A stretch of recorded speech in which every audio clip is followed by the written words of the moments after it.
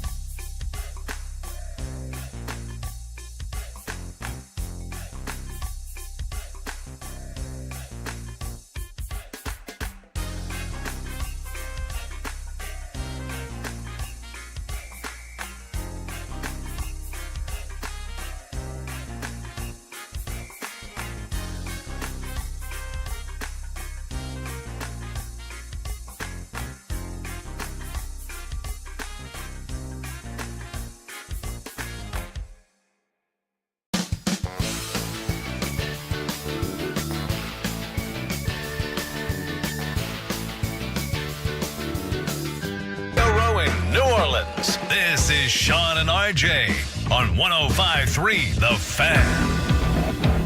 Good morning, Metroplex. We are live from the big show and the big room. Sean Sharif, RJ Choppy, Cowboys insider Bobby Roberto Bell. We are in Louisiana, day one, Radio Row, to get you set up for the Super Bowl and everything else on DFW Sports Station 105.3 The Fan. Welcome. Oh, man, nothing quite like entering a swamp. Woo-wee. Yeah. We mispacked. Oh, we mispacked big time. My wife is here for a couple of days. She mispacked.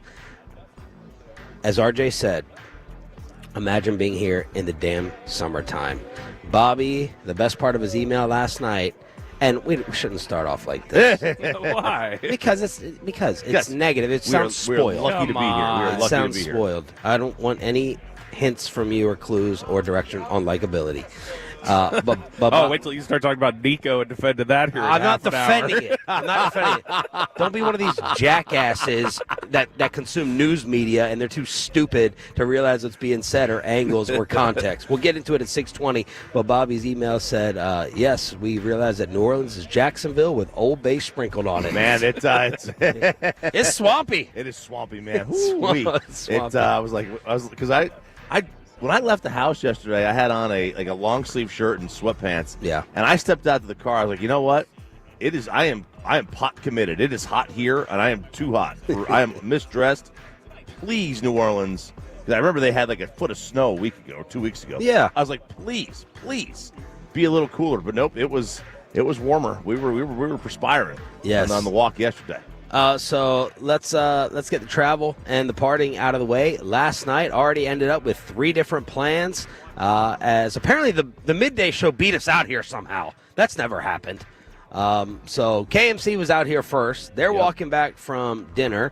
We got about a 5-minute walk to the hotel. That will be very, very nice. But we decided to go out, get some seafood, Acme Oyster House, which a lot of Tolos suggested, and then Choppy and Ruben went their way. My wife and Bobby's wife went their way, and Bobby and I went our way. So 3 separate directions. I'm going to start in the hotel. In the casino. In the casino, yeah. Ruben and I went to the Caesars, which used to be the Harrah's. Now they changed the name of it. They remodeled it and everything. Looks fantastic. One of the best-smelling casinos I've ever stepped foot in. Best smelling? Yeah, they always pump in some kind of an air scent. This was phenomenal. I don't know what it was. I'm going to find it. Is it to cover over the rest of the city? Maybe. I'm going If to it find smells it. like cologne, leave it alone. I'm going to find it, harness it, put it in the house. Okay? Put it in the house. Peyton is already getting FOMO. You Yeah, told he him is. there were chicken wings here. Oh, yeah. You told him there were 6 a.m. chicken wings, and now you're talking gambling. Yeah. He's already scratching French his. toast sticks. It's great. Now, they recognize this is Super Bowl week because there ain't a cheap table nearby. How much was The that? lowest, the cheapest was $25 $25 tables. for Oh. blackjack. That's the same thing for craps too. $25 crap table. Yeah. that's too much. Was it packed? Slammed? The craps tables were slammed. Blackjack, I got one by myself. Me and the dealer, That's it? and she was cooked. She was toast. I spotted her from across the room. I said, "That's the mark. That's the mark right there." Walked over. See, I'm going to start you slow because when it's you and the other person, it can go quick. So I just started with $100 and triple the money. Triple the money left. More than Thanks. triple. And Peyton, by the way, I won the $200. I tipped her $60. Oh. That's what you're supposed to do. Whoa. sick. That's what you're supposed to do. That's gross. 60 buck well, tip. it wound up being $360. Right, I went from 100 to 360. Yeah. And then I gave her the 60, and then I came back with just the 200 extra. Were you know- chatting her up? No. Everybody in this, I will say this so far, everybody in this city has a personality. Yes. Every Yeah. single person I've run into. She was brand new. She had no idea what she was doing. She was helping me out because this is one of those games that they had like 4 different progressives going at the same time. Our bartender has no idea what she's doing in our hotel No. bar. No idea. She's costing them so much liquor and so much Yeah. alcohol. She's pouring. Yeah. Y'all listening, you know the Loon. If you remember the Loon back in the day, these are the Loon drinks. Ruben got a vodka cran, and I could see the logo on his shirt through the glass still. It was clear. I mean, but great personality. Yeah. She don't know what she did. Tim Collins had Oh, we ain't the gonna whitest white Russian. This was his white Russian if you're watching on the fan cam. we This ain't is going to see Tim all week because the because of the that bar set up with that well, you lady. do have to pay. He ain't gonna be there too long. He ain't gonna be there too long. So that was choppy with Ruben winning some money. The girls apparently ended up at the casino. I'm getting drunk texts from Ruben at 10, 11 o'clock in the morning. The girls went out. I thought you made a very valiant, chivalrous move. It seemed like you had a problem with the girls going to the bar. Like you reversed on the street and you were coming back like, no, we can't let them go to the bar themselves because Bobby and I were going home to crash. I slept for 8 hours. I feel like a new person, and I felt like you were like, no, we can't let them be alone. I didn't. Yeah, I had new How city. chivalrous. New city. It was. You can't let two. Especially like you can't let 2 girls from out of town who don't know where they're going just roam the streets. Here's the good news. There's about 100 National Guard members walking the That's street. fair. That's right. That's the only reason why Kristen was like, she's like, oh, I wouldn't normally walk. I'm good. She's like, there's military around the streets Yeah, that's everywhere. true. This was heavily guarded. Like Very heavily guarded. Yeah, I mean The look what incident. happened. Yeah, the incident happened. Yeah, it was a month ago, and so- this is a giant event. Yeah. I mean this always has security anyway, but especially after what happened a month ago. were you up or awake when she got back? I was dead out. I was like half awake, and so not asleep enough not to eat cereal, but I was like half awake there. And Wow. so, but no, that was also, or I should say, eat dinner, because I did come back to the hotel, That's right. and then that's when I ate dinner. Yeah, I asked Kristen when Bobby was not around. For those of you who don't know, Bobby is not going to eat seafood, and he won't eat other food in a seafood restaurant because he feels like it has been contaminated. He wouldn't even have the New Orleans poutine. That's right. That's right. No. You asked me if I wanted New Orleans poon, and I said no. And then you said poutine. And okay, that's what you said. And we sat down, and Pepe, nope. He did not order off the menu. Did not complain, though. Come on. I had the big prep talk with his wife. She's like, all you can do is try. And he'll go back and eat from the snack shop. So I think he went back and ate his dinner in the hotel lobby. I got a ham and cheese sandwich from the lobby there and some chips, and that's what we did. Is there anything in this city that you, food-wise, are like, I want to try that? Anything that you've radared, zeroed in on? No, I don't ever look ahead like that. Like, I mean, if there's somewhere around here where it's like Like people, when we were driving in the car yesterday and had the chattiest Uber driver of all time going back to the hotel, like, yeah, then when she's like listing all these places, like I wrote down all the fried chicken places we're supposed to go check out. Oh, yeah. Because you had asked her about Willie Mays. Yeah. And she was like, Zach Wilczuk said, if you don't go there, there's no point in coming to New Orleans. It's the best fried chicken of all time. Yeah, she disagreed. She said Manchu and Brothers were the two places we needed to go ahead of Willie Mays. Yeah. And so she was she wanted to tell you about all the overrated spots, too. You think don't go to Brothers- Mothers. Don't go to Ruby Slippers. That's where she was all about. You think Brothers and Mothers in Denton is like the same owner? They just kind of changed the name a little bit? I don't know. There's a Mothers here. Oh. We're brought to you by Stella, the Low T Center, and Best Buy Windows and Siding here on DFW Sports Station 105 through the Fan. I feel kind of at home here with this setup. I feel good. I got Kansas City, my old station, right to the right. Bob Fesco has to let everyone know that he's covering the dynasty with his little Chiefs yacht sailor hat, which I'm sure he now has a damn yacht. Of course, as soon as I leave Kansas City, they go on a dynastic run. Who's he sitting with? Is that Tennille?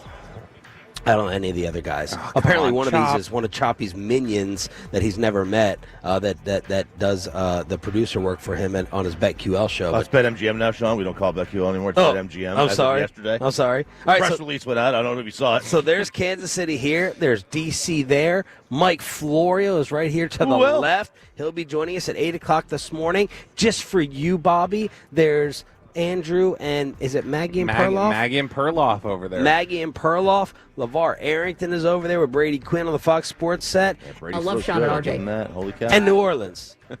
History has been made. Yeah. The breakfast setup has never been done like this before. Never been done like this. This is phenomenal. In our 15 years, we go upstairs and try to get a water. You know, they don't bring coffee out normally. No. Oh, my God. We got a continental breakfast. We don't even have it in our hotel. We went up there. There was 4 things of coffee, 4 of these big giant pot canister thingies. We had French toast sticks, which Ruben has already crushed. We had hard-boiled eggs, which I've already crushed. Banana. Do you like banana? I don't like a banana, but maybe you do. Apple. Oranges. Oh. Okay, they had all the things. All They the had- drinks. They had an orange juice and a cranberry juice. So Chips. If you have a drink, if you have some drinks the night before, you want to flush that kidney, get some cranberry juice. Yeah. Maybe you got a kidney stone. This is a city so far in terms of execution from our perspective is crushing Las Vegas right now. Las Vegas, remember, they didn't have the coffee till like 2 hours into the Yeah. morning.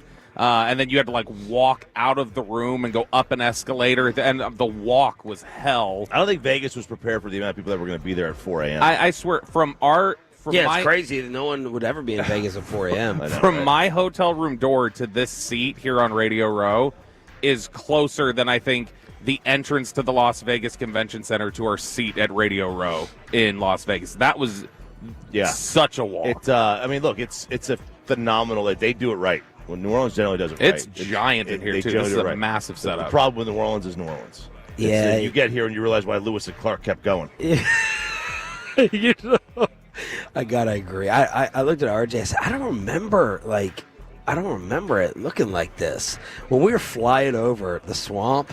Yeah. There was 2 random houses in this. You were on the opposite on the side side, of the but they plane. But I was like, how are you living in that house? And then we're just spoiled living in the Metroplex because, like, driving, nice. driving through and just walking the streets and just feeling the weather. And I'm just like, okay, that we're talking about 2 different. We can't even get we can't get a Super Bowl back. We gotta keep coming back here to this city. I think we're gonna get one soon. We can't get a Super Bowl in DFW. Hey, we gotta keep coming back I'll here. tell you what. I know our Uber drivers in Dallas will actually roll down the window and talk to you Oh, my when God. you try to get picked up outside the hotel. That happened yesterday with you. I thought Sean was about to have an incident. I did thought too. the white people got discriminated against out here. Like Choppy got discriminated against at the security. They didn't even check my bag. I'm not the minority out here anymore. But yeah, this Uber driver pulls up. Pay. I'm trying to get a car for 6. I don't like anyone to split up. I like everyone to be all together. So we're trying to pile in a car to go to dinner with 6. I thought I got a decent car. I got the XL, and he pulls up. Little crack in the window. That's it. Oh yeah, he was like a libertarian at a police traffic stop, just like just enough for my ID to go. Yeah, he's like Tyreek Hill. He's like Tyreek. And I was like, hey, man, open the door. Like, we're trying to get in. He wouldn't even open the door. No. He wouldn't. Completely locked. Completely locked, and then pulls off. And then on the way home, This girl, and I love the girl. She was giving us all the awesome. What she was was her name? awesome. She was giving us all the food suggestions. Choppy. She pulls like a NASCAR move. Shantae driving a Tesla Model 3. Yeah. We got scooped up in a Tesla Model 3, and she had, 14 bags? Yeah. Oh, yeah. I walk in. I said, whoa, I thought I was bad with carry-out boxes and leftovers. What's that? She goes, I got multiple takeout tonight. I did not like the first takeout that I got, so I went and got another takeout. Whoa. There's a new wing spot that everyone's been talking about. I didn't like it. It's overrated. So I went and got seafood at this place. She got like 4 carry-out cartons. And she turns this corner, and she goes, hold on. And she stops the car. And, like, Sean's like, I don't think we're here yet because we're, like, a mile short. She's like, no. Just open that door. And she told me to open my door. She, like, pulled off the side. Sean, like, opens her door. And she's like, what? And she's like, is that cash on the ground? Stop it.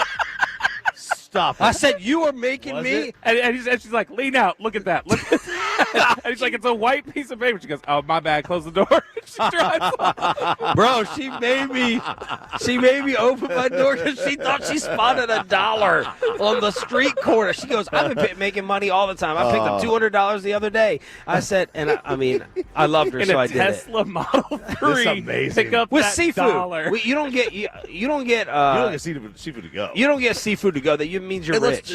unless you don't it's get like a seafood to soup, go. Yeah, right? If a it's chowder. soup, yeah. Maybe a soup. So that was last Oh, night. and he was telling her, he's like, Shantae, you're going to be famous on Dallas radio tomorrow. She's like, it's money. It's money. I pick up money all the time. You're just not going to pick up money? Made me open the door because she Man. thought she spotted Man, $1. this is I said, that amazing. white receipt, it's white. It's not green. And then we went back to the hotel. All right. I think it was the green parking area is what confused her. It was like a magic eye or something. There's day one. We are live on the Fan Cam, Twitch, and YouTube. I missed one of the biggest days in the history of Dallas Sports Radio because I had a scheduled day off yesterday. I need to give some thoughts on the Luca deal, and we got more details yesterday. They're going to make you even angrier over the trade that they could have had. That's next for the 6 a.m. Club. We're just getting started all week long in New Orleans. Glad you're waking up with us as part of the 6 a.m. Club right here on 105.3 The Fan.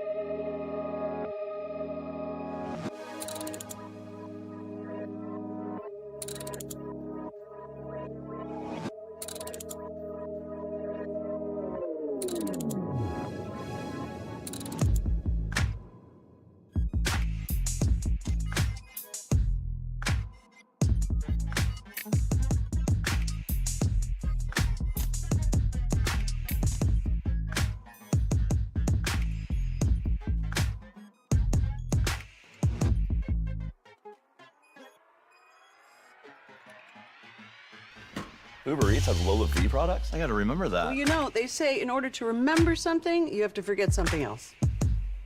Okay, now that is a very cute haircut. That's like a little shag. I've never seen it before. Well, I mean, of course you have. It's the Rachel. Oh, is that your name? No, I mean, like, your name. No, I'm Jen. My name's Jen. Right, but I just mean, like, this is your haircut. But that's hair on your head. I'm not saying this is your hair. Okay, freaking me out a little bit.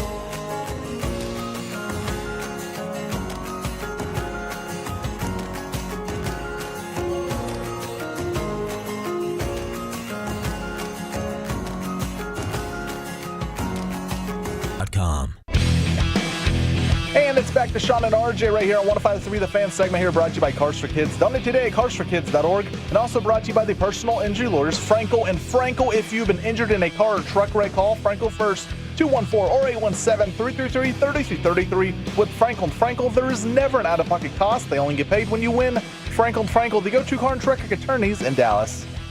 It is day one from Radio Row here in New Orleans of Sean, RJ, and Bobby. It's DFW Sports Station 105.3 The Fan. And the only thing that anyone wants to talk to us about walking around here is number 77. We got it from Seth Payne in Houston. I got it from Bob Fesco in Kansas City. People see the credentials. Oh, Dallas, why? What? When? How? Where? What? That's it. That's it. We've been branded. We've been branded as Luca talkers. No one wants to talk to us about anything else here all week long. I'm grateful for that for one reason. It means we don't talk about Schottenheimer. And Jerry's grateful for it as well? Or does that even... Would Jerry rather be talked about and insulted than Yes. have this happen? Yes. Be buried? Yes. Absolutely. Right? I mean, put it this way: I was on Seattle radio yesterday. Oh. I didn't even want to talk about the Schottenheimer, and he was there for like 4 years. That's right. Recap yesterday for me. Now, for you two numbnuts that don't understand how like vacation works, I had a comp day. I said, "There's no football. I'll take off Monday. I'll pack with my wife. I'll spend a 3-day weekend with my kids before I leave for a week. Nothing will happen. It's the dead period." And then of course, this happens, and people are like, "Oh my God, would you duck the coverage?" Da-da-da. Yeah, I ducked the coverage. I didn't want to, miss one of the biggest days in the history of DFW sports. So. To be honest, I did wonder for a second if you were going to text us on Sunday and say, "I'm switching the comp day." Well, I was thinking that you would maybe put me on, but you respected the comp day. I wasn't going to ask you because we've talked about putting you on before when you're off, and you're like, "No, do not call me," so I didn't do it this time. Well, someone tell that to Jake Rietma. I mean, I talk to Jake more than my wife on Sundays on 105.3 The Fan. Look, there's a lot we tell Jake Rietma that doesn't seem to get through to him. So I mean, recap yesterday. I want to know the anger level, the frustration. How many said they're quitting? They're out. How many actually defended it? I mean, it was like Cowboys anger. So I mean, it was. Yeah, more same frustration. Or less angry over this versus Schottenheimer. This is worse. Schottenheimer felt like, "You idiots," was the general sentiment. A letdown. This was, "You hurt me." Like, my team hurt me. Like, this was pain. Yes. And this was, I mean, there was, we took 4 or 5 calls yesterday of people who were like, "Yeah, get him out of town." Great move. And it seemed that they were all in the first hour. They were in succession. Yeah, and look, credit to the ones who heard it. And look, this is why Nico may not survive this. The callers who called in and defended moving Luca didn't even defend the trade return. Mm-hmm. We had callers all morning calling back and going, "And Anthony, Brian," but listing off the names of people they remembered that called in the listeners and defended it. Yeah. They were naming names. This is this was as angry. This is I got it. It's as angry and hurt than anything else as I've ever heard. It really was. It really was. So my takeaways are obviously I woke up to pee at 3:15, and I never went back to sleep. I sat down because I like to go through my phone. And I never go back to sleep. I do that. Yeah, I have to just look. And the first thing I opened up was Portland Trailblazers react to Luca trade. I thought, and then it was like a laugh emoji. So I thought it was a bit. Like Kyrie did a exercise of pretend you got traded to the Lakers. What? Yeah, that whole thing. Yeah, and I was like, okay, they put a laugh emoji. And then I open up the texts and you guys were up. And I mean, like everyone else, right? Shock. And you're like, Anthony Davis, street clothes, and a pick? No. Like, what? How? And then I stayed up until 10 o'clock at night. 3:15, staying up, retweet, Choppy's Instagram Live, all of it, trying to find out. Disbelief. Obviously, the return is not enough. Man, I'll tell you that Instagram. So usually when I go on Instagram Live, there's 20 people that tune in, right? Maybe 30. This is almost 11 o'clock at night on a Saturday. I had 150 people just tune in nonstop with the comments. Yeah, well, they're not losers like me going to sleep at 9 p.m. when you have 2 kids. The other thing that I take from this is I thought Bobby brought up a great point. This is maybe the most disconnected front office / ownership that there could be in major professional sports. We got to, when Dan Snyder took over the Redskins, he was still a Redskin fan. You have an out-of-town owner. You have an Nico's, right? He's not a Dallas guy. No, he was here in the early 2000s. He was set up here as Nike sales. Right, but he's not he is not a Dallas guy. He's not a Dallas fan. So that lack of connectivity, people are going to view it. You're an outsider, and you traded. This would have been like me growing up, and they traded Ripken. You don't do it. You can't do it, right? Yeah, you can't. Nobody will. This is not. This is not Los Angeles or New York where you can just rotate superstars. No, you can't. I know it sounds weird saying that we're a top 4 city. Yeah, people look at the fan, number 6 in the country, best sports talk show, according to Barrett Sports Media. But we still we don't rotate. It's hard to get Corey Seager here. It's still a very provincial town. They want. They would rather lose. Yep. With homegrown, their guy, than win with a mercenary. So you traded Ray Lewis, you traded Dirk, you traded Kobe, which the Lakers, Kobe wanted out, and you traded your guy, the hurt is there. Yeah. Here's the other thing. I'm going to talk to Mike Flory about this at 8. Well, Nico Harrison, you are too, Bob. Nico Harrison has chosen to be unlike 99% of the general managers in the history of sports in that he's trying to hold Luka accountable for the smaller things. And maybe he doesn't view it as the smaller things. But his code of conduct, Nico Harrison is trying to abide and live by that. You have to work hard. You have to set the right example. You can't cry and bitch at the officiating nonstop. You have to play defense. And if you're not going to... Very Belichickian, in my opinion. Nico's trying to be that. And it doesn't matter if you're Luka Doncic, and it doesn't matter if you're Markieff Morris. If you don't do it, we're gone. And Nico, and Mike Florio texted me this when I had the Micah Parsons stuff a while back that some people in Frisco were tired of Parsons. Florio texted me, you know what he said? He said, so effing what? He's Micah freaking Parsons. Yeah. And that is what Mavs fans are saying, and every other NBA analyst, let him smoke a damn pack of Marlboro Reds dribbling the ball up the court because he's getting you 33, 9, and 9. But that wasn't enough for Nico. Nico has his rules, he has his laws, he has his conduct, and he's acting like you better abide by it. He can have all the rules he wants. I mean, it better work. For a guy that's always hurt.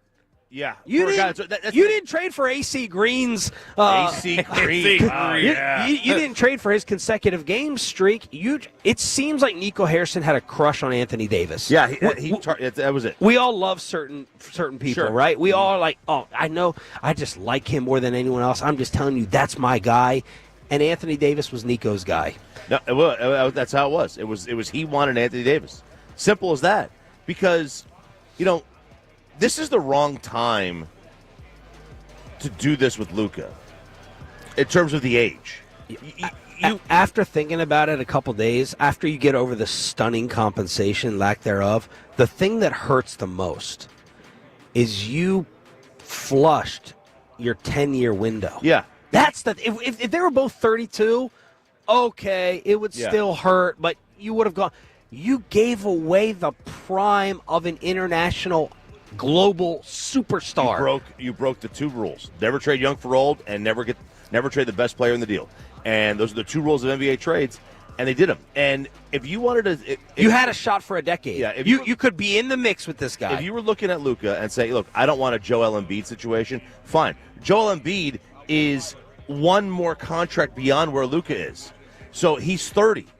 You do that when the guy's 29. Yes. You assume, like everybody else in the history of the planet, that somewhere around between the ages of 25 to 29, you realize, oh, I can't eat like that anymore. It's starting to catch up to me. Sandler hasn't caught up to him yet. Sandler brought that up. He said, why did this organization... Well, I'll get to the question. Why did this organization give Dirk that time to correct the diet, right? Organization. Bring Bring his own dinner. No red wine, no ice cream. Did you say it took Dirk till what age? 24, 25 is what Dirk It's said. at the same time as at the same age as Luka. So Jared said, why did they give Dirk that time and that pass? Well, those people are all gone. And Mark Cuban won't comment on it, and Mr. opens his mouth over any topic in the entire universe, took his money, and like Ted DiBiase said, and Mark Cuban ain't no different. Everybody has a price. And Mark Cuban shut the hell up and just gives out his little MFFL. That's my comment because he didn't give that to Chandler Parsons, apparently. He took his money, and he's not going to comment on it. And it's a new ownership group. That's why. Yeah, and look, here's the biggest problem, and this is what nobody's going to be able to get over, and why I don't know. All of that can be true about Nico, and saying, like, we have rules, we have standards, we do this, we do that. All of those things can be true.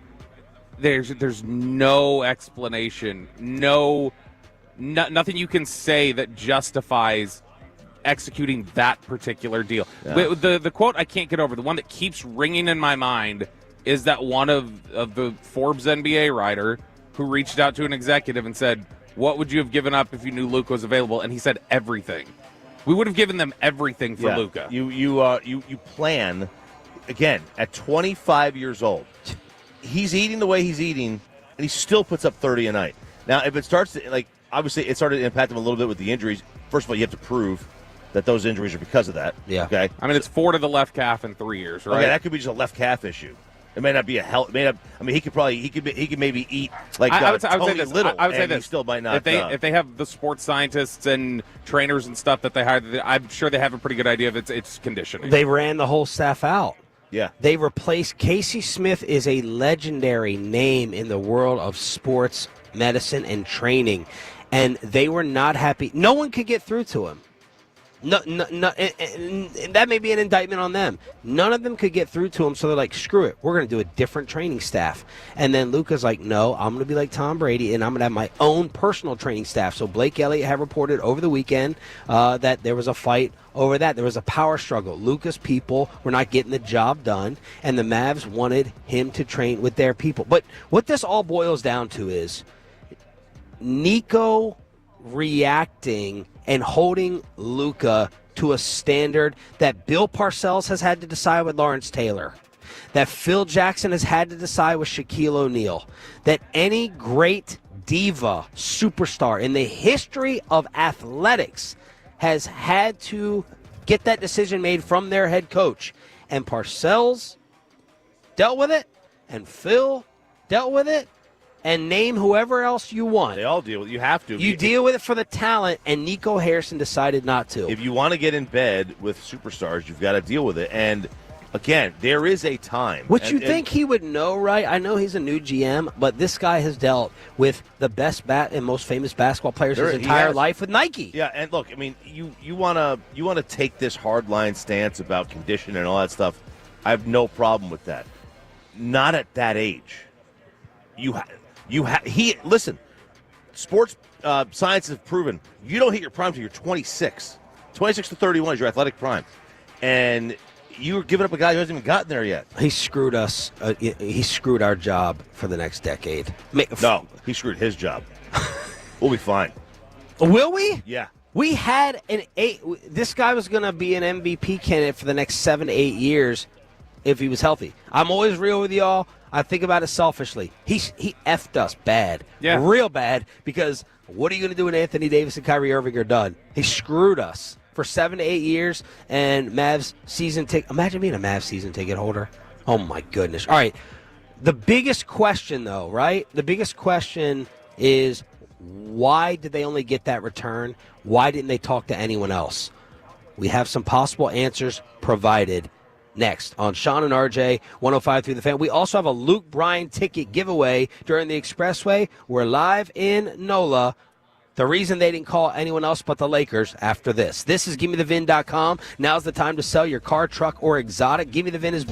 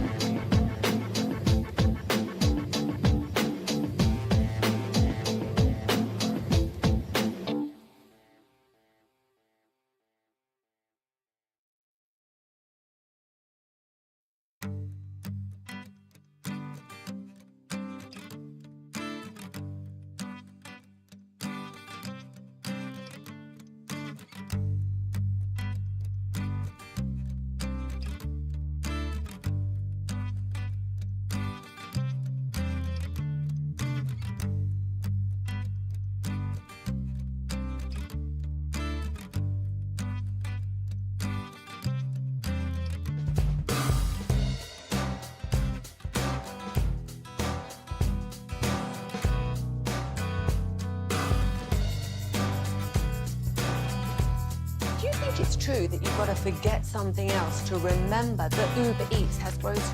No, that's absurd. Hey, remember when you used to be a, what was it, Pepper Lady? Pepper Lady? Wasn't it Cinnamon Sisters? Basil Babes. Saffron Squad? Nutmeg Maidens? Pre-curb? No, Nutmeg Maidens? I just said that. Was it Spice Girls? Doesn't sound right. Was it Saffron Squad?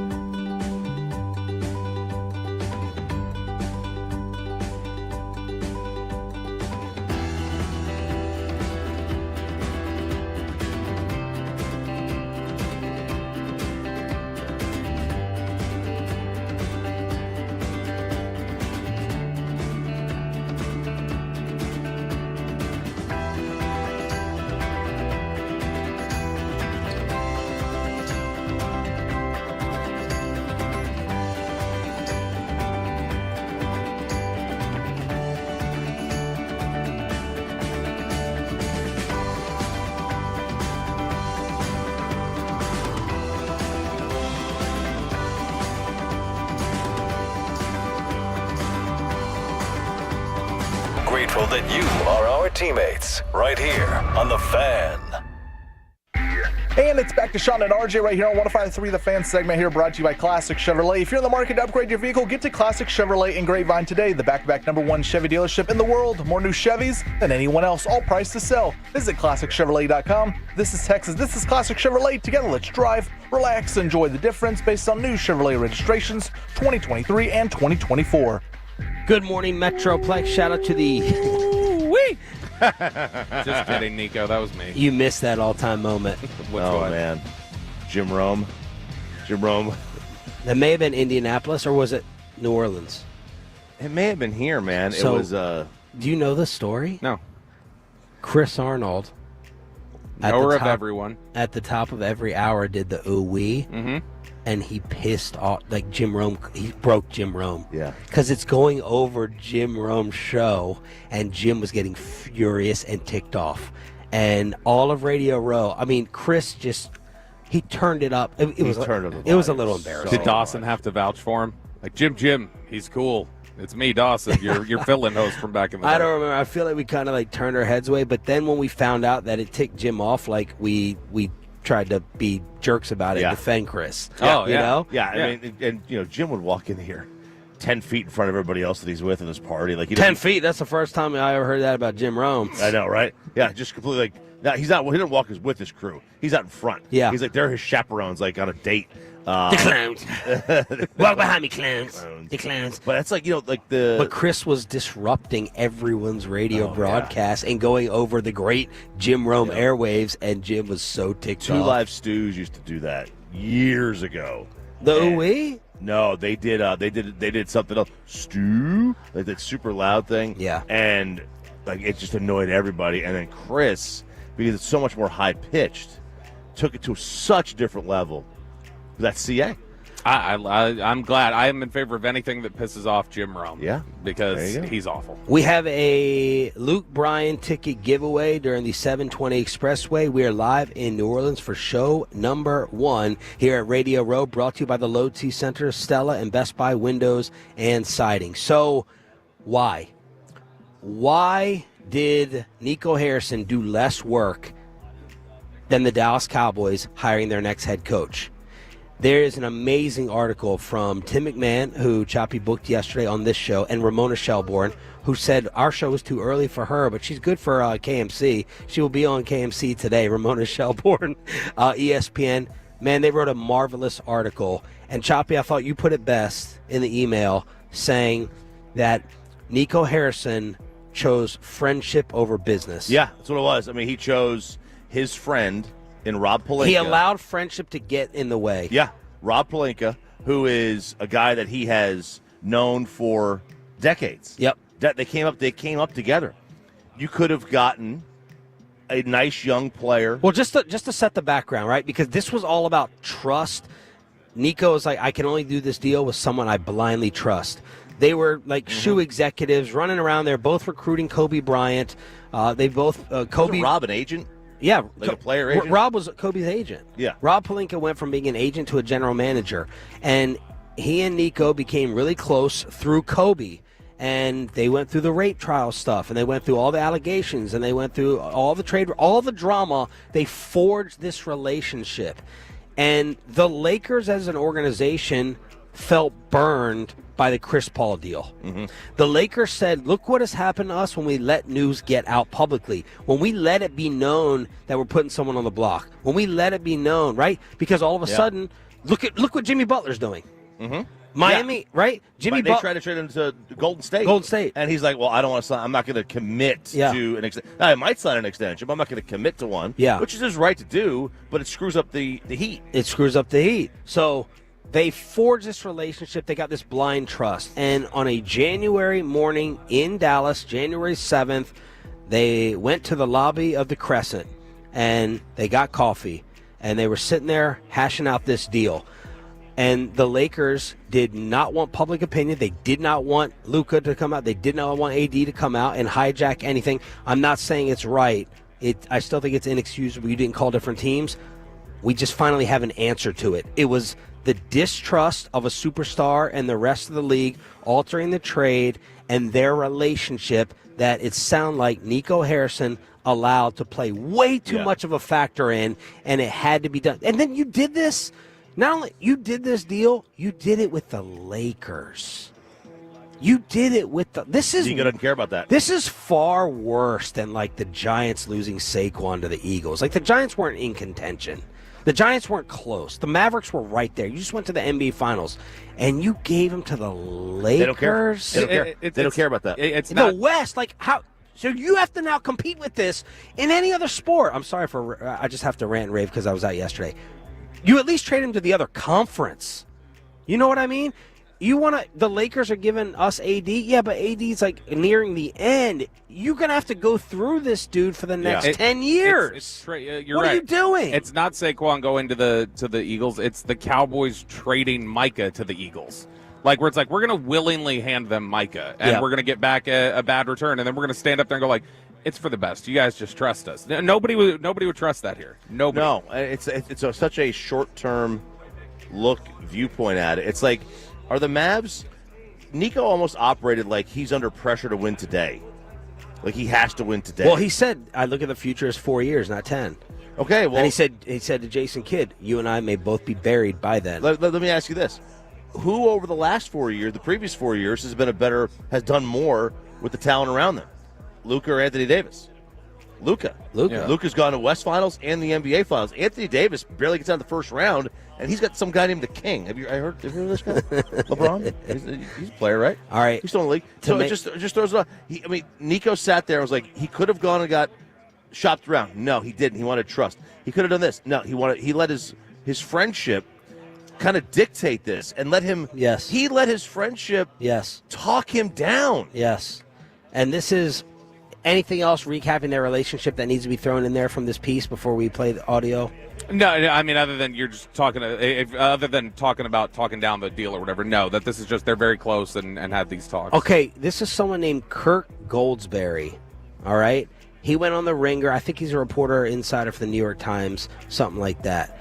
Listen to what the deal was supposed to be and why that didn't happen. And there's a weeks-long process. One of my sources inside the Lakers was indicating that the deal was bigger. And I think you guys were literally joking about this last night, that there were 2 firsts and there was Dalton Connect. And the deal got whittled down because I think Rob Pelinka was able to convince the Dallas Mavericks that Luca is a lot of risk. Yeah. And you guys are right for trying to look at this way because this guy – his drinking or his whatever, his weight problem, whatever it is. So they were able to convince it. This was a weeks-long process. That's another thing that came out today. If I was another general manager, I would call Nico Harrison and say, Rob Pelinka is not your friend. Nope. You are a naive individual. Dalton Connect and 2 firsts was supposed to be the original deal, and Rob Pelinka pulled out the freaking, I don't know what he put in that coffee at Ascension or whatever the hell it's called in the Crescent. He mind-effed him. He sat there and he mind-effed Nico. Man, how did Rob Pelinka keep a straight face? You know when you're getting too good of a deal on something and you're just trying. Rob Lowe, you're just trying not to crack. Yeah, you're like, I'm going to screw it. I'm going to give it away. And like someone offers you something in fantasy and you're texting back and you're like, let me see how far I can take it. Yeah. Let me see, but I don't want to blow it up. Oh my God, if I blow it, I should just say yes now. That's what this was. This is the person that you're ripping off, and you're like, well, I don't know if I should really. I mean, Luke, what type of acting? Oh my God! And how did this guy keep a freaking straight face while talking Nico off of Connect 3 first? You're still not happy. You're not happy. Connect. All right, he's young, or he's exciting. He's exciting. Well, inconsistent but young, right? 3 firsts. Okay, they might be 30th picks in the draft, but at least they're 3 firsts. Dude, how did Nico not walk in? As I told Bobby last night, when the Cowboys fumbled the Amari Cooper stuff, I at least give them a little bit of a break because that was the start of the wide receiver dominoes. Yeah, you know what I mean. But this has all been laid out of super deal compensation. We have a laundry list. We have everything. We have 4 firsts. We have 5 firsts. We have the Bridges deal. We have the Nets. We have with Jimmy Butler. We have Durant. We have the blueprint. Like the wide receiver Amari thing started, and the Cowboys got blindsided. They didn't anticipate the market. They were like, oh my God, this is getting to 30 a year. This is getting to 25, 30, $32 million a year. I at least give them a little bit of a break there. It's all laid out for you of this is where we start. This is it. Look. Why would Nico forego that? Ignore it. He also got caught in his comments. He said, I view the future as 3 to 4 years. If that's the case, then why the hell did you take a draft pick 4 years from now? Where you couldn't even use that guy until 5 years from now. So it doesn't even make sense there. There's so many more layers to this onion. And the more you peel it stinks more. Yeah, but feels like personal dislike. It has to, because there's no other reason why you would say, we want this because the future's 3 to 4 years now, but the first-round pick we're getting is 4 years from now, which tells me that he thinks that Anthony Davis and Luca are equal. And that is troubling. Here's the thing that's really difficult, and we talked about this last night at dinner, the dinner y'all were eating. I was not. But when we were sitting there last night at the restaurant, we were talking about this. We were trying to draw these comparisons of because I mean, if you did this, or like, let's look at this deal and look at this deal. It's like we have to create all these fantasy deals because literally no one in professional sports has done something like this before. No. We don't have an example of it ever happening, of somebody making a deal like this where we can be like, well, yeah, I mean, it's kind of similar to that deal that happened in sports that was considered so awful at the time. No, this is universally, instantly, long-time media members talking about this is the biggest trade I can remember in my history, and it's so big because it's so shocking that was the return. Rob Pelinka is going to retire in a year, and Nico's going to take over as GM. That's what this trade's all about. Brian Windhorst talking about hatred and bad feelings on ESPN. I know that there's a temptation to focus on the Lakers here because they potentially just acquired the next great Laker, and it's an amazing story when you look at the history of their franchise. But the story of the moment and what my phone is filling up with is the reaction to the Dallas Mavericks making this move. I had an all-star, current NBA all-star text me and say, do you know how much the Mavericks must hate Luca? I mean, this is what they're talking about in the league. I've had, veteran coaches text me and say they can't believe they saw this. They just have never seen anything like this. And Luca is 25 years old, okay? He is under contract for several more years, and this summer he is already eligible for a Supermax. I find it completely unbelievable that he would not sign that contract. This was not done because the Mavericks didn't think Luka wanted to be there. Even if he didn't sign that contract, you would have a whole year to figure it out. So he got cost $116 million gone with the Supermax. And Nico really, you talk about screwing up during the presser, he really screwed up by saying, no, I got zero indication at all. See, their strategy, I thought, was we got to make it seem like he was going to walk. We got to make it seem like he was going to leave. Well, the reporters in the presser go, did they give you, him and his representation, give you any type of inclination they were leaving? He goes, no, not at all. What are you doing? What are you doing? If I was Mavs PR, I would have strangled him right there behind it. What are you doing? You sign him, and then you worry about dealing him later. Someone's going to take him. But at least let the public think he was possibly going to walk. Yeah. And he started to do it. He goes, everyone's saving up the Supermaxes. There's a lot of talk. We didn't want a rough summer. And then he goes, no, we got no inclination. Chandler Parsons talking about Luka crying when he found out. That's going to make the fan base hate the Mavs even more. Chandler's going to blow this whole thing up. He's going to blow the whole thing. He's the only one. He's got more inside information than anybody else. 877-881-1053. That may have been Parsons texting you right there. 877-881-1053 to hit us up on the Franklin Franco Injury Attorney text line. All right. Can Jerry Jones save you? Can Jerry Jones... Vegas says the Cowboys are the favorite. Can Jerry Jones save this offseason by bringing home the Aggie who just demanded a trade? That's next with a Luke Bryan ticket giveaway live from New Orleans on The Fan.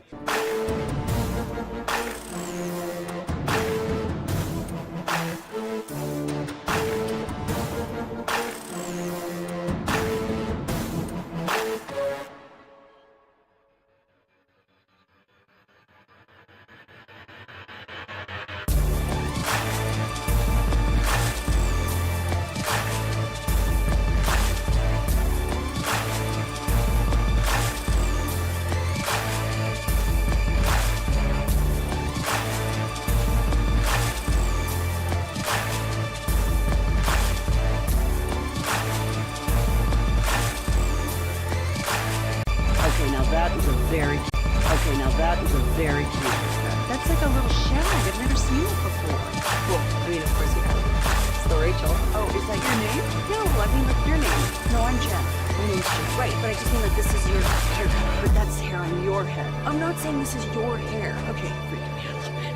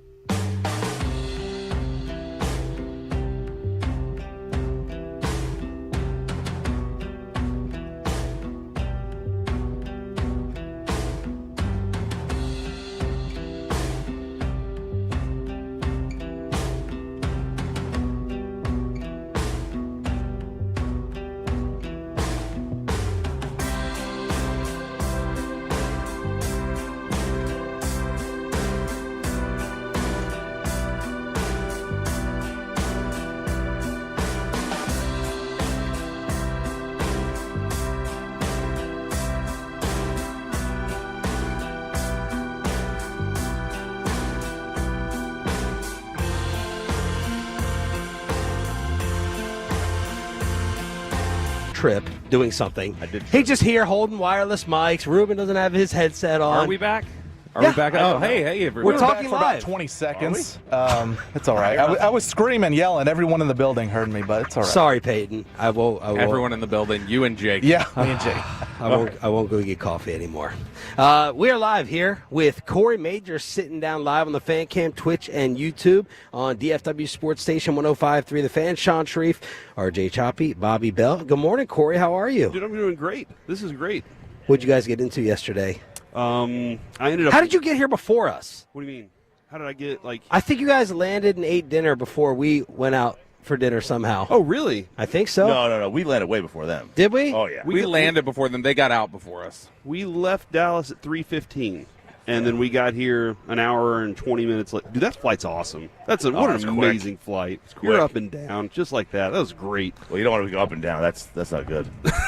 But then we got here immediately, went to eat. We went around the corner of this place called Butcher or Koshan that Mike suggested. Which one is it, Butcher or Koshan? It's Koshan. There's two separate. There's like a fancy restaurant side, and then there's a butcher side. And we went to the butcher side where they have sandwiches and stuff. Cubano sandwich was good, smoky. Ooh. Yeah, no, they're really smoking their. Bobby, okay, sorry. Is he going to do this all week? We were supposed to wear paper bags today over for the Luca thing. Schottenheimer and Luca embarrassment. Right? That's all anyone wants to talk about. They're pointing at you like, ha, look what you guys did. I got mine. Remember, I had this one from when I came up with this. I did this a while ago. Oh, my gosh. You got the bag. He's got that. Well, what does that say on it, Corey? Make America. It says Make America's team great again. Oh, okay. It's got teardrops on it. That's great. That means he's killed somebody. In prison. One in prison, nonetheless. Murder. You have a teardrop on the paper bag? He's got a teardrop on it. All right. Man, I remember when I stopped wearing this thing. Makes you dizzy. We got a big-time trade request in the National Football League. We need to go through the numbers. Myles Garrett has asked out. He penned a letter, put it there on social media. So the Texas A&M Aggie, the Cleveland Browns superstar is like, yo, man, I want a championship. When I got into this league, the goal is to win a title. I don't want to go through another rebuild. So the future Hall of Famer is asking out. Let's have a little fun with it because Vegas is. They're trying to go ahead and take some easy Dallas money, of course. The Cowboys are the favorite in Vegas from sportsbetting.ag. They sent me over the numbers yesterday. So it is Dallas as the leader in the clubhouse at 4-1, followed by the Commanders, Chiefs, Raiders, 49ers, Eagles, 9-1. Let's have some fun with this. Who's signing up for it? Because you two, mentioned one Dallas Cowboys superstar in order to possibly make this deal happen, and I was like, no. Wait. Is Pump it a swing for Micah? Oh, yeah. You're telling me Myles Garrett's a better player than Micah? If you're telling me I can get Myles Garrett and then potentially just because of the age factor, some other additional capital, yeah, sign me up. So you would get. Why are you not trying to put them together? Yeah, that's. Well, can you afford that? Because we're talking about like efficiency. What's the point? What's the point for trading 4 years younger and not putting them together? We're talking about efficiency of resources here. So, like, if I'm just saying you're in a window right now with the Cowboys, then if you can get a Micah for Myles plus like a third or something like that. Because last night I saw Rossini was asking. So you're saying Cleveland would throw in a third with it? I'm saying get something like that. Yeah, like you trade the younger player because I mean Myles is almost. It's not like Myles is locked in for the next 6 years. He's coming up. He's got a year or two left, I think, on his deal. It's affordable. Yeah, and so I mean, you're talking about with Cleveland. I mean, he signed a historic deal. You would be because I mean that's an older deal though because I mean he's still he's $25 million average, which is way behind the times. 5 for 125. So to me it's like if you could get Myles in a third or something because yesterday there was. Diana Rossini had asked people, all right, what's Myles Garrett going to command? What do you think he'll go for? And universally, everybody was saying A1, and maybe a third. Is like somebody was like, I can't wait for all these things that say 3 first-rounders. That's not happening. And so all these NFL GMs and stuff think a 1+, like a third and a 1 or a 1 and a player, something like that. They think that's more likely what Myles Garrett goes for. If that's the case, then I don't think you could trade Micah for him. We need Rob Pelinka to negotiate this deal for us. If you were to trade Micah right now, you get 2 1s Yeah, probably 2-1s. Yeah. All right. So you can't if Myles Garrett would only get back 1-1, you can't trade Micah for him and then just get back a third. But you can trade your 1 and a 3 for Myles, and then swing Micah and then somewhere swing else Micah for 2 1s to collect more picks because you need picks because you're missing 22 free agents right now. So this is replacing a DeMarcus Lawrence. This is a great opportunity. I'd do it in a heartbeat. Oh, and I mean, you want to talk about Jerry could win back the offseason pretty good. If you don't want to talk about trading Micah, fine. Let's just say I'm not trading Micah. Let's just say if it is a 1 and a 3, something like that. If Jerry were to do that. Yeah. In a draft that doesn't have like a bunch of top tier studs in it, it's not a top heavy draft. And they're at 12, right? Yeah. He wins. Jerry wins back the offseason with fans pretty quick, I think. He's not going to win it. He's not going to be declared a winner, but he will make up a lot of ground. Because the win is based on one thing, and that is winning in the playoffs. Yes. This team, so all season long, it's don't care until you win in the playoffs. But you're right. We have to bring in the calculator over you gotta here. bring in the calculator. And, let's be reasonable. Let's just say, so Dak's at 60. And I know cap charges are different than money, but we'll just go. CD's at 30. Mike is going to be at 35. Mike is going to be at 35. Diggs is at what? 20. And then you're going to have, when you Tyler, trade, you're going to have to pay Tyler. When you trade for Myles, you're going to have to extend him, right? Not necessarily. Maybe not right away. You might have to throw on it. You might need to throw him some extra cash. I don't know that you'll need to tack on. Can you have 5 numbers that big? The lowest is Diggs at 20. I mean, everyone else is 35, 35, 60, and then what did we say? Miles was 25. Yeah. So can you do that? 55. You're at $175 million on 5 people, and then the cap is going to be at 260. Yeah, now obviously, like you said, cap charges are different, so none of those guys are generally going to be that figure. So, Diggs is not usually going to cost you $20 million. Dak's usually not going to cost you $60. So depending on how they finagle money, those charges will all be lower, but still, it's a lot of money invested. Would you trade your first and a third, Corey? Yeah. And I'm also, but I'm not standing on that move alone. Remember, that means you have no first, third, or fourth. But again, I'm not standing on that one alone. I'm making more moves to add back to it. I want to add. Yeah, talent, but are you trading Micah after that? Probably. Yeah. Okay. I mean, that's the pressure right there. That's a monster pressure piece. There's no point doing it if you're not going to try to put them together. And I'm bringing back Osa too. There's no point. I'm not swapping out I'm not giving you 4 years of age. Also. For a little bit better player, possibly. You would get the 2 1s back. So the idea is you'd have 2 1s and Myles. And so, I mean... Would you do that? Yes, I'd rather have 2 1s and Myles than Micah and 1 1. It's... Then Micah and Myles. What are they... Well, yeah, because then you would lose... Well, look, if you have Micah and Myles, so you have Micah, Myles, and 0 first-round picks. Right. Or you have Micah and 1 first-round pick, which is staying the course. Or you have Myles and 2 first-round picks. Here's one of the things we may have to dive a little deeper on, this offseason. It can be one of the offseason topics we get into. 2 first-round picks in each of the next 2 drafts. The idea of trading for... And by the way, I guess I should throw it in real quick, Bobby. I think it's important. They're never going to trade Micah Parsons, right? True. No, I don't think so. I think there was we kind of know that. Yeah, this is us playing as the GM. Although it kind of sounds stupid saying that after what just happened at the AAC. Yeah, never say never. Bring Nico in here. They'll trade everybody. So in Eberflus's 15 years as a defensive coordinator between the NFL and college football, how many players have reached double-digit sacks in 15 years? Well, I doubt in Indianapolis. Chicago, no. Dallas, 2. Did he ever have 1. Khalil in Chicago? It was 1. It was Justin Houston had 11 sacks in 2019. That's the only time. So we're talking about a guy who believes the 3-technique defensive tackle is the most important part of his system. Or did he just have lack of pass rushers? No, I mean he had guys like Montez Sweat, and he's had pass rushers on his team. I mean, you're talking about he had guys that he was. I mean, Missouri, he had different guys who ended up being big time sack guys in the NFL.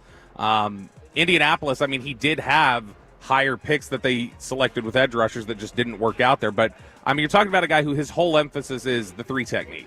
He wants it's the Rod Marinelli thought. It's the let me get the Jason Hatcher guy who's going to come in here and get me double-digit sacks from the interior maybe. And so if that's the case, like, would they say, oh, let's really commit massive resources to 2 edge rushers in a defense that Matt Eberflus doesn't really emphasize? Myles Garrett requesting out of Cleveland. What other teams immediately came to your mind? And then we have to get into Cooper Kupp. He is going to be playing for someone else. I saw a lot of people say the Bills have to make a move for him. The Lions have to make a move for him. Those are the 2 teams that if they don't win next year, changes will come. Now, the change will be in Buffalo would be Sean McDermott. The change in Detroit, maybe some of the, tearing down of that personnel, maybe getting a new quarterback, whatever, if they don't win. They're not going to move on from Dan Campbell.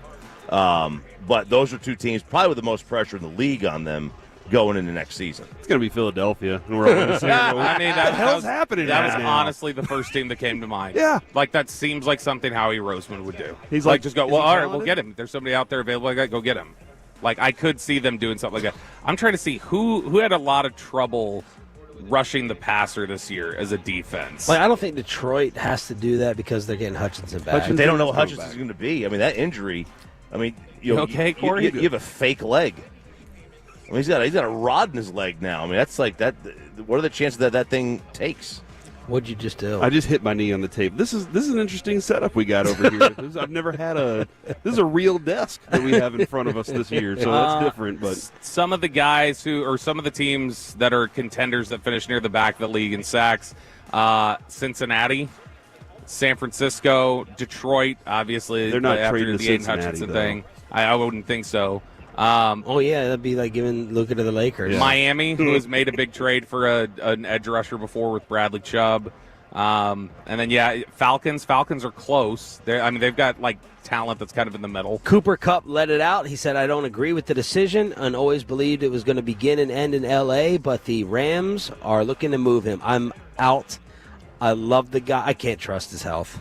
I just can't. I mean, he is a technician when he's out there. All-time great Super Bowl season. That was a thing of beauty to watch him play. I can't trust him. And Puka Nacua took over as the one there, I thought. Yeah, he's a really good, if you want to call him possession receiver now. And if you could keep him healthy, you absolutely do this. But you just can't prove that he can stay healthy. He's part of your run game. He's short passing game that's part of your run game. That's the dream that Choppy has, is never have running back, but have short passing game created part of it. Baby. But you can't. You're right. You can't trust him. And also, he's been in that one system. There's one guy that really knows how to use him. I don't believe anybody in Dallas knows how to use that receiver. Let me throw this in. The guaranteed salary next year is only $5 million. He has no guaranteed money on the final year of his contract in 2026. Dude, hey, throw a late mid-round pick. We traded for one LA 31-year-old star who can't stay healthy. Why not? We go get another one. Can you imagine if someone trades a fourth for him and we gave away all of our fourths for freaking Mingo and Lance? What? Hey, listen, Mingo. You don't need those fourths. Imagine, he's not getting a second. Oh, I'll tell you what. I bet you a third might be generous. I will say, by the way, I know we take a lot of shots at Mingo. I bet you anything that one of the things that'll be discussed this offseason will be Brian Schottenheimer. You need to figure out how to get Mingo involved, because I think that was absolutely something that frustrated Jerry with Mike McCarthy at the end, was Mike McCarthy not giving him opportunities. I want to know how miserable Mike Bassick has been over the past 48 hours. Corey Majors is here with us for the 7 o'clock hour, along with a Luke Bryan ticket giveaway and Ask Reddit, all on the way here on Sean and RJ live from Radio Row on 105.3 The Fan. But, guys, it is a new year, of course, and every time we come to the Super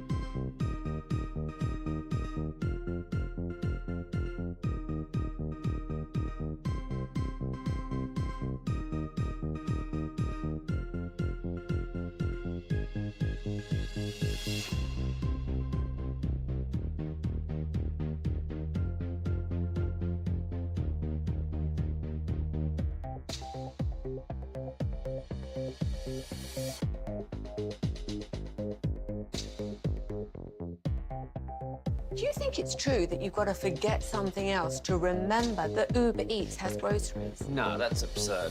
Hey, remember when you used to be Pepper Lady? Pepper Lady? Wasn't it Cinnamon Sisters? Basil Babes. Saffron Squad? Nutmeg Maidens? Paprika? No. nutmeg maple. I just said that. Was it Spice Girls? Doesn't sound right. Was it Saffron Squad?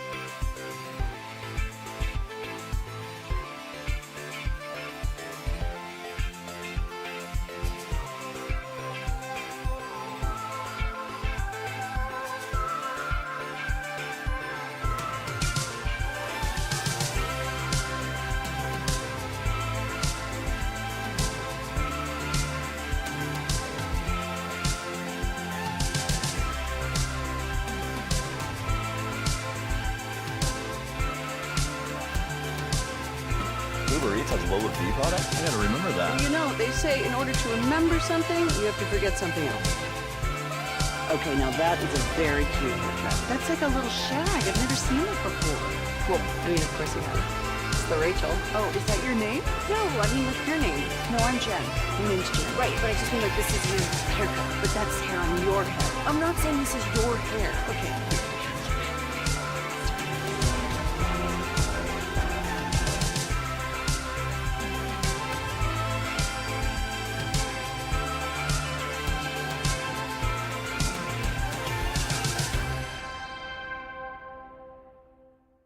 Getting it an hour a day. Download the Odyssey app today for your chance to go to Vegas, baby. And it's back to Sean and RJ right here on 105.3 The Fan. It is the Expressway right now on The Fan, and it's brought to you by the On Time Experts. And we are commercial-free live from New Orleans for Super Bowl and Radio Row week coverage on DFW Sports Station 105.3 The Fan. Sean Sharif, RJ Choppy, Cowboys insider Bobby Bell, and we got Corey Majors sitting down during the commercial-free Expressway with a Luke Bryan ticket giveaway coming up. How's Bassick been? Oh, man, that's a great question. He's been fine, actually. Okay, so yesterday on Twitter, I saw him post hey, look, I've stopped following everybody that has anything to do with the NBA. I unfollowed everyone. And I was like, and somebody tweeted, that seems a little drastic, Mike. And I was like, have you met this? Have you ever listened to Mike before? He is either one way or the other. He's an extreme man. He's been as tame as I've ever seen him. He's just depressed. He is at peace. It's depression, but yes, maybe peace at the same time. He's sad. He's selling all of his Luca cards. He was already kind of planning on doing that anyway, but he's like, nope, they're all gone. Every single one of them now. But he's furious at what the Mavericks have done. It was a poor decision. He might be a little rash. Is it like when we were on the plane yesterday, and you were saying when you thought Kristen didn't know, you were like, is she mad? Like the fact that you haven't heard from her is that bad? It's almost like the silence is the indication of just like that's how upset he is. Is this the most sports devastated you've ever seen him? Ever. Yeah, I've never seen him like this. And we didn't get to see the reaction Saturday night. That's where the real. Did he call you guys during the weekend? He was texting and calling. Yeah, he's just. I can't believe this. I'm done with the Mavericks. Like I'm done with sports altogether. I don't even know if I want to do sports talk radio anymore. So. Well, you may not have to wait long for that. Emotions. But be Mike for a second, and I started doing this last night after you guys came back from dinner. But Mike, didn't you always call out Luca for not caring and being a fat, lazy coaster? So can you have it? But why are you so mad? Why are you so upset? That's right, fart head. I did call him out for that stuff, but it wasn't just because he was fat. It was because he was arguing with the referees all the time. A complainer. I just wanted him to be better. I was wanting the best out of him. And he wasn't adjusting. He kept complaining. The conditioning wasn't there. So you can't have it both ways. You can't destroy him and kill him and then quit basketball and not cover the entire sport or the team because they dealt him, because they followed through with your standard that you are trying to preach and talk about on the radio every single day. Would he just come back and say it's about the return? I get trading, it's just the return. That's where that's everybody's issue. If you would have gotten Giannis in return, he would be the happiest kid in the world. If you would have gotten Boncaro, he would have been fine. Look, seriously, if you called Milwaukee, and you said, we're going to trade Luca, would you be up to trading Giannis back?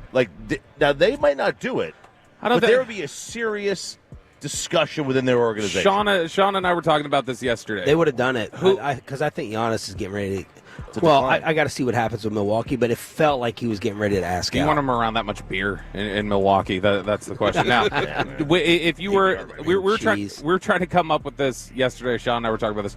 Who are the players that when you call and you say, I've got Luka, I'm going to trade him, I want this guy, that they just go, no. Denver with Jokic, probably. Even with Jokic older, probably Jokic. Jokic, you mean Jokic off the table? Yeah, like Denver would go, no. That altitude. Wembanyama. Jokic, Wembanyama. SGA. Yep. SGA. I'm not convinced they'd say no. Oh, stop. I'm not. I think they would. They're, like he's genuinely not a better player right now at all. You'd be happy. You'd be happy. But he doesn't have that swap though. If you're Dallas, you'd be excited. Yeah, if they made that swap. I think they would just look at it as like, I don't know what type of dude he is in the community and all that, but they're like, we don't have to worry about him being a professional. It's close enough that you just go, I don't need to make the coin flip. I understand that aspect of it, but outside of that, I mean, it's 5 or 6 people. I think that's it. It's Wemby. Tatum, maybe you mentioned Tatum. Maybe yesterday. Tatum. I mean, you'd rather have Luka. Although that organization may not fit. That's what I'm saying. Yeah. Like with the way that they operate, Tatum might be the guy. Ant. They're trading, right? But that's the point. Anthony Edwards, yeah. I'd take Anthony Edwards. I'd be happy with that. But those are the phone calls that you make. Minnesota would trade Anthony Edwards, I think. I mean, he's about to be the face of the league, man. That's what we keep saying, though. Like I feel like I've been saying it for 2 years now. Yeah, Wemby's going to be the face of the league, or SGA is going to be the face of the league. It's not going to be Anthony Edwards. It won't be Wemby. Well, it's not going to be Ant. Not for the next 4 years. No, I refuse to believe that you will have like that. I don't know. I just go ahead, say it. Say what you want to say. I don't think the regime is back. Say what you want to say. No, I mean I said that before the regime was back. I don't think the face of the American sport is really ever going to be somebody not from the U.S. 877-881-1053. Brian Windhorst, who had the most accurate stones. He was the only one to call Luca out after those finals. This is what he said after Luca pulled what he did during the NBA Finals. Cut to Pepe, and then we'll play the follow-up. I thought it was perfect that Luka fell onto the ground there in an unacceptable position to put himself in with 4 minutes left with 5 fouls, and then immediately looks at the bench and says, you better bleeping challenge it, as if it's the bench's fault that he just made a terrible play. I'm standing here in the Mavericks tunnel. Over there is the Celtics tunnel. That's where the winners are. If Luka's ever going to be a winner coming out of this tunnel here, he is going to have to use what's happened in this finals as a learning experience. His defensive performance is unacceptable. He is a hole on the court. The Celtics are attacking him. They are ahead in this series because they have attacked him defensively. That was last year during the finals. Listen to what Windhorst said yesterday about how he usually criticizes NBA players and what usually takes place. The reason I was so frustrated in the moment was that he basically torpedoed his team, and I'd seen him do it before on the international stage several times. And I showed up the next 2 days, and I got jeered by the fans. Right. Said all kinds of crazy bleep to me, chanted my name or whatever after Luka was great in Game 4. I heard nothing from the Mavericks. No. And from ownership through the front office to the coach, I was standing in the arena for 2 days on end. I wasn't dodging anybody. I went to the press conferences. I was in Luka's press conference. I was standing on the court. Nobody said anything to me. That was Windhorst saying, I heard nothing from the Mavs. Crickets. Man, fed up. That original clip makes me chuckle because I can remember him pointing back to that tunnel. That's the winner's tunnel back there. That made Brian Windhorst a legend to me. I know he got hated here. I know it's the Utah. Yeah, but he was right. He was. He was right. He was the only one with the stones to accurately call out Luka for acting like a little brat. We knew he was right at the time too. Yeah, he knew. We he was all right. did. We all knew he was right. But about what it was he was the saying. there was Luka blindness here. Like there's no doubt. Like people would want to. I don't think there was. I think everybody. No. I think a lot of people consistently do talk about that. We talk about it on the show a lot about his effort, his whining, his complaint. That was the thing we talked about at the beginning of last season. Hold on. The thing we talked about at the beginning of last season was, is he going to stop complaining? Is it a different person? Like, we all talked about those things. And that's the thing that I think is most frustrating about the let's give up on him, is that whether he grew or not at this point, whether you were still waiting on that, he never showed a resistance to people talking to him like that. He never, ever showed. Like, I think you've got to be able to say, if he's able to sit there and take them talking to him like that, Jay Kidd called him out in the playoffs for defense. He jumped right back and started playing better defense. I'm just saying, so you think...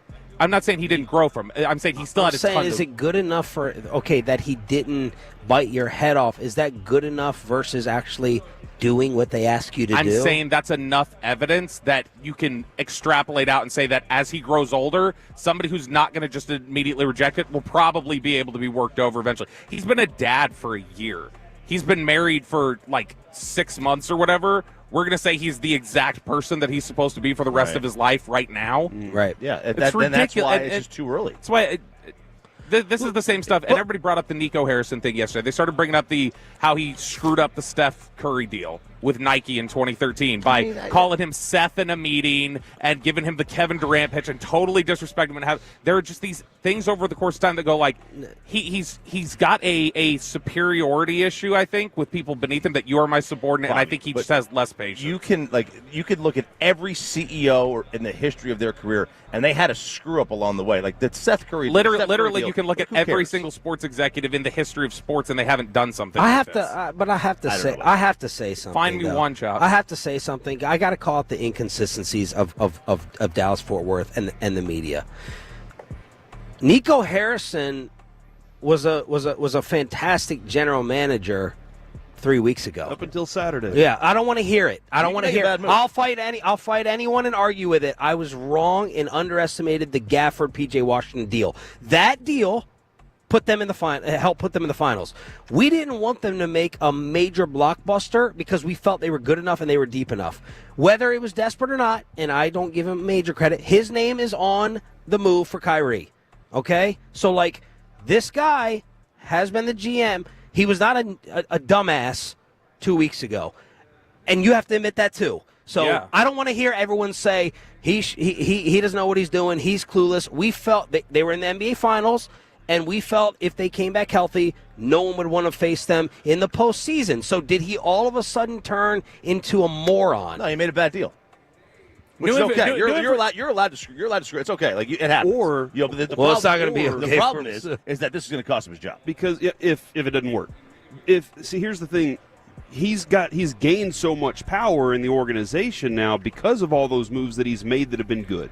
So everybody said, all right, we trust you to make whatever moves you deem necessary. Yeah. He's looking at Luca, and I'm playing devil's advocate here. He's looking at Luca going, all right, your whining can cost us games. Your lack of conditioning can cost us games. In playoffs, we can't have something like that happen. We've asked you many times. You refuse to do it over and over. I can't keep asking you and then expect the rest of the team to just jump in and say we're all about it. Yes. But Luka is the only one that's able to go off and be that. Now, Jimmy Johnson would say, hey, you treat each one of these guys differently the same. Yeah. Was the locker room fine with it? And I don't know about that. And I don't think Jason Kidd was. And we need to find out more about that. You mentioned that you don't think he gets a ton of credit for Kyrie, and we've said that before because it's just it was a desperate move to do something. Yeah, it was just like, hey, we're in this position, so we'll try it. Both sides were desperate. Yeah. What about Clay? I mean, Clay. At the time, everybody was throwing confetti in the air. Yeah, it hasn't lively. Really been anything yet. Lively. I mean, lively. We got to give him his. We got to talk about, but this is two massive misses now because this is you let Brunson walk and you traded Luka. Those are Brunson's two massive issues. Brunson was Nico was here with the Brunson thing too. So I'm saying if we're gonna sit there and say he gets credit for all the moves they've made, we got to say he's also got his name and then has ended up in an NBA Finals appearance and a really good deep roster with Luka as your core, and then you traded your core. So what I'm saying is, he's shown an ability to build around Luka, and then he has shown no ability to build a roster from the ground up. That's what we've got now. And so what I'm saying is that you've got a situation where you have. There reaches a point where new information comes along. I agree. 2 weeks ago, it said Nico's a good GM. Things change when you get new information. This is a new piece of information that says you not only traded a star, according to reports, you allowed yourself to be worked by somebody that you blindly trusted. Yeah. You're the girl who complains to her guy friend, and then that guy friend slowly just starts okay, you've been bitching about your boyfriend a little bit here. Why don't you come over here? He allowed that. That's exactly what he allowed Rob Pelinka to do to him. And so those are all bad check marks in his favor that now call into question everything else. I really can't get to that one spot. You want to move the shirt up for me? Easy, right. Tucker. I agree. I agree with all that. I mean, I can't wait, Justin Tucker. Oh, I can't wait. I can't wait to see how. I will say this. This is the last thing that'll sound semi-complimentary towards Nico. He's either really stupid or he's got freaking balls. Well, he does. For him to do this, he's got all-time. I'm sorry for the kids in the car. There's no other way to say it. He's got all-time balls. The stones on this dude. He said it in the press. He goes, I could have just sat back. I didn't have to make any move. You have taken an all-time gamble that nobody thinks is going to work. Say whatever you want. That is stones, dude. It is stones. That's stones. It is stones. It was an unnecessary risk. It was an unnecessary risk. You have to give a 25-year-old time to grow into an adult as a basketball player. He has not hit his prime. Athletic prime is a year away still. And they think he was on the way to missing more games the older he got. I mean, they just didn't. They're trying to work around the Kai window too. They didn't trust that he was going to adjust. I agree with you. I agree with you guys about the maturation point. I'm just saying they didn't think this should be the leader of where we're trying to go. He's not cut. He's not made for it. And a lot of people had these Twitter debates during NBA playoffs, right? He's never going to be. He's not going to play defense. He's not going to set the example. He's not going to work the hardest. It's just everyone else in the history of sports allows it when you have a player with this type of all-time talent. Go look around the history of the NBA. Who wins championships in their first 6 years in the league? It's very few. Yeah. He's ahead of the curve. He was already ahead of it because he had been to the NBA Finals. Go look at Jordan's 6 years in his career. Dude, I'm not arguing it. I'm just trying to give trying to give the other perspective. Chandler Parsons was on Run It Back, and we know Chandler's got all the hookups in the league. Here's the latest on what he had to say. My biggest issue was professionally, respectfully, how they handled that. Me and Lou were good players. Lou, much better than I was. And Luca, his career has been unbelievable. Most of those star players have a dynamic and a dialogue with front office, with ownership on what's going to happen. I find it extremely disrespectful. I find it horrific bad business for you just to go and do this. And I'm also not buying that Jay Kidd just didn't know. I know you have to keep it in-house. I know you have to keep it close, tight, especially nowadays with social media, and Sham somehow gets in there and finds everything out. But I just think this is bad business when you draft this guy. This dude just bought a $15 million house. Just closed last week in Dallas. Apparently he cried when he found out. And this is your everything who took you to the conference finals last year. I just find it extreme BS. Let me say this. It's not going to be very likable. All that stuff is going to make Mavs fans even more fear. It's not Nico. It's not Nico's problem that Luca, closed on a $15 million house, or that he cost him $116 million. Those are unfortunate things financially, but that's not I don't view the Mavericks as cold-blooded AHs because Luka closed on a house. Am I supposed to tell them that we're dealing you 2 weeks ago so that you don't sign the lease? The house part is not the problem.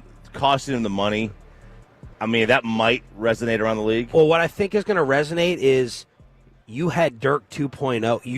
You all are cold-blooded. Bobby's been bringing this up in a lot of commercial breaks. He thinks Nico might be a sports psychopath. We might be dealing with what's the dude in Boston? Mazzulla. We might be dealing with Joe Mazzulla. Nico is kind of scaring me a little bit with his delay.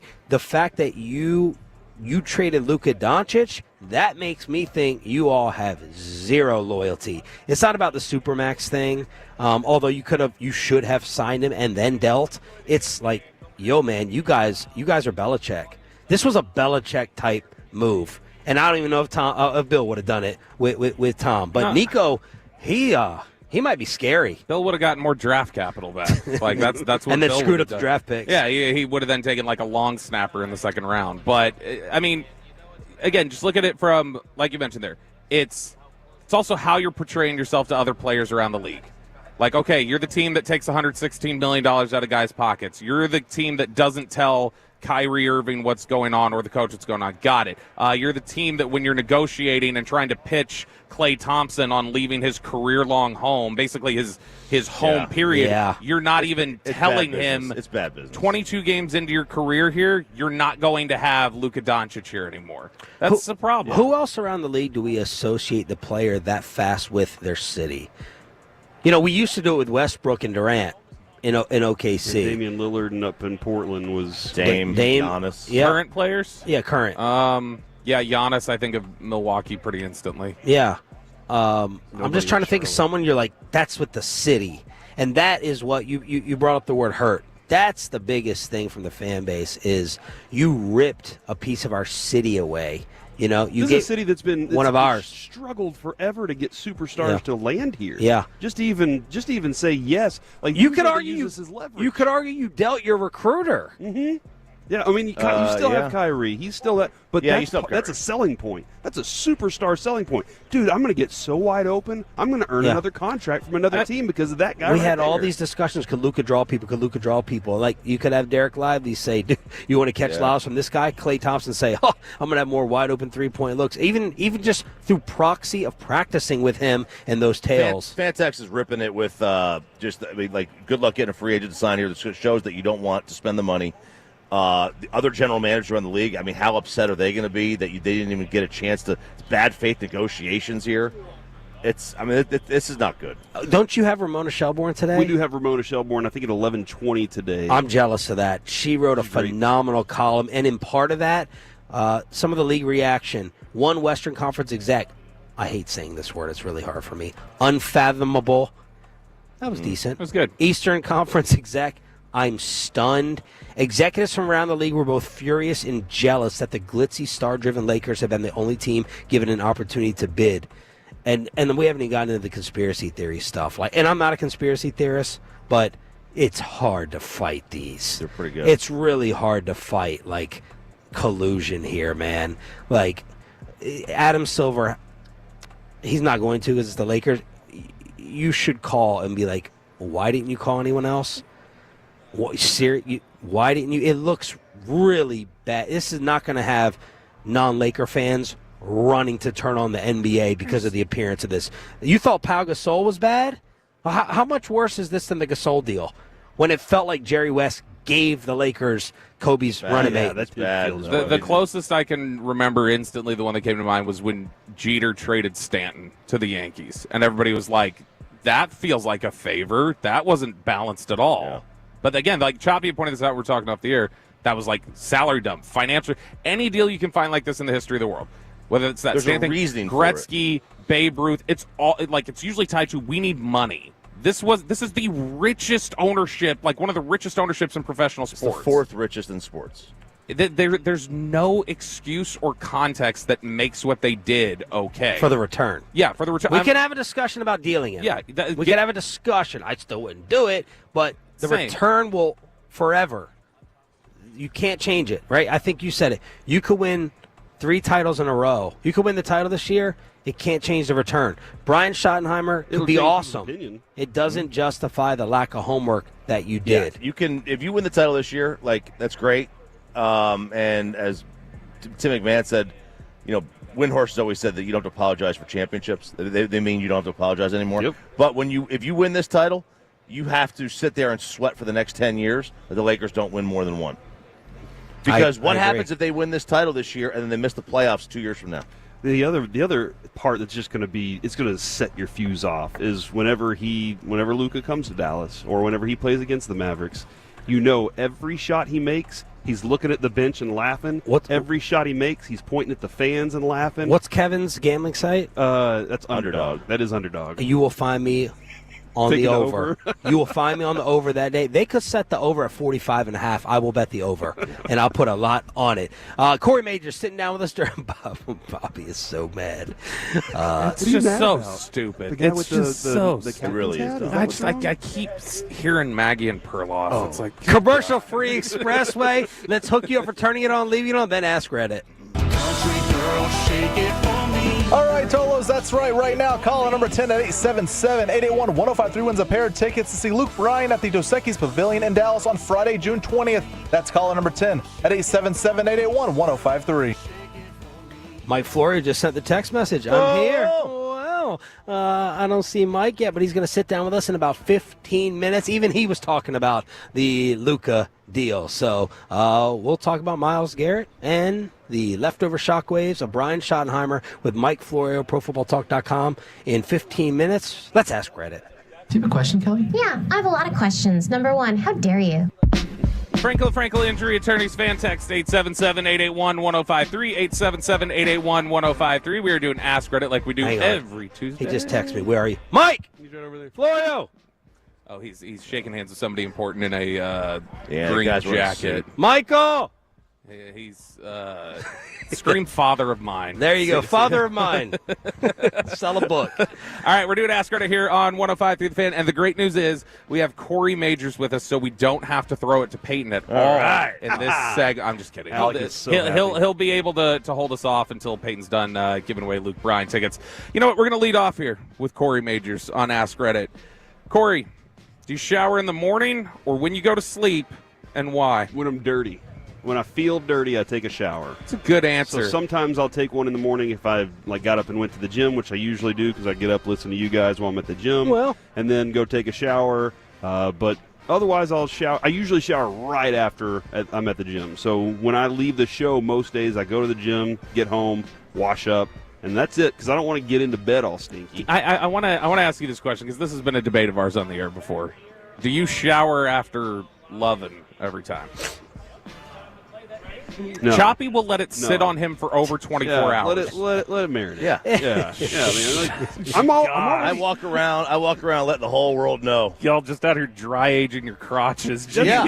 We don't, because we're not disgusted. So gross. Disgusted by it. Please get it. Oh, my gosh.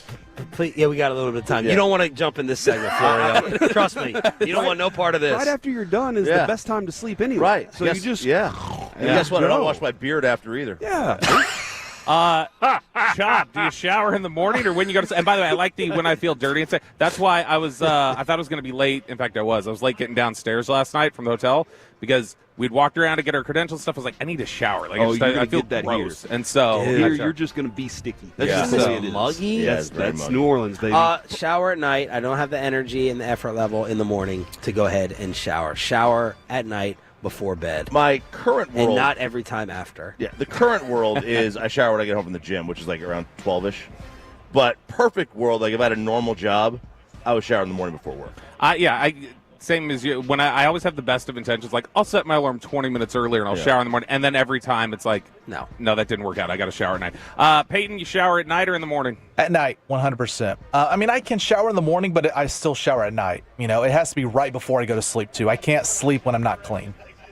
All right, we're doing Ask Reddit here on 105.3 The Fan. RJ Choppy. Yo. What's hard about dating you? I don't listen.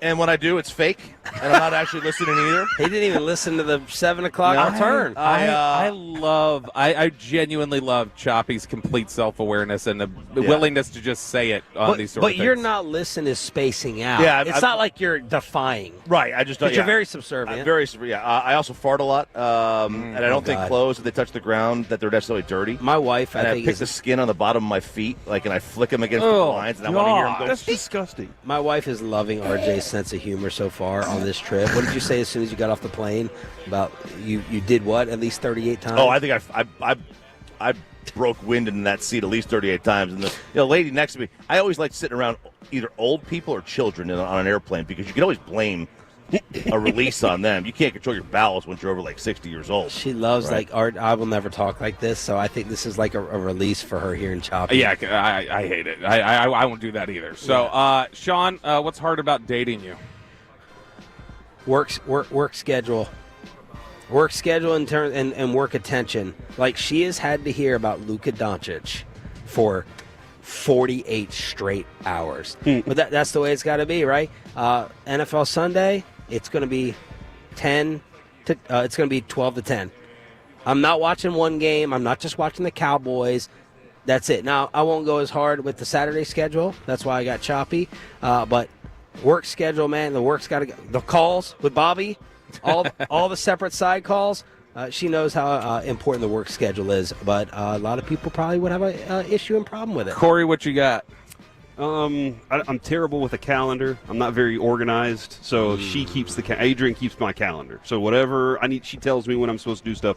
And I don't care about the toilet seat. So even if it falls down midstream, I'm not putting it back up, and I might not wipe it up either. Whoa! So, we have a toilet seat that just kind of falls every once in a while, and I'm like, look, man, that's the seat's fault, not mine. Carter, you smell great. Just want to tell you that. Peyton, what about being other than being cheap as hell? What's difficult about dating you? Well, I could go with that I gamble. I know some people, Mackenzie doesn't usually like that, that I still gamble. Cheap. Yep, exactly. Well, I win, so I make money back. But I think hard about dating me is, I've admitted before, I get jealous. I'm the jealous type. So, if you're someone, and it's not like I'm starting fights with you all the time because I'm getting jealous, but, you can tell when I'm getting jealous. So maybe that's hard about dating me. Were you guys surprised? I wonder if the guys were surprised that Bobby and I just let the girls go out to the bar by themselves last night. What do you think? Not surprised? Not surprised? No. I was disappointed that you allowed two women to roam the streets of New Orleans by themselves in the dark. Nervous. But not surprised. That's totally normal. Let your girl go. Yeah, I normally I probably wouldn't. But out of jealousy? No, out of it's safety. It's New Orleans at night. But I mean, given the fact that it's guarded like a FEMA camp around here right now, then it's not as much of a concern. It's National Guard. Dude, they're everywhere. They're looking at you. There's nothing difficult about dating me.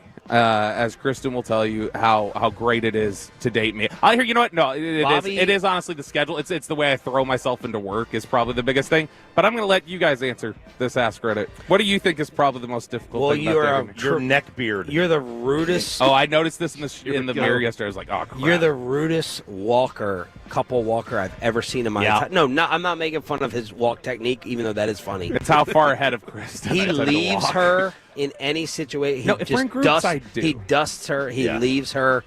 Yesterday, we're going to get into this at 8:20. He left her on the plane.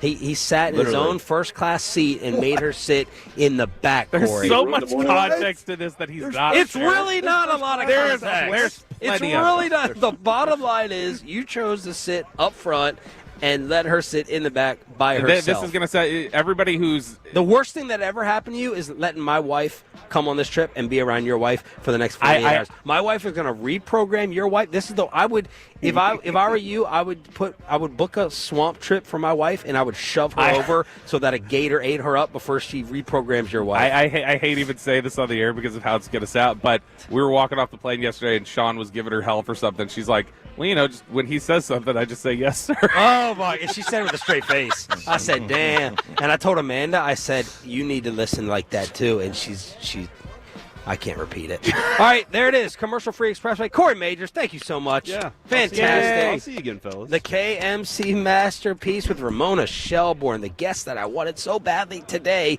She'll be on with the Luca Insight. Mike Florio sits down with us next on 105.3 The Fan. Do not miss that. After we get you over to Platinum Chrysler Dodge Ram Jeep, it is, of course, Stephen Gilchrist Own Store. Gilchrist Automotive, they are always...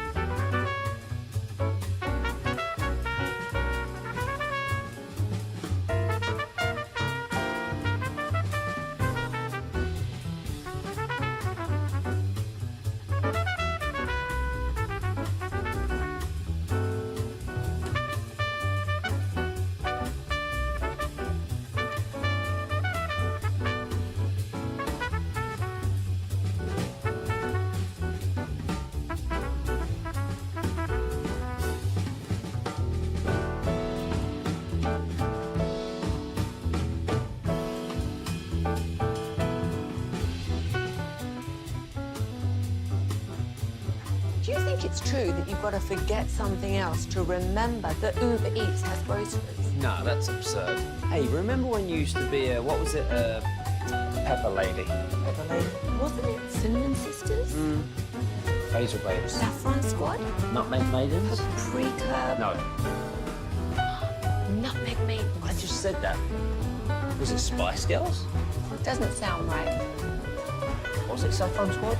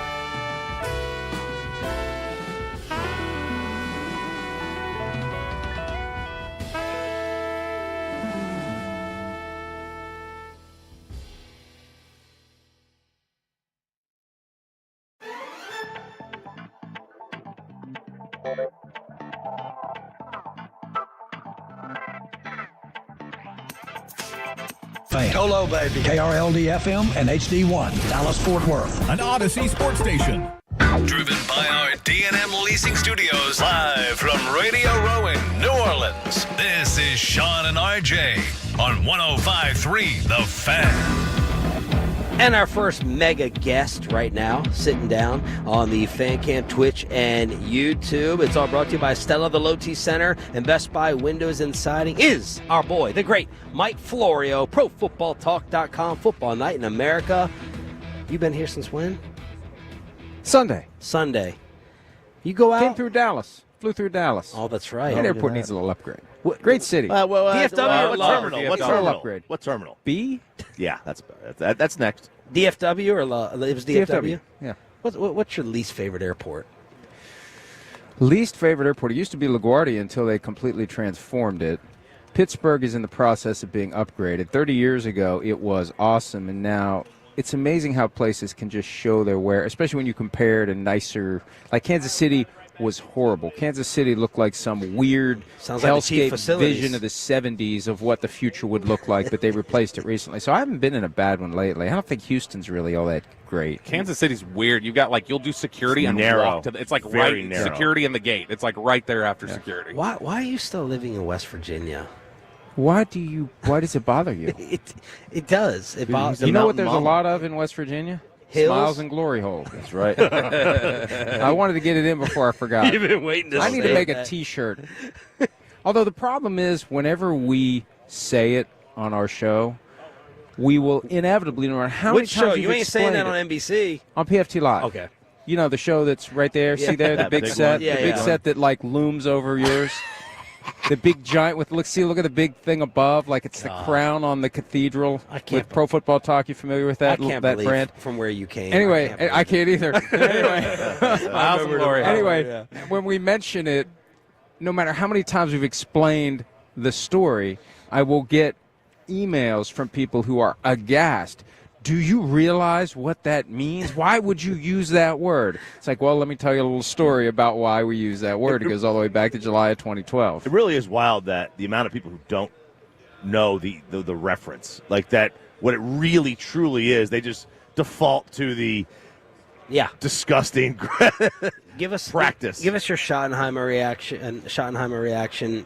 A week later, week and a half, whatever it's been. Have you come around to okay? I can buy this a little more, or no? I understand it, and it's very simple when you break it down. They painted themselves into a corner twice in their negotiations with Dak.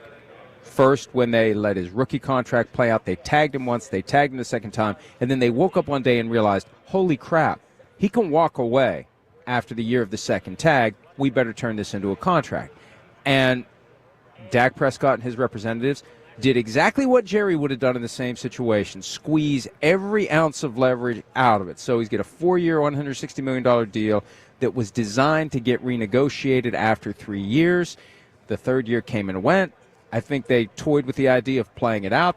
They realized right before the start of the season, holy crap, he can walk away after this season. We better do something. So they give him a deal now that's guaranteed for, I think, 4 more years. As a practical matter, they can't walk away from this. So your most important player, your most expensive player, the centerpiece of your franchise is Dak Prescott. He wanted Mike McCarthy to stay because he wants continuity. They lowballed, I believe, Mike McCarthy on a short-term offer. He wanted a longer-term deal, and then it fell apart. They surely negotiated. They claim they didn't. They surely negotiated in the 8 days after the season ended and the day that they announced the parting of ways. So we got to placate Dak. And there's 2 choices, Kellen Moore and Brian Schottenheimer. And Kellen Moore might not be cheap because the Saints are closing in on him. So let's go with Brian Schottenheimer. I understand that. But at the same time, it's not an accident that it was announced on a Friday night. They knew exactly what the reaction was going to be. They would have dropped that thing during the Eagles-Commanders game. They would have. Yeah. Just like they announced during Seahawks-Eagles 5 years ago that Jason Garrett wasn't coming back. They leaked during the Rams-Vikings playoff game that they talked to Deion Sanders, and they made sure they announced it the morning of the first week of the 2024 regular season that Dak's contract had been. They know how to bigfoot a news cycle, and they also know how to run and hide from a news cycle, and that's what they did. So I understand it. I understand everything about it because I see through the grift, and I think more and more people are starting to see through the grift, and they're going to have some issues going forward unless they start acting the way that they talk. The big talk about smiles and glory hole, it's not backed up by action. Write any check? Like, we're sitting here on the home of the Cowboys talking about the possibility that Jerry Jones might be frugal. Do you know how insane? You know how insane that sounds? He is frugal, and rich people stay frugal. One of the reasons they get rich is because they're cheap, and they count every penny. Even when you got a $500 million yacht, you still are fundamentally cheap. You never change. I am cheap. I'm not nearly as rich as Jerry, and I don't know that rich would even be the right word for it. But I do okay. So if you were Sims, the check drops with you and Sims. Which one's tipping closer? I'll pick it up. Okay. And I'll tip more. I am a firm believer in over tipping. Okay. Firm believer. Because they'll take a picture and put you out there. That's true. Part of it's got to be fear. You got a fear tip. It's like when you're front facing to the world, and people know who you are. That's a great incentive to not be a jackass. A jerk. I almost said a word. It's funny. You can say ass, and you can take a beat, and you can say hole, but you can't say them together. No, you can't. Isn't that weird? It's very strange. Like, how much? What's the minimum before you get in trouble? Why are you sitting down with this intent to test the FCC on our airwaves? Saying, you got to show for am that. I wrong? Spot the lie. You can say ass. Yeah. Pause. You are not wrong. Hole. Over to you, Choppy. Right. Speaking of one, probably a dumb question, but are they poorly run? Yes. Look. They do some things extremely well. Draft and develop. Now, I think a lot of that's Will McClay, but at least they understand what they don't know. The hardest thing for owners is to know what they don't know and to stay away from the things they don't know and trust the people they've hired to do the things that they are adept at doing. It's that simple, but it's not simple because most of these owners in today's NFL, where it's not family business anymore, that's been handed down from generation to generation, but it's somebody got really rich. Like, there's no test you have to pass to own an NFL team. You got to pass 2 tests to drive a car, the written and the driven. You just show up with a big-ass bag of money and you own an NFL team, or you're named in the will and you own an NFL team. You don't have to know anything about football. You don't have to know what it looks like. You don't have to know anything about football history. You don't have to be a good person. You don't have to be anything. You just have to be really rich or really fortunate to inherit the team. So I think sometimes owners overstep what they should do, and there's an assumption like the guy who earned enough money to buy the team, like, you just pass it down to the next generation, and they're going to know what they're doing. Well, why do you think they're going to know what they're doing? And what's the but as Jed York of the 49ers said 7 or 8 years ago, you can't fire the owner, and that's the problem. And I remember Jerry with Bob Costas years ago. Would you have fired you as the GM? And he basically said, probably, but I can't. I'm the owner and I'm the GM, and that insulates him, and it also puts the fans in a position where they're stuck with whatever he does, because no matter how bad it gets, the only way you can really get a message across to him is to deprive yourself of the thing you love, and that's where they've got us. You love it. It's part of your family. It's part of your routine. You go to the games. Your family goes to the games. You enjoy it. And the only way to collectively send a message to bad ownership is to boycott. And no one's going to do it because they don't want to deprive themselves of the thing they love. And so we're stuck. As fans of any team, we're stuck. We're talking with Mike Florio here on 105.3 The Fan. Okay, Mike, you mentioned Costas there. Costas has repeated in my head, actually, a couple times over the last few months. I remember after the 4th Super Bowl loss for the Bills, he had said, this is a team whose window hasn't just shut, it's been boarded up and closed. Like, Dallas trying to hold over all this continuity and do different things. Is this trying to extend a window that they just haven't accepted might be getting close to being boarded up and closed? I don't think that's it at all. I think their goal is to stay relevant, and they're fine with winning 12 regular season games and losing in the playoffs. They're fine with that. They're fine with it. And a lot of teams, the attitude is, if we can just get to the playoffs every year, and if we have a decent quarterback, a good to great quarterback, we have a chance. Mm-hmm. And so let's just get to the party and see what happens in that relatively small window of time. When you think about it, the regular season is a grind, and we get so caught up in the ups and downs and ins and outs, and that's good because that's what we do. We talk about all that stuff. When it has the page turned to the postseason, like the existence changes, everything changes, and you get lucky in one game, you don't get lucky. You're ready one day, you're not ready, whatever it is. But that's where I think the flaws have been with McCarthy, and I think other teams fall into this bucket. When it's time to go to single elimination football, they aren't as prepared, they aren't as detail-oriented, they haven't studied their own tendencies and tells as closely as maybe the other teams are studying their tendencies and tells, and you're set up to kind of step on a rake in the postseason. And I think that's one of the reasons why the Cowboys haven't gotten very far. When the postseason rolls around, the other team is ahead of them from the standpoint of figuring out their tricks and stopping them. Is Mike McCarthy going to be a head coach again? I think it's TBD. He'll be 62 next year. He has a very good winning percentage. He's got a Super Bowl, but he had Aaron Rodgers. I mean, there's two sides of this. Hey, how many Super Bowl winning coaches are out there? But he had Aaron Rodgers for all those years, and he got to the Super Bowl one time.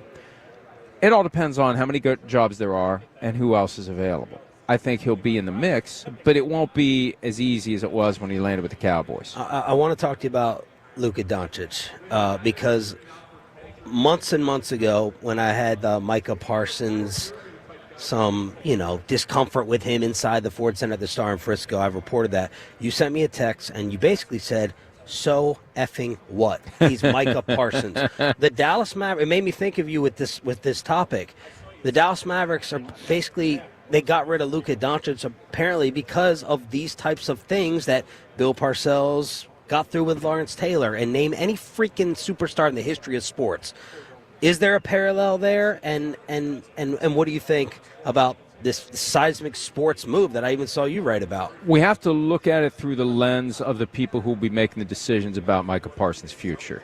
And I always say with NFL owners who are, to a certain extent, irrational, it's impossible for the rational to predict the behavior of the irrational. I could see Jerry, and it's rational from a business standpoint.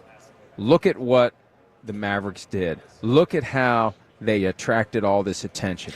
Look at everybody talking about it. He doesn't care if you're saying bad things about him as long as you're talking about him. He testified at the Sunday Ticket antitrust trial last June. I have the transcript. I've read the transcript. I've written about the transcript. He loves it when you talk about him. He loves it. He loves everything about it because the more you're being talked about, the more relevant you are. The more relevant you are, the more money you make. I believe he's a fan of all the bad calls. He likes all the bad calls because we end up talking about it. You think that right now is a good time for the Dallas Mavericks? That saying is so stupid. There's no such thing as bad publicity. That's a really stupid saying. I'm not saying it's right. I'm just saying it's Jerry. And he sees it, and he wonders, man, if we would trade Micah Parsons, if we would do that, you could work yourself through that little maze. What about putting up with the superstar diva? I think you need to put up with the superstar diva. I think you do. If he's truly a superstar, who cares if he's a diva? Who cares if he shows up to a team meeting with handcuffs on from the night before and not because he got arrested, which happened with Lawrence Taylor. Who cares about any of that? Who cares if he falls asleep? Remember what Jimmy Johnson said? Guy fell asleep, right? Bum, cut. Troy falls asleep, get him a pillow. What's the line then? Is it like Antonio Brown where you just go so far off and become such a public problem? It depends. It's team by team. I think that Antonio Brown was a major problem behind the scenes for years, and Mike Tomlin did a great job of keeping it under wraps. And I think they have guys like that in Pittsburgh where Mike Tomlin is a wizard at keeping it under wraps. I've heard stories from other coaches, and not related to Antonio Brown, other players, where the player goes to the new team and the coach is like, Mike Tomlin is amazing. Yeah. Because I don't know how in the hell he kept this guy under control for 5 years. So I just think that it's a decision driven by each ownership group, and sometimes they make good decisions, sometimes they make bad decisions. But one of the key ingredients of making consistent bad decisions is no accountability. Back to my point. If you can't get fired, and if nobody's going to deprive themselves of the thing they love, you can make all the bad decisions you want without any blowback because the money is going to keep coming. That's the thing. One team wins the Super Bowl every year. 32 are kicking ass. It is smiles and glory hole when it's time to look at the balance sheet.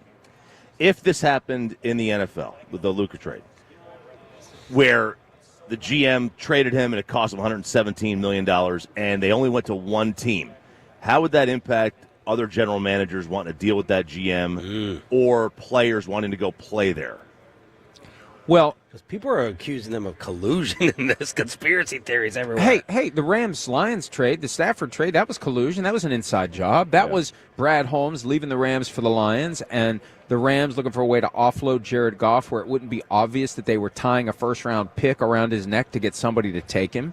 That was the perfect destination. I remember the Commanders, Martin Mayhew was the GM there. He was like, what the hell? We would have wanted Matthew Stafford. Why didn't we know about it? So that's not unprecedented, that there's some sort of collusive inside deal that gets done. That's part of the blowback you have to take. And as things play out, we'll see whether or not it was a good trade or a bad trade. But, yeah, it's just shocking. And the NFL hasn't really had a holy crap, I can't believe that trade happened. Usually we can sense it coming. Even with Stafford, we kind of sensed he was at the end of the road with the Lions, and the Rams knew when to swoop in and get it done before other people woke up to it and acted on it. But, it's the fact that we're talking about it during a football segment is more proof that if Jerry could come up with a way to trade a player and create that same kind of buzz. He could have hired Deion Sanders and gotten the buzz. Why didn't he do that? He could have done it with Bill Belichick. I don't know that Jerry wants to share the spotlight with Deion Sanders. You know, if Jerry's out there doing his post-game media scrum and one person is standing there with their phone because everybody else is listening to Deion, that's not good. Mike Florio sitting down with us here on 105.3 The Fan. Tell us the guest list this week. You got book specials out here. Are you going to be the A.J. Brown of the media world with that I didn't book bring club? any copies of my book because I try to travel light, and they're kind of thick. They're all on my phone. That doesn't really matter. I do have a giveaway this week in New Orleans where if anybody comes up to me and says my favorite line from The Office, which is, hey, guys, somebody making soup. And if you know, you know. Creed Bratton utters the line. If you come up to me and say it, I'll take your email down and I'll send you a signed copy. Now, it doesn't apply to you guys because you guys are in on it. Damn it. You can't. It doesn't work. You can't say it to me right now. Not that you want a copy of the book anyway, but I'll send you a signed copy of any of my books. They're 99 cents in ebook on Amazon, and they've been selling well. We got some stuff. I don't want to jinx it by talking about it, but we got some stuff. Like, I've been banging my head against this publishing world and possible adaptation as film and TV series for like 5 years, and sometimes you keep banging your head against the wall and you keep cutting your head. Sometimes you bang against your head against the wall and the wall starts to break a little bit. Well, we're thankful for Central Standard Time that it's not too early for you this year. It was still early. My wife said to me, "Why are you getting up at 6:45?" Because I'm doing radio. Well, who is this? The Cowboys. How much do they pay you? Is she a shark? Is she your business person? How much content do they give you? My wife is very protective of the possibility that I might be getting screwed in any setting at any time, and it's always how much do they pay you for that? Yeah. Always. I appreciate it. Well, that's we all got to have somebody like that in our corner. Yes, absolutely. We love having you. So how much are you paying me? Well, that's Gavin's favorite. Talk to him. Mike Florio, ProFootballTalk.com here on 105.3 The Fan. You're the best. Thank you, brother. Thanks, guys. Appreciate it. An MLB scandal, and people are asking for the airplane story where I apparently got punked by my two really good friends, at least formerly. Next on Sean and Art.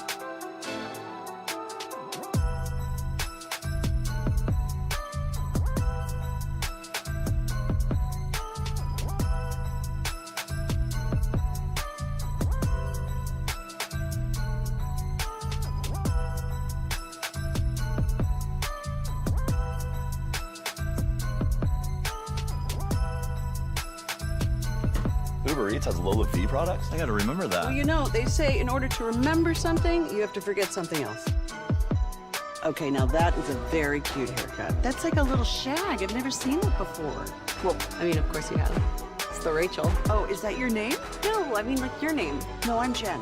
My name's Jen. Right, but I just mean, like, this is your haircut. But that's hair on your head. I'm not saying this is your hair. Okay, freaking me out a little bit.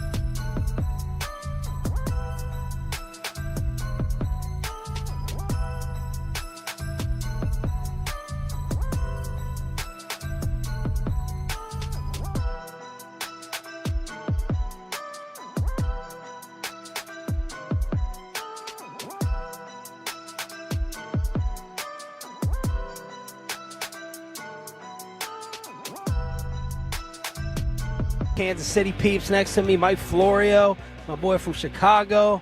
Marcus Carmen, Brian Broaddus is here doing work. Corey Major sat down in the expressway. It's Sean, RJ, and Bobby here on DFW Sports Station 105.3 The Fan. We are live in NOLA, brought to you by Stella, the Low T Center, and Best Buy Window and Siding. Who's that guy? Because you just said hi to me up there, and I had no idea who he was. Mark Carmen. We had a squad in Kansas City. I've seen him before. We had I'm a just squad. terrible with names. I'm good with faces. Terrible. I recognized him. He works at Fansided. He always has on Jake Rietma, yeah. But we had Nick Wright, Jeff Passan, Robert Ford now is the voice of the Astros. 3 so far. Danny Parkins is on national TV. 4. What were you talking about, a crew?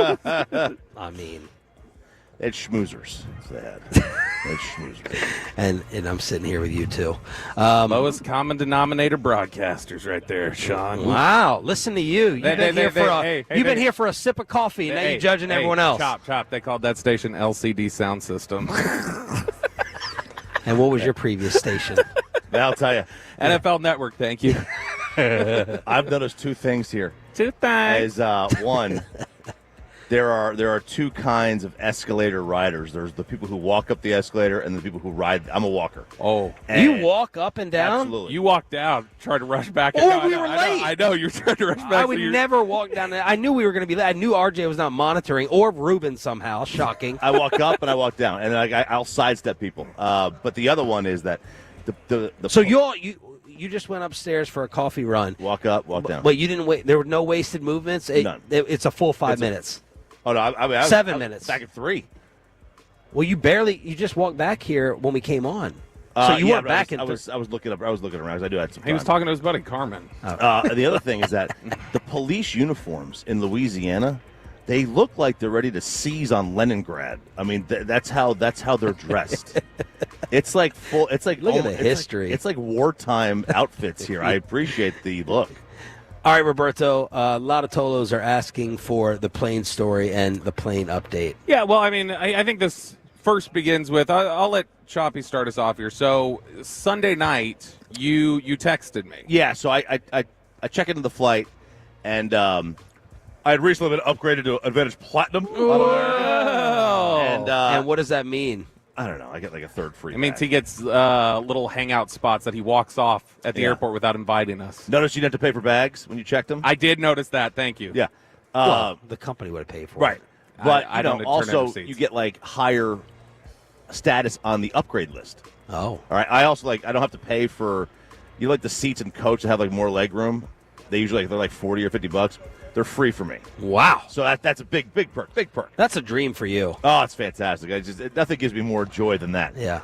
Free exit row. Oh. We get those on the way home if you want them. Khabib. Yeah, I know, right? But I'd also gotten the notification that on Sunday that Bobby and I, because we were all on the same ticket, so we're in the same traveling party, had our upgrade granted to first class. What? For free. I was supposed to be up there by myself looking down upon you guys because my wife came here till Wednesday. She got a first class ticket. I upgraded for $100, and I was supposed to have that moment and feeling of recording you walking to the back. Right. So I called Bobby, and I was like, hey, man, we got upgraded here.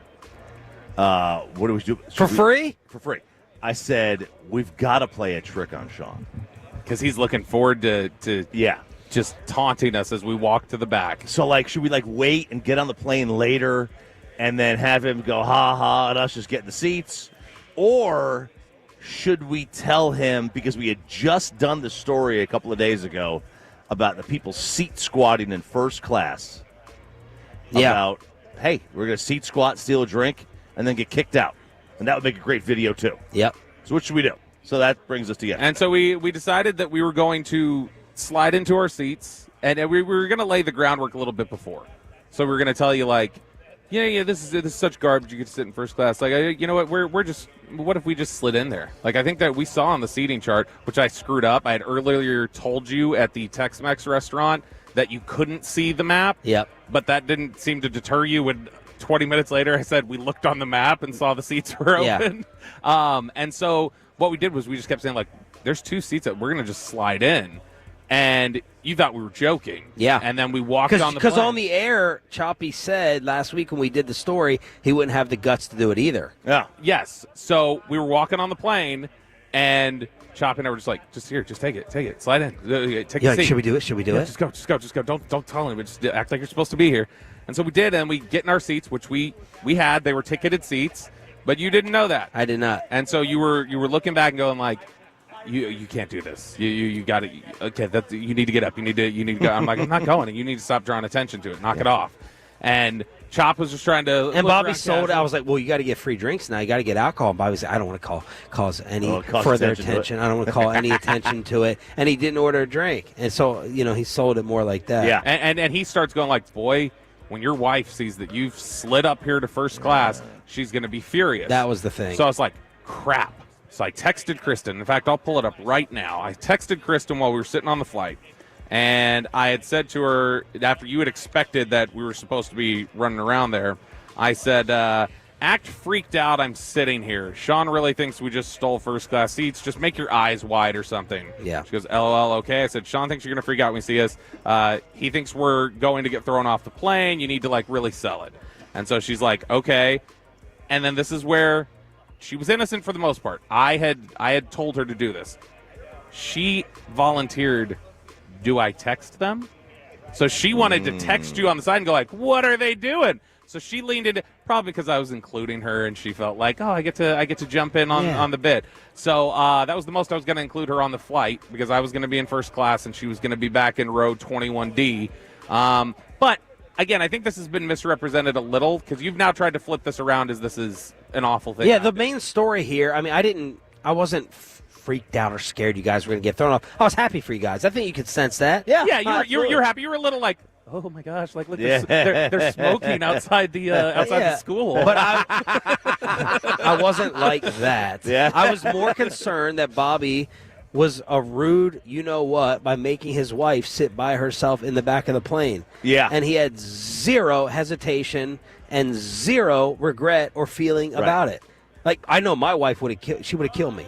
She would have murdered me. Right. She would have said, or at least she gets to sit in first class, and I go in the back. You go back. That was my big concern and worry. But I get it. That's not. But you were not seated. So with we her were not anyway? seated together, and when she booked her flight, we couldn't. We looked at it at the time to see if we could get seated next to her, and we couldn't. But that's not the lead story.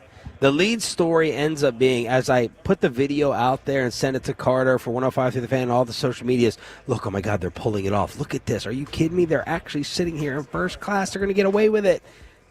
That's not the story. No. The lead story is all the Tolos noticing someone in the video. John Quinones from What Would You Do and 2020, and I was stunned. You two seemed about to be the only people in the world that didn't know who this We were man. boarding. Bobby's wife starts freaking out. She notices him walking. I got to say, your wife would be awesome to go and get that picture, that autograph from someone. She has no fear, no hesitation. Maybe it was the 2 margaritas deep. But she did say that after it was the margarita. She sprinted up, and my wife heard John, what's his last name? Quinones say, are you like a stalker fan? He asked that to Kristen. He did. Now, the reason why he did is because she had said something like, I watch you all the time. And he goes, are you a stalker? Like he was joking, like you're a stalker. You watch me all the time. But so many people made him take a selfie. Stop and take a selfie. And everyone recognized this guy from the video. Except you and I. Except for me and you. Yeah. And my wife was freaking out, sending it to the in-laws, everything. And it was such a perfect fit, and I screwed up because I should have had enough recognition. Because he seemed like he was a nice guy who would play along with some things. Really nice guy. I think if I would have asked him getting off the plane, hey, will you talk to Sean? Will you pull him aside and say, now, Sean, you saw 2 men squatting in first class. And why didn't you say anything, which is the whole premise of the show?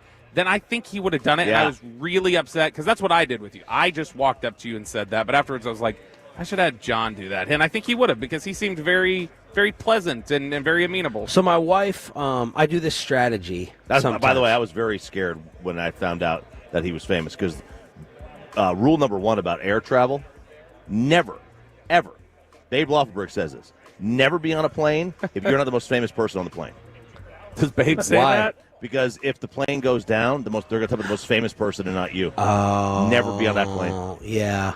Well, I pulled this strategy with him, and I do that. My wife said it was rude. I want to see what you all think in the Tolos. While everyone was stargazing and loving him up, and I couldn't tell whether he was comfortable with it or he liked it initially, I was like, man, thanks for taking the picture with our wives. I didn't know. I don't know who you are, but they.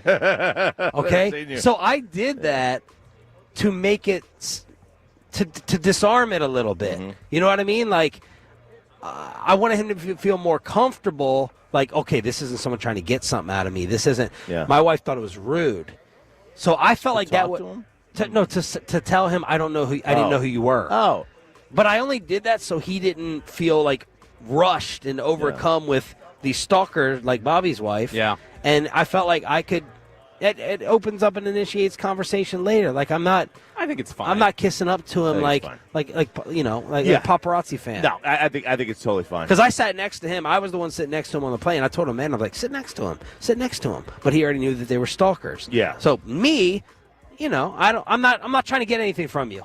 I don't know who you are. I don't care. That was my strategy. Am I overthinking it? What are you on, Bravo? I don't even know what channel you are. You're not on Bravo. I don't know who you are. No, I think you played it perfect. And to your credit, you said when you saw him, you're like, oh yeah, I've seen him before. I don't know his name, but I have seen him before. Yeah. And I mean, what would you do is wildly popular. Is it like a Chris Hansen show? So it's a moral. Oh my God, Chris Hansen! It started as a 2020 segment, and then it became so popular, it became its own show. It's been on the air for 20 years. But they set up hidden cameras, and it's like, here's two actors, one's a server, one's a patron, and the patron's being really rude to the server. Let's see who steps in. We should have put up a picture of him on the fan cam, Carter. I'll give you a heads up next time. John Quinones taking over the flight where I got pranked, and these guys got upgraded for free in first class. Sean Sharif, RJ Choppy, and Roberto live from here at the Super Bowl. I want the Luca trade comparison to all the other sports. All right? How bad is this? Adam Schefter tried to do it. Don't ever talk NBA again, Adam Schefter. He's an insider now. The Luca trade compared to all the other sports and what it would be after this.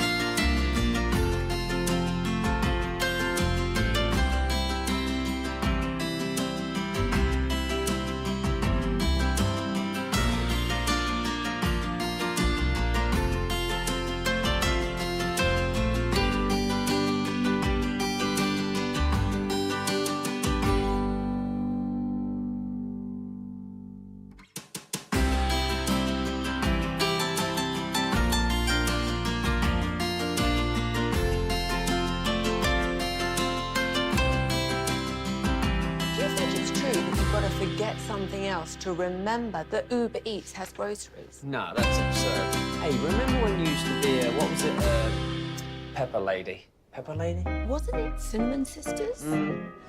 Basil Babes. Saffron Squad? Nutmeg Maidens? Paprika? No. Nutmeg Maidens. I just said that. Was it Spice Girls? Doesn't sound right. Was it Saffron Squad?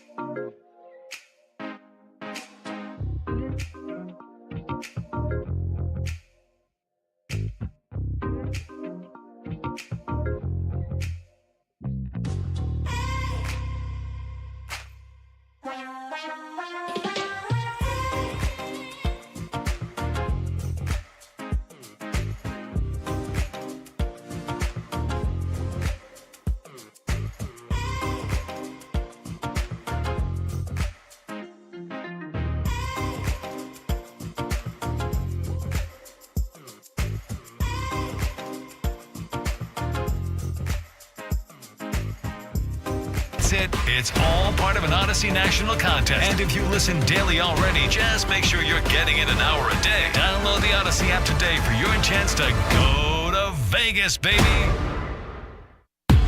And it's back to Sean and RJ on 105.3 The Fan segment here, brought to you by Classic Chevrolet. If you're in the market to upgrade your vehicle, get to Classic Chevrolet in Grapevine today, the back-to-back #1 Chevy dealership in the world. More new Chevys than anyone else, all priced to sell. Visit ClassicChevrolet.com. This is Texas. This is Classic Chevrolet. Together, let's drive, relax, enjoy the difference based on new Chevrolet registrations 2023 and 2024. The great Bobby Belt. Bobby Belt is an idiot. Don't make me take off my belt. Don't make me take off my belt. We're not. Over to you, Bobby. Just how bad is this Luka Doncic trade? Look at you trying to run Micah out of town. Look, I'm trying to trade it for Myles Garrett already. I'm not the one out here just spreading salacious reports about one Micah Parsons, Sean. I believe that was you. But no, we're going to take a look at some comparisons today that would equal up to the Luka Doncic front, because as we've said, there is nothing like the Luka Doncic deal that we can find in the history of sports that I can remember. The closest I think we came to, and we were talking about it during one of the breaks, was the Wayne Gretzky trade. Gretzky was 27 when he got traded, but he got traded along with two other players that he insisted come with him. But even in that deal, the Oilers got back 3 good players, 3 first-round draft picks, and $15 million at a time in the league where there were 2 players in the NHL making $1 million. And with inflation, that $15 million would be more like 30 today. So a significant amount of money and a bunch of draft picks. And that was something where, again, financially, they were just like, we gotta bring in some cash, we gotta do some things like that. And that still was a massive haul, even feeling like they were backed into a corner. So Sean wanted to go over some of these comparisons that we have. I wanted to do it based off Adam Schefter. That's my launching point. Where Schefter tried to stick his nose in another sport and say, just imagine Lamar Jackson for Joe Burrow in the middle of the year. No. And people Not even laughed. close to that. People laughed at him off of Twitter for that. You know why he never should have tried to make a comparison? Because Schefter's not in a position where he can insult or should be insulting a current NFL player. So you would have to kind of like insult someone because obviously Anthony Davis is not as good as Luca. So he tried to kiss ass to both of them with a dumb comparison. And, you know, it's not that type of comparison. Burrow for Lamar in the middle of the season. No, it's not. I mean, I saw somebody say Josh Allen for Dak. Okay, so I here's because you're aging up. Here was the one that I drew a comparison for. Josh Allen for Matthew Stafford in a fourth.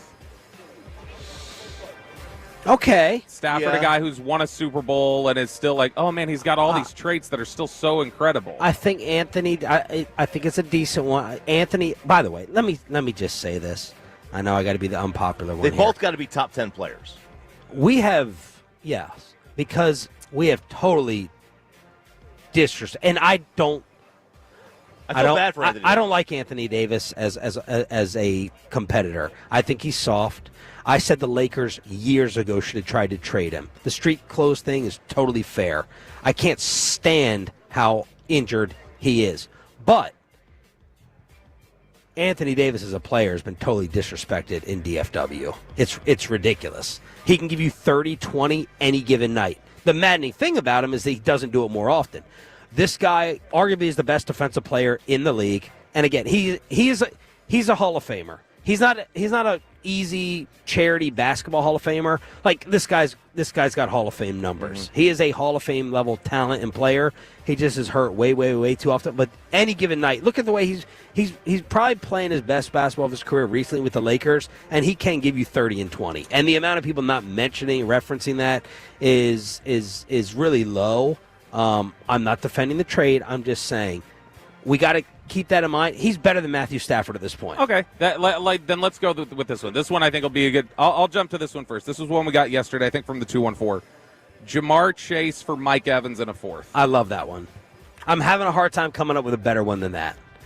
Like Mike Evans isn't as good as Jamar, still really good. He's going to be a Hall of Famer. AD is going to be a Hall of Famer. And you would never want to trade Jamar for Mike Evans and a fourth. Never. Because of Jamar's ceiling and youth. I think that's a really good one. So I think we're going to settle on. I think hockey would be like any trade of Connor McDavid, who is like he hasn't won yet, but he has been to the mountain. He's seen the mountain at least. I saw. I mean, a McDavid for Kucherov. I mean, you're getting up 4 or 5 years in age. Bobby talked about Soto yesterday. Soto for Stanton. I think Soto for Judge. Because Judge got the injuries, and he's a better player. Soto for Judge? You're aging 4 or 5 years. Judge's got some injuries. He still puts up tons of numbers, but you're not going to trade the 4 or 5 year age difference.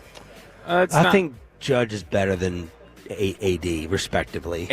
817. I think this isn't like AD's never. I mean, he's not winning MVP. I think this is. He got taken out of a top 5 discussion. He's no longer in a top 5 discussion. Right. Yeah, no, you're right. I think Judge is better than AD. This may not. I like where this thought process is. I don't know if it's exactly parallel, but 817, Josh Allen for Myles Garrett, offensive player for defensive player. Because you are talking about Luca, who is pretty much strictly offense, and AD, whose big calling card is his defense. And I don't know, Myles Garrett might be a little bit of a stretch for how good he. Maybe Josh Allen for TJ Watt. Something like that. Would people say like no, TJ? I think Anthony Davis. I'm ranking the 4 guys in my mind. I think AD comes in 4th in that comparison. How about this one? Penei Sewell, for Lane Johnson in a 4th.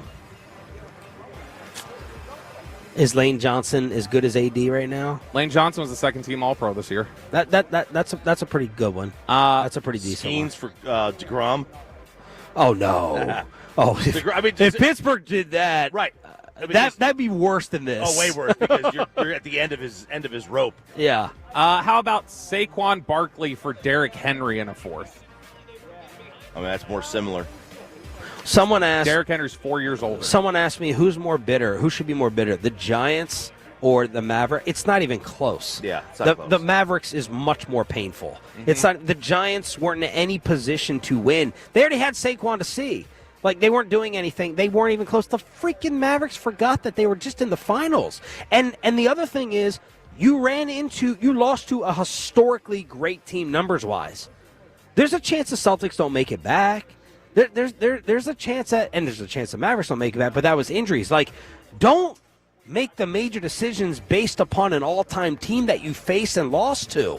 That's also another factor in this. This one's not bad, I don't think. 425 says Bobby Witt Jr. for Freddie Freeman. Ooh. I mean, that's a lot different of age. A lot different. It but is. That's fair. That's fair. I got another football one for you here. Fred Warner for Bobby Wagner in a fourth. Oh, no. Bobby Wagner's an All-Pro this year. Is he? Yep. Did you tell the Cowboys that again for like the third year in a row? We need to remind them of that? Yeah, I think everybody tells them. Speaking of different sports, Shannon Sharp had a comment. And which one of you guys sent this over? I think me. It was an interesting observation. Shannon Sharp talking about the trade on Espen. Anytime I hear that word culture, guys, my ears perk up. My ears perked up about 2 years ago when Rick Carlisle would not sign an extension. Stephen A., as long as you've covered this league and been around it, when do you do the same thing? When does a coach has a generational talent and he refuses to sign an extension? Now, we've seen those guys get fired, but to not sign an extension when you got a Luca, when you got a LeBron, when you got a Larry Bird or Magic, that doesn't happen. And so there's a lot more to this than meets the eye, but it seems to me the Mavericks were headed up to here. And whatever here is it here? Is it here? But they had enough of Luca, and they didn't believe. We don't trust you now, and you're making 40. If we give you 70, there's no possible way we can control you. Did Rick walk away? Is that technically what happened? No. I don't remember it like that. The Mavericks didn't want him back, it felt like. And we talked about this at the time. Like, Carlisle is not a great example of, like, well, he couldn't get along with him. Yeah. Like, Carlisle couldn't get along with a lot of people. Right. What about other NBA comparisons? Let me add one thing on this. Yep. He stepped down. This sounds very similar to what's happening with this culture thing is the same to me as Mike McCarthy's exit and Schottenheimer. They're making Luca McCarthy. That's what it is. Yeah.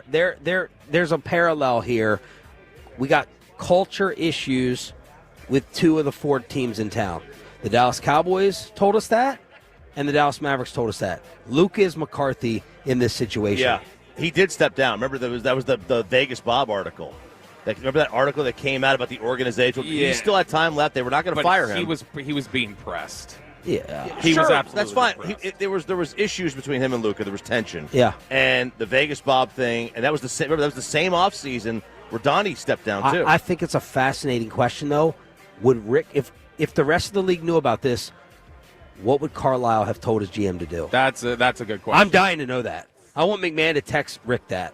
469 Brock Bowers for George Kittle. Oh, that's a really good one. That's a pretty good one. That's a good one. We kicked around yesterday. I think if you were to say if the Thunder traded Shea for Kyrie Irving, you're looking at similar age gaps, and in terms of just Kyrie's great, but he's 32. What are you doing? What do you think? You think Carlisle's signing back up? Or did Carlisle say to himself, "See, they saw what I knew," or is he saying it don't freaking matter? Get him on the line. We need to get taken over the hump here in Indiana. I wonder. I want to know that. Below the belt here on the home of the Cowboys and the Rangers, 105.3 The Fan. We have Clay Matthews going to be joining us at 9:15. Radio Row is starting to fill up. Pretty busy on a Tuesday, it feels like.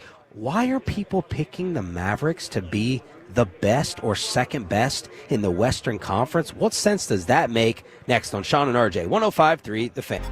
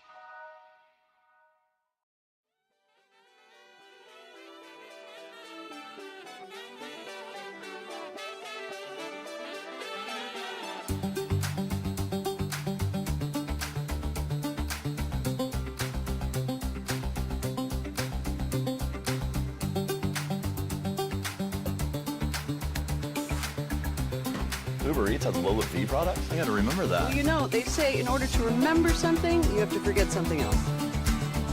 Okay, now that is a very cute haircut. That's like a little shag. I've never seen it before. Well, I mean, of course you have. It's the Rachel. Oh, is that your name? No, I mean like your name. No, I'm Jen. My name's Jen. Right, but I just mean like this is your haircut. But that's hair on your head. I'm not saying this is your hair. Okay.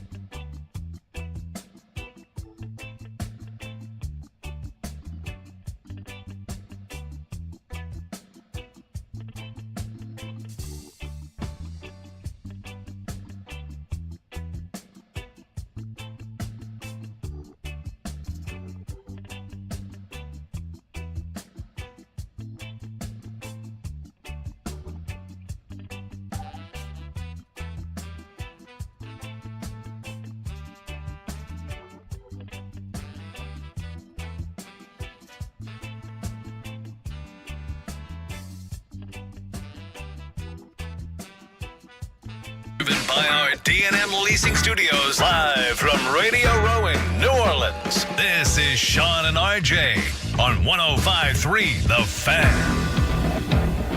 I don't feel like you could fist pump to this. No, you can't. Is it That's a why I love slow-mo fist one? pumping. No fist pump? I can pump to this. No fist. Yeah, I just can't fist pump to this. You know what I mean?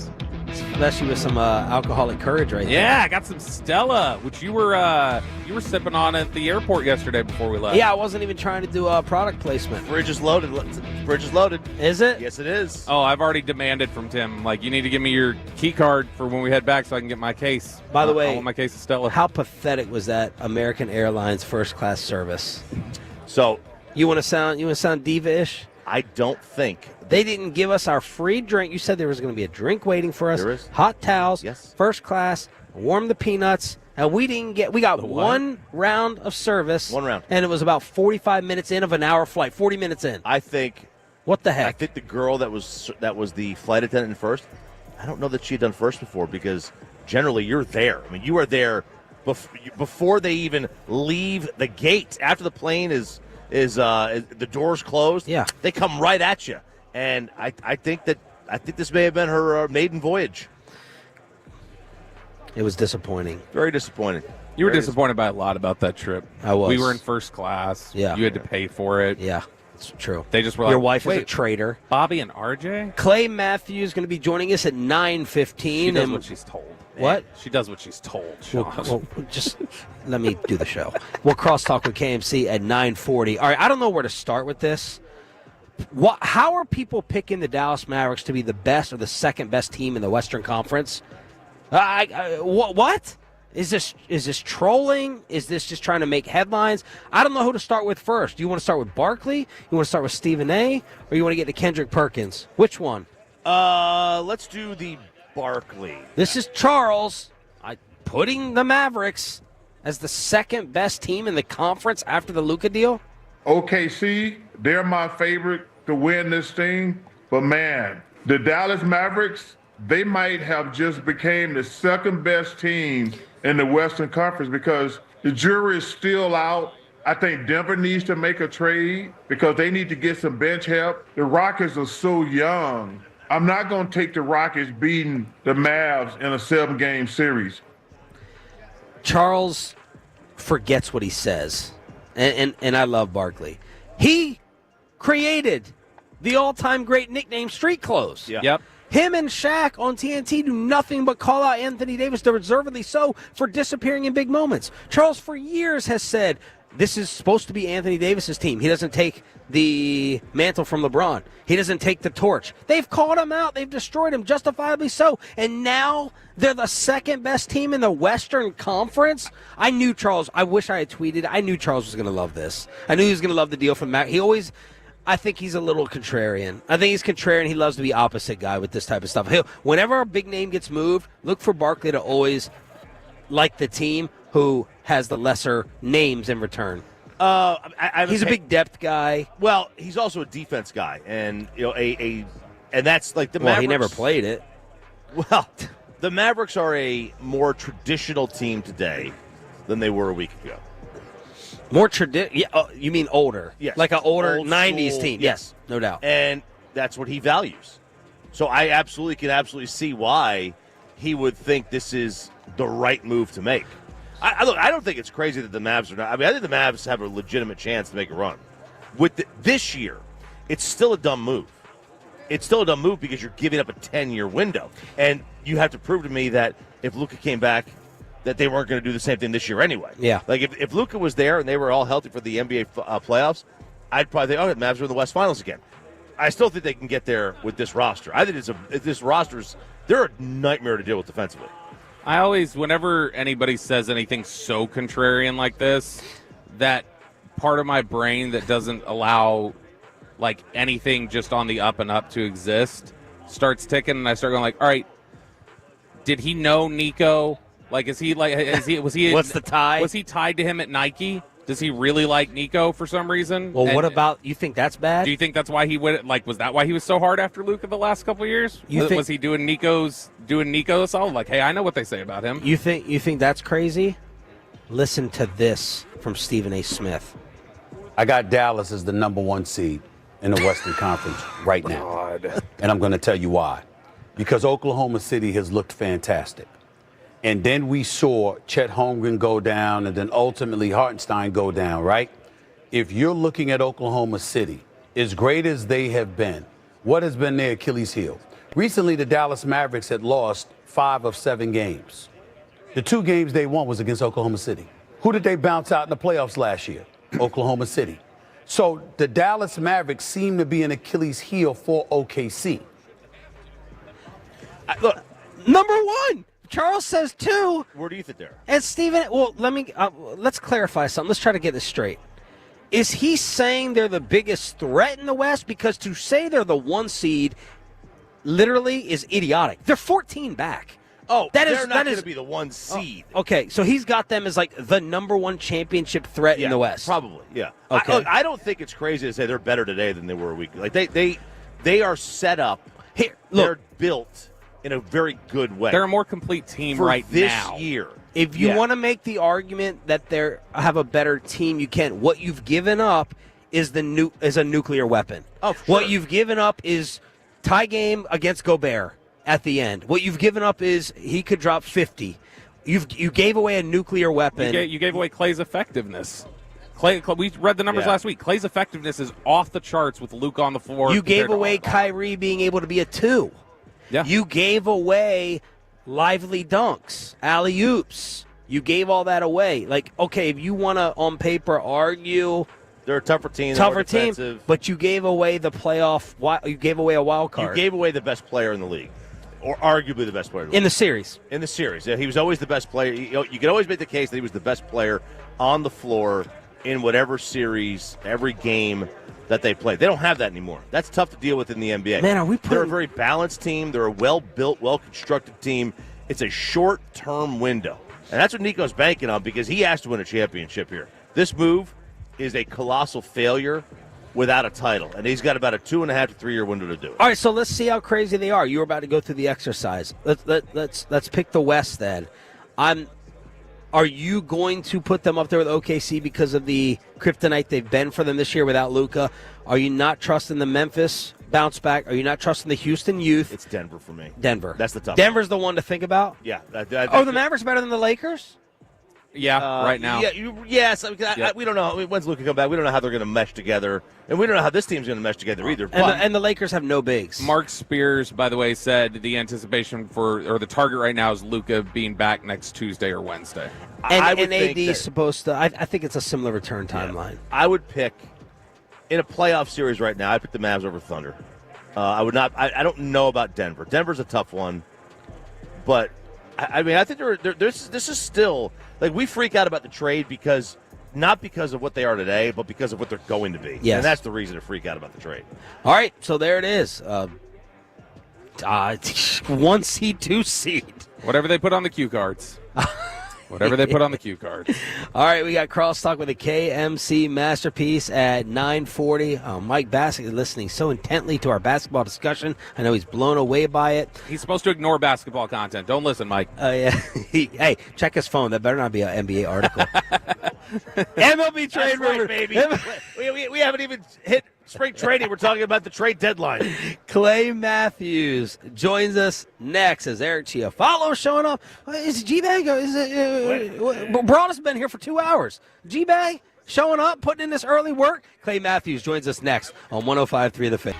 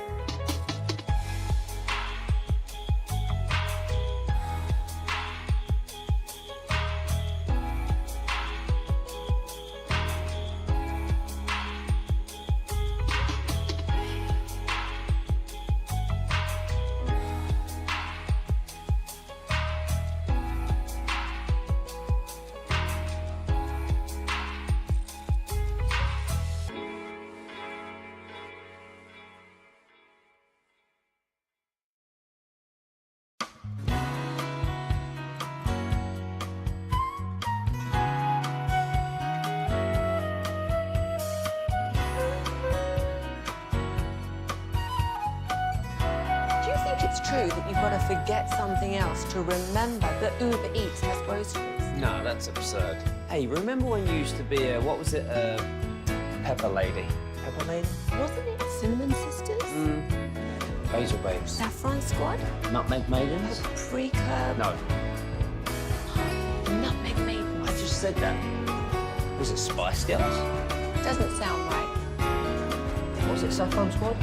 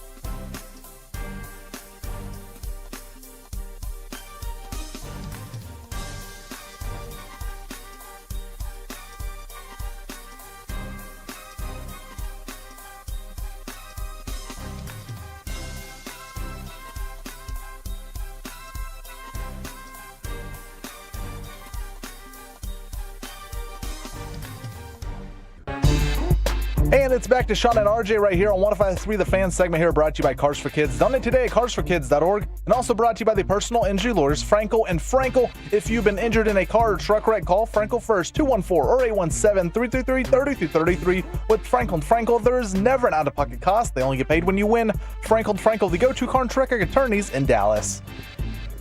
Sean and RJ here on Radio Row, show number 1 in New Orleans, brought to you by Stella, the Low-T Center, and Best Buy Windows and Siding. And I think we have our next guest, the absolute beast, when he played for the Green Bay Packers and the National Football League, although we don't like what he did on Twitter the other day. Yeah, we don't like him observing the 10-year anniversary of the Des Bryant catch and making sure to chime in and say, hell no, it wasn't a catch. We don't like that. Come on, Clay Matthews. You feel any guilt towards the Metroplex here in DFW? Come on, man. Listen, actually, I was mic'd up that game, I believe, and I think I had looked at the ref or looked at my teammates, and I'm like, I think that was a catch. But I'm glad it wasn't, because obviously we all know how that game ended. But yeah, that's still tough for the Cowboy fan base. Was it a catch? Clay, talk to us about playing for Mike McCarthy and just following the way things played out here as him being the former Cowboy coach. How surprised were you, and you think Coach is going to be back in the league again? Listen, I mean, the amount of success we had in Green Bay was a direct result of what he was able to do with not only the tail end of Favre's career, but also Aaron. And you saw he was able to continue that in Dallas. I mean, he took Dak's numbers to the next level, where I think he was runner-up for MVP, if I'm not mistaken. Yeah. And if it weren't for, injuries, obviously with Dak himself and some on the defensive side. But, the 3 previous years, what was it? 13 wins or something outstanding? 12-5. 12-5. I think you look at, unfortunately, it's all about immediate results, and I think obviously they had come up short in the playoffs. I can only speak on the Packers when they came down there 2 years ago. I mean, they were rolling at the time, and it's not about the best team. It's who's the hottest. But I don't know. I like to see the continuity with coaching staffs, with players, with coordinators. And I feel like there's such a rush, not only with coaches, but with young players as well. I mean, you look at quarterbacks around the league, from Geno Smith to Sam Darnold, guys who aren't in the right system, and you just would love for the right coaches. So to kind of answer your question, I do see Mike coming back. I think he's a stud. I've got nothing but great things to say about him. And on top of that, am I surprised? I don't think anybody in Dallas is really surprised with the way kind of the team is run with Jerry Jones' decisions, should I say, with, Dak's contract and CD, and now Micah. It's like he's coming up. He deserved it last year. So I don't think anybody's really surprised. Michael Irvin, Clay, is not a fan of the Brian Schottenheimer elevation. And I want to ask you about this as a player. Michael said you can't have Schottenheimer stand in front of the room as an assistant that we all know and then try to act like the big dog and bark out orders. That's just not a thing that can happen. Do you agree with that? Can you remember a scenario of someone being elevated? And what would you think, even if you didn't experience it, of that happening with now what Brian Schottenheimer is going to do in leading the team?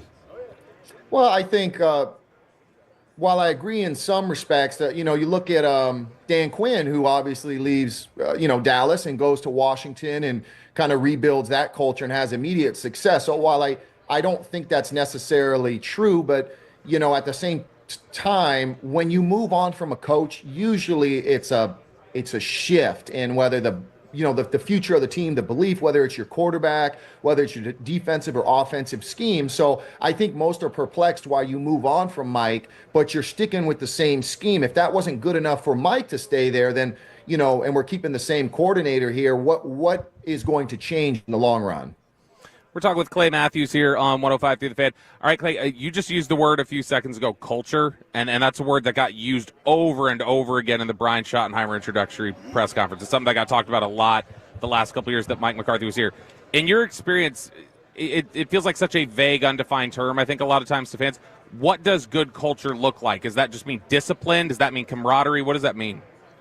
I think it means all that. I think it means first, it's about the locker room. You got to keep that continuity of those players together. The second you're moving pieces in and out, free agents, obviously you're always bringing in new talent, with free agents and the draft capital. But on top of that, it's just keeping that locker room together, those main pieces. You got to sign Dak back. You got to bring CeeDee Lamb, if we're specifically, talking about the Cowboys here. Micah Parsons, kind of stalwarts of the teams who should be there for a decade plus and continue to play at a high level. And then on top of that, you look at teams that have had success, whether it was the Seahawks and kind of the Legion of Boom, and how Pete stressed competition, and it was a menacing defense, and offense ran the ball. You look at Tom Brady, what he was able to do up in New England. It's all about kind of Belichick, being a hard ass and just, being on your X's and O's. So that is culture to me. And I think that's why we had so much success in Green Bay, because of the culture we had with Mike, with Aaron, Jordy, guys like myself who were there for so long, that we instilled this culture of success and doing things the right way. Clay Matthews joining us here, 105 through the Fan, digging the coffered ceilings back there, by the way. Tell us about, is Aaron, how weird is Aaron Rodgers? Listen, Aaron's different, all right? You say weird, I say different, okay? But that's also what makes him so unique. That's also, he's not the cookie-cutter norm of quarterbacks and of people, which is why, so many people are gravitating, which is why I can't do an interview without being asked about Aaron, because like his Netflix thing, he's such an enigma, and what he believes in, how he goes about his business. And most importantly, the reason why we're talking about him is because of how great he is. And, obviously having watched the Jets quite a bit last year to watch Aaron's success or the Jets' success, I was disappointed in how that all played out. So I'm going to take your question and go one further and say, I hope he comes back next year. I hope he plays, but I want him to do what's best for him. I know he's been the league 20 plus years. I know as a competitor, you never want to go out where you feel like, you left something on the table or you didn't live up to expectations, but it'll be interesting with the new coach and management up in New York, what that means for him. Clay, I'm curious. You've mentioned him already. You mentioned them back-to-back. You mentioned Pete Carroll, then you mentioned Tom Brady there. Tom Brady, of course, with the Raiders recently being part of the hiring of Pete Carroll back with the Raiders. How excited are you just to see Pete Carroll back involved in the NFL? Yeah, I think it's good. I mean, you look at the coaches over. That was the first thing I thought of, and I guess, what is that, the AFC West? I mean, and help me out here. So it's Harbaugh, Carroll, Andy Reid, and yeah, Sean Payton. I mean, that's like a Mount Rushmore of coaches currently in the league. So I think it's good for football. I think what he was able to do, obviously I played for him at USC, and the culture he was able to, install down there, national championships, first-round picks, and then take that to Seattle. As with everything, it grows stale. But now that he's in, we talked about culture, now that he's in Las Vegas, kind of instilling that culture when they have a few pieces who, the Crosbys need to find a quarterback now, kind of what that means moving forward. But I think it's a great hire for the Raiders. Is there someone whose game in the National Football League, either now or over the past few years, did you look at and say, that guy reminds me of myself? Shoot, I don't know. I haven't really looked at it like that. Like, who reminds you of myself? Naturally, if you find any white boy who's got long hair, or who's buddy from Minnesota who had an amazing year up there. I'm blanking on Van Ginkel, right now. Andrew Van Ginkel. Yeah. Naturally, those are the comparisons every time. But listen, I tell you what, I love watching Aiden Hutchinson before he broke his leg this year. I mean, he's just relentless, and he's got all the athleticism too. I know coming out of school, you're like, let's see what this guy's about, and he has continually gotten better. And he's a fun one to watch for me as a pass rusher. Can you show us what you're doing with the? I mean, the hair's still there, right? Are we in? A bun today? It's greased. It's just greased back right now because I got these interviews. So I got, I can't just hop out of bed. But yeah, my kids always ask me, Dad, when are you going to cut your hair? I said, well, listen, these guys right here on my computer aren't going to have me on the show if I don't have the hair. They don't care what I have to say. They just want to see the locks. Clay, I saw a video recently, Jalen Milroe doing Senior Bowl stuff and not even that Senior Bowl, but prepping for the draft, where they were showing videos of his feet were different based on whether it was a run play or a pass play. Like he was staggered with one and they were parallel with the other. Were there players that had a lot of tells that you could kind of like pick up, whether it was a run or a pass during your time? Yeah, they were. Yes. As I got older, I could decipher more and more tells, whether that would be the tight end. If he's across the line looking back at me, I'm like, all right, well, he's got no reason other than if he's coming back, if it's the tackle kind of heavy in his stance, if he's leaning back. But yeah, I was on that Bussin' with the Boys podcast. I was talking about Matthew Stafford. We were just talking ball after we had the podcast. And yeah, Stafford for his, first 6, 7, 8 years, it was like the worst kept secret as far as, his footwork when it was run or pass. And so, as a pass rusher, if you've got some crazy 90% plus stat on run or pass, you just play the odds at that point. And so, yes, listen, that's something that should be caught from within. I know whenever we had a bye week or end of the year, you do self scouting, film study, and fortunately for us, it played in our favor as defenders. But yeah, that'll be something for Jalen that'll get corrected moving forward. That's really not a big deal because with social media and everything, everybody's a scout now. Everybody's got something to say, but to some points, it helps out. Is the tush push football? Listen, I think it's fine. Some people say it's bad for football. I don't know. Stop it then. It does seem automatic, but I don't know. I think the one thing they could do if they want to try and take it away is ban or outlaw, kind of pushing your own player. But I think with Hurts, physical ability and having such a dominant offensive line, transitioning from Kelsey to Jurgens and moving forward, I think ultimately that's what's allowed them to do it. Because you watch Josh Allen in the AFC Championship game, and they can't run the tush push. So I don't know. I think it's just a bunch of owners and GMs who can't stop it who want it outlawed. Clay Matthews, NFL great here on 105.3 The Fan. He was up against Adam Vinatieri, Fletcher Cox, Joe Thomas, and Clay ended up winning the Safety Impact Award. Tell us about it. Yeah, so several weeks ago, I partnered with my friends at Colt, and we launched the Safety Impact Award, which highlights the critical mission of educating everyone on safe and responsible firearm ownership. We've recognized charities within the firearm community that have shown an exceptional commitment to safety. And like you had mentioned, working with not only me supporting this, but Joe Thomas, Adam Vinatieri, Fletcher Cox, we encouraged and asked everyone to go to safetyimpactaward.com to vote for our respective charities. Mine was Project Child Safe. I won the fan vote. So Colt has donated and is donating $10,000 to Project Child Safe. So I know we're both fired up at it. About that, but you still have a chance to go to Safety Impact Award to be a part of Colt's educational campaign. And not only that, enter their big game safety sweepstakes, where if a safety happens during the Super Bowl, you will have a chance to win a portion of $100,000. So it means a great deal to me having a young family, being a firearm enthusiast, an outdoorsman, to partner with an industry titan like Colt. And I appreciate the platform to spread the message. Are you coming to us from Wisconsin right now? What state are you in? Oh, no. I just got the drapes drawn. I'm in like the living room behind me. Just, my computer's propped up on a box right now. But okay. No, I'm in Tennessee right now.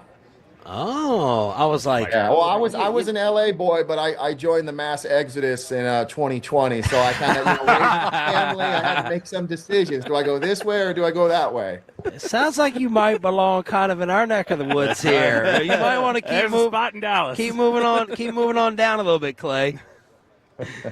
Hey, man, thank you so much. We really appreciate it. This was fantastic, and enjoy the big game. Hey, I appreciate it. Thanks, guys. Clay Matthews joining us here on the D&M Leasing Hotline on Sean, RJ, and Roberto, 105.3 The Fan. I feel like his hair and his look made him look a lot faster. He looked like he exploded on TV. Yeah, you saw the hair flying in the wind. It just looked. It's like we see a horse galloping, and you just see that mane or whatever. His dad had the same hair. The same thing. Like he wore the long hair too. The family, the whole family. How many All-Pros or Pro Bowls for Clay Matthews? I would say he was All-Pros 4? 3. One-time first-team All-Pro. One-time second-team All-Pro, 6 Pro Bowls. Wow. I would have thought maybe another All-Pro. And I totally forgot he played for the Rams. It was just 1 year, yeah, but I forgot that too. All right, we are live here. How about the G-Bag Nation showing up? What's going on with these guys? Like, KNC, we're here 3 hours ago. G-Bag show isn't for another 4.5 hours. When you get to sleep in till 8 o'clock, Corey had to be here for 3 hours. Eric and Zach, I think it's just for them. They still get bright-eyed and bushy-tailed. They still love coming out here doing everything. Like it's still just fun to be around the experience. And Brian will be wherever work is. Wherever there's work for Brian, Brian will be. And I don't know. I guess there were people talking basketball at the hotel, and that's why Basket had to come over here. And he had to get away from it. Yeah. And in case you are missing the headlines of the day, Myles Garrett has asked out of Cleveland, and Cooper Kupp says he will not be playing for the Rams anymore. So those are some of your NFL headlines. Yeah, and Travis Kelce, I'm sorry, last night said he is in no hurry to retire, even if the Chiefs win again. What if Taylor Swift wins some massive order? She's got to go on some big global tour. Shouldn't he just quit then? Well, she was at the travel around with Grammys. her. She lost to Beyonce for Best Country Album. I know. I got people all debating that one. My wife was not happy that Beyonce took home that. Is she a big country fan? She's a country fan, but she puts the hate on Post Malone too. I'm like, how do you put the hate on Post Malone? Swift do a country album this year? I don't know. She's there. You're supposed to know the pop culture. I thought you. That put is the hate on everything she does. No, that is like a. I do think Beyonce's song. People just don't like that she crossed over last second and won. Well, I like the song. I mean, it's the Lil Nas X debate. Like when he did Old Town Road, and people were like, "That's not country," and it's like, but it kind of is. And so it was just that whole debate got sparked again. I mean, that was Lil Nas X. That was country. Once Billy Ray Cyrus threw his hick ass on there. All right, all the fellows are here. So who the heck knows what's going to happen during Crosstalk? You find out next with the KMC Masterpiece and maybe even G-Bag right here on 105.3.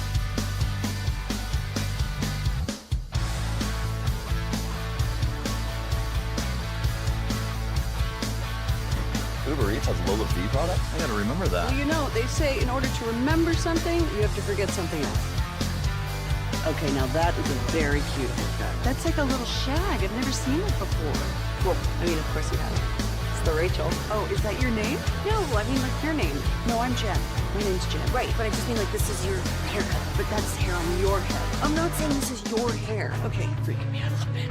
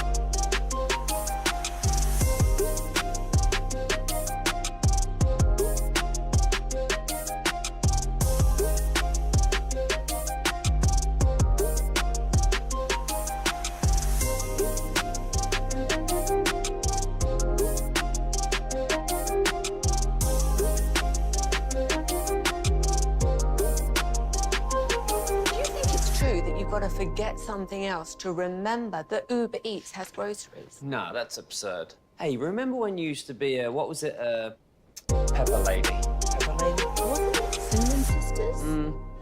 Basil Babes. Saffron Squad? Nutmeg Maidens? Paprika? No.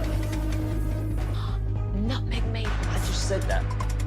Was it Spice Girls? Doesn't sound right. Was it Saffron Squad?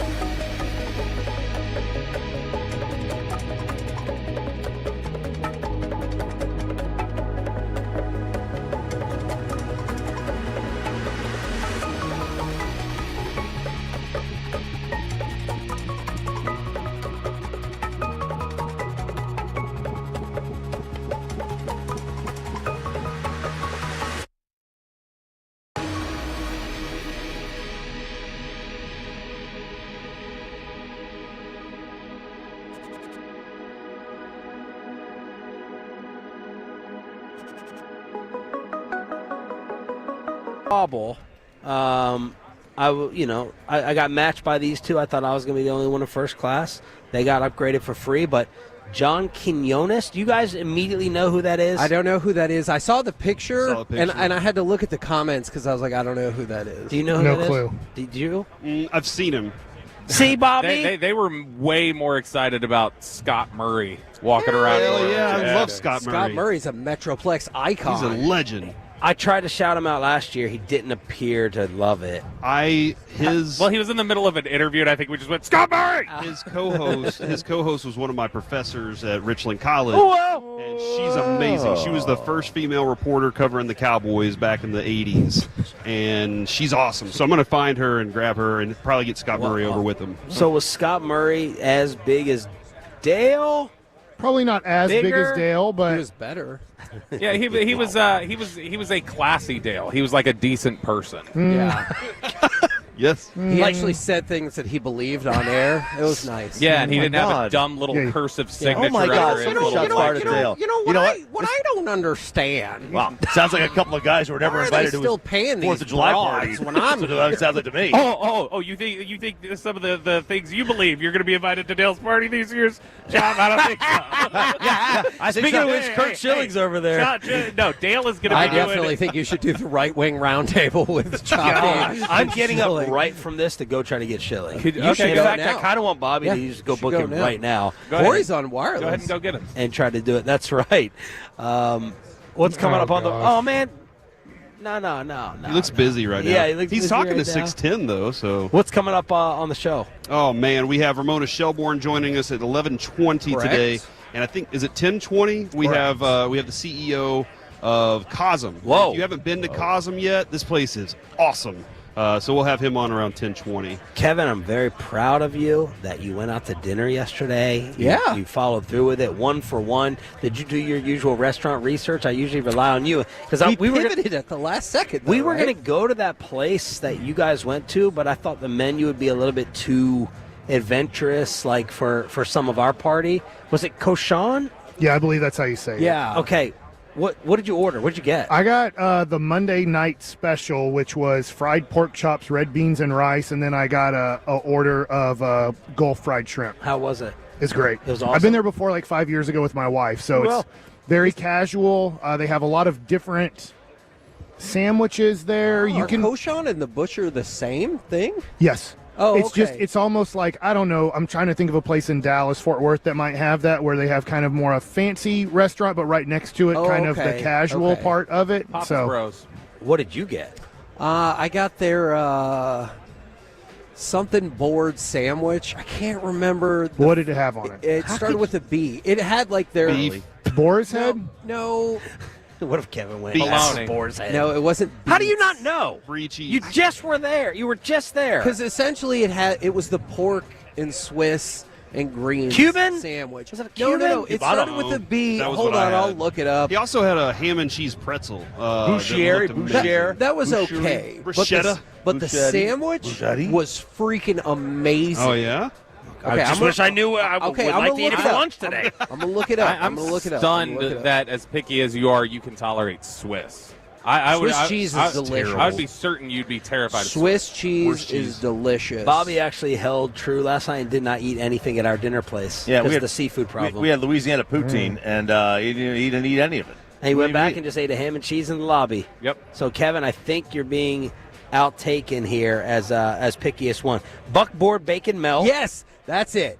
Buckboard bacon. What? I don't know what that is. With I knew you didn't eat collard greens on it. Yeah, it was on the sandwich. Oh my gosh! You picked them off. I picked some of them off. Yeah. I picked a lot of them. And then you guys saw me shut down. Did you see me shut down with the Uber? That they wouldn't let me in. Wouldn't let me in the car. No, right. I did not see That's that. when we all met up. Crazy. You know what? Was it racism? I feel like the white people are the minorities around here now. Oh, Choppy got point. profiled He with his bag walking in. He probably. Well, should I got have, to get though. profiled. He was They on- went in your bag. They didn't open mine. My bag. I thought she said I need to check your bag. Check it in. Like I had to put the tag on it. So they didn't open it? No, they don't open my bag without my permission. You don't care. He cracked the window. This Uber driver just cracked the window and wouldn't respond, wouldn't unlock the door, nothing.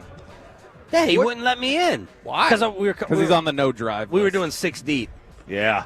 I tried to get a car that was 6 deep. I tried to go 7, but No, you can't. And then I was getting We ready took to a taxi over here gotta make yesterday. a 7-person car. It died 3 times Yeah. on the way from the airport. It died on the ramp at one point. We were Yep. on the ramp, and I was like, "This isn't good." And the taxi driver just kept shaking his head. He was like, "Oh."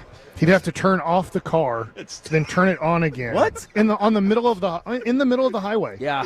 Like he pulled over to the side I and thought we just had a stopped flat the car. tire I the was first like, time. oh, It wasn't like one of those cars that's environmental. I don't Oh know. no, you could see him the- turn it off. this was a Auto late start, whatever. 90s piece of dump. What's coming up at 12:40? 1240, big announcement. Uh-oh. Big announcement I for saw- Mike Likes It. We are going to take a load off Oh, no. For the Mike Likes It segment. I can't wait. What does that mean, I take love a taking load a load. off? That's a great question. You just relax. Take a load off. And you're just going to carry it? Well, that's what I do every day. At 12:40. 12:40. Yeah. I was getting ready to have my basketball argument with Mike yesterday outside the hotel.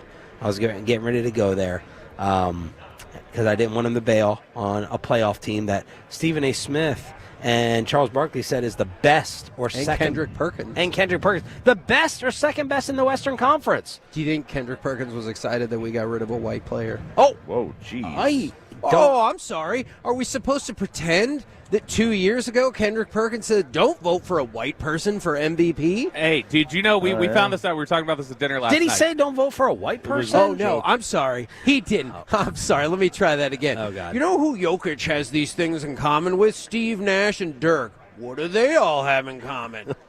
I'm just saying. And J.J. Redick, I was like, because you're saying they're white. I didn't say that. I'm just saying 80% of the voters are white. Yeah. We just realized yesterday the Mavericks now with this trade have 0 European-born players on their roster. Do you think that's why the Mavs fan base is really mad? Mike, like the hell you don't have somebody from Czechoslovakia. Mike, how many teams in a playoff series would you pick in the West over the Mavs today? I'm telling you, AD's healthy in the series. Telling me Derek Lively's healthy? When's he supposed to come back? Never. At the end of the regular season. Yeah, like let's just say never on the injury. Let's say every team in the league. I think he comes back next year. He's 20 years old. You don't mess with a broken foot. But let's just say everybody in the league is at full health. Everybody's at full health. Beat? I think Oklahoma City, beats you pretty easily. Even though the Mavs generally seem to match up really well with them. Hartenstein, am I saying his last name? Hartenstein. Harken back. When he played, we lost by 20. Chet hasn't played yet in this series, I don't believe. So what they did in the offseason was they wanted to add a center to kind of stop, doesn't matter now, Luca. He will have more of a responsibility, obviously, on Anthony Davis. And then you have Chet Holmgren. So they can match you size-wise and physicality-wise. I get you're a better defensive team now. All right, let me ask you this. Who else on the West? Kyrie gets shut down in the playoffs at times pretty easily. We saw that last year. He's 6'2". You can shut down 6'2" people pretty easily at times in the playoffs. What do you do for scoring? Anthony Davis, hopefully. Why'd you sign Clay, Mike? 29, baby. Why'd you sign Clay? For the playoffs. For the hope that he could catch and shoot 3-pointers. He's done Well, you got Luca to collapse the defense and kick the ball out to. But name the other. I'm serious. Name the other teams in the West that you take over them in a series. I would probably take Denver because I think Jokic will be by far the best player. Here's the deal too, which is tough. Both these guys that we have now, the Mavericks, won championships. Were they the number one player on their team? No. No, LeBron won the championships. I've never seen in my life, the closest I got, I know it's kind of happened. I'll give you the Detroit Pistons, who started 5 All-Stars, but no superstar. Chauncey, Rip Hamilton, Rasheed, Ben Wallace, and Tayshaun Prince. So you had 5 All-Stars start for you. Literally all 5 made the All-Star team. You're going to take 2 number 2s that are not – if Anthony Davis is totally healthy and totally great, I'll put him in the top 10. But that's sometimes rare in his career. Yeah. So you have 2 number 2s that are going to go up against number 1s. That usually never works in the playoffs in the NBA. But I don't even know if they're going to make the real playoffs. They got to start winning more games. I get that this isn't a bad team. To your point, I don't know, Denver and OKC, I'd for sure pick them to beat them. And I think not having Derek Lively, the rest of the season and for the playoffs I think that's is going to hurt what you think is your overwhelming strength against other teams, having Anthony Davis, Gafford, and then / Lively on the court. Do you guys view? I'm just curious because what is going on? No, we're not talking about that. Corey, do you view RJ? Jason Tatum as a true superstar then? Because you could just go back to last year. That's just my question. Yeah. What is going on, Choppy? I don't know. I'm trying to see if this is real or not. Okay, like possible trade. No. Is this about fake. the NFL? It's fake. Oh no, this NBA sent out. Block fake. this. This what person is is a loser. Sent it to us. I was like, It wait a is. second, what? Whoever does this is a freaking loser. Adrian just sent me videos of her and our wives hanging out at Cafe Du Monde, and they got horns and they're living New Orleans life. Horns? Yeah, What does that trombones mean? and I thought you were drums. talking about this and tweet. They're Yeah. having an awesome time right now, and I was just like that. Do we all think one of the bigs are getting moved? I do not. I do think in the offseason Gafford gets moved. Gafford has played his way into $30 million a year. So he has 1 year left. So if you're going Anthony Davis next year makes $57 million, then the next year makes $62 million. You do have Derek Lively for the next 2 years on his rookie deal, and then you'll pick up his 5th year, and then he's going to get, if he can get healthy, he does have the talent to get $40 million a year. I can't pay 3 guys. I can't pay $140 million for 2 positions. Do you think even with the age that Gafford has a higher trade value than No. Lively? No. Oh, no. Lively more. Yes. Okay. Your issue is he doesn't make a lot of money, so the money matching thing becomes difficult. The injuries. He still has a child's body. Yeah. Like I've said this about Evan Carter. Evan Carter has a child's body. It doesn't mean they're always going to have a kid's body. Who do you think is more likely to play mostly injury-free going forward, Carter or Lively? Oh, man, great question. Carter, I think. I'm guessing. I'll go with Carter, too. There's less impact in the sport, but not when it comes to the back. The back screws you up, everything. Are you going to go talk to Kurt Schilling about it? Ask him that? Yeah, About the back? you guys got to have Kurt Schilling. There's no way he follows today's MLB, right? I don't know. I remember listening. He's a junkie, man. I like listening to him What? talk baseball. A baseball junkie? I don't mean he's What a real are you junkie. doing, Kevin? Hey. No, he did fake his buddy. Kevin, you throw a chop under the bus here. Man. I don't know if you would mind not sitting down with Kurt. That's a good point. Just go I up know there. Bronis wouldn't. Just go up there and go Gulf of America and high-five him, and he'll be a lock for you. a little body of water, okay? So much salt and so many shrimp. It's right over there, too. It's right over there. We're back tomorrow morning with the Just hump think, day. when you go to hockey games, pretty soon they're not going to have to play "O Canada" when you're playing like a Canadian team. That'll be just a state song. Supposedly they booed at the Raptors. Yes, game. because They of the booed the tariffs. national They anthem. booed, and then at a hockey game last night, they booed "O Canada" in the U.S. Oh, yeah, we're going right back at it, baby. Just remember, Sean. In your face, Canada. 12:40, Mikey. Who's the governor 12:40. of Saskatchewan? You got I me don't worried. know. Okay. You got me worried for 12:40. We're going to rename none of it. Me too. The KMC masterpiece is next on the Fan. Thanks to Comerica, you can listen to Sean and RJ anytime you want on our Odyssey app. Check it out if you dare. This is Boomer.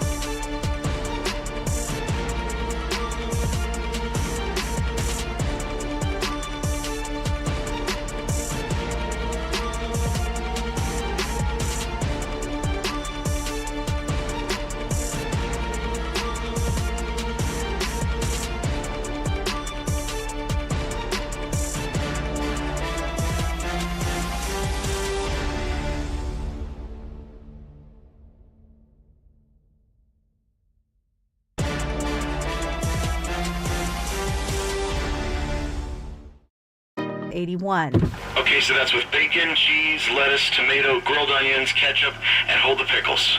You know what you like. You wouldn't order your burger just any way. Why should your sports talk be any different? With Chapters on the free Odyssey app, you can choose the topics that matter to you most. Whether it's reactions, matchup previews, injury updates, or team news, quickly find what you really care about. Your football talk, your way. Download the free Odyssey app and start listening today. It's time to fall in love and find your luck during the $1.8 million Lucky in Love giveaway at Choctaw Casino and Resort Durant.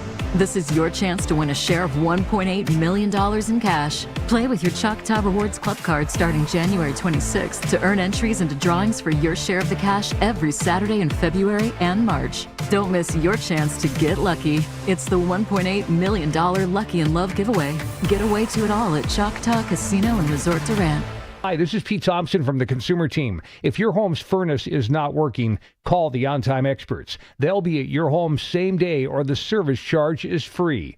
Book your appointment now at theontimeexperts.com. That's theontimeexperts.com. I see Orchard signs popping up all over town this year. That's because Orchard reinvented home selling with their Move First, Sell Later program. Buy your new home before selling your old one. Orchard guarantees your home sale and gives you cash to buy your dream home. That's right, move into your new home without waiting for your current one to sell.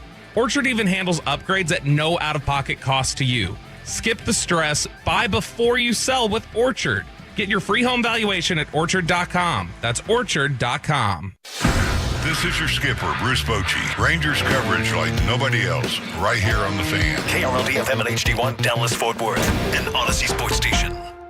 Driven by our D&M Leasing Studios, live from Radio Row in New Orleans. It's the KNC Masterpiece on 105.3 The Fan. KNC Masterpiece. Right here on 105.3 The Fan, where I feel like Alec gave me directions that I immediately did not follow. Yeah, what was that all about? Alec, I'm sorry. I thought I understood your directions. I clearly executed them poorly. So you're saying you might have actually understood. I thought you just didn't know how to. I clearly did pull not it off. understand the instructions. Kevin, Alec, you and I are here. Is your okay? But I don't know who that guy Yeah, I'm is sorry. talking over there. My computer is not. Because he's very, not on very YouTube quickly. or Twitch right now. Yeah, where are you on the Zoom, buddy? Just making noises. Hey, second, guys. Alec, like 1 minute into the show, how much have we let you down? I'd say, we're off to a great start. I'm going to be Look at company that. guy See, here. that's promising. Yeah. Okay. Out of all the shows here, though, out of every show that's with us this week, aren't we the one that could be the most calamitous? Even Like the way sweaty? you said that word. No, that's clammy. Like the one that could, it could fall apart at any point, or would start off the way we did. Like we're that show that somehow it's chaos, but somehow it's a beautiful chaos, and we all love it, except for Kevin. Yeah, that's very true. We're So a top 10 show in the country, though, so take credit in that, man. Yeah. That's awesome. Once we get ranked properly, I'll be more excited about that. Where do you think we should be? One. Oh, there's no way in hell we should be behind show number 6. Come on. Come on. What are we even talking about? All right. So let's talk for just a second, and then maybe we'll get to some other sports things. We're live at Media Row, not Radio Row. I noticed that today, and maybe it's been called Media Row for the last few years as we got back to doing this in Phoenix, last year in Vegas, and I noticed that they don't call it Radio Row anymore, which is right. I would say less than 50% of the people broadcasting here are radio stations. I would say it's approximately 50-50, but obviously you have a lot of TV shows. You have podcasters. You have different The things. Hunt family. Yeah, the Hunt family's broadcasting here all week. Is that- but it's really not Radio Row anymore because I don't even know if over 50% of the people that are here are radio stations. Man, that's a good point. That is a good point. Lots of podcasts and TV streaming type stuff. Lots of different options, which we also allow for, right? We give you the YouTube and Twitch. We got all those options for you as well as radio. So for us, it still is Radio Row. There you go. That's the spirit. Hey, I know you kind of made reference to it, Corey, but I legitimately was scared we weren't going to make it here yesterday when we were in our cab. Now, we took an old school cab because there was a giant wait for Uber, and we're like, nobody is waiting for the taxi cabs. And then I think we quickly learned why that might have been. Look, man, I'll be honest. I've ridden in many taxi cabs here, and that's the first time that's ever happened. That thing did stall 3 times on me, though. I've never. So the dude pulled over to the side of the road, and I thought he had a flat tire. Okay. And I was like, oh, do we have a flat? And then he just sat there for a second. I was worried. Didn't respond, and immediately turned the car We were back. talking crap about the Pelicans, and then you might have said something derogatory about New Orleans. I did and not. I thought, I wouldn't. You but- can't. Just because we're having a conversation in the back does not mean you can say you have to get out. You guys aren't talking glowingly about New Orleans. And I just like to say, I love New Orleans as a place to visit. Some people don't. Some people do. I do like it here. The Pelicans are pathetic. But I was like, he's getting us out because we're not saying all these glowing things. Because I said, do you know what happens when you dig a 6-foot hole to bury yourself? Or I guess you wouldn't be burying yourself, for your family to bury you in New Orleans? You're buried at sea. Well, okay, yes, kind of. I It think is if you below dig a sea 6-foot level. hole, I think the ocean rises up. Was that news to you yesterday, though? Yes. Whenever we were explaining was that you had shocked. to be buried above ground Because here? I saw the really cool cemetery, and y'all were like, well, you have to bury him above ground. And you just said it like it was just a common thing. And maybe everybody does know that. I was like, wait, what? Yeah. I thought it's just because New Orleans is And whales fancy are as hell. mammals. Whales are mammals, and you have to be buried above ground in New Orleans It's a little odd, Kevin. because of the sea level. Seeing Reggie over there just having his own radio show without us, you know. Aren't you proud of him? I am proud and a little hurt. It's like watching, an ex-girlfriend that you really cared about, but y'all mutually parted ways. That never happens, and, right? Yeah, sometimes it does. You're feel just like like, we're not right for each other. And then now that she's off doing something great. I feel like you're taking a big shot at Alec right now. No, we love me Alec. too. I do Alec, also. right? That was a long relationship, though. We had a long relationship with Reggie.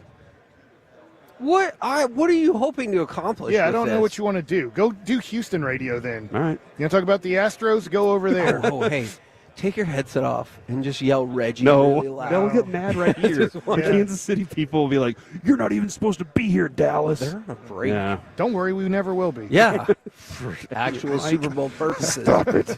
Remember in Arizona last year, I had a bloody handprint on the wall in the 2 years bathroom? ago? No, in Arizona last year for spring training, Oh. I had a bloody handprint on the wall.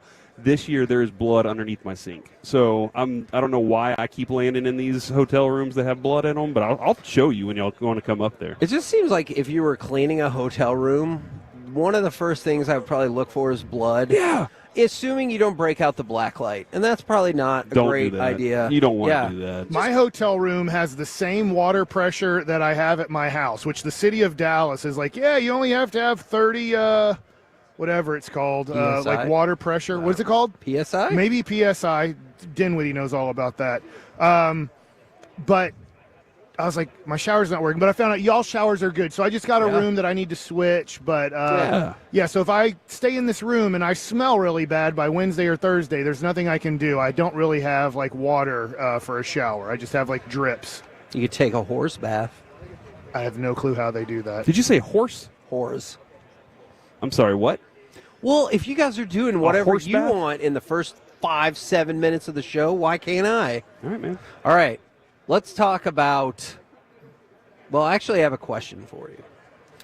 So, there's a lot of talk behind the scenes about, or I guess not really behind the scenes, that one of the reasons the Mavericks made this Luca trade was because they thought that he was out of shape.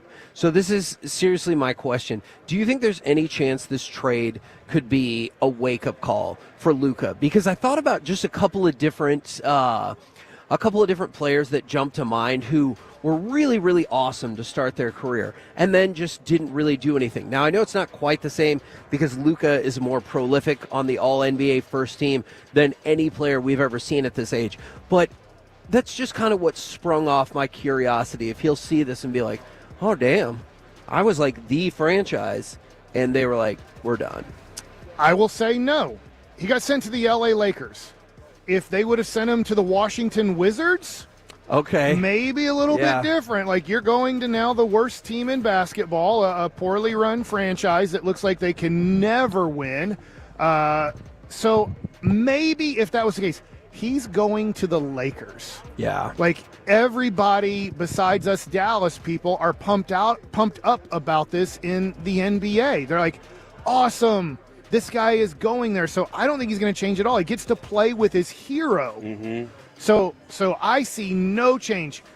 There's never been a change in him about the refs. It only happens like for 1 or maximum 2 games, and then he goes right back. He just can't help himself. And I think there's a lot of things in his life that he just can't help himself until he gets real help. And I don't think this is going to cause him to want real help at all. I think I'm going to reiterate everything Mike just said. All of those points are dead on. He goes to the most visible team in the entire country, or in the NBA. He goes there, so he gets the look. Everybody's already, oh, we love you, Luca, because A, he's there, and B, he's Luca. I mean, he's going to be that great. Luca, whenever somebody would reprimand him around here, and he'd go, okay, fine, I'll show you what I can do. And then he'd go do it.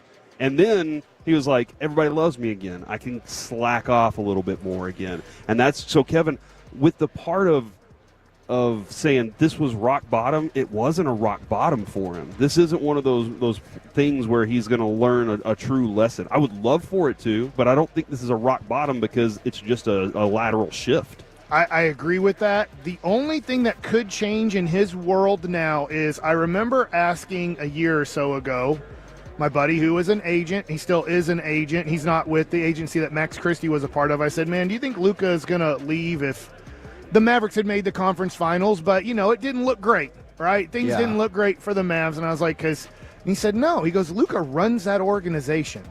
He goes, he can do whatever he wants whenever he wants. He has no desire at all to leave a team that he's pretty much the owner of. Yeah. Now, this was a year plus ago. This was before the Adelsons came in and bought the team. So I think going to L.A. with LeBron on the team, he might struggle and have to change a little bit of, this is not your franchise. We see you as the franchise player. I don't know how L.A. is going to do that. I honestly don't know how the Buss family does it, but I would feel like it's LeBron's show still. It will not – Luka's going to be the better player today, but I don't think it's going to be Luka's show, which is going to be interesting in the offseason, how the Lakers see it, how LeBron sees it, how Luka sees it. But that might be the one thing that changes is he had for a while here, and I think that started to change recently, but he had for a while here, he was the Dallas Mavericks in every way. And Bill Duffy, his agent, they liked having complete and total control over the organization for a while. It started to change, and now going to the Lakers, will he get to run that whole franchise as in do whatever he wants whenever he wants? Now, okay, and so I see this from the 817, and this isn't exactly true. It's true on face value, and they're like, hey, but this cost him $100 million, $115 to be specific, but not really, because that's for people who are like, he could have signed a Supermax with the Mavericks in the offseason. Now he can't sign that same Supermax. He loses $115 million. Depending on how he structures his contracts, he could actually make more money because of this. Like, if he does a 2-year deal for his next extension, then he would be up for like the super duper max or whatever the hell it's called. I like that name. And he can pop that contract every 2 years, exactly, or even every other year. Exactly. And so I understand that because I've seen the same thing that's essentially like, hey, he cost himself $115 million. That's true, like if his basketball career ended in the next 5 years. His agent's not telling him that right now. His agent's going, no, we'll make money. Crap. I mean, I hear what you're saying, and I don't want to stop this conversation down. It sounded like Nico and the Mavs might have not offered him the Supermax, going, we're not offering you $115 million more than you can get on the market. We'll offer you $50 million more. So I understand the potential contract, but he never got offered it, one. And then two, I don't even know if the Mavs are going to offer the super duper max. Do you think, I know this is speculation, this is probably not fair. My question was going to be, do you think the Mavs think he'll be elite in 5 years? Not to go all Cole Hamels on this, but it kind of feels like the Mavs are like, I don't think so. I think they're betting on, this is why they traded him. One of the reasons is at 30 years old, his career is going to go downhill in a hurry. I got you. His work ethic, if it doesn't change, he's already overweight. He can play at this. It's a, you know, I know this is a different story, and people are going to be like, stop doing this, Mike. Well, deal with it. Is my dad got to know Cecil Fielder a little bit, not a lot, because they would go to Baton Rouge. We're here in New Orleans, Baton Rouge, not far away from here. They would do a big camp together. And there's a whole bunch of guys there. Will Clark was there, stuff like that. And one of the coaches said, hey, Cecil, you know, everybody loves you right now. But as soon as you get away from hitting 40 or more home runs, they're just going to call you a fat ass who's out of shape and doesn't care. As long as you keep doing what you're doing, they won't care that you're fat and out of shape. But as soon as you stop doing this, as soon as you stop doing what you're doing for, at the time, the Detroit Tigers, people are going to just kill you for being out of shape, because you know you're out of shape, but you are still destroying the baseball. You're still a very productive player. As soon as Luca stops being this super productive player, which is going to be tougher when he gets older and he's had this much weight on his body for such a long time, and his knees and his hips are going to take the pressure of that, is all of a sudden he will be called a fat ass and a lazy piece of you-know-what. But that's probably, to your point, about 4 or 5 years down the road. And so I'm sure the Mavericks are betting on about 5 years down the road, he was going to be called a lot of bad names. Then let that happen in 5 years is just the kind of the way I was. Okay, so let me ask you. Worry about them. Okay, so let me ask you about now. I hear you. I understand all the reasons why he's like, no, this works for me, I'm not changing. Do you think being paired with, and I know people have questions about how Luca and LeBron work basketball-wise, but I'm going to focus on something else. You're being paired with perhaps the greatest conditioned athlete in the history of the world. Like, he's still playing at an insane level 22 years in. Do you think being alongside LeBron or having conversation with LeBron, or LeBron sitting down to me and like, this is about to be your team, man. You need to get your ass together. Like, he clearly respects LeBron. Do you think that would move the needle? Forget the money, forget what outside people say. This is somebody that is respected by people in the league and respected by Luca, and he's like, you want to have a long career? Quit doing this. For Luca's life and career, I hope so, but nothing's got through to him. I got He didn't like Rick Carlisle, Yeah. he got rid of Rick Carlisle. And how long is LeBron going to be there? I mean, it could be this year, and then he opts out and he moves on. Possible. But I see what you're saying. But there's a possibility, right, Corey? I mean, you're with your mentor, your hero.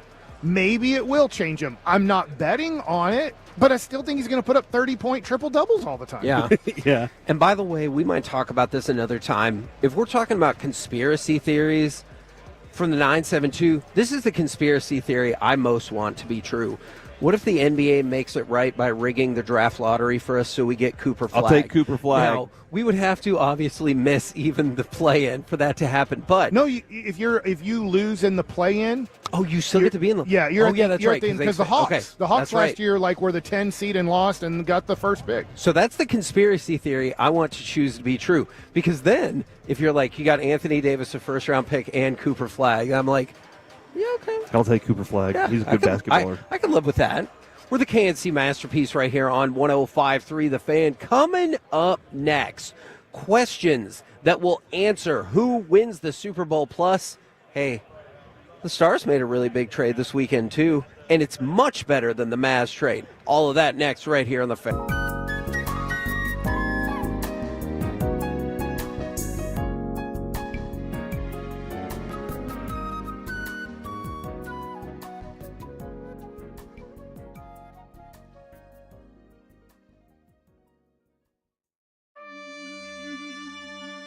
Do you think it's true that you've got to forget something else to remember that Uber Eats has groceries? No, that's absurd. Hey, remember when you used to be what was it, Pepper Lady? Pepper Lady? Wasn't it Seaman Sisters? Basil Babes. Saffron Squad? Nutmeg Maidens? Sweetheart? No. Nutmeg Maidens? I just said that. Was it Spice Girls? Doesn't sound right. Was it Saffron Squad?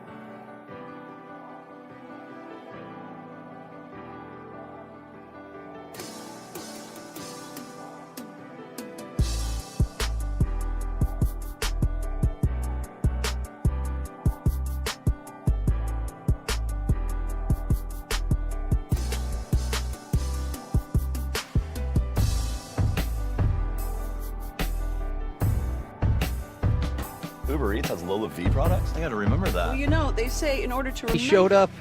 There he is. In the Zoom on the fan cam. There's Reginald. His response, which I think is pretty reasonable, is that he has his own show to do. Yeah, he said, I left the Tolos behind a long time ago. Oh, my. I don't. So I feel like it's on us, Kevin, to really comfort the Tolos that he hurt and left behind. Okay.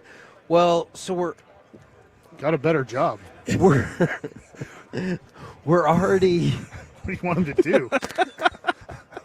Mike, it's like there's a lot of times Fair. you're just like, Mike, do you have to be so real about it? Oh, I like it. I'm really fascinated to see how the rest of the show goes today. All right, so burning questions for the Super Bowl, or do you want to start with the Stars? Because obviously, since the Luca trade rocked everybody's socks off, I had all this info for the Stars trade, and it kind of felt like, oh, well, none of that's coming up yesterday. Two things about this, Mike. One, the Stars tweeted out their Twitter account tweeted out all in and then said our general manager, Jim Nill, made this trade to signify to the locker room that they are all in. And, like, that's a bold statement around DFW. So they took a Mavs kind of shot and a Cowboys shot? Yeah, in this, they took a shot at everybody. In this X, right? We're all in. That's a shot at the Cowboys because we know the Cowboys have not been all in for a long time. And then they're taking the opportunity as the Mavs trade their franchise player, the guy who sells, I'm going to guess, top 5 jersey sales in the world. And they're kind of like, we are going to do something that you're going to like. And help me out here. I don't know. Is this person like, so what do you call it in hockey? An all-star? Yeah. I mean, that is, although. But they're not having the all-star I know, game this they're year? doing the Four Nations tournament. I understand. No, that's Seven Nation Army. That is an Good amazing song. intro and bass played line. too I agree much. with all of that. But Mikhail, I'm going to go with Granlund and Cody Ceci. If, Alec, you can go ahead and give me cut number 3, please. This is the player that I'm more excited about. Across this time to Mikhail Granlund. He picks his way through center, gets in over the back of the line, gets through the defense, and on goal he scores! So the Stars, like, and I know we were joking about the all-in concept, but look what the Stars did. So to San Jose, who San Jose is like, the hell with it, I don't care. They gave him a first-round pick for this upcoming draft. They also gave him a conditional 4th-round pick that can jump up to a 3rd-round pick if the Stars make the Stanley Cup final. And in return, they got Granlund and Ceci. Granlund is the person that you will think of from the offensive perspective, and Ceci is the defensive man. I'm not saying, like, they can't do anything else, but obviously that's what you're looking for. And Granlund, he has really popped up to being more like a top-line center over the past 2 seasons. He has 15 goals, 45 points in 52 games this year. So he's hoping to bring you some of the offensive punch that we talked about. Now, Ceci could be a different story. Okay, why is that? So if you talk to San Jose fans, they seem to really dislike him. And you know how in the trade everyone's like, this person got fleeced, that person got fleeced. If you look at, I probably looked at too much social media feedback about all of this. All the San Jose fans were like, I can't believe they took This is another trade that we're getting wiped on? Just no. Because there are plenty of people who think the Stars won this trade, but there are San Jose fans who are like, I'm glad you took that defenseman off our plate. So any idea that he's going to fill the void of Chris Tanev, I think is a little foolish. But can he play team defense? And that's, I think so. And Kevin, still, I guess, I feel like still the biggest problem is you're still kind of missing some of that physical presence. Like Sure. This is still a Stars team that's very reliant upon finesse. Yeah. And I know the game kind of turned that way for a while, but to try and find that toughness to add to the roster, I feel like Tanev was a perfect toughness guy last year, but it didn't get you over the top. So maybe they're looking at everything a little bit differently, saying let's just continue to add to that. But I see what you're saying. The Athletic does have Stars getting a C+, and the Sharks getting an A- grade. Ooh. But you said it's all over the place here right now. Look, and I like Granlund. He's going to be one of the alt captains, I think, for Finland in the upcoming Four Nations face-off. And so obviously he's already got some bonds with, or he will have some bonds with multiple Stars players, because clearly a very heavy Finnish contingent on this team. So I just wanted to give the Stars some love because I like that they're going for it.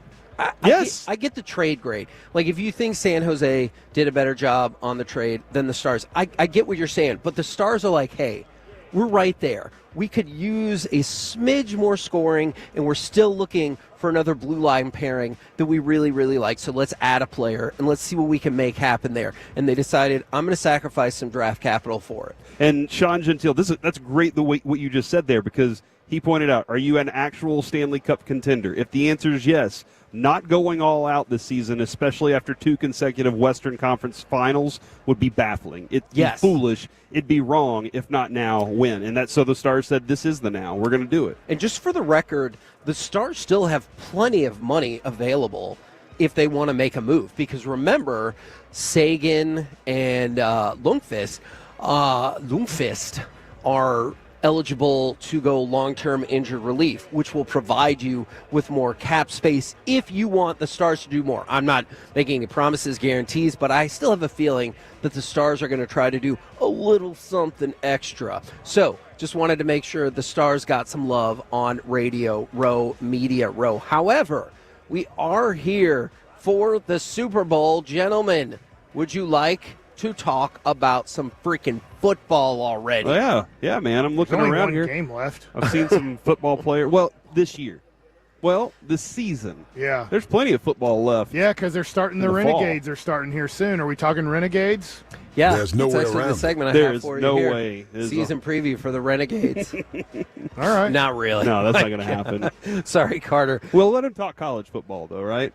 Oh, Carter? yeah. Oh, look, Carter can try to talk UFL whenever he likes. I'm just probably not going to carve out the time directly to make it happen. So I have got some questions for you about the Super Bowl coming up. And the first one is, and I want to know what your definition for this word is as well.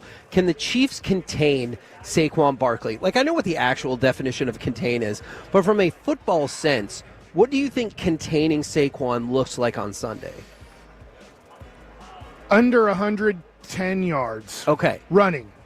Yes. But I get, like, if you do that, but he has 4 catches for 80 yards and you hold him to 100 yards rushing, you didn't really contain him. He just got his close to 200 yards in different ways. So I get he's great, but so's Kansas City's defense. Now, that being said, I thought Buffalo had a lot of positive runs in the AFC Championship game with lesser talent. Agreed. And that's I do think Josh Allen's a better runner than Jalen Hurts. And Jalen Hurts isn't bad at running. Don't get me wrong here. I just think Josh Allen better than Jalen Hurts, but then Barkley way better. Yeah, because Buffalo will spread out, and they'll spread out their running attack a little bit more. I believe it's 18 straight playoff games that the Chiefs have not allowed an individual to run for 100 yards. Okay. If they keep Saquon under 100 yards, I feel like it could be over, but you're right. Because of his versatility, maybe he tags on 100 yards receiving, and you're like, well, crap. So one of the things, I heard Julian Edelman say this last night. He said Kellen Moore is allergic to the run game. He said, we've all known this. Kellen Moore, he gets antsy. Young coordinators typically get antsy with the run game, but what he's done so well throughout the playoffs is utilize the other talent to open up Barkley, to utilize A.J. Brown and Devontae Smith and Dallas Goedert to create. Now you have a home run. And you're like, holy crap, he just busted loose for 76 yards. That's what Kellen Moore's done a very good job of using the right run at the right time by creating the space and the chaos that he likes. Give Kellen Moore the credit. He has all the talent, and he's like, how do I use it to its best? And I think he will. I don't think he's just going to say, we're going to pound the rock today by any means. That's not Kellen Moore. But I think he's going to have a big explosive play set up, maybe a couple of them for Barkley, because he knows he's the most explosive player on his team. What would containing Saquon look like for you overall picture? Yeah, I mean, if you contain him 75 yards, 78 yards, that's containment. And that could be done on one play. So I think that's real containment is 75 yards. You did a good job in this game. Now Go ahead. Quick it might in a weird way, be the defense's responsibility early in the game. And I get Kansas City doesn't put up a lot of points this year.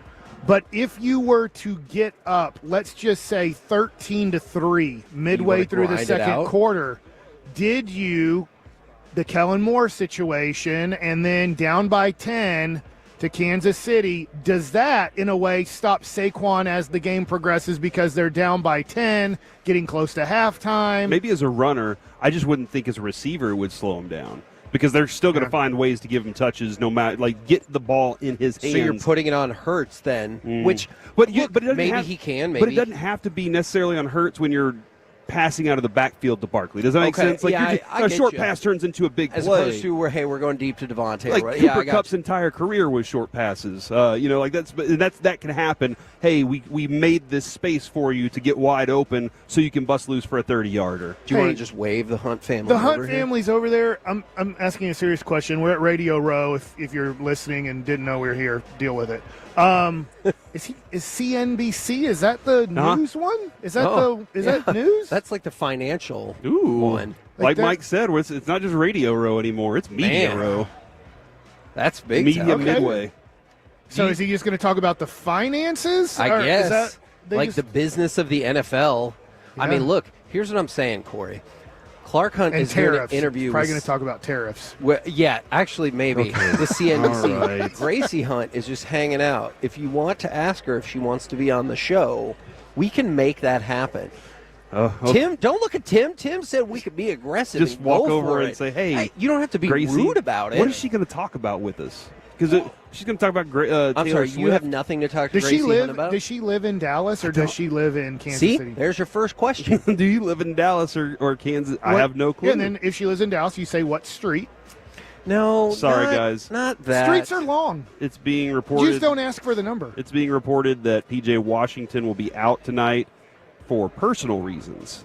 Oh. So he's been downgraded to out against the 76ers. Nothing against P.J. tonight. Washington, but I just can't believe NBA players miss games. And Anthony Davis is out. Max Christie, I think, is going to play for whatever it's worth if you're looking forward to, like, getting a glimpse out at him. All right. So you want me to do that now? Yes. Tonight's Go. the media party. Yeah. No. Maybe, what if we see PJ at the media party? Why would he? He's supposed to be Ain't playing basketball. Look, did you see Corey was getting up? He was about to go for it. Go Hey, tell tell for her it. we're DFW. Okay. I think Go my- for it, Corey. my Zoom We're just gonna went finish off. this segment while you're chatting. All right. All right. I'll be back. Coming up next, we got an option, Mike. Yeah. It could be baseball nuggets. Yeah. It could be you asking all the football questions. Not or football. it could be Corey has wrangled us a guest All right. here on Radio By Row. the way, the Dodgers are adding a third baseman who hit 56 home runs in 2023. Next. According to the National Highway Traffic Administration, a car or truck accident occurs every minute of the day. The law office of Bailey & Gallion, official law firm sponsor of the Texas. Okay, now that is a very cute haircut. That's like a little shag. I've never seen this before. Well, I mean, of course you have. It's the Rachel. Oh, is that your name? No, I mean, like, your name. No, I'm Jen. My name's Jen. Right, but I just mean, like, this is your haircut. But that's hair on your head. I'm not saying this is your hair. Okay.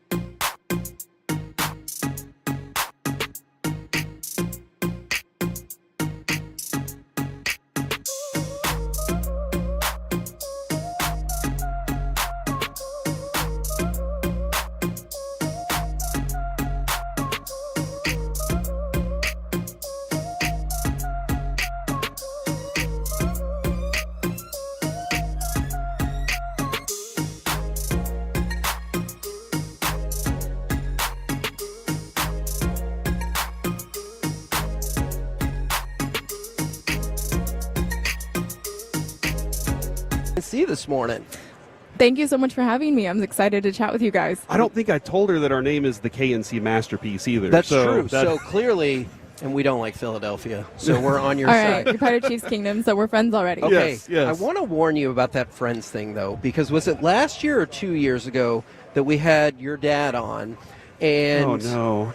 Mike asked a question because he was a really big fan of Shane Buechele. I work with his dad, Steve Buechele. He's one of my favorite players as a kid on the Texas Rangers. So I knew what Shane was doing, loved Shane Buechele, and there was an injury to Patrick Mahomes. And I was like, oh, I hope Shane Buechele can get in. Nothing against, I'm sorry, I forget who the backup quarterback was at the time. But I think your dad might have accidentally taken it the wrong way. I wasn't saying anything negative about he looked right who at the him and backup goes, "No, quarterback I'm not was. rooting for I that." was just a big Shane Buechele fan because his dad, Steve, and I are friends. Oh, that was where I was trying to get to, but I'm maybe not as professional as sometimes I think I am. Well, we got the heart behind it. Yes. Shane's wonderful. He went to SMU and is close with my brother. And it was just really funny because Clark looked right at him and goes, "No, I'm not rooting for that." And we were like, "Oh my gosh, Mike, what are you doing?" Of course he wouldn't. We're rooting for an injury-free good game. Exactly. So one of the things we wanted to talk with you about, I know there's a lot of football, and we can get into that, but what you've been doing with Special Olympics, because every year, the day before Thanksgiving, we do a charity event called Peace-a-thon, which we do for My Possibilities in Plano, which helps adults with cognitive disabilities. And so I know they're not the same organization, but there's a lot of crossover there. And I just wanted to kind of talk about some of your work there because I think that's really cool. I absolutely love Special Olympics, and I got involved as a partner player on a unified soccer team when I was 14 years old. I played unified this last year, 2 years now. It's really an incredible experience because you go in thinking, I'm going to help them learn to play the sport better, but you go in and you've learned so much from them in the process. Like, they've taught you what true joy looks like, and just really gave me so much and so much perspective about life. Yes. No, that's exactly what I got from it. I got a best friends, from being able to hang out with those guys. So they threatened to bench Corey. They did threaten to bench me. They're like, you need to pick up your game. You're slacking. Yeah. Can't have that. And so I got to be better. And my kids get involved with it too. They love it. So it's an absolute blast. And Special Olympics, a lot of the hipsters that go to My Possibilities, they all play Special Olympics as well. So it's a great combo for us. I love how it just brings people together. It transcends all of these boundaries that you might see or that society imposes, and it's just been such a pleasure for me to be able to participate as a partner player first and then serve on 2 state boards and as a global ambassador as well, just as someone who promotes inclusivity and that there's no disability beyond a bad attitude. Have you seen progress over the 5, 10, whatever, how many year period it is, that stigma is starting to fall? Because you said, we can be kind of split off sometimes. Do you feel like we've made that progress where it's not there yet, but we're getting there? I think there's work to do still, Sure. But I do think we're a culture that's definitely stepped up our game on respect and inclusion. That's very cool. Now, speaking of inclusion, can we root for the Chiefs because once upon a time y'all were the Dallas Texans, and we're just sad that our football team never makes it here? You absolutely have the green light for me to cheer for the Chiefs. Yes, they were the Dallas Texans, and then moved up to Kansas City when my grandfather helped merge the league. Do you have a checklist that could help us get to the Super Bowl? Because you guys are always here, and we can't even get to the game to get to here. Do you have like a quick checklist that will help us out? I think that Coach Reed, Mark Donovan, my dad, General Manager Brett Veach, they've all come together along with the leadership on the team, and Patrick, Chris, and Harrison, and Travis, and it's the formula. It's a secret sauce. I couldn't give it out. Yeah, it's proprietary, dude. It's proprietary. I had to give it a shot, though. Did you grow up with the trophy in the house, the one that Jerry and Lamar talked about? The Preston Road Trophy? Yes. Yes, that was the thing growing up. The Preston Road Trophy is real. It is not a legend. That is what Jerry told us that a couple years ago, and I was like, no way. And then I was like, hold on, is this a real thing? So is it tall? Is it a beautiful trophy? It's like part of a electrical post, so it's like wood. With just like this little, it's very simple, very small. So the sentimental value is far higher than like the monetary value? Absolutely. Okay. I'm guessing not, but does this get to be old hat at all? Going and doing these big media events every single year, knowing that like, hey, in just a few days, your team is going to play to be the world champion. It's more familiar than it once was, but it's never not magical. We're just so excited to be here, and it's like Christmas. You never take it for granted, and you just try and soak up every single moment and be present. I think I know where your answer might go. Last question for you. In 5 days, will the Kansas City Chiefs have gotten the first three-peat in the Super Bowl era? I'm betting on red. Yes. Oh, All right. there you I like go. it. I feel bad because I didn't wear my Chiefs hat today. I thought about it, but I'm wearing a He Ranger loves gear. the Well, Chiefs I'll and wear it Patrick tomorrow Mahomes. here. He wears it to Cowboys camp. He'll wear Chiefs gear to Cowboys camp, and the Cowboys are like, oh, my God. Yeah, they weren't too happy about that, but I thought it was funny. Well, I know you're on a tight schedule. Thank you very much for jumping on with us. Thank Very you so much nice for to having meet me. you. It was great chatting with you guys. Thank you. Have a good Thank day. you. There you go, ladies and gentlemen. Look at Corey getting work done. We said, hey, can you make this happen? He went over. He talked to Gracie. She came over, jumped on the show. Fantastic. That is awesome. I was going to ask Corey, like, was that ever his job? Because he seems to be very good at this. Yeah. I'm very shy at that. Okay. If that makes sense. Yeah. Like going and saying, hey, can you come on our show for 5 minutes? I just don't feel comfortable doing that. So I think we missed the mark. Uh-oh. She just told me she's a Rangers fan. So Oh, I think awesome. we totally missed on that one. So she's a Mike Bassick fan So we could already. have talked Yeah. about the World There Series. she goes. And How gracious is she, though, man? Like what a delightful. wow, what a wonderful woman. That's awesome. I made that happen for you guys. So that's Man, mine. good job, Corey. Now peer pressure. I get to peer pressure y'all into some stuff now. Okay. So, and we were doing off-air commentary. I was like, oh, I think it's going to happen. Then I go, oh, maybe not. And I go, wait, I think it's happening. I did it. It was great. That was a very fun experience for me, too. You want a mini baseball nuggets it up? Yeah, we'll do mini baseball nuggets because I think this is me speculating, but this is also probably real and something that Major League Baseball, this is not fun to talk about as we're 6 days away, I believe, from the Rangers pitchers and catchers reporting. Is it the 12th, I believe, right? yeah. Or is it the 10th? I thought it was the 10th. Okay, yeah, maybe the 10th, and then everybody else reports on the 14th. Yeah, so I think the 10th, the Rangers report to surprise the pitchers and catchers, and then the 13th or 14th, the rest of the team reports, and then they have their full workouts either on the Saturday, which is, I believe, September. I like February 15th is the Saturday, or Valentine's Day, February 14th, will be their first full workout. So we're almost there. And it always reminds me of this. We are on the air, and Derek Holland was joining us the first day that everybody reported to camp. We were not in surprise, but with his friendship with Colby Lewis, he got Colby on, and Colby was like, I've never wanted to play baseball after I've been done with it. Yeah. But after that first ever meeting Bruce Bochy had with the team, he's like, I'm ready to pitch right now. And who would have ever known? Like, it's great that he had a great speech and that he is a veteran manager, and we think the Rangers are going to be better than they were in 2022. Who would have ever known that day? Because I always remember Colby coming on, and then I heard from other people, Michael Young, who had Ron Washington as a manager. Obviously, so did Derek and Colby. They're like, that was one of, if not the best speeches I've ever been a part of. And they're not even part of the team as in like trying to play anymore. So I just will always remember that as the first day of 2023 for the Rangers full squad was Bochy inspiring and almost demanding that they're going to be great. He didn't come back to baseball to just manage. He came back to win a championship again. I know you're going to pay off on the Dodgers tease, but I had a quick question for you. When it was about this time, or maybe it was mid to end of January or whatever, were you like so excited to get back to it, or were you like, man, I've only had a little bit of time with my wife or my family or whatever, like I need a little bit more time? You're excited and sad, I think, if you have a family. Okay, because now it just matters. If your family's going to live with you during the season or go to spring training with you, it's all excitement. It was tough for me. My wife was going through medical school or just starting, let's say, practicing medicine. So I knew when I left, let's say February 10th, I knew that now it was just going to be for the next about 7 to 8 months, she was going to visit me once a month. Okay. So that was going to be my life. My daughter still, but at the time who was just an infant, Mary Grace, I was going to get to see her once a month for let's say a 4-day period. Yeah. So you're very sad about that. But you're also very excited to try to put in all the work you did in the offseason to see if it's going to, for me, change, get better, those things like that. And then you have the team concept of hopefully everybody put in the work, and I don't like using the word lucky, but we can be fortunate and win more than we lose and find our way into a special situation. Yeah.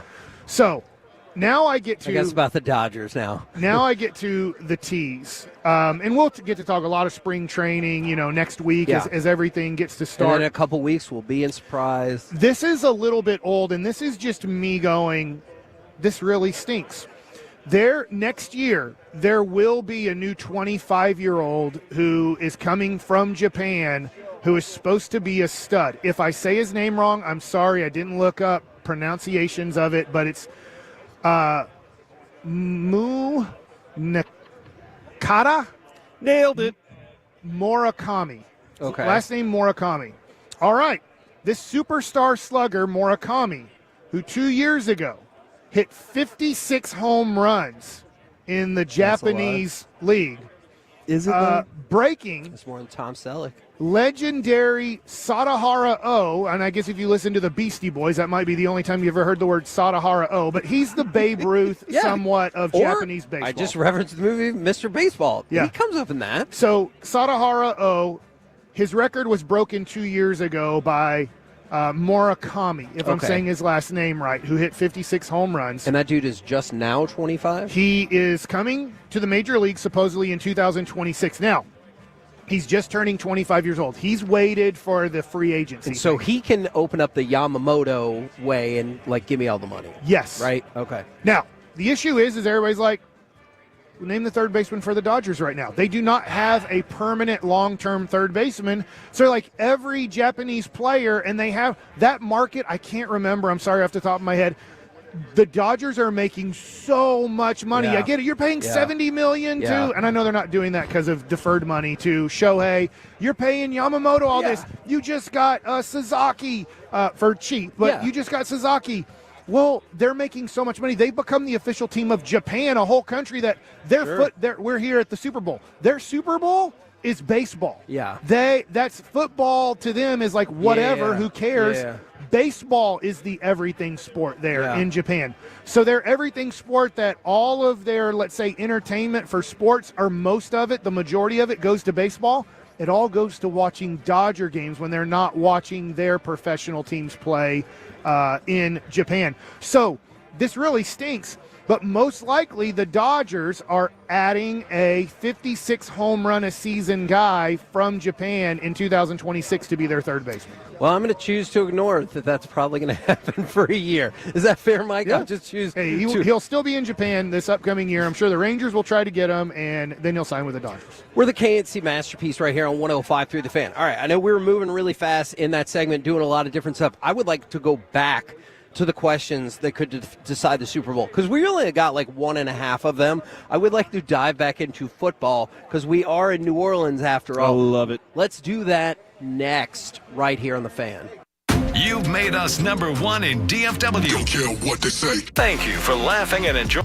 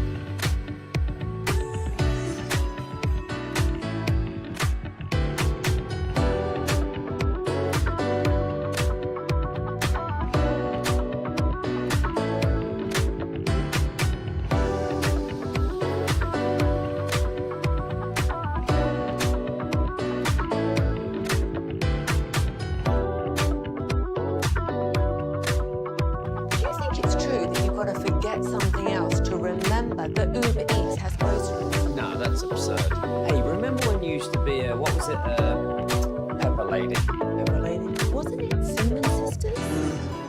Basil Babes. Saffron Squad? Nutmeg Maidens. Pre-curb? No. Nutmeg Maiden. I just said that. Was it Spice Girls? Doesn't sound right. Was it Saffron Squad?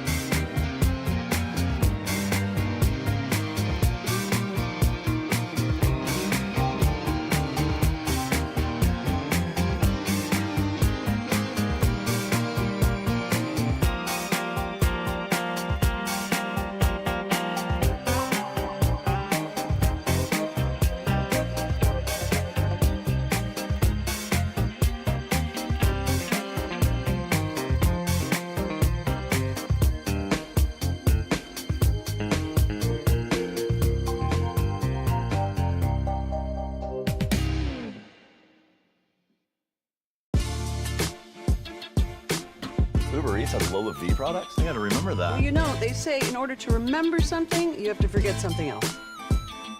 Okay, now that is a very cute haircut. That's like a little shag. I've never seen it before. Well, I mean, of course you have. It's the Rachel. Oh, is that your name? No, I mean like your name. No, I'm Jen. My name's Jen. Right, but I just mean like this is your haircut. But that's hair on your head. I'm not saying this is your hair. Okay, freaking me out a little bit.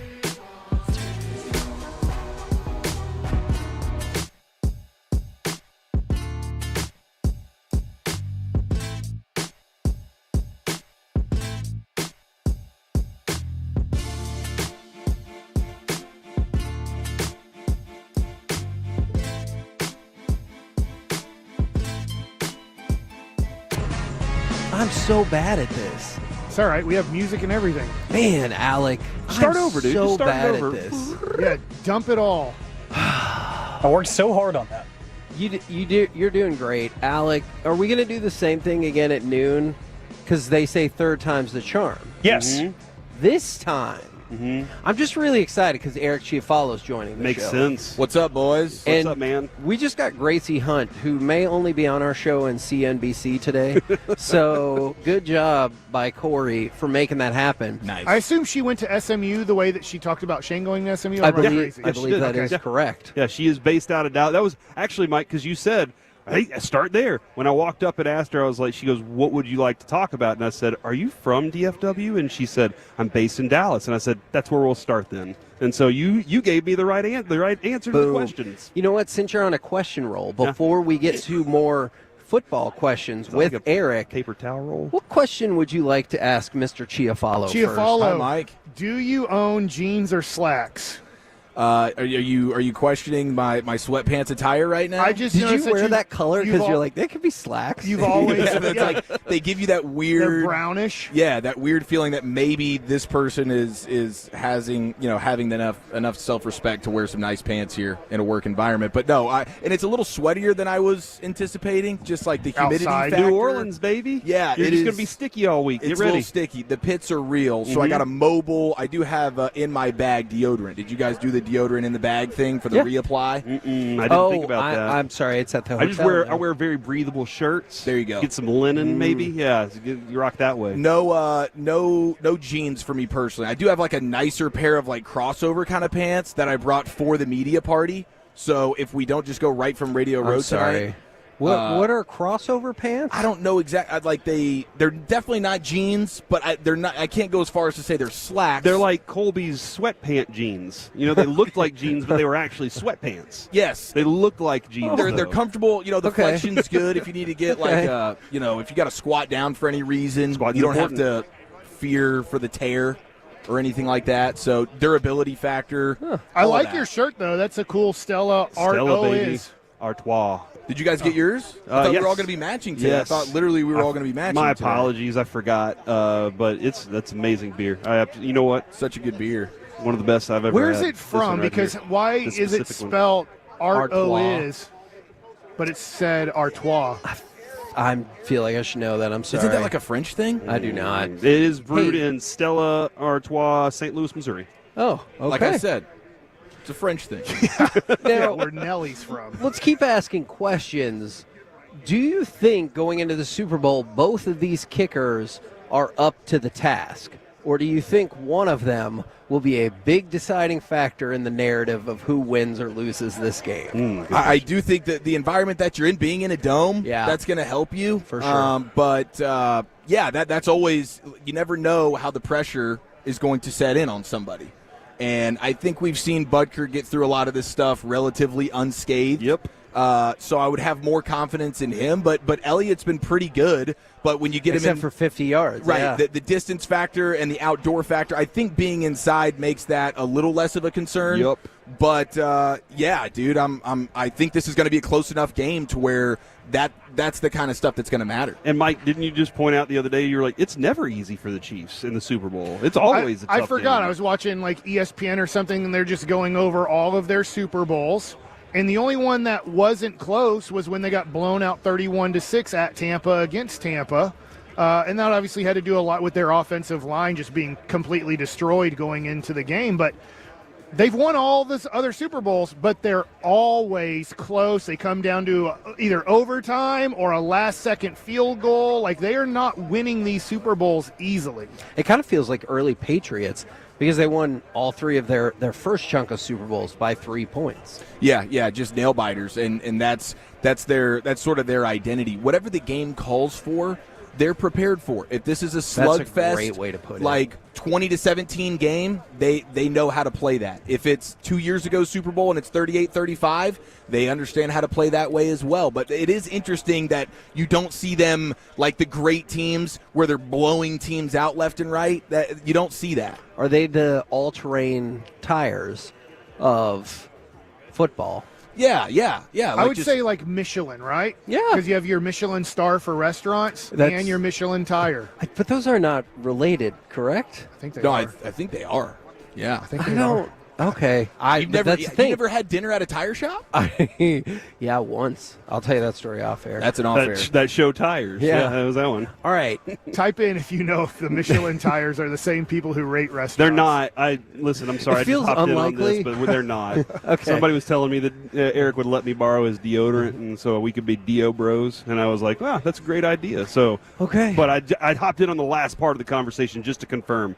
No, 2 different Michelins. We talked about Saquon earlier, so I want to focus on the other aspect of the skill positions for Philadelphia. Do you believe that their wide receivers and quarterback can carry them to victory? So, like Devontae Smith, for example, A.J. Brown, he's never had a 100-yard receiving game in the playoffs with the Eagles. He has 2 touchdowns and 6 playoff starts. So, A.J. Brown, really good. Devontae Smith, really, really good. Devontae Smith is, oh my God, do you have a real answer? I really want to know the answer to this. Holy crap. I thought it was right. No way, Mike. It's the same? Knuckleballs, Yes, baby. Michelin, the tire company, job, Mike. rates restaurants using a star system. The Michelin Guide awards 1, 2, or 3 stars to restaurants. Why did Michelin start the guide?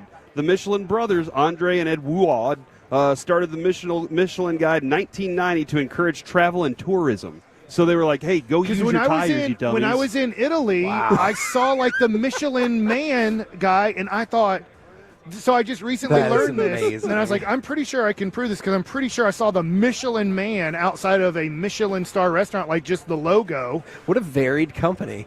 So then you have Devontae Smith. He hasn't had more than 55 yards receiving in the postseason this year. Do you believe that the QB and the wide receivers can get it done if called for? I do not. Okay. I do not. I mean, the wide receivers, they're really awesome players. Jalen Hurts is a limited passer, and especially versus a Steve Spagnuolo defense and a Trent McDuffie locking dudes down. They have Jalen Watson back, which is huge for that secondary. Great safeties there, too. And he's been awesome since his return. So, no, I think it'll be very challenging for the Eagles to put up points if say the Chiefs are able to just totally shut down Saquon. Yeah. I don't know that you'll consistently be able to, for 4 quarters, lean on the passing attack. And it's really a Jalen Hurts factor. And I'll throw out there a Kellen Moore factor. Yeah. How many times we talked about their route concepts are a joke? Like, the Packers were running the receivers' routes for them in that game. The Eagles, of course, end up winning that game. But they have not proven that they can consistently, especially against top-tier defense like what you're about to see in this particular game. I don't think you're going to see Jalen Hurts with his arm do enough. I also throw out the fact that the Chiefs aren't going to put them in short fields, so I do think that they're going to have bigger yards. I think they're going to have 85, 95 yards between those 2 receivers because I think they're going to be in long fields. So it might not be that big. You know, we've seen them make some big plays downfield to Smith and to A.J. Brown. This might be a little more short passing game to combat that in order to get over the top of Spagnuolo, who's not going to give them many chances, right? But to try to get over the top. But they're going to force them long fields because Mahomes is good enough to get them to the 50. And if they can't kick it with Butker, then they're going to say, we'll punt you into the 5-yard line. Can Philadelphia outperform Kansas City in the stretch? Because y'all were talking about how a lot of these games go down to the end. This is amazing to me. Patrick Mahomes has had 7 drives in his playoff career in the final minute of the fourth quarter or overtime with a chance to tie or go ahead. He is 7 for 7 at scoring points. That is insane. And maybe this game won't come down to the end, but if it does, do you feel like Philly can hang in that instance? I mean, you always know what you're going to get out of Pat Mahomes. You know when the game's on the line, they are going to do what is necessary. He strikes fear into you much more than Jalen Hurts and the Eagles offense strike fear into you if they have the ball with a minute left and they got to go the distance. He's right. I'm very interested because we saw it play out in the game with Buffalo. I'm very interested how teams look at the final 5 minutes of a game. Because they know we can't give Mahomes the ball. Right. I feel like every team, if they have 5 minutes, 4 minutes left, they're going, how do we milk this thing 13 seconds? Yeah, exactly. How do we milk this thing just enough so he doesn't get the ball back no matter what? We can't leave any time. And so I feel like a lot of teams are calling their games differently because of the fear of that. And so I feel like that might be a thing for Philadelphia where they're like, all right, we got to figure out how to not get the ball back in his hands, and they might end up screwing themselves over. But it's both sides. The clutch factor on both sides of the ball for the Chiefs. Yeah. Like the Bills did what you were supposed to do in the last game, where you hold them to 3. Yeah, that's the best case scenario. You're not expecting that you're going to keep them off the scoreboard, but they did realistically the best thing you could possibly do. And then what happened? The Chiefs defense, Eric. I texted Kevin when they held him to the field goal, when they got the big sack on Mahomes, and then it was like Buffalo's going to win this game their chance. Because they got the ball to Josh Allen with the game on the line, and they can do this and then not leave. I get he did the 13-second thing one time, Patrick Mahomes, but they're going to not leave these guys enough time to come back, and then the Chiefs' defense stepped up. Yeah. I mean, between Mahomes offensively and Andy Reid, and then Chris Jones and Steve Spagnuolo, they have 2 players on each side of the ball that are at their best in the biggest moments. And then you have 2 play callers on both sides of the ball that are always ready, and they always have something that the other side of the ball hasn't seen before, and it's the dagger moment, and they're ready for it. Are you okay?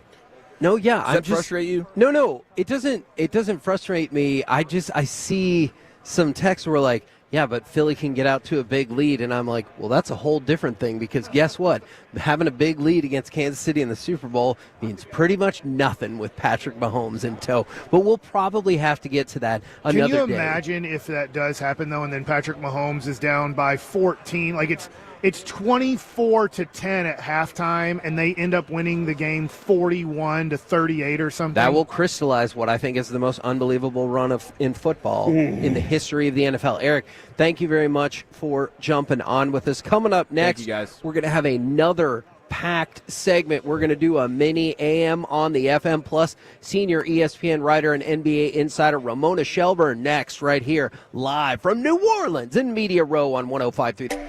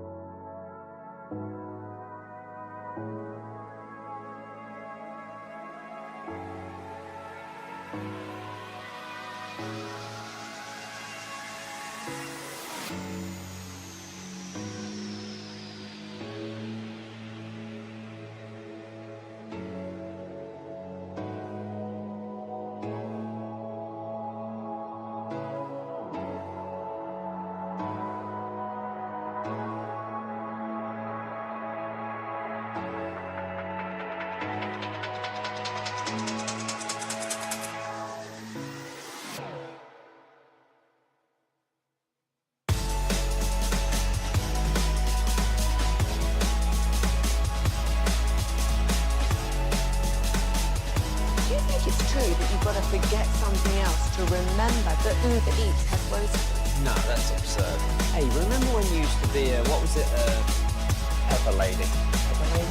Wasn't it Cinnamon Sisters? Basil Babies. Saffron Squad? Nutmeg Maidens? Sweet No. Nutmeg Maidens. I just said that. Was it Spice Girls? Doesn't sound right. Was it Saffron Squad?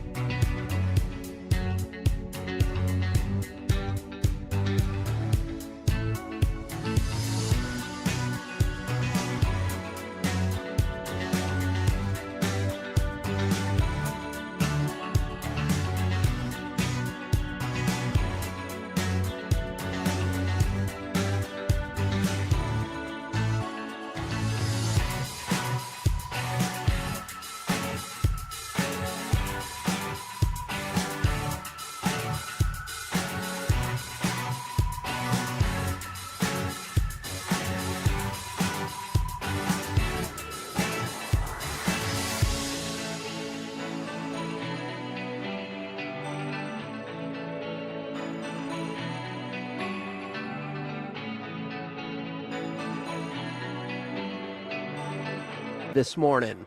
I'm good. How are you guys? Still a little shook. Yeah. I hope that makes sense. Hurt right now, Ramona. It's been, it's been less than 48 hours, so we're still making it. And I'm sure for you, this is, it's always a busy time, especially around the trade deadline. But we're not crazy in thinking this trade is different than most any trade deadline ever, right? No, you're not crazy. This was a wild one. I think, I was on Around the Horn yesterday with Tim Kalishaw, and he held up the Dallas Morning News. It was like, he was ours. Yes. That was, I get it. I mean, look, the only way they could have traded Luka Doncic is by keeping it completely secret. So when you talk about that, he was ours. Now, we can dip back into that, and I definitely want to, but what is to go in the next 48 hours? Because we've still got Jimmy Butler. I know there's been rumblings about maybe Kevin Durant. There's always rumblings about the Warriors. Is Dallas going to do something else? The Lakers have no bigs. Like, what are we anticipating in the next 48 hours or so? So I think the Lakers are going to try to get a big. And now it's just going to be what quality of big are they going to get, right? Are they going to do somebody who makes, is kind of a backup right now? Like the Suns did a minor deal for Nick Richards a couple weeks ago. He's actually been really good for them. He was the backup center in Charlotte, right? Are they going to get something like that, where somebody who's not really playing in a spot where they are? Or are they going to take a big swing and go after a Miles Turner or, somebody who's if they do Walker Kessler, obviously that's going to be a big deal. He's not a big name, but he's a really good player, and he's young, and I think he would command a lot. So I think I think the Lakers obviously need someone to replace Anthony Davis, but the Mavericks, I think, are probably more in the buyout market. They need another ball handler. You had one of the greatest ball handlers of all time. You traded him. So, you don't have to laugh at us about that. Feels like you're rubbing it in a little bit. Like that. No, it's hard to digest, right? But I think they'll get something like, look at somebody like Alonzo Ball, maybe, where if they can't find a trade for him, he might get bought out in Chicago. He would be a really good fit there in Dallas. He makes too much money to be traded right now, right? Guys who make $20 million, it's hard to find a salary to match that. And I think I think the Mavericks will do something more like that. So they're not done, but Jimmy's the guy that I think we're all watching. Obviously, Kevin Durant. I still am not convinced that they're going to trade him. He hasn't asked for a trade, and the only reason to move him is if you think he might either ask for a trade or not re-sign there. But I would say that's unlikely, just because the owner there took such a big swing to get him in the first place. And so look, there's some other really big dominoes that could fall, but there's nothing like this Luka Doncic trade. That's was the only trade that I can remember that was as stunning and shocking was probably the Chris Paul trade in 2011 after the lockout. Remember when he got traded to the Lakers and then David Stern vetoed it, and there was this whole drawn-out saga. Like, I guess it had sort of gotten out that he had asked for a trade in New Orleans, but it wasn't as widely known as it is now in social media, right? I think it was a quiet ask. And so I think, like this one, I got to be honest, guys. Like I've never seen a superstar at Luka's age be in his prime, with his good of a relationship as he had with a fan base, like traded like this. Yeah, it's nuts. It's nuts to us as well. The other thing, though, Nico Harrison didn't make any friends amongst his cohorts by doing this the way that he did it, did he? No, but like that's the only way he could have done it. You know what I'm saying? Like, and I think that, look, he's not dumb. He knew what he was doing. He knew that he was going to get killed. Like, you have to know that when you're going to do this trade, and you have to believe in this so much that you're willing to get killed. Do you see? You know what I mean? Like yeah. I give people credit when like the Kings, when they fired Mike Brown, no one did a press conference, and I was like, look, what's the opening scene of Game of Thrones? You guys watch that show? Yes. Mm-hmm. Okay, remember the opening scene of the first episode where like somebody says like if you're the king and you're gonna cut someone's head off, you do it yourself. You don't get somebody else to do it for you. Yeah. And it's like I'm like I respect people who put their name on it, who like Nico Harrison knew that train might go down on Saturday, and he flew from Dallas to Cleveland knowing, like, I better be there. I better be there to stand up and, answer for this. You may not like my answers. I think it was a little bit of an uncomfortable press conference, right? Like, but at least he put his name in his face. He wore it, like that takes a lot of guts to one, swing your sword like that, and two, stand up there and answer for it. And then three, say, look, we're not going to know if I'm right for years. Well, there's no exoneration coming. I guess maybe they could win this year with AD and Kyrie and stuff. I actually think they're going to be a damn good team. AD's really good, you guys. Like, I watch him a lot because I live in Los Angeles, and when he's healthy, and up until this abdominal injury, he had played in 41 of 44 games this year. Like, he's been much more available this year, and the guy who knows him best is Jason Kidd, because he was here when they won a championship in 2020. He was the associate head coach. And so like, AD is a monster defensively, and he was having his best offensive season in a long time. So I think, like, people are kind of missing that part of this trade. Like, you know, I heard Bill Simmons the other day on his podcast talking about it, and he's absolutely right. Like, if you're Nico and you know, I don't think Jake Kidd was directly involved in saying, are we going to trade Luca? But I think they talk enough that they were aligned in how they felt about, you know, the Supermax going forward, et cetera. And I think if you're Nico and you say, all right, if we're going to have to pick our trade and our trade partner, and that's it. If we can't shop him, we can't call 7 people because that'll get out. That'll get back to Luca. Then you poison your relationship with the guy. Your fans, you know, understandably are going to be mad. And it's kind of, you know, if you do that, it's not going to happen. And so you have to pick your trade. You have to pick the star you're going to get back. Okay. So if you call San Antonio for Wendy, they're going to say no. If you call Milwaukee for Giannis, they're probably saying no. Denver for Jokic. So what level of star and what kind of star could you call to get back? And if you're looking to upgrade your defense, I mean, I would name the targets I would name. If you're saying I want a defensive-minded big man, I would probably call Milwaukee for Giannis, because obviously there's a history with J. Kidd. Mm-hmm. I don't think they're ready to move him. You know, I don't think they will ever want to move him, but that's worth a call because of his contract situation and his age. I would probably call Miami about Bam Adebayo. I'd call LA about AD. Who else would you put in this category that you'd even call and say this is our target? That's good enough to call at this level. I don't know. I mean, maybe Banchero in Orlando. And that's probably he's not a defensive-minded big man, but he's of this caliber of players. But you know, I know what people are saying. You know, I don't think Boston's moving Jaylen Brown right now. That's too early to call on him. And so I just even though it's a stunning, crazy trade, even the idea of trading Luka is hard to wrap your head around. I'm still not there. Okay, you guys will probably never be there. I think they actually AD is going to be good for them. Well, using the Game of Thrones analogy, I'm still at the end of season 1, episode 9, and where Ned got his head cut off. That's where I'm feeling right now. Yeah. I hope that makes sense. Like, when you swing your sword, you also know somebody might swing their sword on you. You know, and that's the Game of Thrones. And I kind of admire somebody with guts like that. That's why you don't see trades like this very often, because mostly. Nobody has guts like this. Nobody wants to take a risk this big. It's you know, if it works out, it's going to take years for people to credit you. If it doesn't work out, you're probably getting fired. Yeah. Right? Mm-hmm. And so very few people have the guts to do that in this world, and we'll see if he's right. I'm sorry you guys have to live through this period where you have to see if he's right. But you know, if you're looking, you know, because I know what that is for a fan base. I know it's like.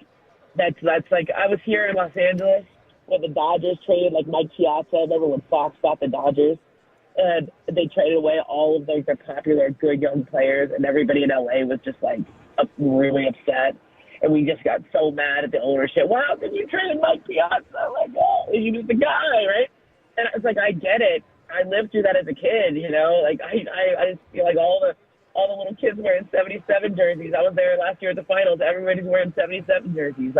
It's a tough time to be a Mavs fan, but he's a basketball guy. He's had a front row seat for some of the greatest players in NBA history, and for whatever reason, which Tim McMahon and I wrote a whole long story.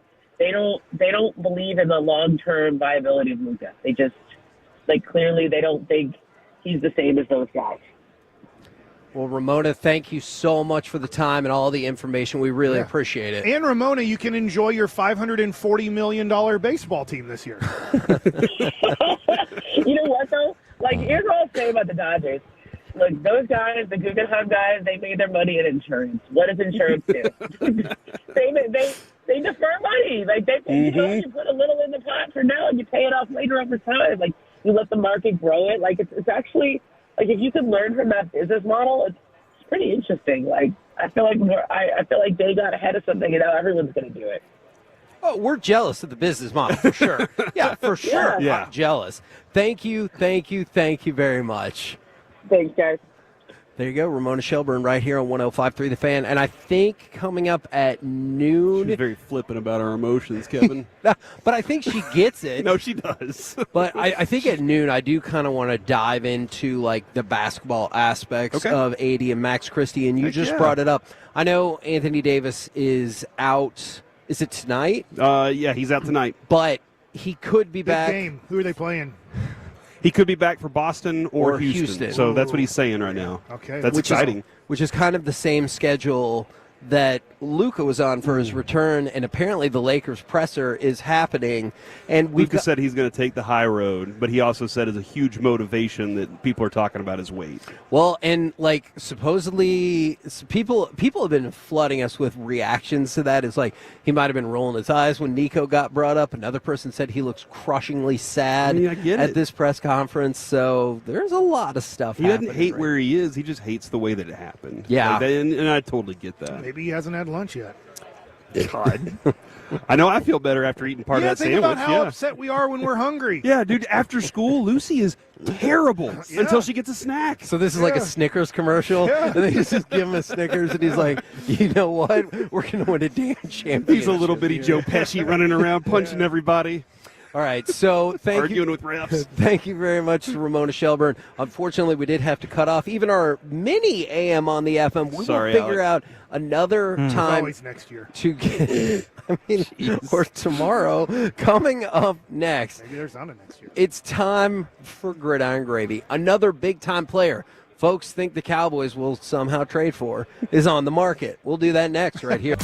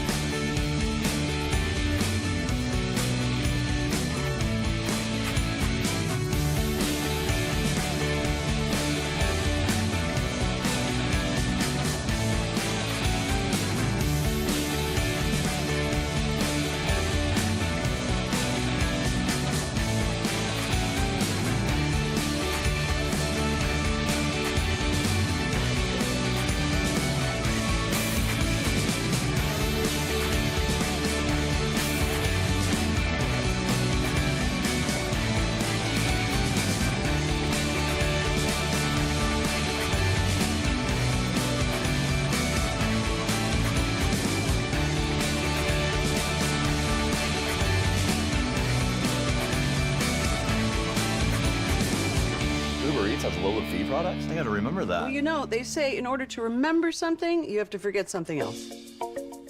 Okay, now that is a very cute haircut. That's like a little shag. I've never seen it before. Well, I mean, of course you have. It's the Rachel. Oh, is that your name? No, I mean like your name. No, I'm Jen. My name's Jen. Right, but I just mean like this is your haircut. But that's hair on your head. I'm not saying this is your hair. Okay, freak me out a little bit.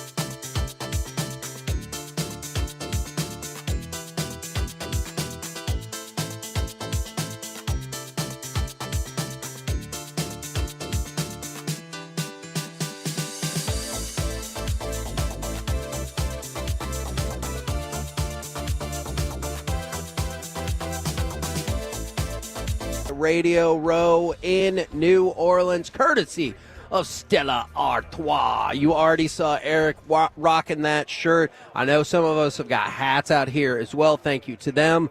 The Low T Center, and of course, Best Buy Windows and Siding for making all of this happen. And right now, what say we go? I wanted to make it dramatic. On the Super Bowl. I was like, what happened? Mike looked right up at me. I wanted to make it dramatic. He just lose his breath? No. I just wanted to make it dramatic.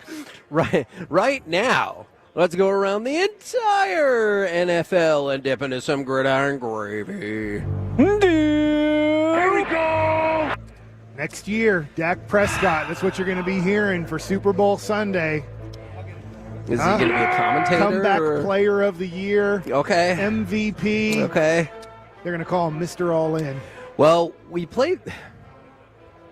That doesn't help. That makes me feel much worse. Okay. So Schotty's leading the crew, man.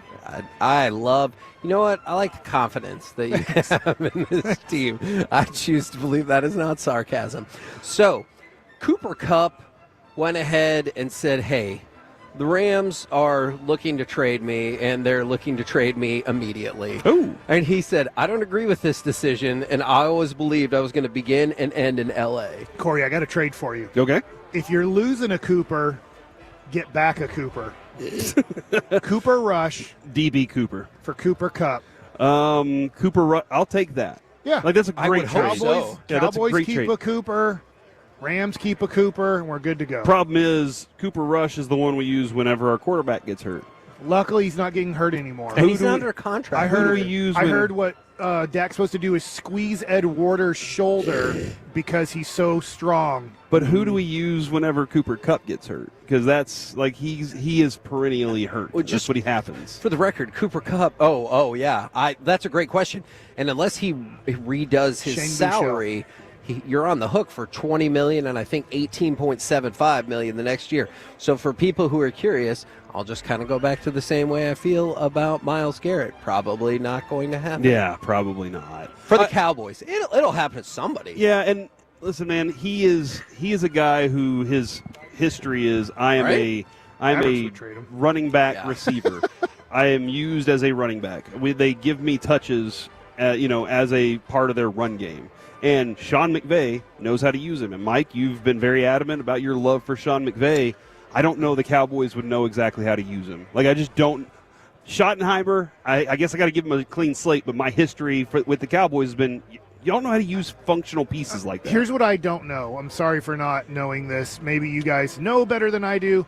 How much does Cooper Kupp play in the slot versus? I know they do a lot of motion. They do a lot of different things in L.A., which makes it Are you very. worried that him and CD will take up the same space? No, I know he's not coming to the Dallas Cowboys. But to your point of McVay, if you trade for a Cooper Kupp, can you get the most out of him the way that McVay got the most out of him when he was healthy? Yeah, that's the thing, Mike, is just like Bochy, just like every great offensive coordinator, defensive coordinator, you've got to know your talent, what they can do, and how to maximize it. And if you don't know how to do that, you're not successful in this league. And for the people that are saying just trade Dak and someone else for Myles Garrett, I mean, look, Dak has a no-trade contract in his contract. I don't know if that would work, and that doesn't save you as much salary cap space as you think. It saves you some, for sure, but you still have a big old bill coming to you. All right. Buffalo Bill. Yes, Buffalo Bill. Let's go from that to, remember yesterday I told you Mike Evans was like, yeah, I want to do flag football. It's going to be in the Olympics. Roger Goodell has said that the NFL could start a professional flag football league. Heck yeah, they could. Okay, 2 questions. Would you watch it? And second, serious question, would it be significantly more popular than the UFL? So I watched, help me out here, this was 5 years ago. I think it was before COVID. That's why I always think of COVID 2020, and I think it was before. They had like a professional team take on the best flag football team, and it was like for $1 million or something, because I remember I remember Jeff Kavanaugh talking about it, because he was like, maybe I should get into this. He's awesome at flag football. He probably was. He can't barely walk anymore. Oh, I love him, but I don't think he's dying physically the way the Mavs feel like Luca's going to die. Oh my gosh. Fast trajectory, yeah. Love you, Jeff. Is I feel like I was very intrigued by that. It was like on NFL Network, and I believe it had some decent sponsors in it, but it died after 1 year. Yeah. Because they're like, we can't financially support this. We actually gave out too much money. We didn't get the advertising we wanted to get. All these things that they thought they could do for flag football, they couldn't raise the money to do it. And I understand you're saying the NFL would take it over. Yeah. But the NFL had this 6 years ago where there was momentum. This flag football team destroyed NFL players. Yeah. So if it didn't work then, why would in 2025 they be able to pull this off? My only thought is because the Olympics are picking it up, and then maybe it would get, I don't know, more attention, more love, whatever. But you're probably... It was cool to watch. Yeah. I don't know if I would make time out of my day at all to be like, I got to watch the Shlomos play the Glicksteins. I don't know. It was inevitable that we were going to get to It was going to happen that at some versus point. that, right? Yeah, I'm with you. I would watch it initially and be like, wow, that was fun. And then I would be like, do I need to see it? There's just an element, Kevin, that the pads adds that nothing else can top. No, I got you. Now, Roger Goodell. Make them play if they play in pads, but they still flagged it up. You still wouldn't watch it, Yeah, right? I think it's the hitting. Yeah, I'm going to say it's the hitting. That's a good point. It's definitely the barbaricisms. Now, And what kind of pads are Nope. they wearing? Roger Goodell reiterated that the NFL is going to consider adding face mask violations and other penalties to the replay assist system. So, you know how obviously, especially in the playoffs, it feels like we've seen a ton of face masks, mystery calls or no calls. And you're like, the hell? And so he said they might be adding that as well. Yeah, dude, at some point it's going to be every play. Yeah. Every single play they're going to just be like, hey, let's go ahead and review that one. Hey, let's review All you this got to one. do is say it didn't happen, and we can see it on television. Like, it didn't happen. That's what they did with pass interference. Yeah, pretty much. And then it's gone. Yeah, pretty much. All right, on the Cowboys front, they did hire Taekwon Underwood as the assistant wide receivers coach. David Overstreet and Derek Foster have been hired as the team's secondary cornerbacks coach and running backs coach, respectively. Where's the Super Bowl next year? California. Get your tickets, Cowboy fans. The next two are in California. Get your tickets the next 2 years. Look at that, man. California is a big state. I think it's Santa Clara and somewhere else. Heck yeah. SoFi again? It's Cowboys time. I would just tell the Cowboy fans, save up your money now. Back-to-back in California for the Cowboys. To do what? They train in to Oxnard. Be in the Super Bowl? Yeah, why not?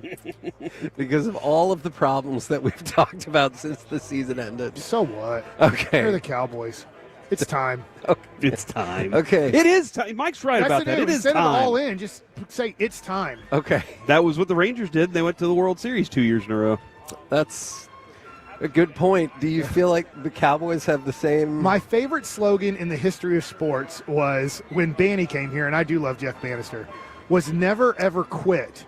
And that's a saying when you're down by 40 or like the odds are so stacked against you, it's over. And hey, I get it. Just play hard the rest of the time. Don't quit. You're starting at the bare minimum. That was a weird one to go with never, ever quit the first year of Jeff Bannister. Like, well, why are we starting off with that phrase? Like, let's get it started. It was first. his foundation. That was his. They did make the playoffs, and he was manager of the year, I believe, if I have my years right. Yeah. I just was like, it was just a weird one of like, we're all in. Okay, we know you're not, but it's a good phrase. I just thought never ever quit was like something that right now maybe the Pittsburgh Pirates should put out.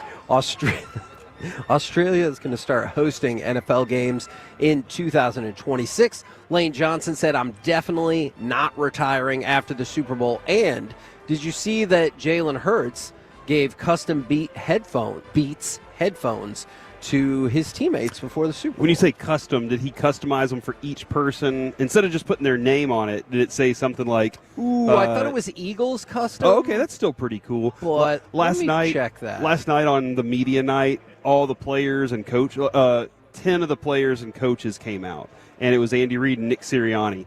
I thought they by were the way, talking about something different. No, it's like New Orleans. Huge, Mike, huge story. the sweatsuits that they have are amazing. They're this like cream color. I know, they alabaster bring color. them around here. They're like $7,000. Every single you person. You can buy a car or you can buy the Super Bowl sweatshirt. Every single person had that on, except for Andy Reid, who was like, I'm wearing slacks and a Hawaiian shirt. That was Andy Reid's like, no, I've been here enough times. Is Chiafalo the Andy Reid of our station? He's like, I'm wearing what I wear, you dress whether well. you like it or not. And that's Andy Reid was like, that's just how I do things. I think so I respect that for Andy Reid. Chiafalo, are you going to turn the mic on to confirm? Are you the Andy Reid of our station? I am honored, yes, and I love cheeseburgers just as much as he does. Oh my God, in other ways, I'm the great. Andy Reid of the station, but I get what you're At one point, we asked Corey this a few weeks ago, and then at FanFest, some Tolos/Ranger fans were like, what would you have at your burger bar? Because they were so disappointed with Corey's answer. Corey, what was your answer for a burger bar? I just made a regular American burger, like lettuce and tomato and onion. It didn't mean you had to put all of it on your burger. I was like, you can add other things that you're not going to use, but you make a burger bar for the people. And he said, no. Yeah, you just said you love burgers. What would be your burger bar? Like, give us an idea of what the Eric Burger Bar would throwing be. a pizza section. That's a great question. Pizza buns, I would say. If you want to mix that up a little bit. Okay. A pizza bun would be strong. As an option. Were you a brioche guy? Yeah, brioche buns. I said Which that. are great. He was like, Yeah, that's not brioche a is bun. strong. That's the only option you Yeah, that get. was it. He's like, there No other bun. It's brioche No bun. Texas toast opportunity. Get one burger, everybody. Everybody gets you one can make burger. you can pretty much make one burger. It's an assembly line. The most generic burger of all I time. was like, I don't even think you're getting mustard. I think you're like only mayonnaise and ketchup as options. Oh, Sorry. that's awful. I love mayonnaise. I dip in ketchup, but I will never put ketchup for whatever reason on my burger. But I love mustard on my burger. But you're going to have, for your pickles, you're going to have a dill pickle, a sweet pickle, and you're going to have some jalapeno. So there's Just a choice. dill pickles. It's all about choices. I would say the fried egg, maybe like a little fried egg area to load a little egg up on there if you want to do that. So you're pro-choice. Yeah, well, in the burger scenario, I am. Absolutely. What do you mean? Got really weird. What were you Choices guys for the talking burger. about? Burger people. choice. Pro Yeah, choice my on apologies. eggs. Yeah. Like a little egg, maybe a grilled onion situation. If you want some avocado slices, Well, yeah, we're going to have to tariff those in, but we're going to get them. Yes, we are. Yeah. Yes, we are. I saw the Schumer guy. He was like, Corona and avocados. If you didn't know, that green stuff you eat, it comes from this. You're like, do you think we're that stupid? Like, Schumer thinks we're that stupid. Yeah. We don't can't know how question him. He had his guacamole fancy is glasses made. on. We He must had have his a fancy stupid glasses face. on. How did they make that green stuff? They use this. It's from Mexico. You're going to see it in the Super Bowl. So Jalen Hurts didn't help out the person last night. Those look like media cool night. headphones, by the way. Okay, yes. Who said, can you help make me more handsome? And he's like, that sounds like a genetics, man. And then Saquon Barkley, Jameis Winston said, hey, who's going to sign me in free agency? And I just thought it was really funny because Saquon goes, I'm pretty sure New York needs a quarterback right now. Oh, my God. And then he clarified that he was definitely talking about the Giants. The Giants or the Jets? The Giants. Wow. Would you guys be happy? I understand he's going to cost money, but Dak's going to, being honest, he's going to miss 4 to 10 games next year. Jameis Winston would be a good backup for you. If you believe you're a winning franchise and you're trying to win. Dude, you know what show I need? I need the Cooper Manning and Jameis Winston show. Last night, they were hanging out talking, and I was just cracking up because both of those are two different, completely different cards, but also they're looking to crack jokes, and that was fun. The dark side stuff was incredible. Cooper Manning's got a great personality. How do all the Mannings how are they all so likable? I don't get it. Have you ever heard the story about how to hype RJ up to go meet Cooper Manning during Super Bowl week one year? It was no. great. He was fanboying. He was nervous. You would have thought that Babe Ruth had come back to life and nobody was talking to him, and RJ's like, this is my shot. He goes, oh my God, I'm too nervous. He was also really drunk, and he was like, I'm so nervous. I thought he'd be at the height of confidence. Oh no, Hammer and choppy. So I hyped him up, but then my favorite part was as soon as he introduced himself, he posted up on one of the pillars like this is going to be a long-ass conversation. Yeah, get comfortable, Coop. Yeah, exactly. He was like, we're not going anywhere, all right? So I love it, dude. Amazing. Thanks for sitting down, Eric. You really got us off the clock again. Oh, sorry about that, boys. We're the KNC I love Masterpiece right here on 105.3 The Fan. Coming up next, trade objections aside, how do AD and Max Christie fit the Mavs from a basketball point of view? Let's do that next right here on The Fan. Full KNC Masterpiece shows available anytime on the Odyssey app. Proudly presented by Comerica.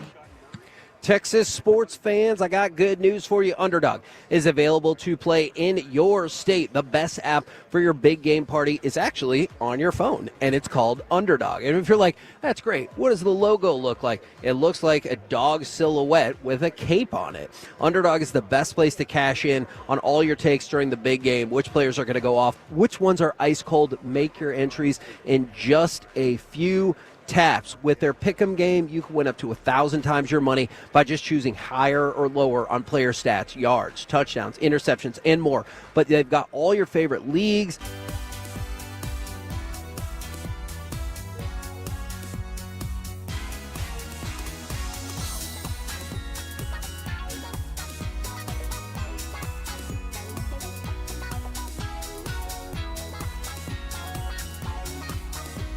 Do you think it's true that you've got to forget something else to remember that Uber Eats has groceries? No, that's absurd. Hey, remember when you used to be a, what was it, pepper lady? Pepper lady? Wasn't it Cinnamon Sisters? Basil babes. Saffron Squad? Nutmeg maidens? Paprika? No. Nutmeg Maiden? I just said that. Was it Spice Girls? Doesn't sound right. Was it Saffron Squad?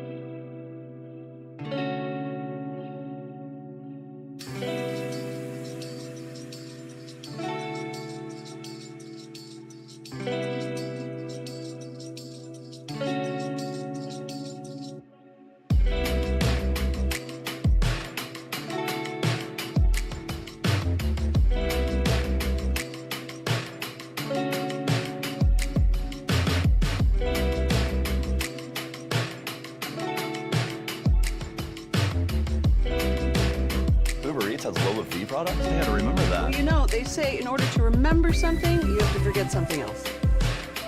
Okay, now that is a very cute haircut. That's like a little shag. I've never seen it before. Well, I mean, of course you have. It's the Rachel. Oh, is that your name? No, I mean like your name. No, I'm Jen. My name's Jen. Right, but I just mean like this is your haircut. But that's hair on your head. I'm not saying this is your hair. Okay.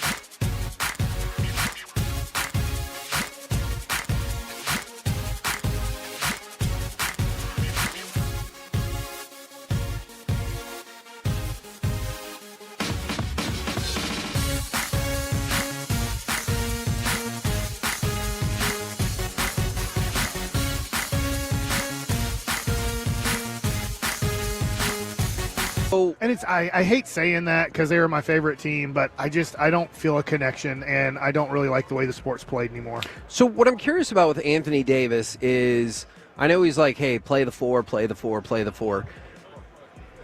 Does he space the floor? Nope. And see, and that's my concern. He's going to have to play the 5 here for this year because of Derek Lively's injury. And because he's not been shooting the 3 well for a long time. So when they made the run, when the Lakers made the run to the title, his ability to shoot 3-pointers was looking really good. Since then, you've seen a lot of degradation among his 3-point shooting abilities, and so that's why I'm curious about putting him in at the 4. The Mavs have a short window here. They have 2 guys that are in their early 30s who have been number 2 players on really good teams. If they were to successfully win the championship, I'll give it a 3-year window. We don't even know if Kyrie's going to be here, but I'm going to assume yes. They would change the game of basketball because this is not going to be a 3-point shooting team. P.J. Washington's not a good 3-point shooter. Anthony Davis is a horrible 3-point shooter. Your 2 centers don't shoot 3-pointers at all. Kyrie is. Spencer Dinwiddie is an inconsistent 3-point shooter at best. So you're hoping that the young guy you got in Max Christie keeps improving. He's only 21 or 22. Yeah. He keeps improving as a 3-point shooter. He was drafted as a 3-and-D guy, but he hasn't proven to be like a consistent over 40% 3-point shooter.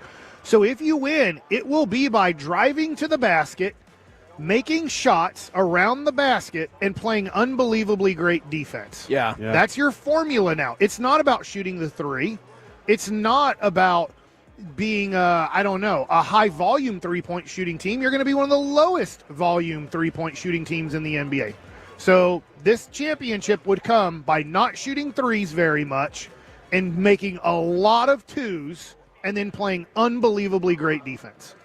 Now, if you're wondering why the move for Caleb Martin went down, I will not confirm, that it's because they were playing anyway, the Mavericks and the 76ers, and they were like, maybe we just make that happen. By the way, Caleb Martin was a game-time decision. He has missed some time as well. Right. And so, look, and I know... Sounds like the NBA. I know that's going to frustrate a lot of NBA fans, a lot of Mavs fans specifically, who, if you're just now catching wind of it, Quentin Grimes out, second-round pick goes along with him to bring in Caleb Martin. And that's what I'm curious how they're going to work with P.J. Washington, too. I know P.J. Washington has a lot of flexibility, but you could see him defending the 4 plenty of times. And now he's going to move, I would imagine, back down the lineup a little bit in terms of like the size of the people and the position that he's defending. And so I'm curious what that's going to look like now with P.J. Washington's effectiveness as well. Yeah, I mean, he's already a Swiss Army knife, right? So he really is. So now maybe, Kevin, this will allow him to focus a little more on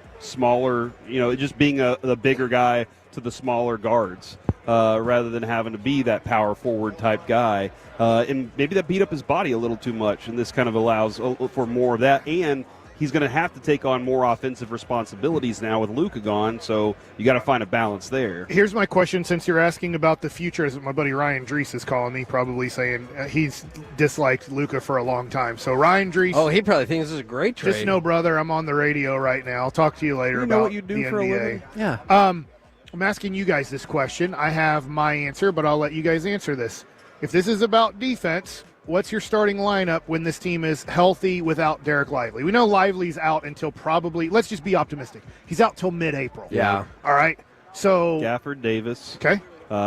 P.J. Washington, Kyrie. And that's not like that's your weak link. That's your Steph Curry essentially. Right. On a But really then good don't you have to go Clay as well? Then your to go defense Clay. still sucks. Yeah. Too bad. Didn't fix your defense. It sucks. Clay can't guard outside guys well anymore, and Kyrie is very limited as a defender because of his size. Defense still sucks. Now, I'll tell you how you fix it. What do we hold on? Do we have to like pull a lever or something here, Mike? Clay has to come off the bench. Yeah, I think that's perfect. What you've been kind of asking for the whole year. Well, the reason he left Golden State and was so upset was because he had to come off the bench. But if this is about defense, and it's a defensive mindset, Clay was a great defensive player in his prime. Clay can't play defense anymore. People blow by him all of the time. I'm with He's you. a horrible rebounder. I mean, if he's 1 step away from the ball and a person's 2 steps away, the younger athletic guy always beats Klay Thompson to the ball. I'm not saying he's worthless, but if this is going to be about a defensive mindset team, Klay cannot start, because starting Kyrie and Klay puts pressure on the other 3 guys as they get beaten off the dribble. And now it collapses the defense because you're having to scramble because Kyrie struggles with size and Klay can't guard people on the perimeter anymore, which means Max Christie has to start. Okay. I'm a little bit curious about that. I mean, to be fair, Max Christie has started like half the games for the Lakers this year. Young player that they seem to be very enamored with at one point, and his defense suitable for what they are. We've been told that he guarded all the best players on all the other teams for the Lakers. Okay. That he was their best perimeter defender on a really bad defensive team, and that he was their best perimeter defender. If that's the case, and he's an up-and-coming defender on the I say wing, but on the perimeter, then he has to start. And you have to probably then go, and this is where I don't know about the ball handling. Najee Marshall's not a point guard, but I have to combine Najee Marshall with Klay Thompson because I got to hide. I can have one bad defender out there at a time if I'm going to be now the defensive team of the NBA. Mm-hmm. I can't really play Klay and Kyrie together because that makes me a bad defensive team. So, yeah, you'd have to fear. And you got to – I guess here's the thing. I know Anthony Davis, they asked why he gave up that $6 million, and he said, look, for the team. He said for the Mavericks. He said, I got to do what's best for the team right now. If that mindset starts to percolate, Kevin, do you think that Klay Thompson will go, you know what, I got to do what's best for the team too. I will accept the role because I think we have more stuff in front of us, or you think ego's just too much right now? No, I will very much admit if I'm wrong about this. I know we've all got egos, and to get to the highest level, you have to have a healthy ego. I wonder if Clay's at the point where he was like, this will be better suited for what I can do right now. Now, maybe not, because as you pointed out, that was a big issue last year. But I think this is much better suited for what Klay Thompson is capable of doing now. I think it is achievable. Yeah. But, I Here's don't the have thing. to have the conversation. Klay can't get an open look when Luka and Kyrie aren't on the court. He's worthless. So I have to play. Now I don't have Luka. So what's the value of Klay Thompson? You think just Kyrie Irving will not be able to make that happen? I can't. Am I a defensive team or not? What did our general manager say we're doing? Yeah. We're coming to a defensive team. I can't play Klay and Kyrie together. If Kyrie doesn't play with Klay, Klay's worthless. Klay can't get an open look with the other guys. He only got open looks for the most part. Not every time. If Luka set him up or if Kyrie set him up. Nobody else on the team is able to set him up because sometimes it would be Luka drawing the defense in by throwing the ball to Derek Lively. Derek Lively, they would suck into, don't give him a uncontested dunk, and then Derek Lively would make a good pass to Klay Thompson for a wide open shot. Like there was kind of like the hockey assist that would happen through Luka and through the Kyrie. Assist through the assist, yeah. But I don't know if the Mavericks are supposed to be a defensive team, how do I play Klay Thompson and Kyrie together? And if Klay's supposed to help me out, how do I play him with anybody else besides Kyrie? So the thought then would be Kyrie, Christie, PJ, Anthony Davis, Daniel Gafford, and then obviously they just made the move for Caleb Martin. That's another piece on the wing with Najee. If you see Derek Lively, that's one of the things. I want to go back to Derek Lively for just 1 second. That's one of the things when you heard, Barkley or Kendrick or whoever were like, and they got Derek Lively, and I'm like, man, isn't he out for like another month and a half or two? Yeah. Like that's where they forget, right? Yeah. They're not following the Mavs, so they just look at it as a complete team. They're And not complete this year. And the way it was talked about was like, oh, he's back now. And I'm like, no, I mean, maybe he'd come back for the playoffs or at the end of the regular season, but I don't know that to be the case, and that is concerning. Dries is listening. He told me to never badmouth a Warriors legend again. Oh. I'll tell Dries because he grew up in the Oakland, San Francisco area. He's allowed to be a Warriors fan. He is a Warriors fan when I knew him when they were horrible. Klay is a first ballot Hall of Famer, one of the greatest players in NBA history. He's just not anymore. Yeah. And he's not bad. It takes special cases to get him on the court and for you to get the most out of Klay Thompson. Maybe I'll be wrong. Maybe you guys can tell me, hey, they're getting the most out of Klay now that Luka's not on the team. I don't know. He's not going to be watching. Maybe Anthony Davis will draw double teams, and then he will be, and he is good enough to do this, to kick the ball to Klay in a corner or a wing. Maybe so. Maybe that's an option. You're right. Jason Kidd and their offensive team, they have to come up with a plan that fits what their personnel can do because it's very different than what they've done in the past. So Quentin Grimes and a second-round pick moving along down the road for Caleb Martin from Philadelphia.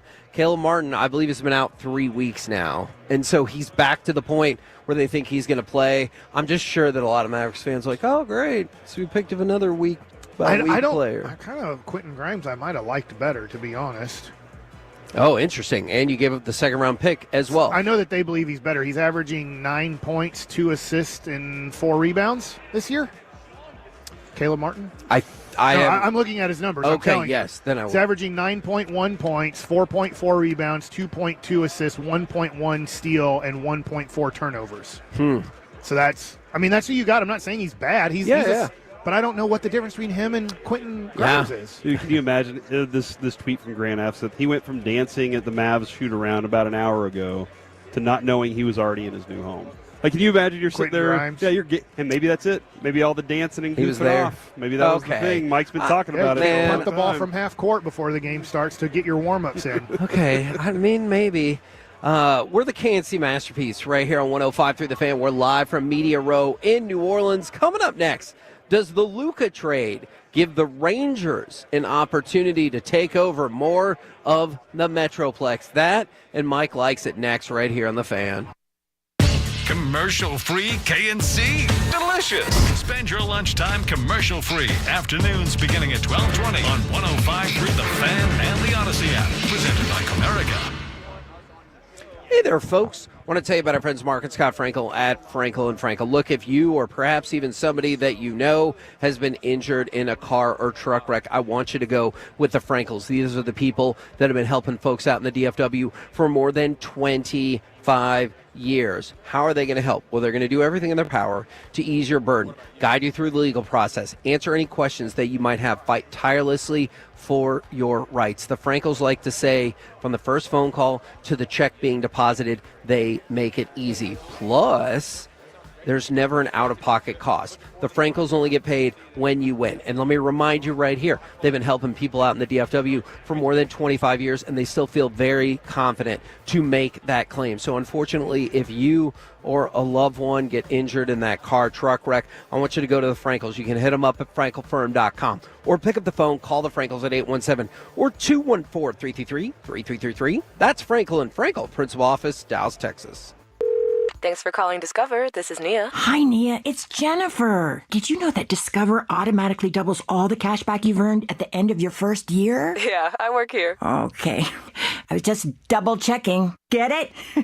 Because Discover automatically doubles all the cash back you've earned at the end of your first year? Oh, you get me, Nia. You could say that I double get you. I guess we've taken it too far. You earn, we match. Discover Cashback Match. See terms at discover.com/creditcard.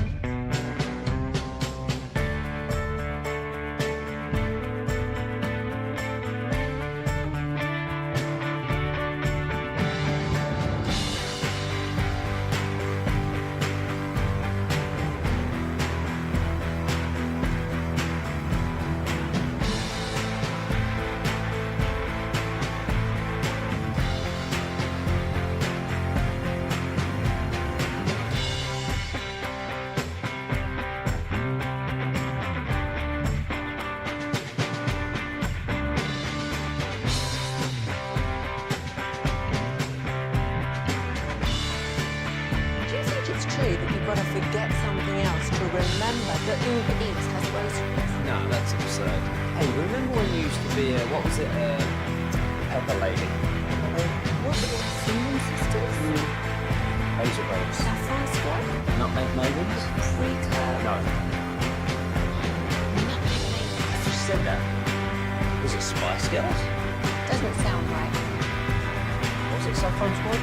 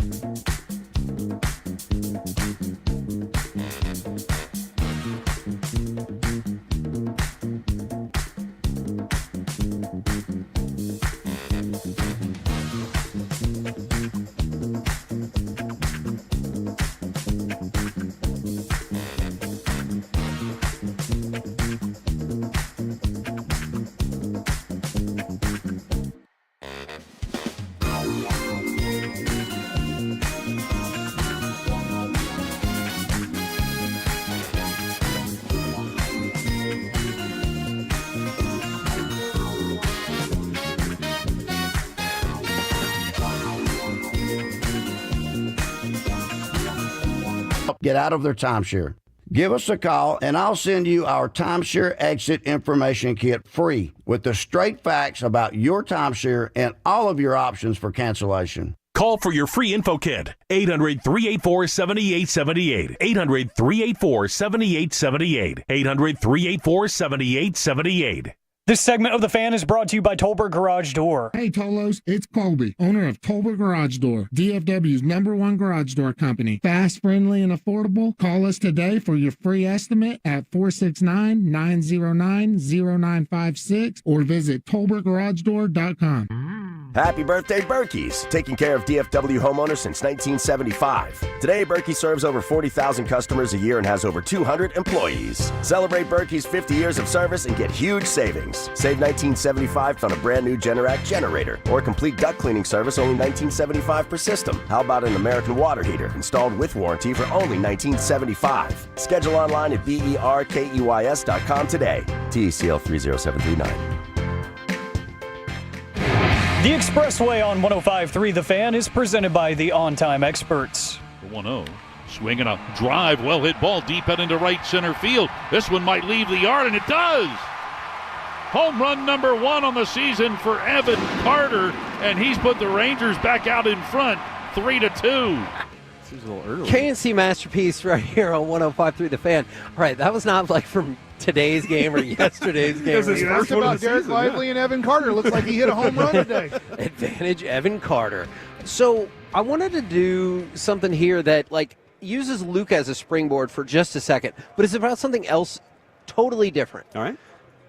Does the Luca trade give the Rangers an opportunity to take over more of the Metroplex? Look, yes. I feel comfortable in terms of saying for now, maybe forever, Cowboys are 1 by a pretty good margin, right. And I think the Stars are 4 by a pretty good margin. But 2 and 3 feels like it can at times be up for grabs. He wasn't trying to be offensive, by the way, Stars fans. I think Stars fans understand that too. I'm just going have to look at the ratings and the value of the teams and how much money they bring in. Yeah. By the way, those aren't my ratings. Look, I love the Stars. Me and Brandon go to Stars games every single year. They have the best team in the Metroplex and the best opportunity to win a championship. But Mavericks fans are palpably mad. Some of them are palpably done. Like, you're one of them. People brought when we talked with Ramona Shelburne earlier, she said, they held a funeral. People brought a coffin up to the American Airlines Center on Sunday. People are mad. People are done. And this might be a weird question, but does this not open a potentially big opportunity for the Rangers? Yes. The Rangers know that too. Okay, the good. Rangers understand. Other teams understand this too. That the Stars making the trade and saying we're all in. Yeah. We are trying to kind of make smaller moves around our bigger players. Yeah. To show you that we think we can win the Stanley Cup. So this is, I guess, the little secret that fans of a Metroplex don't want to know. The Cowboys are not rooting for the Rangers. The Rangers are not rooting for the Cowboys. The Mavericks are not rooting for the Stars and the Rangers and the Cowboys, and the other teams are not rooting for them. Yes, they do put out social media posts because they're all in the same Metroplex, and they understand that most of their fans, not all of their fans, but most of their fans are rooting for all of their local teams. Yeah. But they understand. I'm not, like, outing the Rangers or it's all the teams. You have to understand the reality. The Rangers would like all the money to go to the Rangers. The Cowboys would like $0. They would like the Rangers to go away. If Jerry Jones had his way, he would like the Mavericks to move out of Dallas-Fort Worth, the Stars to never exist here, and the Rangers to go away. And they know that that's not the what's going to happen. Yeah. But they also understand how to play the publicity, right? I'm so happy the Rangers won the World Series. My butt. Like, sure. Jerry hated the Rangers won the World Series. I have no doubt about that. And I understand that the Rangers right now see this as an opportunity because I'm going to assume this, and this might be a high number percentage. I do think up to 30% of Maverick fans are not going to renew their season tickets next year. That's a big number, Mike. That's a huge number. I know. I don't even know how many season ticket holders they have. If I'm going to guess 10,000 to make the numbers easy. All right. Up to 3,000 season tickets will not be renewed next year for the Dallas Mavericks. Now, I will say this, unless they go on a magical run in this playoff. Yes. And then all of a sudden those tickets got you face value tickets to the semifinals, face value tickets to the conference finals. And now you're looking at it going, wait a second. Yeah. They actually, they didn't make the NBA finals. Let's just say they go on a run and Oklahoma City beats them in the conference finals. That will probably change people's minds right now on how they're looking at their $10,000 to $30,000 a year that they invest in tickets. Well, where does that money go? They want entertainment. So the Rangers look at it and go, hey, a crappy year last year. Like Chris Young he tells you how he feels. He said on the Fan, this was an embarrassing year for me and everybody involved with the Texas Rangers, and we don't want that to happen again. Now, they hope that they have the right team to win enough games that people go, well, screw it. The Mavericks lost in the play-in situation. Luca's not going to be there anymore to watch. And I hope this doesn't happen, by the way, but I'm just telling you the situation. If you're a fan that has $15,000 invested in tickets, man, the Rangers look like they might be steady. Maybe Wyatt Langford, this year is looking like a minor MVP candidate. Evan Carter is staying healthy and doing things that he did in September and October in 2023.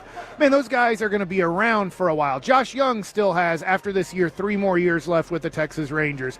You still have Corey Seager, the face of the franchise, under contract for 6 more years after this year. So the Rangers do see, if they can have a successful year, nothing's guaranteed, if they can win close to 90 games and make the playoffs, they understand that they can get some of the Maverick money to go to the Texas Rangers, and they understand that Cowboy fans are tired of this. Yes. And they can get a few more dollars from the Cowboys to go to the Rangers. Okay, so here's the question I'm going to pose, because I agree with everything that you're saying, is spending money doesn't automatically make you better. We would all agree on that. But there is still a gaping hole on this team. Like, regardless of what you think about the rest of the Texas Rangers, I agree. They do not have a closer. There's a gaping hole on this team. To get a closer, you could probably figure out a trade and find a way to fit somebody in there financially that would make it work. Or you could spend the money that would theoretically put the owners in a position that they don't want to be. Right. So how do you balance... Well, it's kind of like, it feels like that you got to spend money to make money, right? Right. Like, you got to spend money and maybe go back into the tax threshold that you don't like, because then you can't reset. Yeah. But it gives you an opportunity to have a better team, which then theoretically could help you grab part of that market. I agree with everything you said. I don't know how to add on to that. Yeah, I don't know how you make that decision. I'm very fascinated to see what the Rangers do. Obviously, I'm hoping they can figure out a way to either get a low money person or shed contracts somehow, some way. You hit your marketing team very quickly. For Yes. sure. You got to go to marketing and say, all right, we need this, this, and this.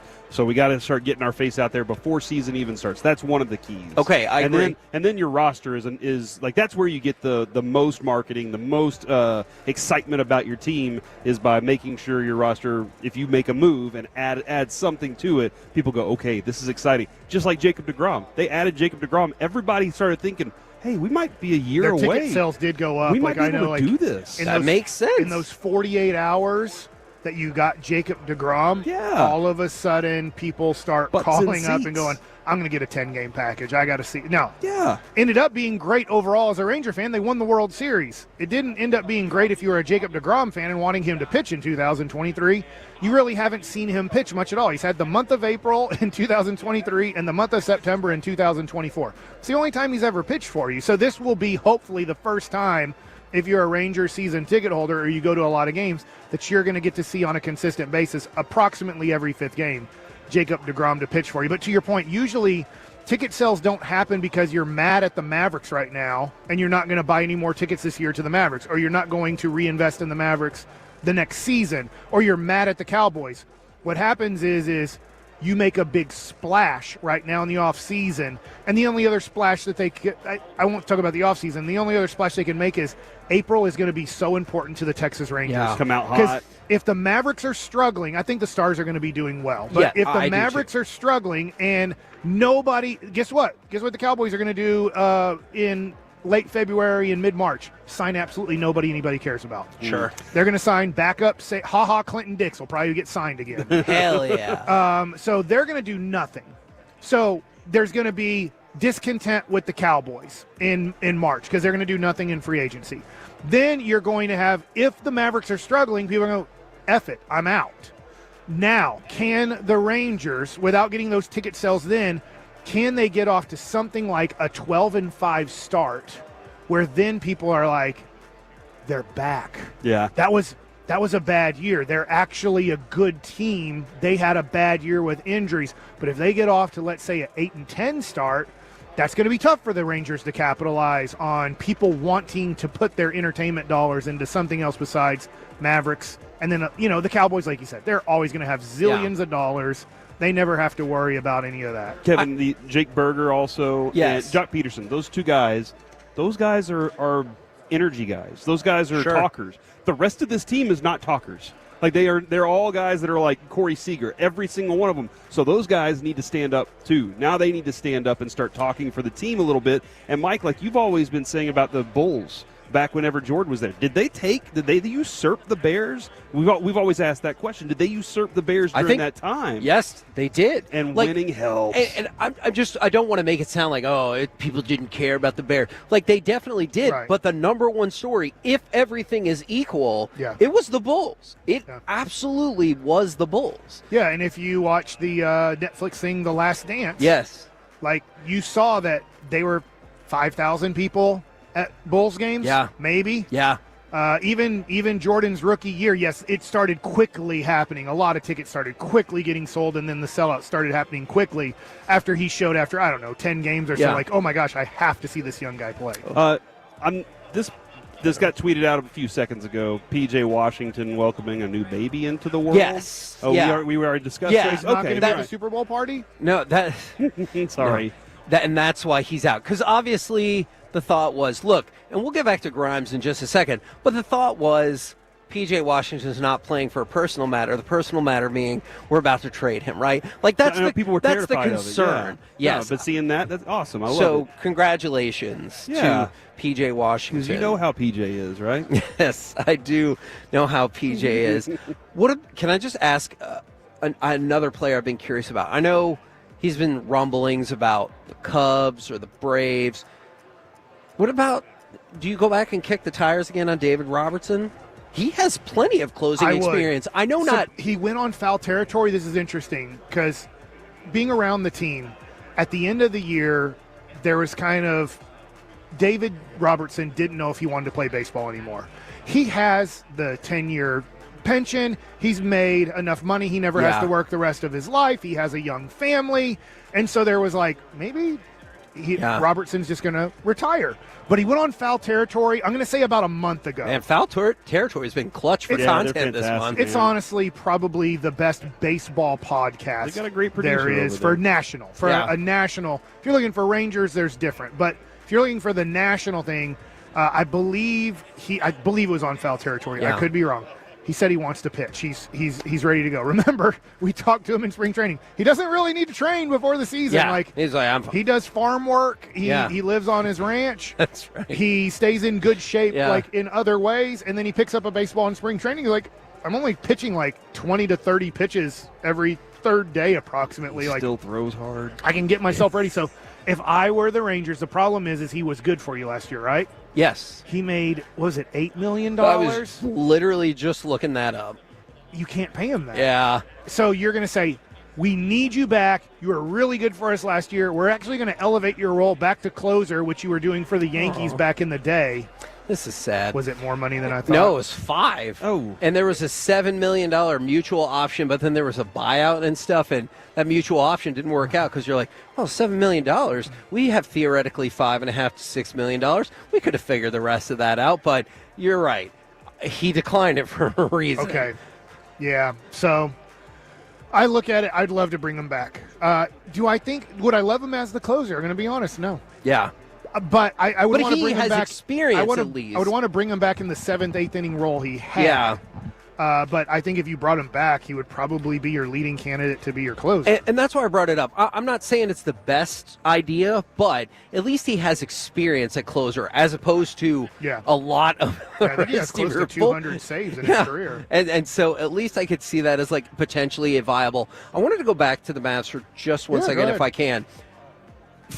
People also seem upset, and I think this might just be carryover from the Luca deal about trading for Caleb Martin. I think upon looking at some stuff, I think money played a part in this because Quentin Grimes is going to be a restricted free agent at the end of this year, where Caleb Martin is, I think, in the first year, maybe the second year of a 4-year deal. So maybe they're like, hey, Quentin Grimes is good.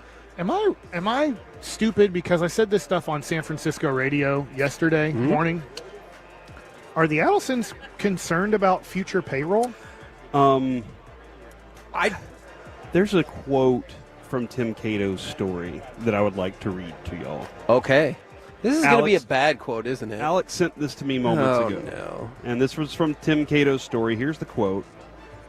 There has been a belief with multiple team and league sources expressed to me over the past months, long before this trade, that Harrison does not have a long-term desire to remain in his current role as general manager. And Tim Cato's not the kind of guy that's just throwing things around willy-nilly.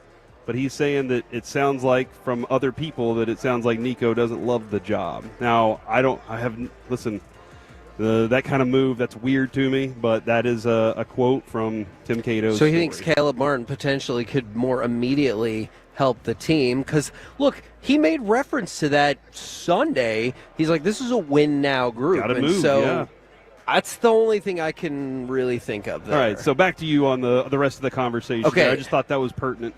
Yeah, I just wanted to, now that gives me a whole different theory. So that is so pertinent, I would now like to change my theory. Oh, okay. That I love this. It was a financial move because you've got this other player under contract for 3 more years as opposed to going into restricted free agency. Yeah. And now I wonder if they think it's even an incremental upgrade over Grimes. I don't know that, but that would be my guess, and that's why they kicked in the second to make it happen. Yeah, so here's the deal. If you look at, I Googled this yesterday, if you put in Adelson, I'm sorry, I'm forgetting the lady's name. Her Miriam? Miriam. I believe. If you put in her name and you put net worth, it said yesterday she is the 44th, now plus family, but she is the 44th richest person in the world. I don't think it's, Fifth, I guess, in women? Yeah, in the world? Because they've got like 32 billion. It said 32.3 billion. Okay. On Google. You know what's weird about that? And I know I've brought this up before.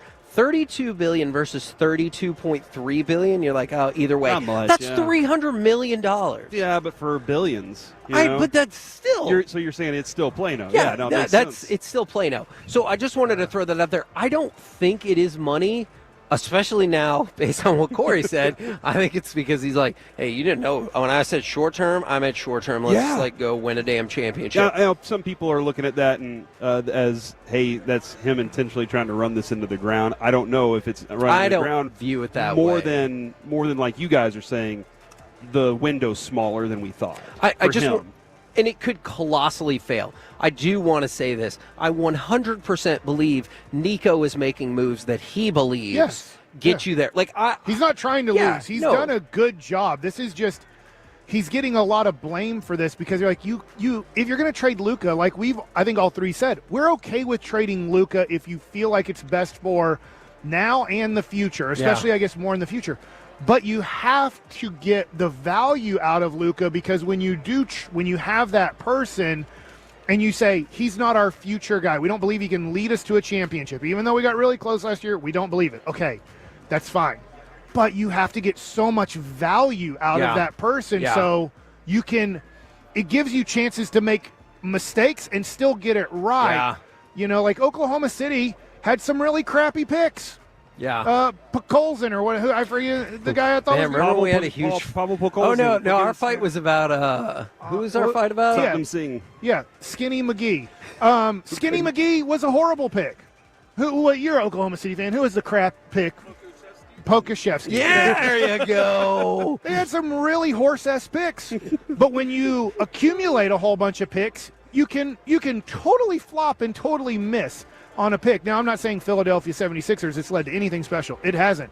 How about Markelle Fultz? Yeah. As the first overall pick. They traded up. They traded away from Jason Tatum to make sure they got Markelle Fultz. Whoops. But they accumulated so many picks that they did hit on Joel Embiid, and for a second they hit on Ben Simmons.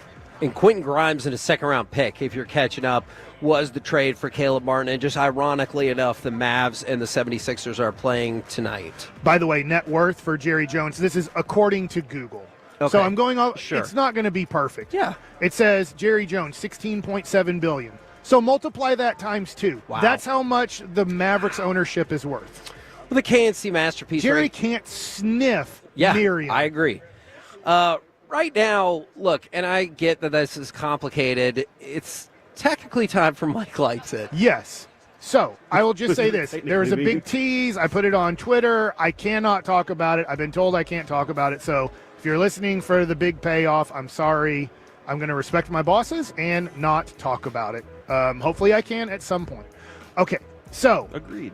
What do you guys want to talk about?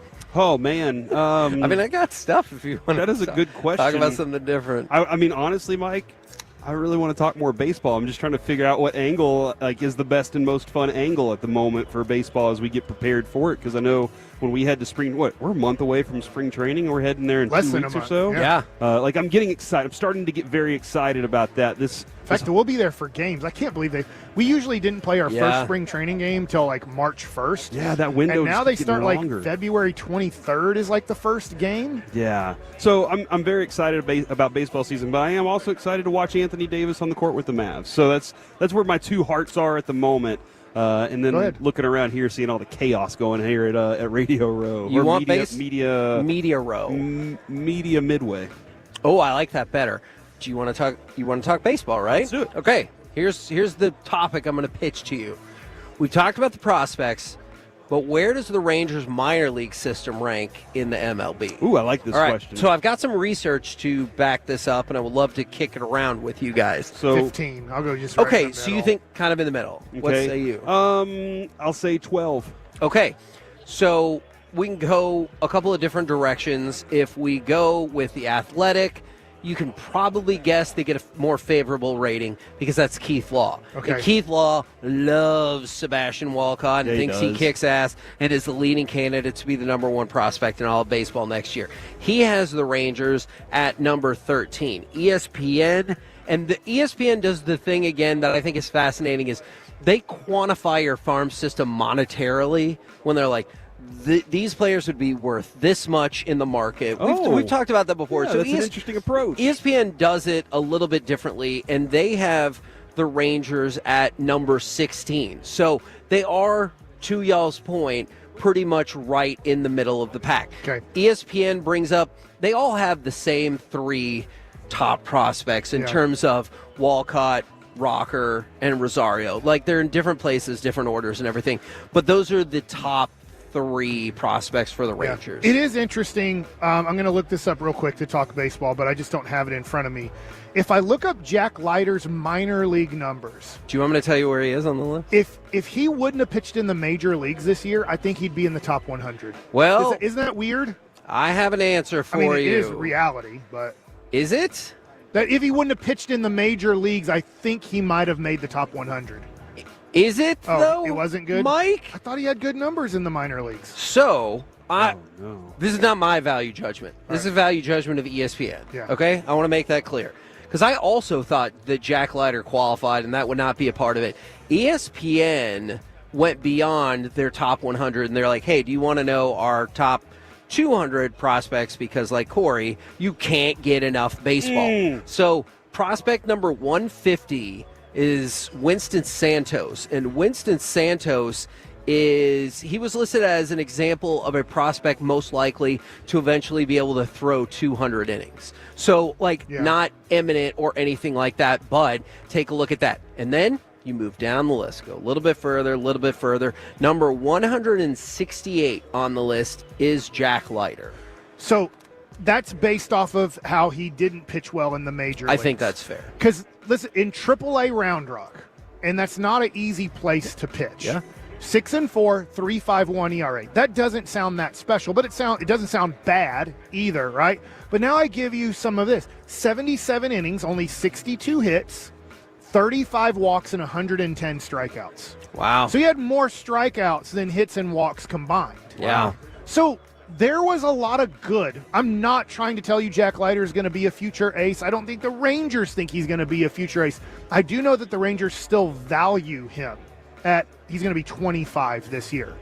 And I know that's about the time you trade people. Well, what I'm learning. And 25 is very different in the NBA than it is in pitching a baseball, especially when you've come out of college. So I just look at Jack Leiter and I get, because if I give you an 8.83 ERA in the major leagues, this is why he's not in the top 100, because we saw him pitch 35 2/3 innings, and his AAA numbers weren't anywhere close to his major league numbers. But if he wouldn't have pitched in the majors, this is so unfair, because he did, right? You would go, dude, Jack Leiter's coming around. Like, too bad we didn't use him last week. Why didn't we use him? Like, he freaking 77 innings, and he struck out 110 and only gave up 62 hits, and you just look at it and go, what? But when you go to the major leagues, he gave up 7 home runs in 35 2/3 innings in the minor leagues, and the PCL is a tough place to pitch. That ball does carry there. It's an easy place to give up home runs. 77 innings, 10 home runs. You're like, I know that's too much to ask. If he could give you 77 innings this year, in however which way you use him, sometimes long relief, sometimes spot starting because of injuries, and he only gives up 10 home runs. Look, I get it. If he had another pitch, more. Well, I don't even want to say another pitch, just more dominant breaking ball. Yeah. Which we did think that big looping curveball was kind of that, but it just hasn't. And I don't think they want to move him into like a setup guy yet. They don't. Look at if he could give you 77, or I'll go 70 innings this year in the majors, 10 home runs in 70 innings. He'll be a better pitcher. I'm just giving you one stat. Just don't give up a home run every 5 innings. Yeah, and I do wonder, Mike, coming out of the bullpen, if he can start to establish a little bit of a better demeanor for himself mentally, because Kevin, we've talked about, he looks like he's just trying to jump through the roof as soon as he walks out onto the mound. Like, he looks like I'm going to strike out everybody on this pitch. If he can come out of the bullpen a little calmer, maybe that'll be a better way to work him into a starting rotation place where he can go, you know what, I know how to pitch now. I don't have to worry and stress like that like I used to. Look, I just want to have it on the record in case I'm spectacularly wrong or on the offhand chance that I'm correct. I think one of those 3 prospects that we talk about at the top of the list, Alejandro Rosario, I think eventually that's going to be your closer. I know they want to try him as a starter because, as you talked about, I know philosophies have changed, but there is still something to these are our failed starters, and now they go into the bullpen. And so they definitely still want to make that happen, but I would not be shocked if someday Rosario gets a crack at this. We're the KNC Masterpiece right here on 105.3 The Fan. Did that scratch your baseball itch? Oh, my gosh. I feel like I'm satisfied now. Okay. I was hoping that completely satisfied. Okay. I don't like the way that you just said that at all. By the baseball. Oh, my God. Coming up next, I really want to be like, stop talking, but coming up next. More talking. Yeah, okay, hold on, just real quick. From the 214, Quentin Grimes has been traded. We got that text 1 minute ago. All right. This is why I got a Tolo. No, here's the deal. Next segment, we just say it for 15 straight minutes. Yeah. Turn it on. Just say. Leave it on. And just keep repeating. It'd make our job a lot easier. That's just true. Record it and go walk around and eat more catfish. I think about that sometimes with all the radio shows that just take phone calls. So about 55 minutes ago, give or take, we broke the news that Quentin Grimes and a second-round pick from the Mavericks have been sent along to pick up Caleb Martin from the 76ers. Coming up next, it's time for the C Block starring Corey Majors. Scott Murray. Hell DFW yeah. legend, and one of my former professors, Marjorie Lewis, join us here on The Fan. If you're laughing, we're happy. Thank you. Thank you. Get Masterpieced anytime.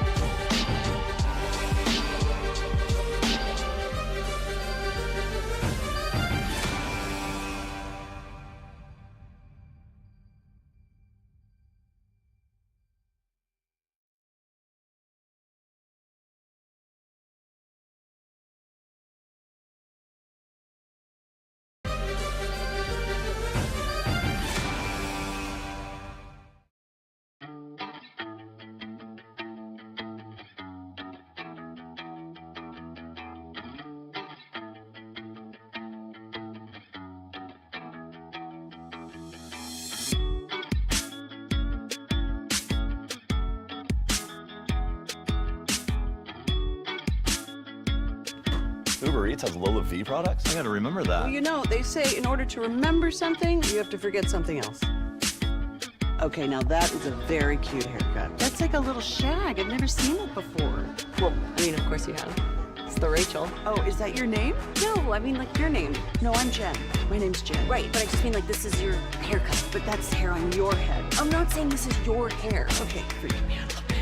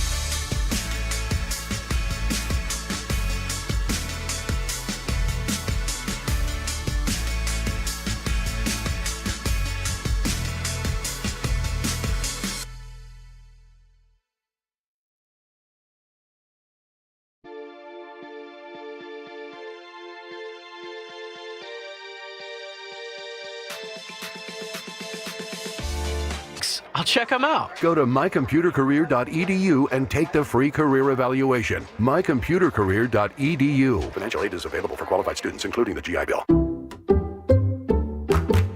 I'm at the movies, asking people if they'll switch seats with me for $574. Here, take mine. So what about $574 if you switch your home insurance to Allstate? Too much work. Not if you call them. They handle the switching. Now, that's a plot twist. Shh.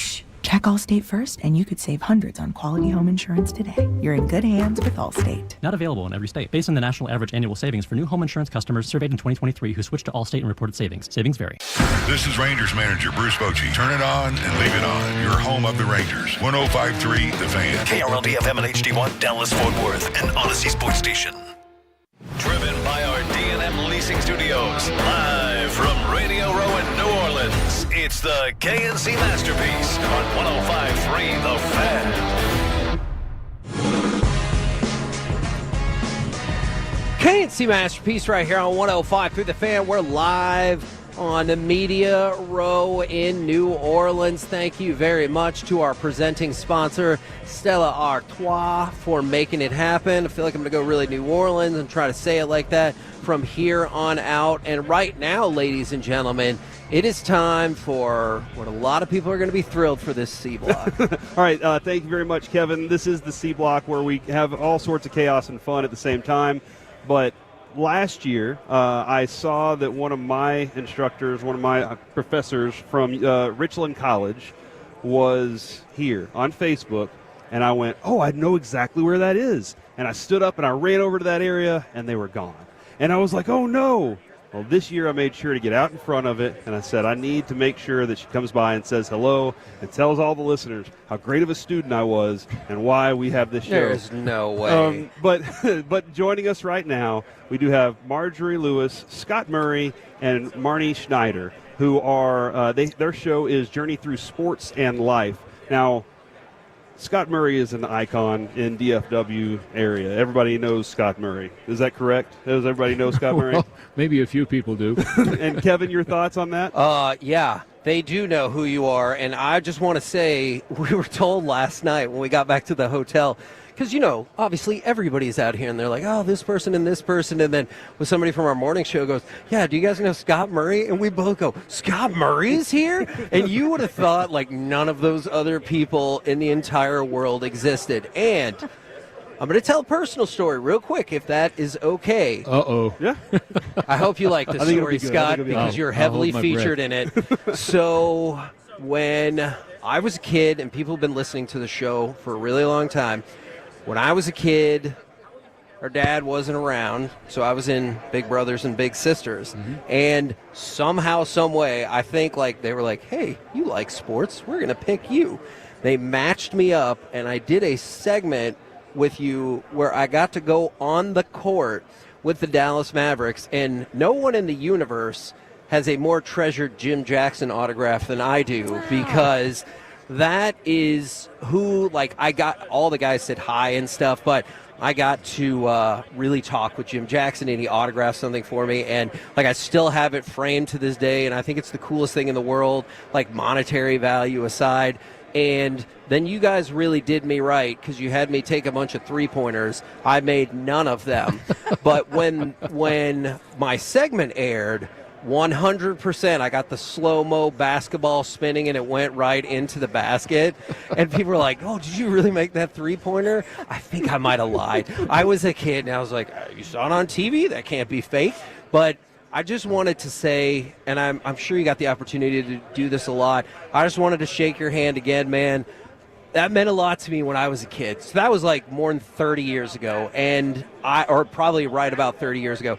I still remember it just as plain as day. Well, that was a weekly. I was on the board, excuse me, the Boys and Girls Club, and they said one day at a board meeting, Scott, we've got to do something where we can take a child once a week and go out and promote who they are, what they're all about, and give them an opportunity, especially children from single-parent families and what have you. Yep. And I said, sure, I can check with our general manager and see if we can do something like that, which I did. Long story short, he said, Scott, want to put your name on it, and you go back and tell Big Brothers, Big Sisters we can do it. So they named it Scott's Kids, and we had it on the air every Tuesday night at 10 o'clock. They gave me 5 minutes, and we did a story about just different kiddos from single-parent families. I was studying to be a pediatrician. My best friend died of leukemia when we were both in second grade. And so I went off the couch. So I enjoy, even to this day, I'm 19 boards right now, nonprofits. Oh my gosh. Either advisory board or board of directors. He almost couldn't make this interview. So many boards. So I just have always, but anything to do with children, I'm there. And so we created the Scott's Kids, and it's great that I ran into somebody not so long ago, and he said, I was one of your, just like you just did, was one of your Scott's Kids. I was at the Armed Forces Bowl earlier this year, and came out of the stands, and I was walking down, and I couldn't believe it. How are you? So we got our picture taken. I put a little something on Facebook. I said, what are you doing now? He said, I'm an attorney. I said, man. Good for you. Yeah. So, it was kind of neat. So you're a little disappointed by how I turned out. I get what you're saying. Not at all. I think it's great what you do. Good for you. I also want to point out, Kevin is a robot when it comes to emotions. True. And he almost squeezed out a tear just a second ago. It could have, would have, should have. Look, I know that's a great story. I just remember, because I got to leave school early and everything like that. And there is nobody in the world who couldn't tell me that I just experienced the coolest thing that had ever happened. And I know that was during the times when the Mavericks were still not very good whatsoever, but right. The early days. Yeah, but I just thought it was so awesome. And I thought about we could chat about that off air. And I was like, you know what? right, let's just talk about it on. Got to save it on air. Got to save it. We'll on have to air. take a picture and we'll do another Facebook. Maybe you can shoot some three-pointers. We can see how that goes. There's a little machine back here. I would be glad to. Now, Marjorie was my instructor at Richland, and it was the first time I went to Richland with the idea of being a sports writer, being on TV, being radio. Just wanted to do all those things, and she really helped me harness all of that. I remember Marjorie, one of the first newspapers I laid out, I handed it to her, and it came back, and it was just dripping red. And she went like through. Like a been murdered. Yeah, she went through and I she murdered pointed to this. And then when she looked at me, she goes, I just think you can do better. And I was like, oh. And so I went and sat down, and I came back with better. And because of Marjorie, that was where the work ethic started. It really started there. But while we were there, you've done so many things, Marjorie. You were the first woman to cover the Cowboys. Mm-hmm. You had all these amazing stories, but the only one we introduced Marjorie with was she just interviewed Angelina Jolie. And all these great things, and we're like, she just interviewed Angelina That's all Jolie. anybody cared about. And I was like, she's done so many other things, but this is the lead. This is where we start. Can you kind of tell me how things have gone since then? Because you released a book since then, and you've done so much more. Well, thank you, Corey. And I do have to tell everybody, Corey was an excellent student. One of the things that, my allergies are showing it's catching up, yeah. She's allergic to lying. She just said no. One of the things that I'll always remember about Corey is that whenever anything needed to be done, he was ready to do it. It didn't matter. And he was just outstanding student, one that you want everybody to have students like Corey. So I really appreciate that work.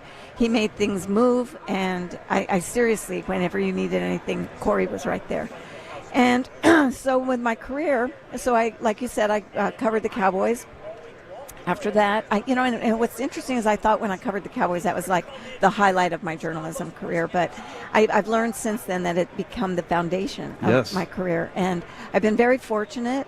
Yes, I did write a book a few years ago. I wrote a book about a woman named Tylene Wilson who coached football in Brownwood, Texas during World War II. And it's in the process of being made into a film. Mandalay Pictures. Really? Wow, that's awesome. So that's been a thrill. I'm now commissioner of the Global Flag Football League, which we're starting to work on the first professional flag football league. And also I teach at the University of North Texas. And so I've just been doing a lot of things that I really enjoy. I loved teaching. When I retired from Richland, I thought I wasn't going to teach anymore. And then the University of Tulsa asked me to do a summer course, and then I thought, I just can't. I've got to go back to this. And I've been doing it ever since 2013 again. And this is how I connected with Mickey. I always say, because she gave me the internship, she hooked me up with an internship with Mickey Spagnuolo at the Cowboys website, and I always say, Mickey taught me everything I know. And then he always says, I'm not sure that's a great thing to brag about. So we'll just see how things go. Well, I love that, because when I had students like Corey, I used my connections in the industry to get them internships, and that worked out really well for a number of them, and I'm really pleased with that. And I've been following your career, and it's just such a thrill for me. Thank you. And we're now, Kevin, the number 9 midday show in all of America. So that rating's low. We've done something. That rating's low. We need to be higher. We're working on getting higher. So, Marty, there's a lot of pressure on you now because Marjorie and Scott both have like 8,000 jobs. Do you also do many things concurrently that make people like me who have but the one job feel kind of ashamed? Well, yes, they do a lot, and I always say that I'm amazed at their energy and enthusiasm for doing things not only for themselves but also for others and to make a difference. I think that I've dipped my toe in the water of like trying to keep up with them. Yeah. But it's not easy. It's daunting. It is, yes. But I will say this, that a long time ago my grandfather Leonard Toews owned the Philadelphia Eagles, and I only wish that Marjorie and Scott were covering Philadelphia and not being in the Dallas-Fort Worth area, because I think that their civility is so good to everybody, and Philadelphia is a little bit rough around the edges. is my grandfather probably would have not sold the team if Marjorie and Scott, but it's okay. But I get to, be friends with them and work with them weekly. So and she's an author. Tell them about your book, too. Yeah. So I've written a series of kids' books called Football Freddy and Fumble the Dog Game Day. Yes. And each book takes you on a tour through a different NFL city.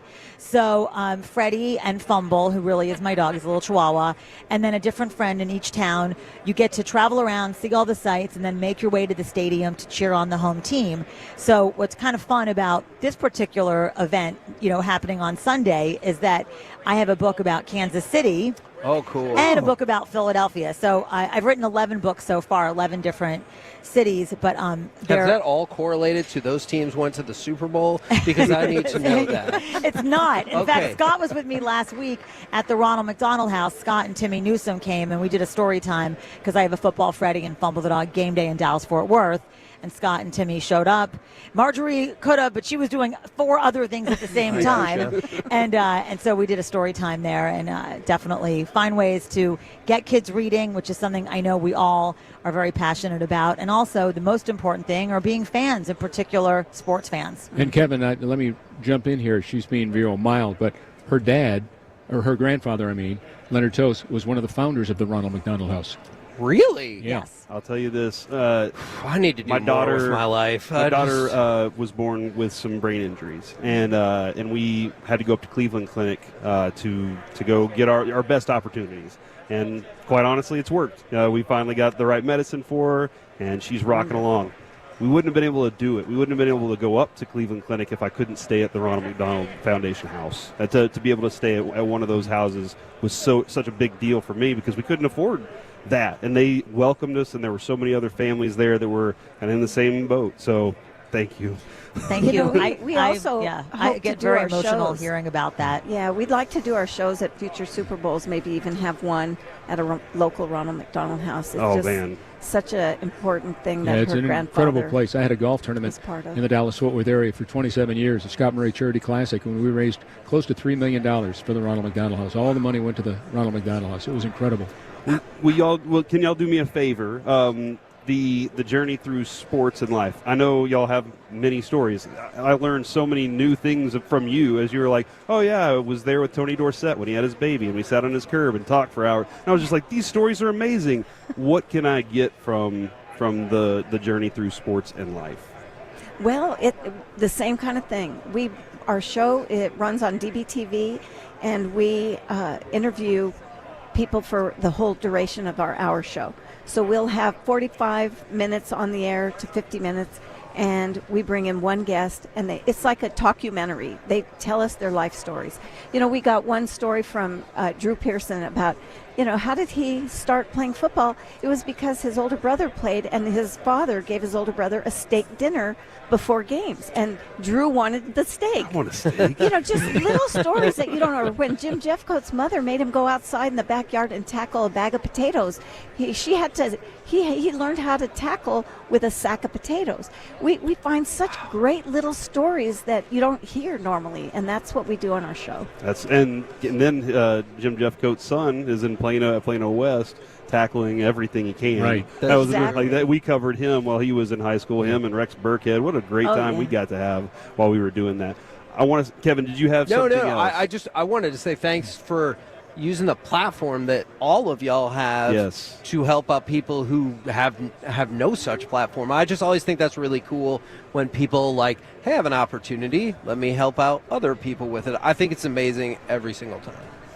Well, thank you. Thank you very much. And we really appreciate y'all hopping over today. I hope y'all have a wonderful time while y'all are here. And I've talked about you so much, Marjorie. My wife is here with me, and she's like, I need to see her. And I was like, okay, so we'll catch up with other you. Woman, Yeah, exactly. Sometimes, but we're all in the same hotel, so we'll figure it out. We'll see how things go. Definitely. Thank you again so much for hopping on with us. Thanks, the fellas. journey through sports and life. Scott Murray, Marjorie Lewis, and Marnie Schneider. Thank y'all very much for hopping on. Thank you. Thanks again. Thank you. We're the KNC Masterpiece right here on 105.3 The Fan. Coming up next, we had to bump them before. Hopefully it didn't happen again this time. AM on the FM. Next, right here on 105.3 The Fan. You've made us #1 in DFW. Don't care what they say. Thank you for laughing and enjoying some quality sports conversations on the Fans KNC.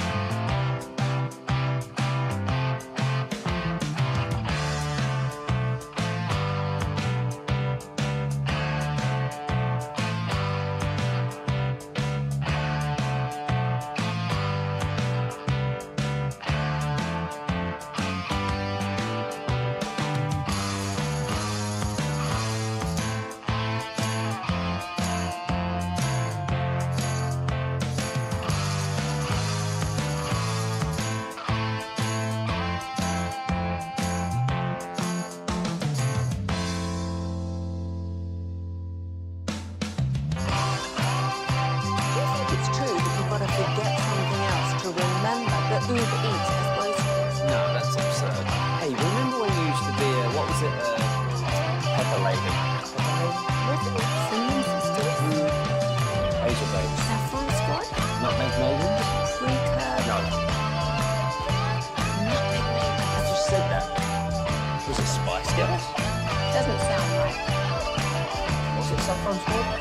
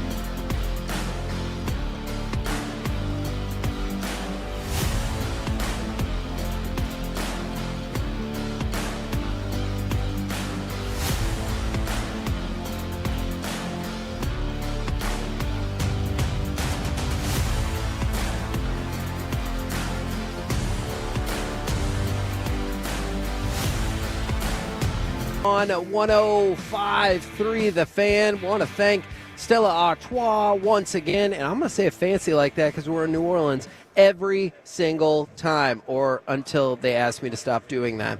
But I want to thank them for being the presenting sponsor and bringing us out to New Orleans. Also, big shout out to the Low T Center, Best Buy Windows and Siding for making all of this awesomeness happen. Kevin, if you're listening to us on the Odyssey app, I'm listening to you right here. Okay, I appreciate that. Make sure you get your hour in. Don't forget about your hour. Automatically entered into an Odyssey National Contest for a chance to win a Vegas vacation for 4. Count them, 4.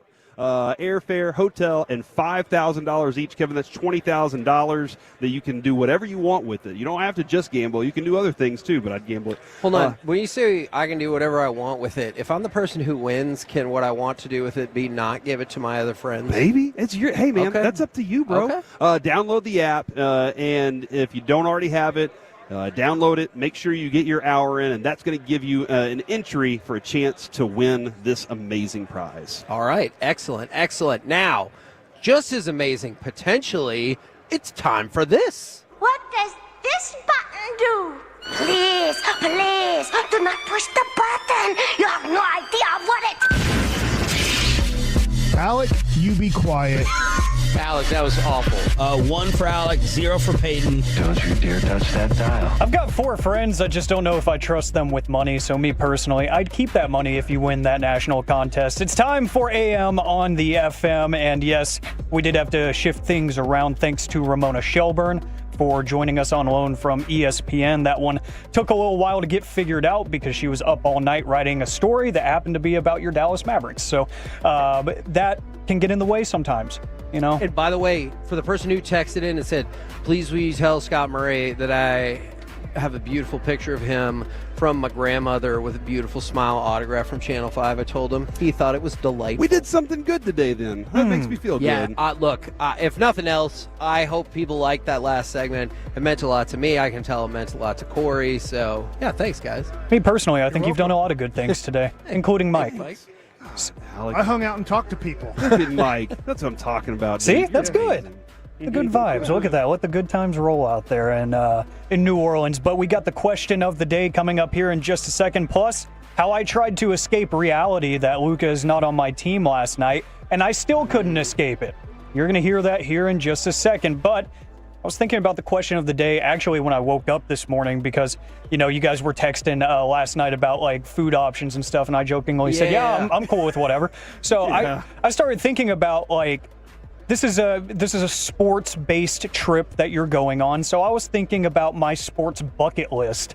And since I'm still pretty new to this stuff, I've still got a pretty long bucket list of like places and events I want to go to. So what is something on your sports bucket list that you need to cross off sometime soon? 877-881-1053. Because for me, obviously Media Row would be very fun, but something that I grew up always wanting to do and always wanting to go to, and now is a bit more realistic now that I cover the team, is go to training camp for the Cowboys.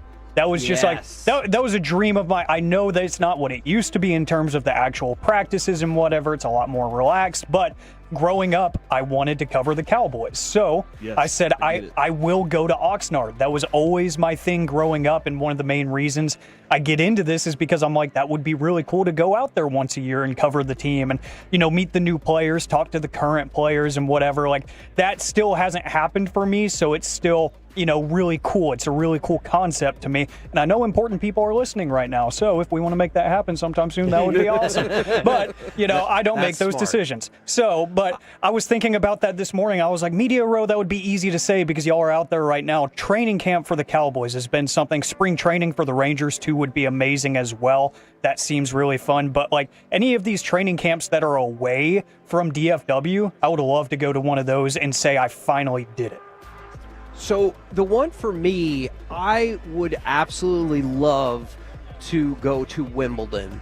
Now, I want to go to England in general. I've never left North America. Like, I've been to Canada, Mexico, now up to 49 of the 50 states, but I've not left North America. 50 of the 51. Yes, 50 of the 51 states. Because of the Gulf of America. No, okay, we're not going to get into that at this exact moment. But tariffs. I will. I would have, but I got a tariff put on me, and so I would love to go to England, and specifically, I would love to go in the summer and get the opportunity to go to Wimbledon. I don't even care, like, if it's center court. I just want to go there. I think that would be amazing. I was the same with Cowboys camp. You know that about me. Yes. Like, that was my whole goal in life. When I started working with Mickey at the Cowboys website, the goal was to cover the Cowboys at a training camp in Oxnard, and I've been able to do it, and it's been, I know, Mike, you can see it on my face. Mike's even said it before. He's like, I can tell you enjoy this. Yeah. Covering the Rangers is the coolest thing. Spring training is the most fun, I think. It is so much fun to be out there. The access you have to the players and everything. So I think those two things are significant. I have always wanted to cover a Super Bowl, like, from the game. Yeah. That, for me, does that help? No, that makes sense. I was just going to say, I saw a couple of people text in, go to the World Cup. I didn't get to go to the World Cup in '94. And so when it comes back around this time, Brandon and I have already talked about it. Like, we're definitely going to go. And I know AT&T is going to have the semifinal, and sure, if somehow I came across those tickets, you're damn right I would go to that. But it feels more likely that we'll get like one of the group stage matches or something like that. But I'll still be super pumped to do that. So I'm looking at my Rangers schedule, and I remember doing this because I'm going to be calling a lot of the games this year for the Rangers. I wanted to meet Bob Uecker. So I know you're saying what can you do and not what you. But you wish thought you were could have going done. to, I right? thought now, and I don't know if you still traveled with the Brewers because I'm looking. They play Milwaukee the 8th, 9th, and 10th. By the way, in that September. Man, going to see if they're both healthy, I think you could see a special player in Jackson Churio come to town. I know that's in September. But I was really hoping it was – I will tell you one of my bucket lists that I didn't even know, but I got lucky enough to do last year, and that was I got to be at Oakland Coliseum for the last game ever of the Oakland Athletics. Yeah. That was awesome. And as a player, I did not go to Oakland. I played against Oakland when I was on the Rangers, but they came to Oakland. I never went on the trip to Oakland, so I wasn't on the team where Frankie Francisco slung a chair into the stands and started a riot. That was the year I was on the Rangers. But what a great time. Yeah. But it is really fun to get to go to these stadiums and check it out. So for some reason, baseball stadiums seem to have a lot more kind of nostalgia with fans. I'm like, I want to go to the baseball stadiums where football and basketball don't seem to be the same. Baseball's very romantic. And if you're going to... About like, I got to go to the New York Giants stadium, Before all the renovations and stuff, I got to see Soldier Field. Yeah. I thought that was pretty cool. When I was working at the website, I got many times to be at Texas Stadium with nobody in it. That's so cool. at the stadium, nobody's there, and I'm on the middle of the field just waiting. That was really fun. It's weird too. But there is, Mike. You're right, man. And I think it's just because we're all a little romantic about baseball. Most people kind of played t-ball as a kid and had a little fun experience. And there's something about that. Do you still get an itch? Like, do you kind of look at it and go, I wish I was on the field right now? Or are you like, I like being up in this? I understand that I can't do it. Yeah. Does that make sense? So in 2010 and 11, I'll always say I was very jealous of those Texas Rangers. I believed I could still help a major league team. There were 30 teams that didn't believe I could. That was very tough. But now, and not just now, for at least 10 years, I'm like, I can't compete at that level. I can't even come close to competing at that level. So there was, but now it's not the. But there is such excitement for being on the field during batting practice and just being in the dugout and then talking to the other broadcasters, getting kind of information about the other team and what they're going through and what's going good and what's not going good. It does bring like an energy. Not playing is a different one, but there is kind of getting ready for a game again is really fun. Yes. And Alec, I don't know if this is on your list because I've seen people mention like Wrigley and Fenway and stuff. Like if you go to Fenway, I think people still are astonished at how small it is. Yeah. Like compared to maybe the stadiums you're used to. It's the atmosphere outside of it is awesome. Once you get there and like look at the field, it's awesome, but it is smaller than you might think. I haven't been to Fenway since 2001. Oh, so wow. I get to go to Fenway, I believe, at the start of May 6th through the 8th. I'll be at Fenway again for the first time in 24 years. That's cool. I never signed the inside. I never even went inside the wall. I want to go inside the wall. It's time. It is time. It's time. That's our saying. Yeah. It's time. It's time. Because I was scared. I was scared of my Indian veterans. Oh, really? Yeah. You didn't want them to... Teammates. Yeah, we should probably played for Cleveland. He was playing for Cleveland. Veterans. I wasn't scared of my teammates that I'd played minor leagues with or that were on the team for a year or two. I'd played with them in the minor leagues. No, just the sentence out of context. I just wanted to really make sure we had the context on there. Just to be safe, Alec. There is one Mike Bassick. Just to be safe. There's only one. I think I did the right thing. So now I'm going to see, like, well before batting practice if I can go inside the Green Monster. That would be awesome. That would be awesome. That would be so cool. I see from the 469 Lambeau, Fenway, and Pebble Beach. I see from the 214 go to a Cowboys game in Philly. That would be interesting. I'd be scared for my life, but that would be interesting. Would you wear Cowboys gear? I'd probably just wear like the most basic, like you see like those renders of people where they have to remove all the logos from their clothing and stuff because it's not licensed or whatever. That would be me. I'm like, you will have no idea who I am and what I'm doing here and why I'm here. I don't want anybody to have any reason to beat me up and throw batteries at me and stuff. That would be no fun. But let's see, to the Rose Bowl from the 817 again. I was supposed to be there 2 weeks ago, and then the concert got canceled. I was very sad about that. Yeah, Are they going to reschedule that? Do you get to? No, it was supposed to be a one night only thing, and I guess they're booked up for the foreseeable future, so that's not happening. But said artist is coming to town in August, late August, the weekend he'll be here. So I'll probably be at the AT&T Stadium show, but not as cool as the Rose Bowl. And he can now go back to the Grammys since they had that conversation. Yeah, I don't know if y'all heard about that. They kissed and made up. Yeah, they kissed and made up, so he joined the Grammys again. Wow. It's a wild story. Yeah, there's a lot to that. There's a lot of layers to that onion. And real quick, I do want to play this for y'all. It's not the greatest audio because, Monday Night Raw is on Netflix now, and you can't screen record Netflix because they don't want you stealing their content.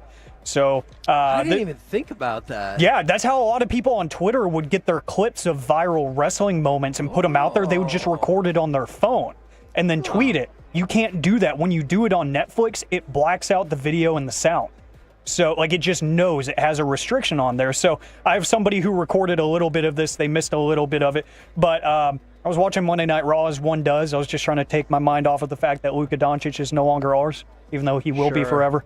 And I still couldn't escape it because they were doing one of those aerial shots. They were in Cleveland. And McAfee took a shot at Cleveland sports. He said, your sports stink, but your city's beautiful. And Michael Cole was like, well, the Cavs are really, really good this year. And he says, yeah, the Cavs are good, but the Mavs, not so much. And he said this. Every once in a while, he ruffles some feathers with how much he likes to eat. So the Mavs are doomed. The Cavs are great. He was talking about Luca. He said they traded their best player because he ruffled some feathers with how much he likes to eat. And the Mavs are doomed. The Mavs are doomed. How much he likes to Okay. eat. The Cavs are great. But hold on, let me ask you this. Was that the most brutal sports burn on Monday Night Raw last night? Because the other clip I saw was the New Day on there, and everybody in Cleveland's booing them, and they're like, hey, don't boo us. It's not like we want to be here right now, us or Myles Garrett. That's good. That's good. I like it. I love that stuff. And Go in the Kevin, city and just shut 'em down. a very They short. lose to everybody now, right? Yes. Yes. They lose to everybody. They really do. And a very short version of Are You Better? Yesterday, Elmo turned 45. Sorry, Kevin. Remember the Tickle Me, Yeah. Elmo? Are you sure? What? Elmo said you're better. How crazy! I can't even remember what year that was, like 99 or something. And it was, people were like punching people out to get I that. don't even know what we could compare it to somebody who, like Alec, wasn't alive for the Tickle Me Elmo Christmas craze. It was insane. when the first iPhone came out, maybe. Yeah. Like it was, maybe there were older people going for it, but still. All right, excellent edition of AM on the FM. Where the Huge. Yeah, of Per course. use. So you keep trying to bump it. Mhm. Coming up next, let's chit-chat with those fellas from the G-Bag Nation. Next, right here on 105 through the Fan. Coming up Wednesday morning on Sean and RJ, Zach Martin and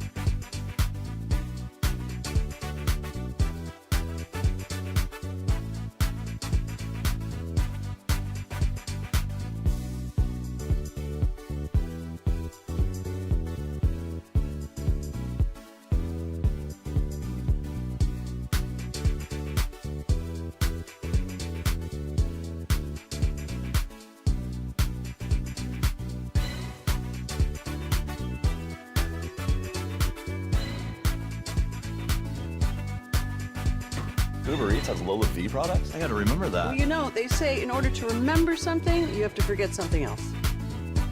Okay, now that is a very cute haircut. That's like a little shag. I've never seen that before. Well, I mean, of course you have. It's the Rachel. Oh, is that your name? No, I mean, like, your name. No, I'm Jen. My name's Jen. Right, but I just mean, like, this is your haircut. But that's hair on your head. I'm not saying this is your hair. Okay, freaking me out a little bit.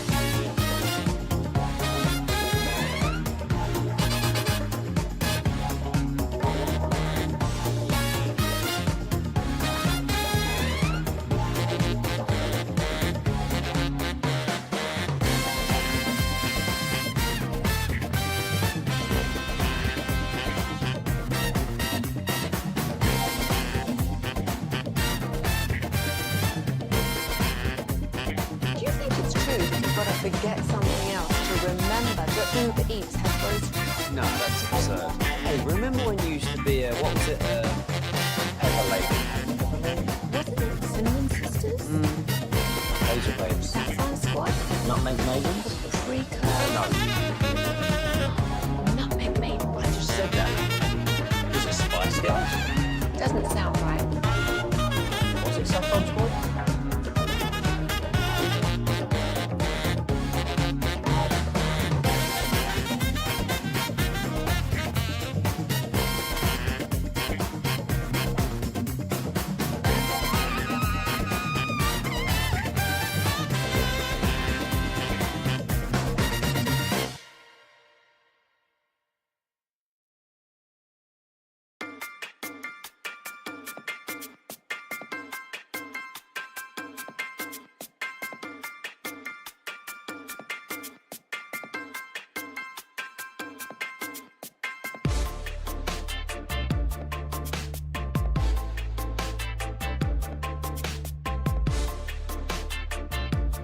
G-Bang Nation, gentlemen, how is you today? Amazing, Hagee. How are you? I'm doing pretty well. I have to admit, the Luca press conference made me less happy. The two things that stuck out, and it's the last line both times, and I get it, but Luca said the trade was a big shock. It was hard moments for me. I had to check if it was April 1st. But now I get to play on the greatest club in the world, and I'm excited for this new journey, which, vomit. But the other one was, honestly, it was hard at first. This first day was really tough. These last 48 hours felt like they've been a month long. And so you do see that surprise, that shock. I don't know if you want to include disappointment in that from Luca. And did you guys watch any of the presser? Obviously, it was happening while our show was going on. Did you guys get a chance to catch it? I've been in transit. I've been moving around, getting here, doing stuff. So I haven't seen it. But it's a tough place to be, I think, as a player, because you have to show deference and sadness for the team you're leaving and excitement for the team you're getting to at the same time. You know, I think it just makes it suck a little bit more that, you know, it really feels like Luca, at least for now, didn't want this. Yeah. Now, I just would have never imagined that Christmas day after presents were open and you kind of eat your brunch, lunch. You're like, hey, the Mavericks are on. And he gets off to an unbelievably great start in that game. And then I can't remember, midway through the second quarter is about when the calf went out on him. I would have just never thought. That's it. That was going to be the last time I ever watched him play for the Dallas Mavericks. I think that's the tough part. I think the biggest news out of that whole thing is that Luca's medical team is all moving with him to Los Angeles. They're about to get a dose of how their training staff is going to work with his training staff. That could be something that really can maybe set organizations off. And supposedly that's what happened here, right? Yeah, absolutely. And the fact that the Lakers did agree to bring his whole entire medical team to Los Angeles, something worth keeping an eye on. Now, the other thing that happened with the Mavericks today, and I get it, it's not really fair, but Mavericks fans are still palpably angry about what happened with Luca. So you make the trade for it, you trade off Quentin Grimes and a second-round pick, and you pick up Caleb Martin. Every bit of feedback we've gotten. Now, this within like the last hour and a half that this trade happened was, oh, you traded for an older guy with fairly comparable stat lines, and you gave him a draft pick. Nico wants this to fail, this, that, and the other. And I just want to be clear. I don't believe any of that. And I said, I think Caleb Martin was a monetary decision in part because of the contract status. Sure. And Quentin Grimes is going to be a restricted free agent. And the other thing is, quite frankly, this just means that they think Caleb Martin fits in with this team right now better. Yeah, they think he's a plus defender. And they think he's very, very tough. And they think he's a better playmaker and shooter than what people are giving him credit for. Interesting. So that's within their organizations, what they're thinking there. So I'd be fascinated if you would see, I know we talked about, Kyrie, Max Christie, PJ, AD, and Gafford, and you're feeling 4 out of the 5 plus-ish defense, and then maybe you plug in Caleb at either the 2 or the 3, and you still feel like you're keeping that going. So, man, they weren't joking around when they talked about we're going defense. It's just I wish the guy who handled the ball, and is probably your best offensive player, although Anthony Davis was really good, was not a minus defender. It is kind of weird, though, that the team that won the championship a year ago, right, in the Boston Celtics, were they not the best offensive team in basketball? Yeah, one of the best defensive teams. They were. And it's not to say defense doesn't matter, but you do have to, I think there's a massive concern now with how they're constructed.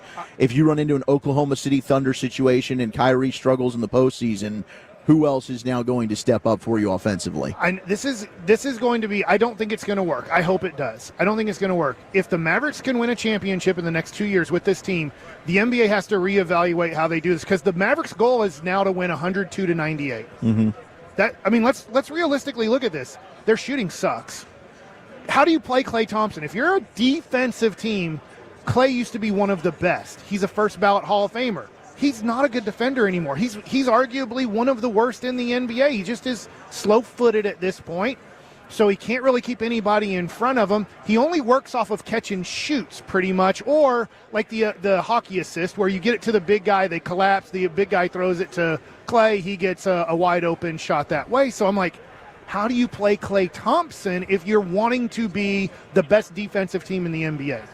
Yeah, it's weird. I think they're trying to make the best of a tough situation. Once you move on from Luca, you got to sort of reimagine how you're going to go about winning basketball. I hadn't thought of it, but, maybe the multiple superstar Miami Heat era is done.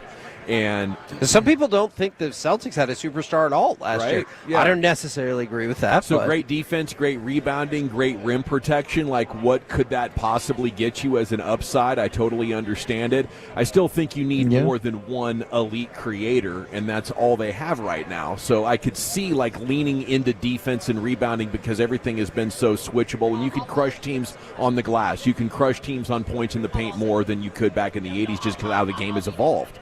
But still, you can't get it done if you can't execute offensively. I like the Caleb Martin trade. I think Quentin Grimes has been playing his best basketball of his life, and they traded him in a good time. And it led right into being a restricted free agent. Now, something that we talked about yesterday, I'm curious y'all's take. I'm sure you got the opportunity to discuss it quite a bit. There are people, a lot of people, who are like, I don't care if the Mavericks win the championship. It's a meaningless championship. I don't feel that way at all. No, that's anger. That's anger speaking right there, because, look, the Mavericks have one championship in the history of the 45 years. We got to feel what a championship in DFW is like. It's so special, getting to enjoy that with the Rangers. What we were able to do in 2011, enjoying it with the Mavericks. We're not, unfortunately, a city of champions. The Stars have been banging on the door here, but it's still rare to get the ultimate prize here in DFW sports. I understand, that Maverick fans were kind of robbed of the torch passing from Dirk to Luca, and you had this gorgeous possible 35 years of your own individual superstar that was homegrown, that you could love, and it's an amazing story, and that's where I think the real heart of this is, that they were robbed of that. Maybe this ends up working out basketball-wise. Maybe Luka doesn't ultimately get to wherever he envisions he's going to go with the Lakers. I don't know, but man, I think a championship, no matter what, it's going to ease some pain. I just think there's a lot of Mavs fans now, not unlike some generations of Cowboys fans that aren't old enough to have been a real fan pre-Luka. It was 14 years ago. That's probably true. I think this is a lot of younger, emotional fans, and they're living their reality right now, and it's devastating. Their life as a Mavs fan effectively ended for how they knew it up to this moment. But they'll get other great players that will inspire you to be fans. Yeah, I hope so. I will say this, and I didn't talk about this today. Maybe it's for tomorrow. I think Luka is going to fail tremendously with the Lakers immediately. That is a horrible team constructed around Luka. If you're to say, we want to make the worst team possible in the history of basketball for a Luka-led team, go get some dudes that can't play defense, that have no height, no rim protection. No bigs. They're not athletic around him. Their two best athletes are a 40-year-old who is still very athletic, and Dorian Finney-Smith. That's it. I think the league knew it. I think that after watching Magic Johnson in the late teens and then LeBron James after that ruin the Lakers with their personnel moves, they knew they couldn't contend now. They knew they couldn't contend in the foreseeable future or the long-term future, right? They had to figure out a way to get them star players. And, if Nico does, in fact, leave this job within the next couple of years, to me, it will cinch it that this was an inside job. It's the only thing that makes sense. There's a lot of whispers that might already be the case. Like, he doesn't want to be a GM for very long. So that's what I saw from All City Dallas. I don't today. know. If that happens and he goes to work with the league office for a big multi-million-dollar salary, to me it'll confirm it. But what right if the now, I'm Mavericks already win big 85% along there. the way, though? That would be great. And then you That would don't be feel great. an inside job, right? No, I still would think it's an inside Okay. job. It Yeah. makes a lot of sense. If you just think the NBA was a piece of dump with Kareem, Dr. J, Havlicek, Pistol Pete Maravich. We liked watching them play in college. NBA basketball is the stupidest thing alive.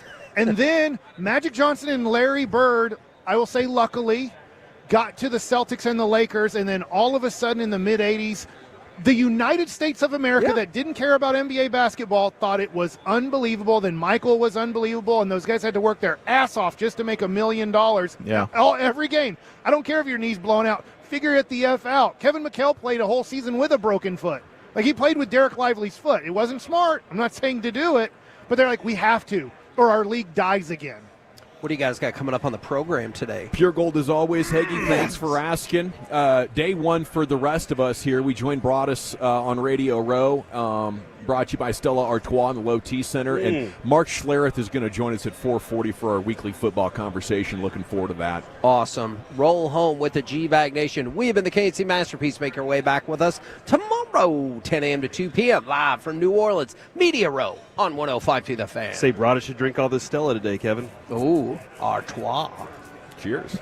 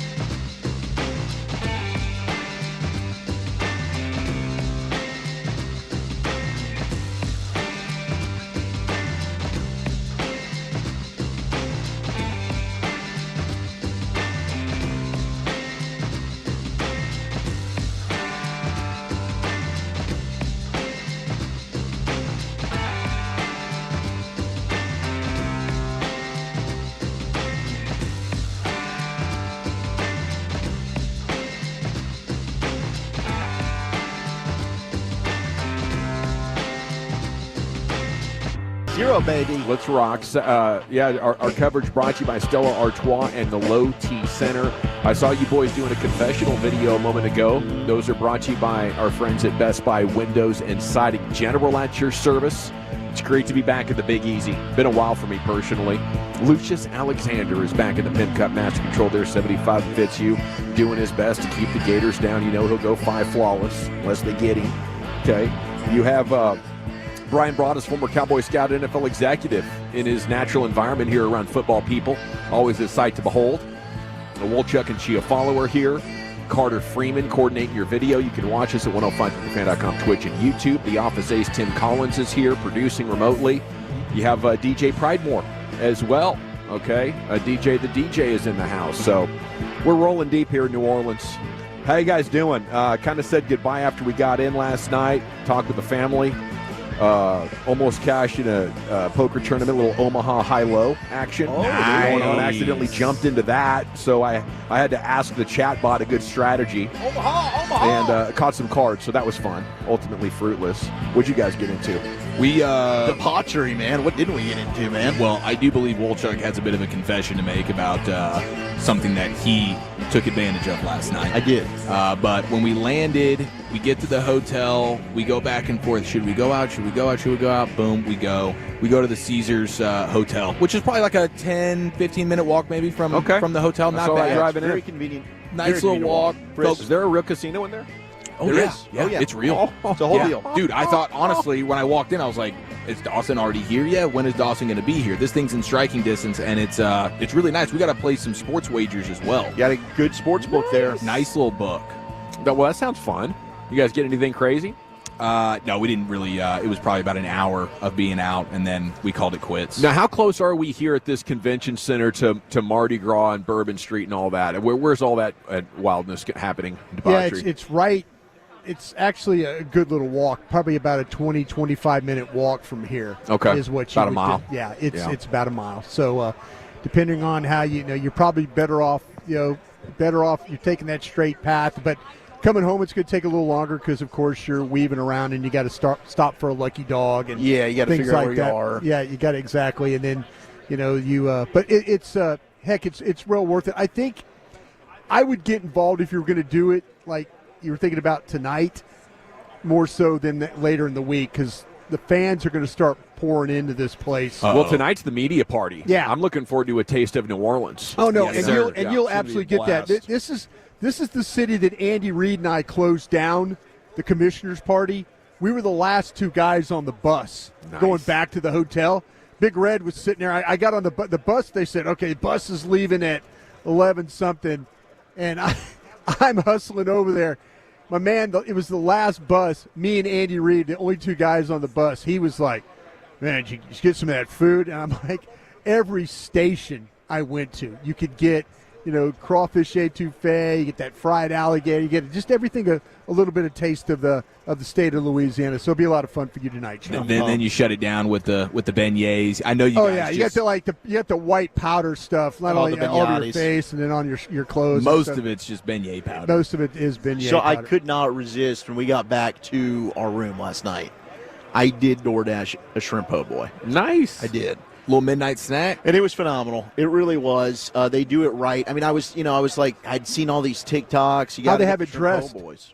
I had it dressed, and I added some hot sauce. Oh, and you added hot sauce. I did. To it. Okay, I very did. good. Very it was good. fantastic, and they don't skimp on the shrimps here, bro. I was going to say, Wolchuk was No. very complimentary about the volume of shrimp on the po' boy, Yes. and that makes it all the worth Absolutely. Like I think, Eric, if we go back to this po' boy spot, you're going to like the amount of meat that they're packing. Right on next to the source. They're buying it in bulk right off the boat. Yeah. Import it. Pretty damn good. So Andy Reid closed down the bar with you? I didn't know he cracked it like that. Well, the commissioner used to have a party, and I don't know if they do it anymore.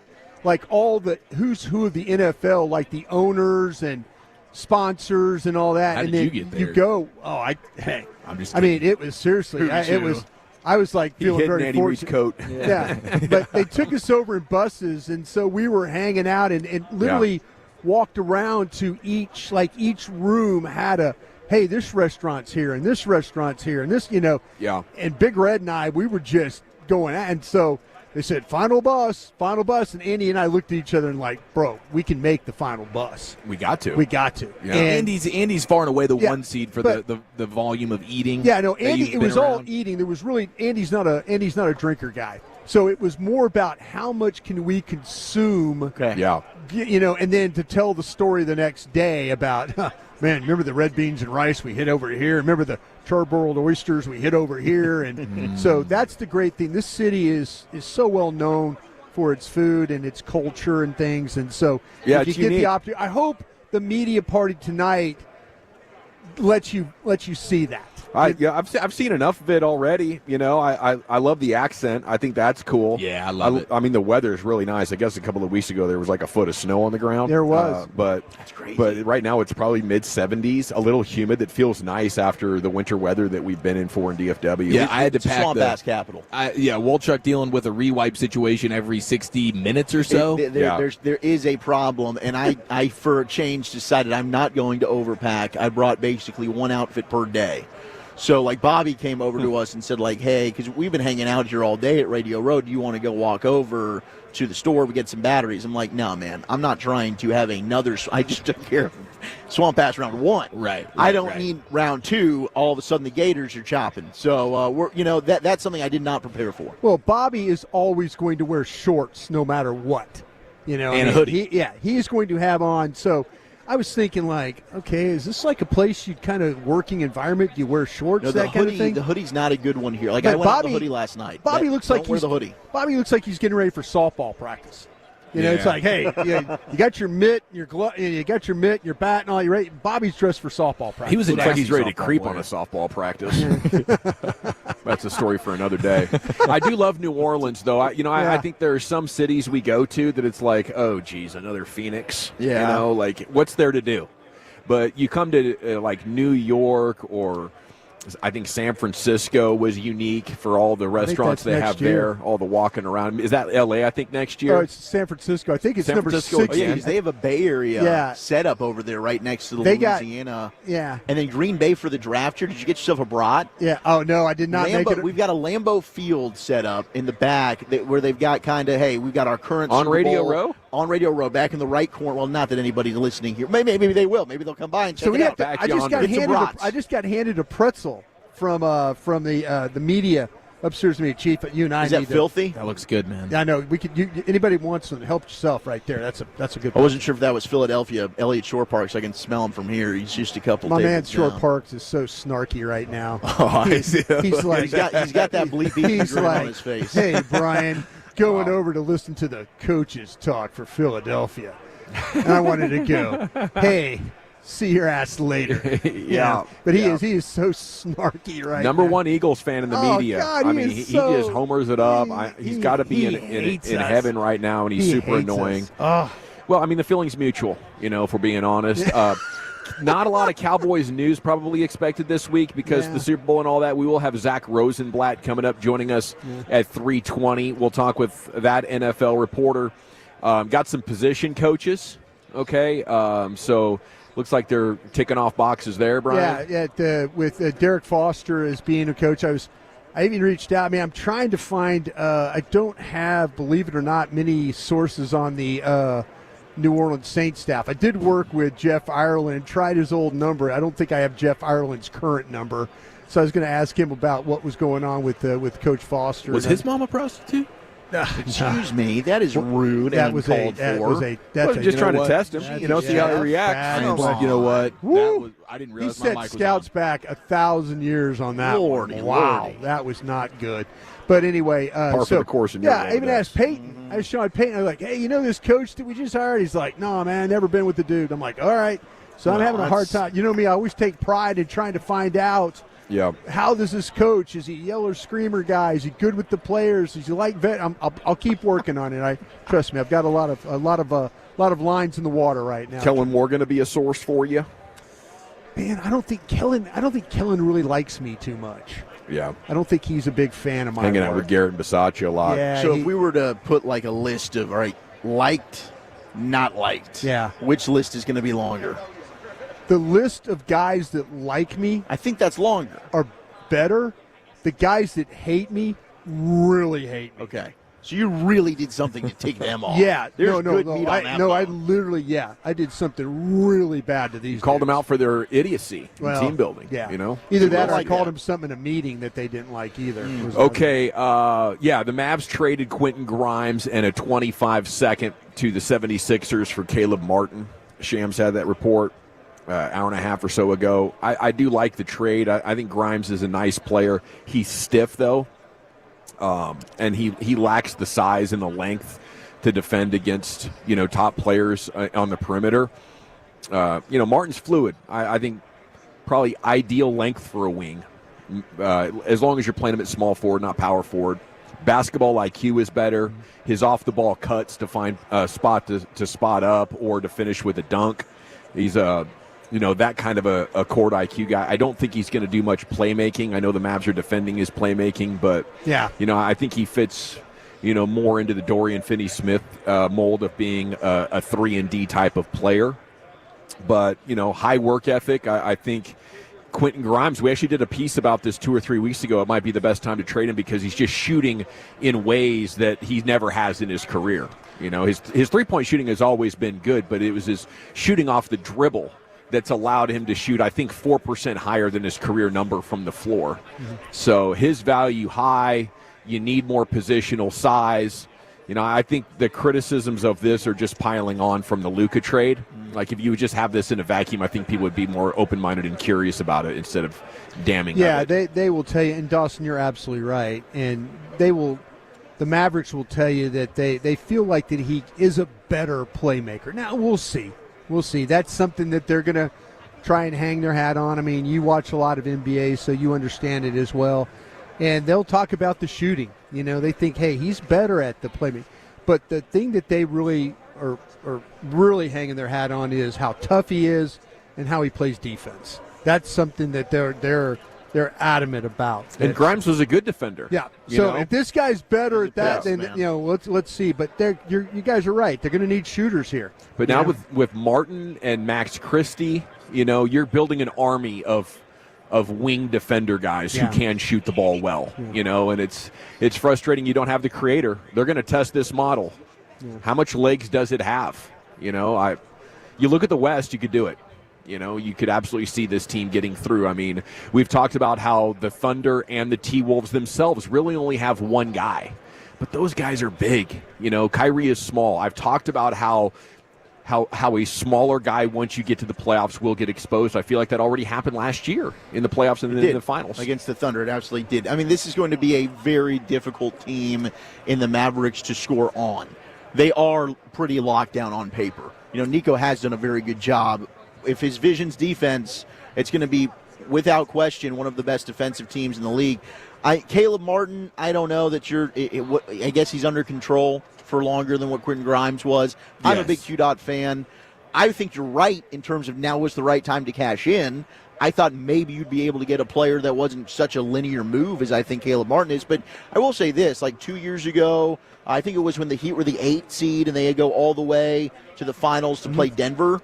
He was damn good for them. I think in the postseason he averaged double figures, like 12, 13 points a game. He got red hot from three. Yeah. He's a dude who stepped up in the postseason at least and had big moments. So from that perspective, I don't know. Maybe they are getting an upgrade here, and it just sucks after the Nico deal, to your point, with Luca, that it's like anything you're doing now, I'm kind of second-guessing. When before I was like, oh, Nico's just gold here. If he sees it, it's going to end up working out for the Mavericks. Now I'm just not sure what's going on. And they clearly What's the plan? They don't care about draft picks. They weren't adamant to get more from the Lakers, and they just attached a second-round pick to Quentin Grimes so that they could get Caleb Martin, who's a very similar player.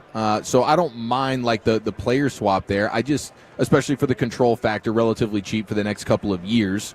And you've seen him do it in the postseason before, so maybe you feel like, okay, that's a guy that we're trying to win basically this season and next season. Like, we're going all in on these next 2 seasons here. They don't care about the draft picks, and but this is a very similar player to Quentin Grimes. Yeah, it is. And I was hoping when you see Mavs trade, it's like, okay, here's the big playmaker on the outside that's going to be alongside Kyrie that's going to push this over the top and get Mavs fans excited. And it's like, okay, this is just a tinkering of role player type of moves because you like his skill set maybe a little bit more than Quentin Grimes. Right. Okay, there's a piece in All City Dallas that we got to talk about and what Nico's future plans are and to what extent that affects this conversation. That's coming up next. Maybe we can get into some Cooper Kupp talk as well. I know he's available and Cowboys fans want us to chat about that. G-Bag of the Day is coming up at 2:30, and we're back here on The Fan. Commercial-free G-Bag. Salute. It's our commercial-free expressway. Afternoons at 5:20 on 105.3 The Fan and on our Odyssey app. Presented by Comerica. Hey, Tolo's RJ Chopper here for QC Kinetics. It starts as just a nuisance. And then...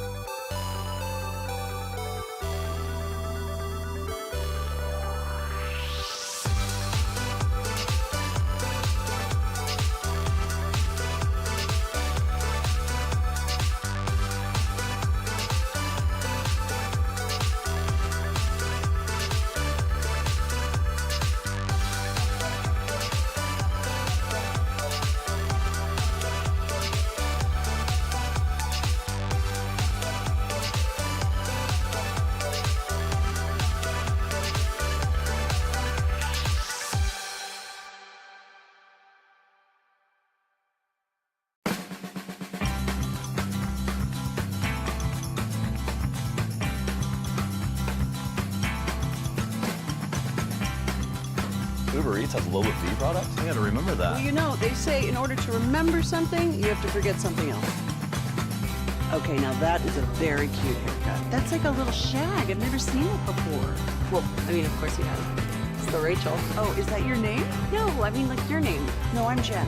My name's Jen. Right, but I just mean like this is your haircut, but that's hair on your head. I'm not saying this is your hair. Okay, freak me out.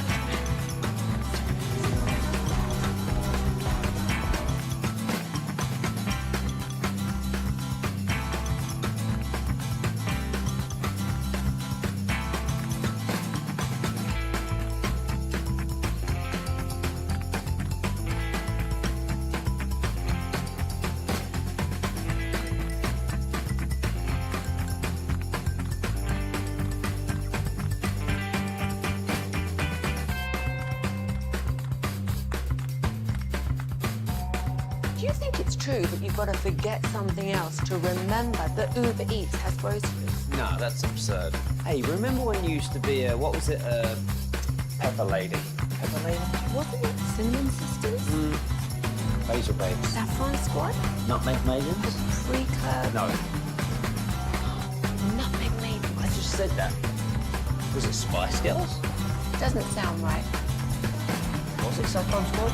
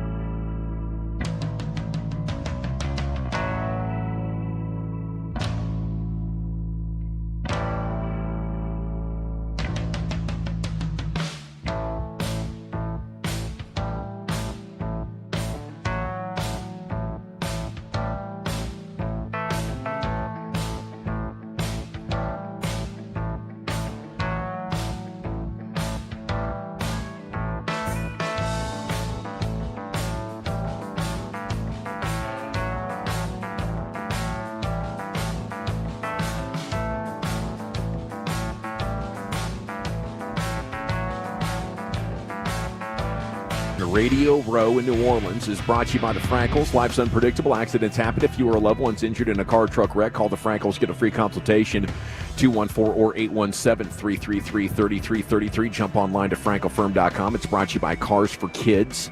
Donate today at carsforkids.org.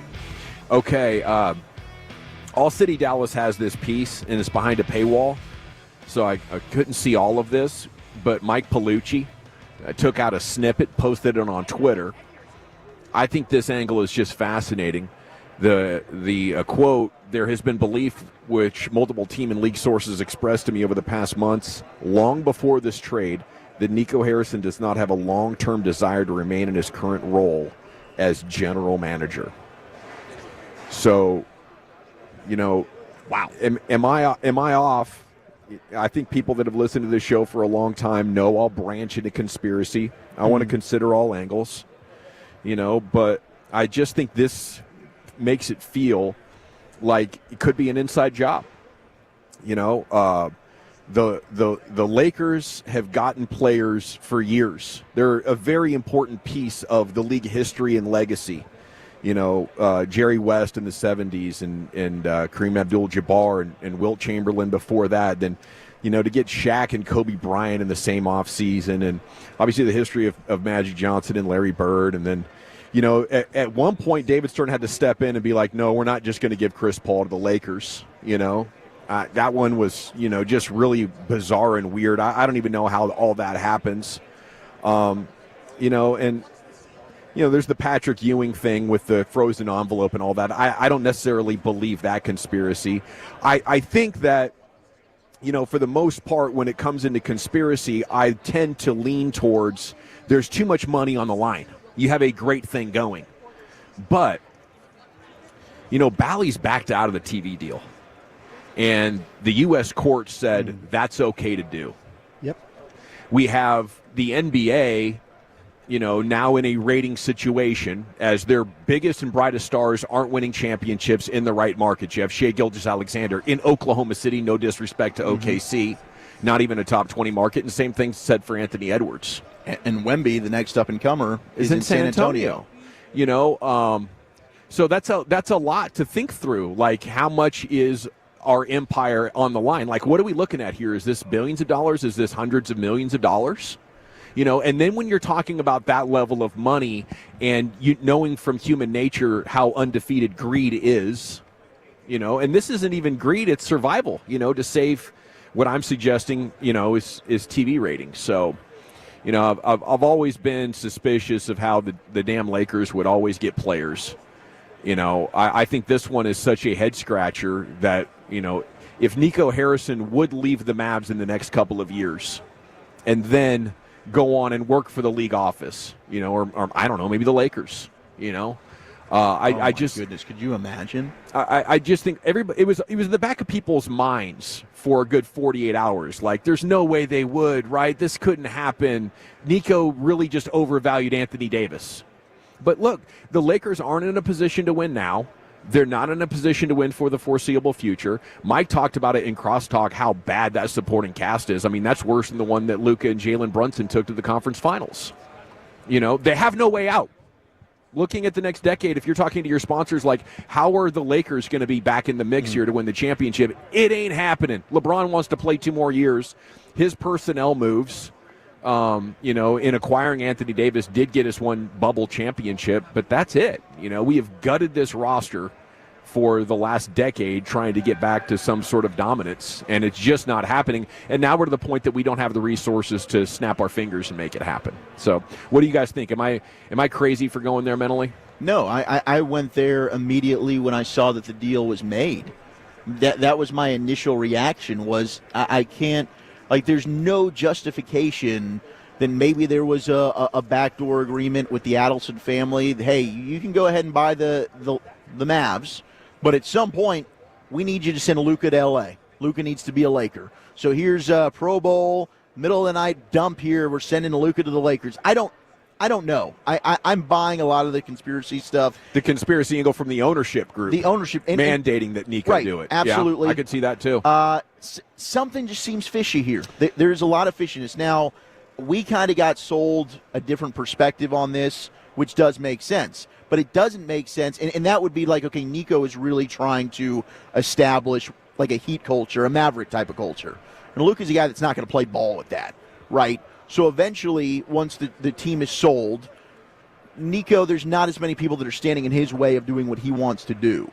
And there was a report from Mistock Franco yesterday that Nico is sort of driven this power-hungry charge to get rid of Luka, and anybody who was standing in his way are no longer here. I mean, there's interview clips that have now surfaced of, guys that maybe were pro-Luka. They're not here anymore. Luka was asked about it, and he said, they fire anybody that I like. Yeah, Dawson brought up very astutely a couple weeks ago about Casey Smith.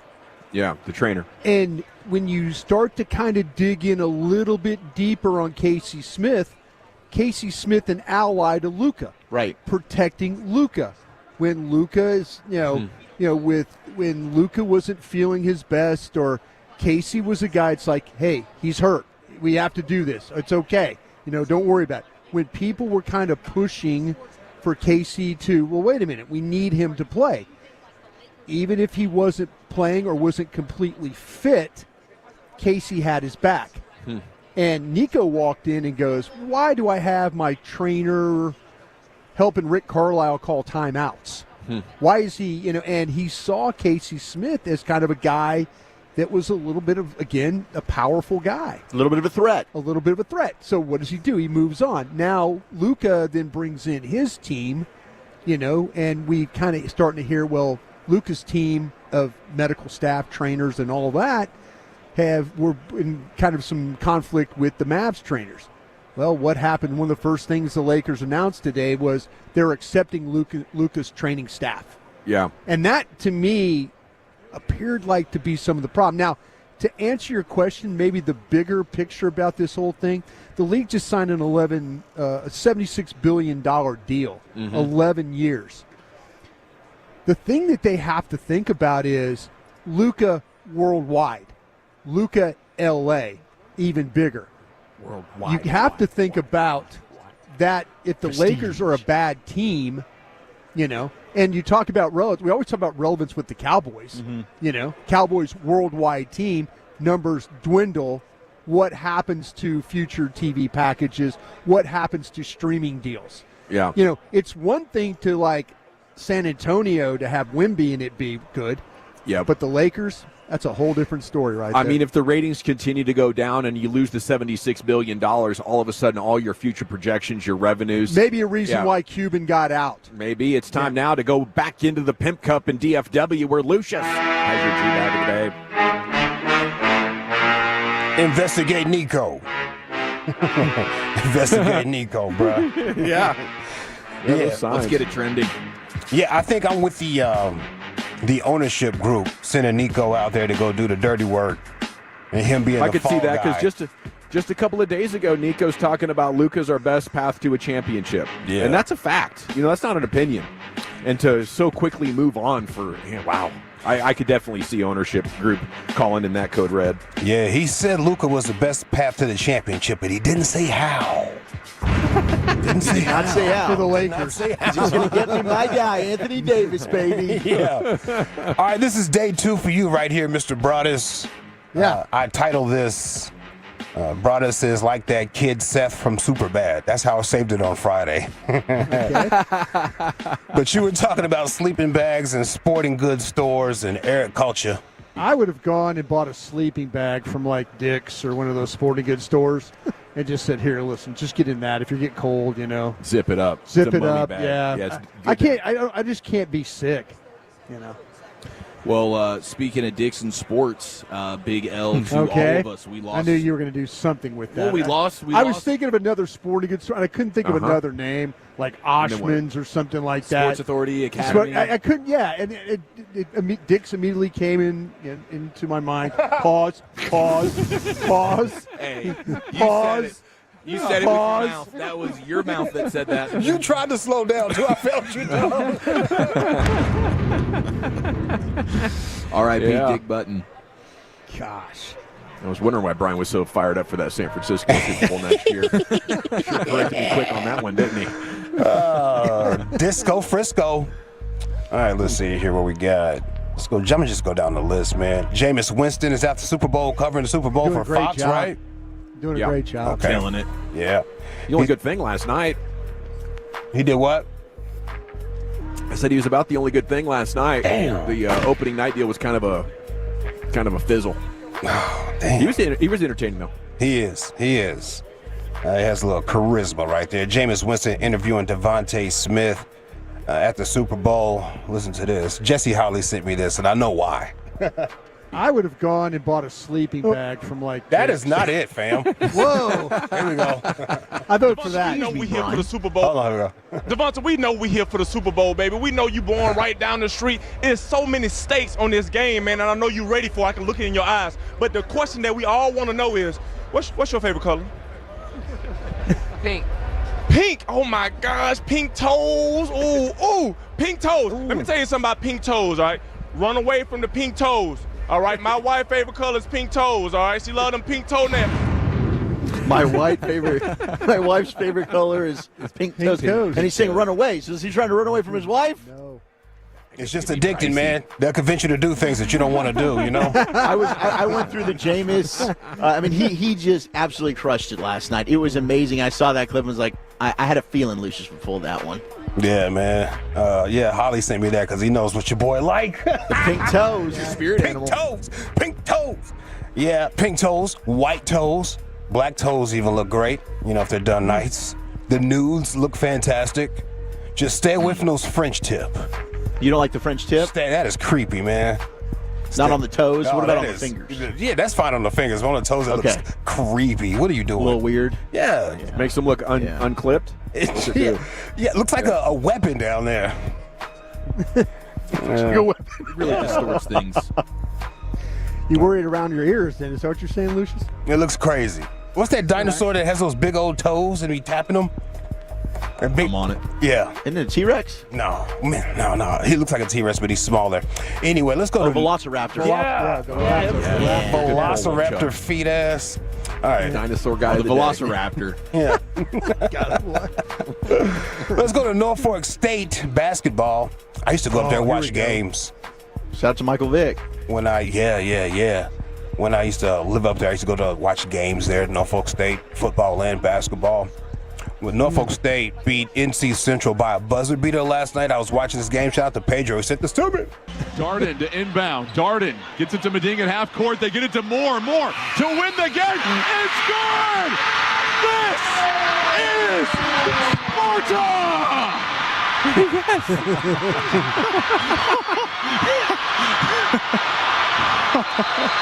He's so giddy. Brian Moore at the horn, banks it in for the win. Have yourself a night. Oh, he has been ready and waiting for that moment. You know he's had on that his card way. in his back pocket for a while. He was saving it, waiting He'll for. be a Vodtech in no time with that kind of call. That had to have been the number one play on SportsCenter Top 10 this morning. Yeah, that was I did not crazy. see that. I didn't see which Yeah. number it was, but it was a crazy play because a my bad man took an inbound while running, never put the ball down on the ground, took them 2 steps and took the shot, bro, at the top of the key. Money. It's good! This is Sparta! Watch this. That's great. Like somebody I was wish it was tickling the- them. Yeah. I wish it was the Mississippi Valley guys, though. Oh, we yeah. lit. I wish that would have been. They would their have met call. that moment. They were there. You know, they're in the news today, actually. We'll get to that a little bit later on. But I think Stephen F. Austin won on a buzzer beater last night, too, like 3/4 court. I don't think they got this Sparta call, but yeah, they beat a local team here in New Orleans. Oh, UNO? Yes. That was the real big game. 88-85. Privateers? There it is. Saw it on SportsCenter. Privateers.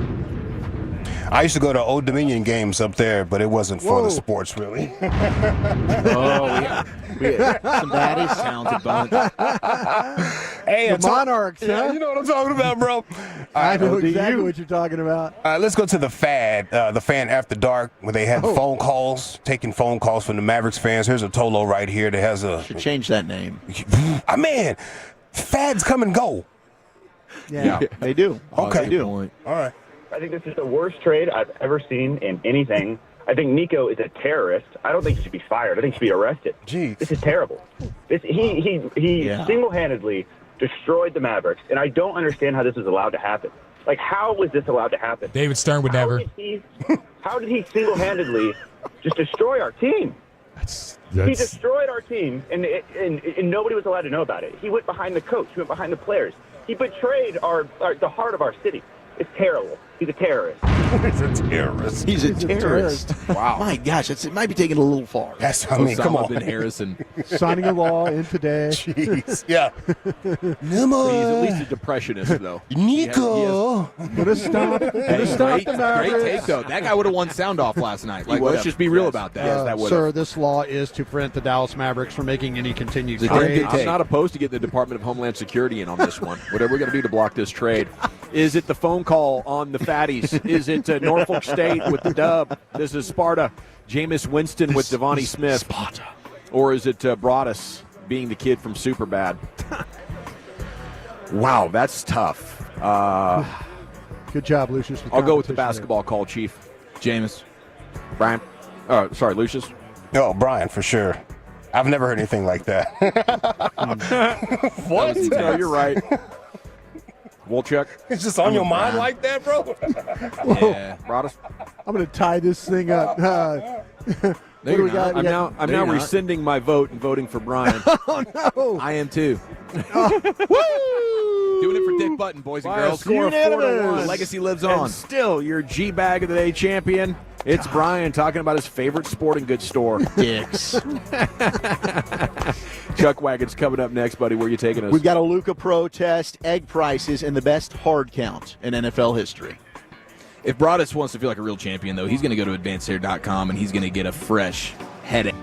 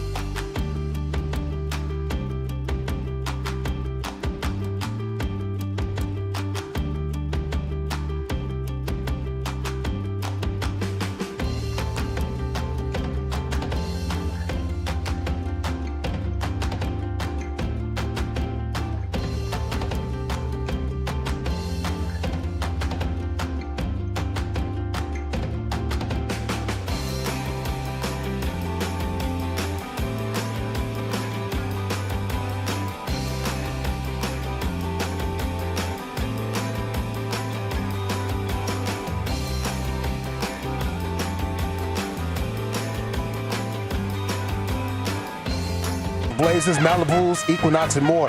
Visit ClassicChevrolet.com. This is Texas. This is Classic Chevrolet.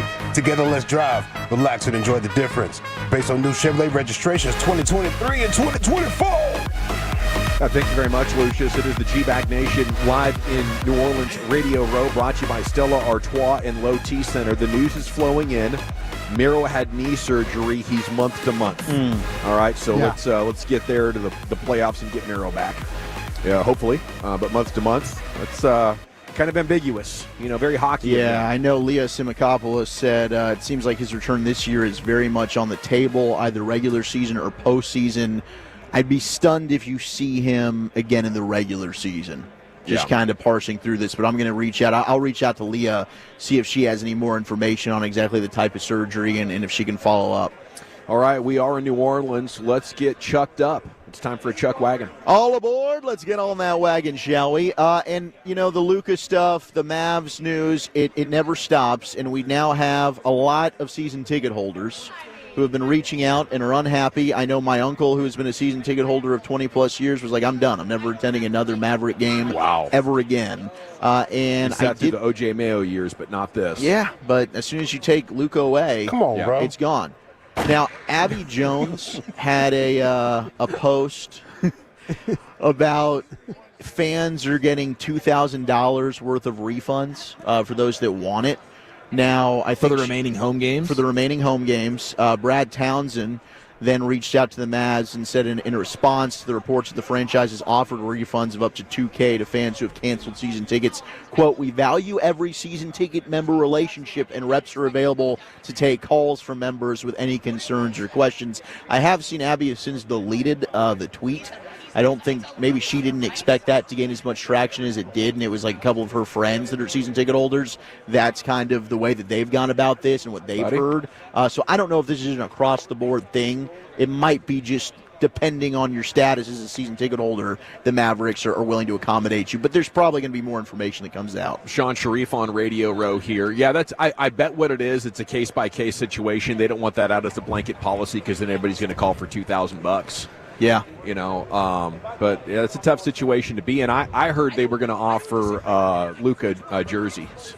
Just free Luca jerseys? Yeah, free Luca jerseys. Well, I did notice yesterday when we were at Love Field, they didn't have any Luca jerseys at that little Mavs store that they're selling jerseys at. Got them off the rack They were quick. already gone. Yeah. They did have a lot of Emmett Smith jerseys there. Deuce. We'll see him this they week. Sure did. What's going on, Sean? What is that? Your computer says 80% wiener juice. That is from. That's pretty much. I wondered that a couple of days ago myself. I'm looking forward to this answer. You guys, wait. Do you guys not know what the 80% wiener juice is? No.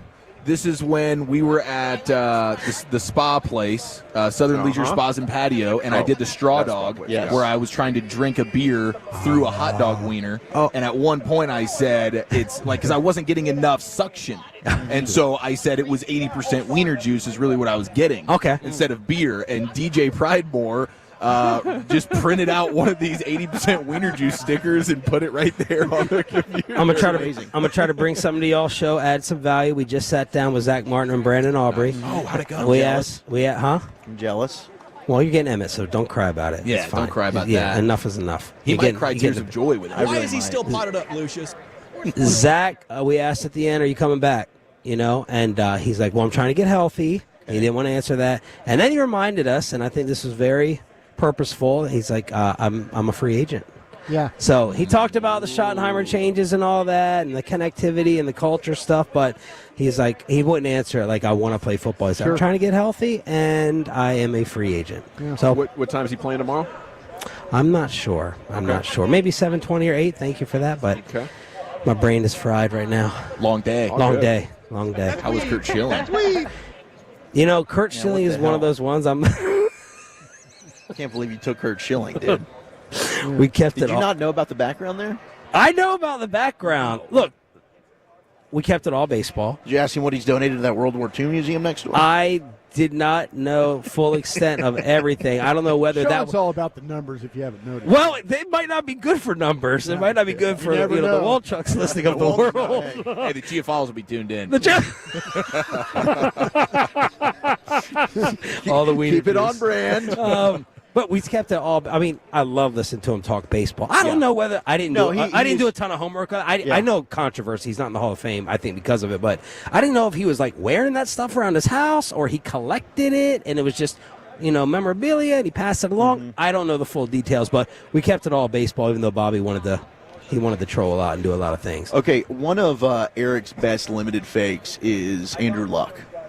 Now, I'm not going to ask you. We're going to hear limited a clip. fake. Is that an impersonation? Yeah. Okay. So it's a very limited impersonation. That's why we call it limited fakes. Like we got a sentence or two in us. Otherwise, there's not much there. Here is Andrew Luck. Apparently, John Gruden, as we talk about racism. John Gruden says racism segue. That's why he brought you in. That Andrew Luck. Well, Hey, you guys are the minorities here. Walking around there. RJ got profiled with his backpack. They didn't open mine, so Brown. The Brownies. We're on top now, Eric. Yeah, they're terrified of you right now. Who had the best hard count in all of the National Football League? It was Andrew Luck. And, hey, guys, let's get out the hard counts. He said you have the greatest snap count in history, so he wants you to do the snap count. So there's a couple different ways, but like the biggest way is this: everybody knows, hut is like the word to go. Yeah. So I preferred the hut rhythm as opposed to the hut rhythm. Okay. Right. So an on one would be like so go, color number hut. So go, green 80 hut, and that's the ball snap. Right. Yeah. And so then a hard count. The one I preferred, the one I settled on, the one I'd consider as part of my it's my baby. Yeah, it's my baby. And I'd be curious if other coaches or other quarterbacks think about this. Was like the so go, green 90, hot. I jumped. That was awesome. Good hard count. Now, Eric. Having heard that, can you give me a limited fake Andrew Luck hard count? Oh, that's a great question. Now you can hear the sort of the pituitary gland problem. There's an issue in there.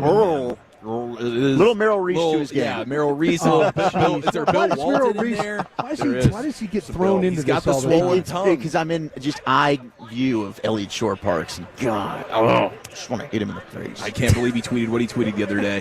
What was it? It's an everyday occurrence. He said his show's beating ours right now. He's what he's saying on Twitter. Oh, your podcast? Yeah. No. He's just saying his show in general. His actual show. Like, we're scoring. If you're scoring at home in the Odyssey world of sports, WIP 1, the fan 0. He wrote that? He writes a lot of crap. He tweeted out yesterday. Which one is he? He's the one light green shirt. He looks like he's Sirianni's stepbrother. Oh, okay. I see it. Not Ike Reese. Bassicle called what? Jaundice Jr. over there? Yeah. Jaundice eyes? Jaundice Jr.? He said Mahomes and Jalen Hurts are basically the same. And then he put their numbers together and distorted it to make Mahomes and Hurts? Yeah, Mahomes and Hurts. Yeah. So that's what Bobby does with Dak all big the time. Time homer up. But no, we whose don't mic is that? Oh, we're so picking something up, DJ. We're picking something up. Maybe it's the interference in the computer or something. But it's like an old school radio. There we go. Yeah, it's good now. Boom, we're good. Figured it was Bobby. I thought it was all It here. was Bobby. There we go. Okay. Thanks, DJ. Somebody got hut? Green 80. Fake jewelry Green on. 80. White 80. Go hut.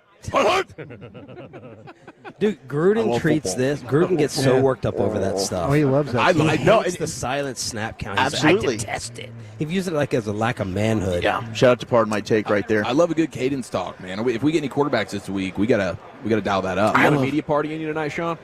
No, I'm going out with my my college buddy. He's a doctor going around here with Solomon Wilcots, so this is the only night that he can go out. So I have an 8:30 dinner. Wow. That is not looking forward to the timing. Not good. Oh, that's going to be you'll just drink a lot. Don't worry about it. I've never been with somebody that drinks multiple drinks of one drink. It's a talent. It is a talent. I'll have a whiskey. Oh my God! I'll have a beer. I'll have a vodka. The wine. I don't know how you mix in the wine with that stuff. Our hotel bartender, she has no idea what she's doing. And every glass. Remember the Loon? Yeah. Does anyone remember the Loon? Yeah. I looked at Ruben's vodka cran. I saw his logo through the shirt. Nice. I mean, she doesn't know what she's doing, and it's fantastic. You're in New Orleans, bro. Let's go. Yeah. Stiff drinks. That's what I'm saying. You're in New Orleans. What's wrong with you? You're giving me like a look. I don't like it. It's like three nasty comments. I really don't like you very much. For what? I just don't. Okay. I'm really disappointed that you came on to this little segment with us today. Okay. Well, I'm glad that you're not the boss of the show. Well, I enjoyed it. So just sit over there and watch your little punt returner from Virginia Tech. All right. Broadus has just been scouting out the tush push all day. He's going to bring up for Krusty's Corner, why should the tush push be banned? Give me a Wake Forest left guard scout report. Shut up. All right. I got one more Get me question outta here. for you before you go. Yes. Get me out of here. What do you mean cheap? Huh? What do you mean cheap? Yeah. What do you mean cheap? Bobby, what do you mean cheap? You're a multi. I was tired. I'm surprised the amount of hate I got on that because I was trying to take the high road finally with McCarthy. Yeah. Cheap shots. You already won. Like just the little nagging and the digs and the this and the McCarthy. I think he should have been gone. I thought he handled himself like a professional coming on with us every Friday, only to know that Bobby kicked him right in the nuts afterwards. And it's like, okay, like let it freaking go. Mike You was good won. to you guys. He was very good. Yeah. 50 times better than Garrett. Yeah. But he will not be 50 times better than Schottenheimer. No, Shotty's good. That's going to be good. Shotty's good. Well, Until the the games maybe. The content is gold, man. It's pure gold. Thank you, What brother. guys So do you in the start mornings, ripping they're Sean about play Sharif, calling. 6 to 10 weekday. Wiener mornings juice! here on 105.3 The Fan. They talked with Zach Martin already. They're going to chat with Tank. They got a huge guest Thanks, list buddy. coming up all week long. Live on Radio Row, brought to you by Stella Artois and Low T Center. Thanks, buddy. See you soon. NFL News Today coming up, old Chuck. All right, don't have a tease prepared. We'll hit some NFL stuff. That's next in the nation. Okay, you want to talk about that deal? Trajan Wealth. Let's talk Trajan Wealth, shall we? you That's TRAJAN. I am going to talk about that deal, and I appreciate you teeing me up for that, General, because if your love language is money, and let's just be honest, a lot of ours is, then call Trajan Wealth for a free consultation today. Give them a ring at 469-579-3500. That's 469-579-3500. Or you can go visit them across DFW, Frisco, Arlington, Southlake, Fort Worth, and McKinney, Eric. That's right. Trajan Wealth is just around the corner or a click away. You can check them out at TRAJANwealth.com. Schedule that free, no-obligation consultation because at Trajan Wealth, your needs come first. That's right. They're a fiduciary firm, so they're going to be prioritizing your financial well-being above all else. And when you succeed, they succeed, so they want to see you win, and they're in this with you. Trajan Wealth is also family-owned. They're veteran-led. They brought decades of experience to the table, and their team of advisors actually specialize in helping individuals in or nearing retirement. I mean, my goodness, trying to navigate the complexities of today's financial landscape, we all know that can be absolutely daunting, but good news for all of us, Trajan Wealth is here to help. 469-579-3500. That's 469-579-3500. Advisory services offered through Trajan Wealth, LLC, an SEC-registered investment advisor. Paid advertisement. Fellowship at its finest. You're rolling with the G-Bag Nation on 105.3 The Fan and our Odyssey app, presented by Comerica. This is Andrew Bogish with an Odyssey Sports Minute. The Baseball Writers Association of America has released 81% of this year's Hall of Fame ballot, but not included in the 321 ballots made public today is the one that left off Ichiro, so we still don't know whom to blame or their reasoning. The least you could do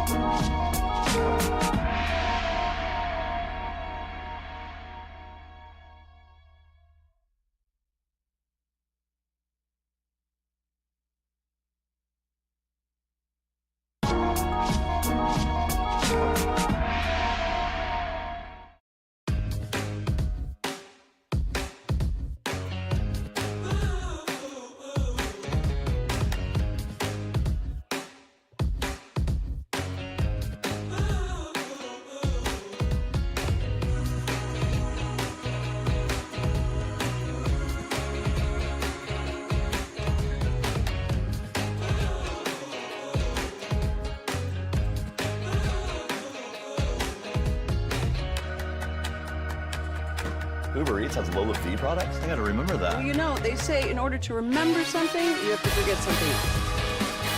Okay, now that is a very cute haircut. That's like a little shag. I've never seen it before. Well, I mean, of course you have. It's the Rachel. Oh, is that your name? No, I mean, what's your name? No, I'm Jen. My name's Jen. Right, but I just feel like this is your haircut. But that's hair on your head. I'm not saying this is your hair. Okay.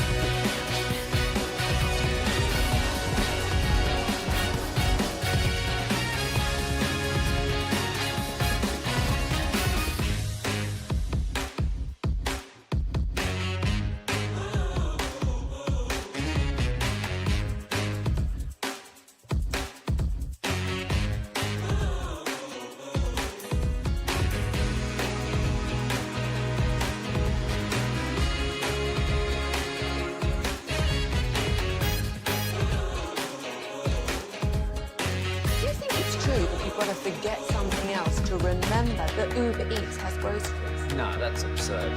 Hey, remember when you used to be a, what was it, pepper lady? Cinnamon sisters? Those are those. Saffron squad? Nutmeg maidens? Sweet No. Nutmeg maidens. You said that. Was it Spice Girls? Doesn't sound right. Was it Saffron squad?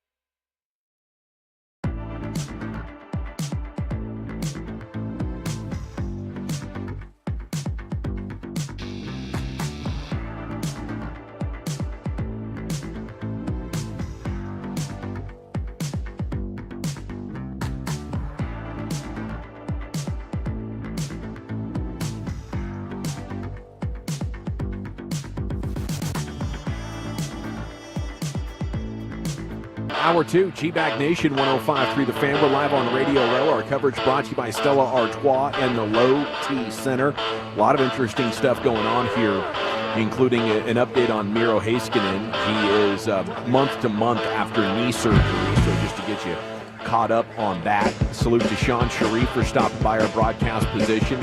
Good to chat with him. 6 to 10 weekday mornings here on The Fan. RJ Choppy and Bobby Belt.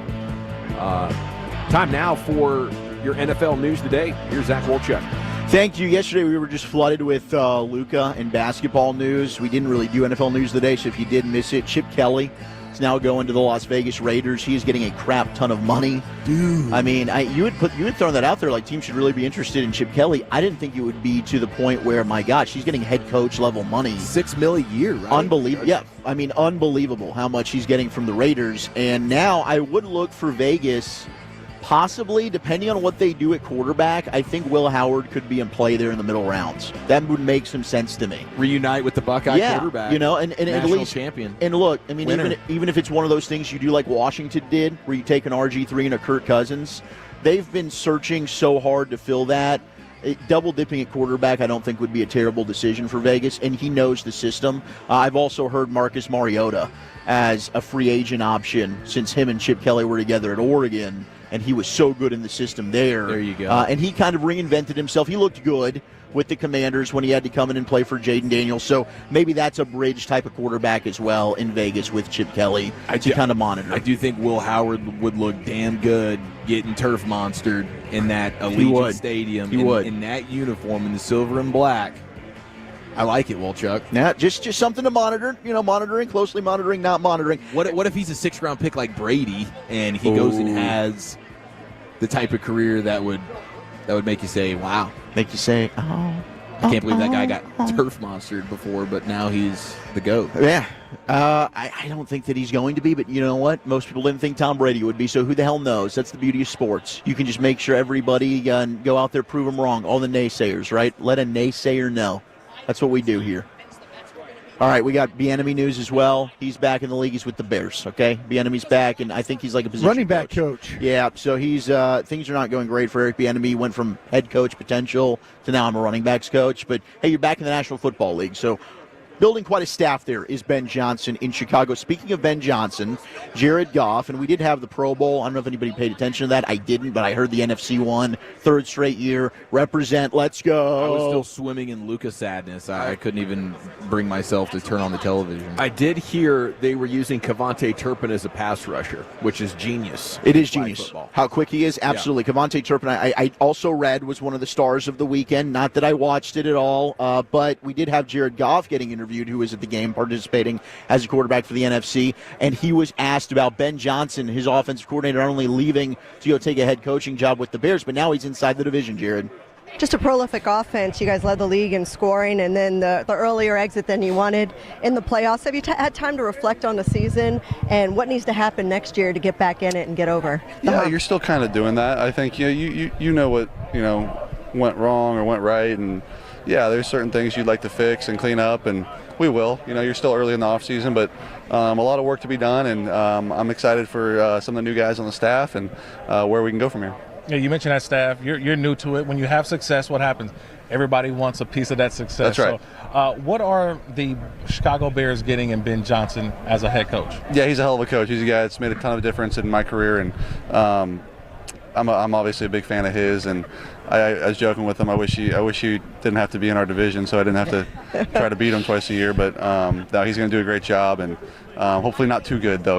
With us being in the division together still. But I'll always be a fan of his, and we'll always have a good relationship. And now his replacement, John Morton. What can you tell us about him? What have you guys talked about? Yeah, we were together in 2022. He was an assistant on our staff, and has done it before, has been a coordinator before, has a lot of experience in our league, been around a lot of great coaches. I'm excited to work with him and see where we can go.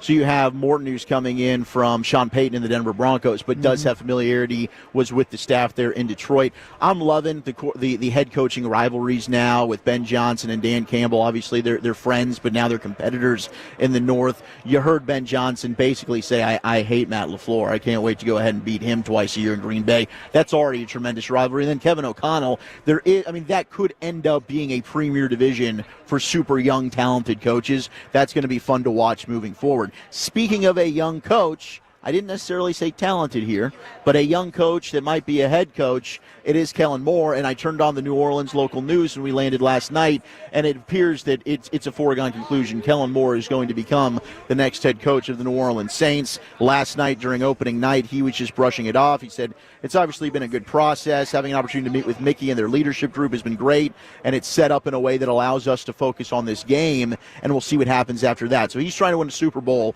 but Kellen Moore expected to be the new head coach of the New Orleans Saints, and we'll see what happens with that franchise. I don't know. I don't exactly have a whole lot of faith if I were a Saints fan that that's going to go well, but we'll see.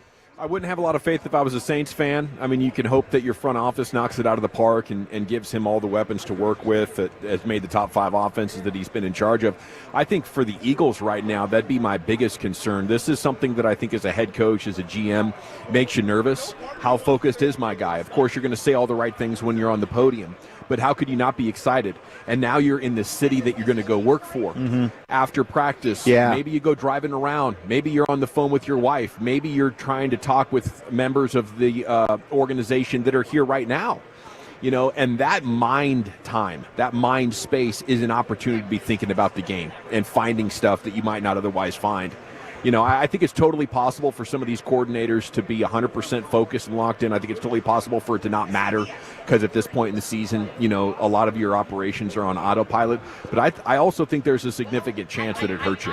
There is, and I think we've seen it has hurt some coordinators in the past, maybe even in the postseason. Maybe it was an issue for Ben Johnson and the Lions when they lost to the Commanders. I think that Eagle fans were already complaining about the Kellen Moore stuff with the Cowboys in the wild card round. Like, oh, that's going to distract him there. Why in the world would they be scheduling that interview? Don't let him interview. These rules stink, blah, blah, blah. It could, and I hope that it does. The Tide that we are all rooting for, okay, Travis Kelce and Andy Reid and the Chiefs, there's retirement that is swirling around the rumors here. Andy Reid has said, I'm coming back for another year. I'll be honest, that was the furthest thing from my mind, was thinking Andy Reid was about to step away. Mm-hmm. He seems like he's having fun. He's got the best quarterback in the game. That might be the best quarterback head coaching marriage we've ever seen in the history of football there. He only has one hater, Kevin Hagelin. Yeah. I mean, everything's lined up for him to exactly. If you're Andy, I don't see why you would step away. He confirmed he's coming back for another year. Travis Kelce, though, I believe this is it. Gavin, you believe this is it. They asked Travis Kelce during opening night, is this it? Where will I be in 3 years? Oh man, I don't know. Hopefully, still playing football. I love doing this. I love coming into work every day, and I feel like I still got a lot of good football left in me. But we'll see what happens. I know I've been setting myself up for other opportunities in my life, and that's always been the goal. Knowing that football only lasts for so long, you got to find a way to get into another career, into another profession, and I've been doing that in my off seasons. But for the most part, I plan on being a Kansas City Chief and playing football. This is a guy that you're going to have to retire. He's not going to retire himself. This is Jason Witten-like? Yeah, that's what I heard. Oh. So this is a test for the Chiefs organization. You're going to do what the great coaches and the great front offices do and find a way to forcibly turn the page, or are you going to allow him to continue to play in a declining way? This year was still productive enough. Even though he had 2 touchdowns, he was catching the ball enough. But this is where team-friendly contract has to come into play, because if you want to sign another market-setting deal as a tight end and as a star, we have to move on from you. They moved on from Tyreek Hill. I would imagine they'll do the same here when the time is right, and I do think the time is very close, if not next week. Well, right now it's been, hey, he's a playoff performer. So you saw the first game that they had in the postseason. He was brilliant. I don't think against the Bills he was really I think it was like a catch or two, maybe. So we'll see in the Super Bowl, right? Because you can all for him, I can make that justification. If you're going to be a postseason performer, that's fine. Yeah. But I do think they probably should be looking at who's the heir apparent. Yeah. They should be eyeing some of these tight ends in the draft. Who's the next guy that's going to come in that maybe he can groom to ultimately be his replacement. But I do think that if I were Travis Kelce and I could go out on a three-peat, I get hanging around, the odds that you'll be back here next year are pretty high. Maybe I can win 4, 5, 6 Super Bowls. But still, if you're not doing it at your peak level, which he clearly is now about to hit that hump to where he's no longer really productive at all, I'd get out before then. I honestly just want to see as a sort of a case study, how bloated and out of shape can he get and still be a postseason dynamo. You know what I mean? Because you're seeing the progression in just the way he carries himself now off the field. He's got a lot going on. He's not physically anywhere close to what he was, but he can still give you 100 yards or whatever versus the Texans. Right. If he comes up big in the Super Bowl again, let's take this thing over the next 5 years. Let's see how distorted you can look, and still just because it's you and Mahomes and the chemistry in the hands, baby. I love a good fat athlete. Hey, and then we get big man TDs. Fat stars. Starting probably next year, every Kelce TD is going to be considered a big man TD. Perhaps? It's Luca,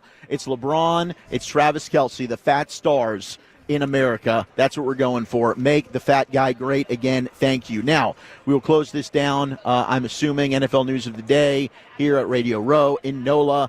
The highlight of last night was Jameis Winston. He stole the party. We knew that he would. Stole the show.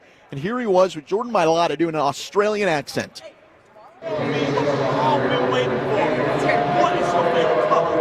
What is your favorite color?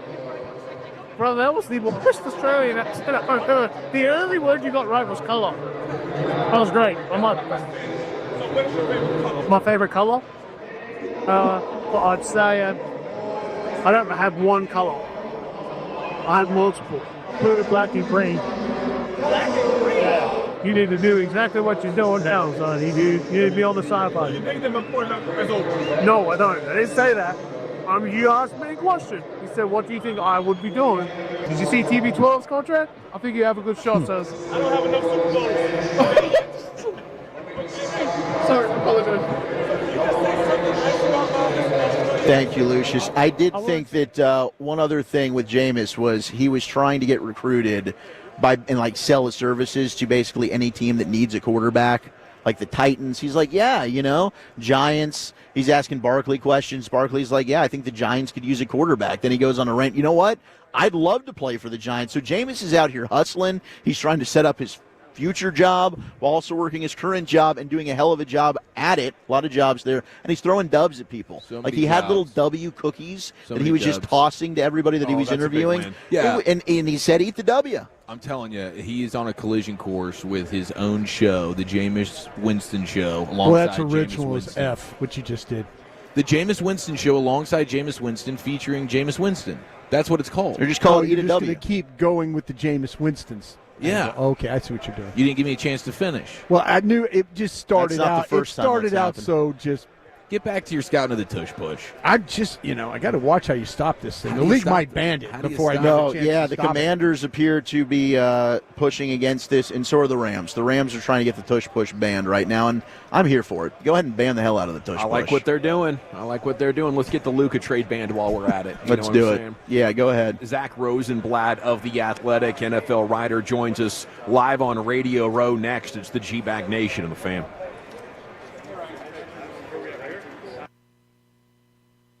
It's afternoons with the G-Bag Boys on 105.3 and the Odyssey app.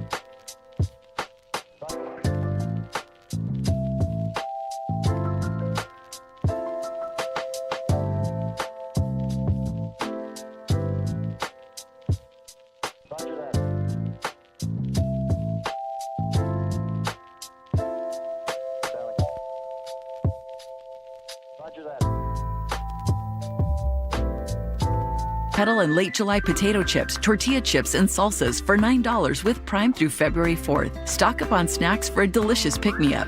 While supplies last, shop in-store or online. Terms apply. Hey, weekend warriors. How's a little trail therapy sound right now? Hop in. Let's go for a ride in the all-new Nissan Armada Pro 4X. Tune out all those work emails and turn up that twin-turbo V6 engine. Instead of letting the kids play online, show them some epic inclines. Turn your 8-person family dinner into an exhilarating off-road adventure. The all-new Nissan Armada is here. Intelligent four-wheel drive cannot prevent collisions or provide enhanced traction in all conditions. Always monitor traffic and weather conditions. Dell Technologies is celebrating with anniversary savings on their most popular tech. For a limited time only, save on select next-gen PCs like the XPS 16, powered by Intel Core Ultra processors and more. Plus, curate your dream setup with great deals on select monitors, mice, and more must-have electronics and accessories. When you shop online at Dell.com/deals, you'll have access to leading-edge technology to match your forward-thinking spirit and free shipping on everything. Again, that's Dell.com/deals. A great lawn is like a great sports team. It takes expertise and a little extra care to really stand out. That's where True Green comes in. They're the official lawn care treatment provider of the PGA Tour, so they know a thing or two about keeping grass looking like a fairway. Here's the best part. It's more affordable than you think, and they'll even match any competitor's price. Plus, True Green backs it all up with a satisfaction guarantee. Not happy? They'll come back between visits to make it right. Don't wait. Head to truegreen.com today. Let the pros do the work while you sit back and enjoy the results. Are you ready to feel unstoppable in 2025? Men's T Clinic is here to optimize your total wellness, boosting energy, sharpening mental clarity, reducing fat, building muscle, and enhancing vitality. This isn't a shortcut or a Band-Aid. It's real, measured optimization customized for you. From hormones to movement, weight, and bedroom wellness, Men's T Clinic follows key biomarkers to track and enhance your results. 5 DFW locations, expert providers, 972-GO-MEN'S T, mensteclinic.com. Salute. This segment of The Fan is brought to you by the Mexican Bar Company. The big game is heating up, and so are the flavors at Mexican Bar Company. Get ready for an unbeatable lineup from zesty tacos to handcrafted margaritas to bring the perfect kick to game day. Voted Best Mexican Restaurant and Margarita in Plano 2024, it's the spot everyone's talking about. Visit MexBars.com for more info. Yeah, buddy, welcome back. It's the G-Back Nation here on your home of the Cowboys, 105.3 The Fan Live Radio Row. Brought to you by Stella Artois, and the Low T Center segment is brought to you by the Frankels. Life's unpredictable, accidents happen. If you or loved ones injured in a car truck wreck, call the Frankels for a free consultation, 214 or 817-333-3333. Hit frankelfirm.com. It's also brought to you by Cars for Kids. Donate today, carsforkids.org. Zach Rosenblatt of The Athletic joins us now to talk some football. And a good afternoon, sir. How the heck are you? I'm good. How are you guys doing? You know, we're doing good. Last week, the outrage all about Schottenheimer, and then it moved to Luca, right? But we still have all this Cowboys news to talk. And it's been fairly good, hasn't it, since the hiring of Schottenheimer, the coordinator coming aboard from Arizona, some of the position coaches. What do you think of the way they're going around making out this coaching staff? Yeah, I think he's filling the staff out with some interesting guys. You know, I think one of the reasons why you guys want to talk to me is because they hired Aaron Whitecotton as D-line coach, and he was somebody that the Jets were interested in keeping. I think Aaron Glenn decided to just kind of have his own staff, but Aaron Whitecotton, I would say, was one of the bright spots on that coaching staff for the last few years. Their defensive line was really, really good for the most part. He developed Bryce Huff, who was an undrafted guy, into a very good player. He developed Will McDonald in 2 years into a highly productive player. You know, Jermaine Johnson was a Pro Bowler in his second year. He did a really good job. When you hand him guys with talent, he's really good at crafting them into like really good pass rushers. And you know, the Jets defense, you know, it's not an easy job for a defensive line coach because their whole thing is they don't blitz, and so the guys up front have to win their matchups. And so they did a rotation. There's rotating guys in there constantly, keeping them fresh. And I think he just did a really, really good job of developing young talent. When it comes to head coach that gets all the credit or the blame, then coordinators that get some of it, then we're down to position coaches. How important is it to get these moves right for a successful organization? It's extremely important, especially at certain positions. I'd say your offensive line coach is extremely important. I think your quarterback's coach is extremely important. And probably like your secondary coach, I would say, are like the three most important ones, just because you can't win without those three key factors. And so, especially if you have young players at certain positions and things like that, it's important to have a coach who's good at developing and cultivating these relationships and someone they trust. And I think a lot of times teams falter in those spots, offensive coordinator ultimately is the most important out of all of them. But I think teams sometimes, especially in an offensive line, if you get the wrong offensive line coach, it can really backfire.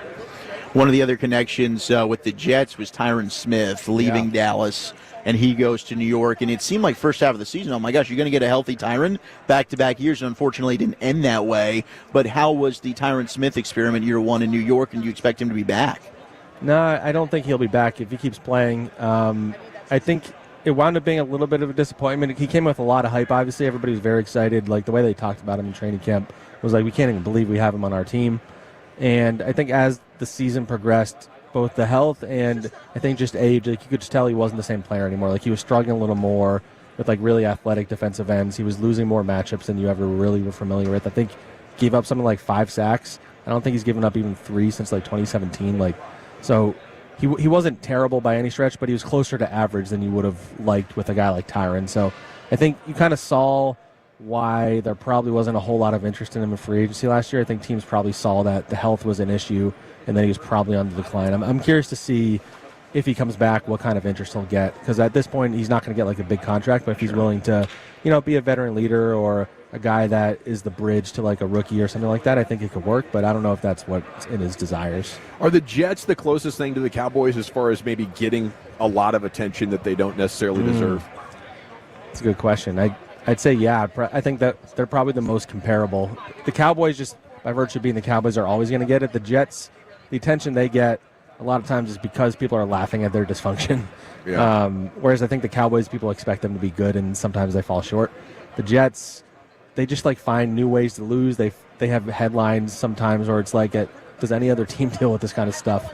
And it's pretty nonstop, and it's always an adventure covering that team. Yeah, that story about Woody was just crazy, and we actually went through all the points and we're like, is this the Cowboys? Is this worse than the Cowboys? Yeah, or that's funny. And I don't know your perspective on that, but I would think maybe the Woody situation is one of the few ownership groups in the league that's clearly worse than the Cowboys. Yeah. I think they have the problem. I mean, Jerry Jones is the GM, so it's kind of that. Like, Woody just gets too involved in areas that he has no business getting involved. Like, he's not a football guy, he doesn't have a football background, and I think he listens to headlines, he listens to tweets, he reads articles, or his sons do, and they relay it to him, and so a lot of the decisions he makes are like based on winning headlines, and it's always, I always say this, like, Woody is very focused on results and not process. Like, he wants to skip the process to get the results, and that's why you see them making these rash decisions, going all in off seasons when they should just be building it out for multiple years.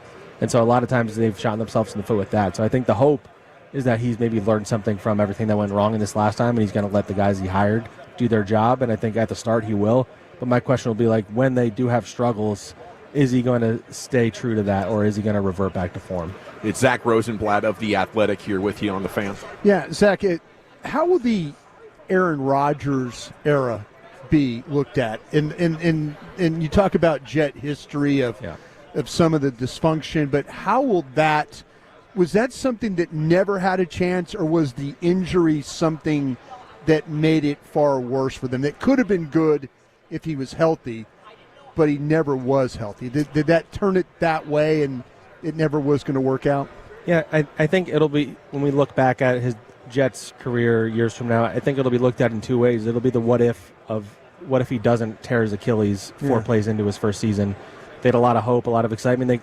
It exposed a lot of the problems they had in the operation when he was gone, but so that part happens. And then the other side is, I think the experiment ultimately failed, and this last season he was way more focused, it seemed to me, on getting to 17 games as opposed to, he probably should have taken a few weeks to sit back and heal up because he had various injuries that were bothering him.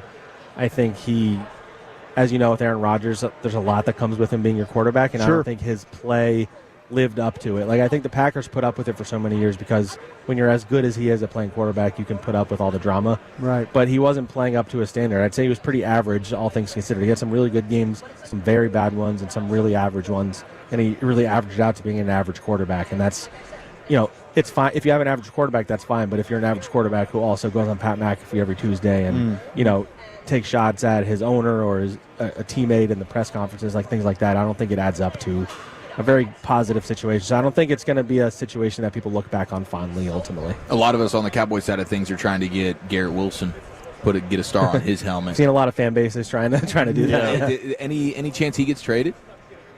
I wouldn't. I mean, it's a new GM and a new coach. I wouldn't rule anything out. They could just want their own people in there, and you could get a lot of value for Garrett Wilson, I think. But ultimately, I don't see him going anywhere. I think his frustration, he's a very emotionally wears his heart on his sleeve guy, so people see his frustration. They hear his quotes after games.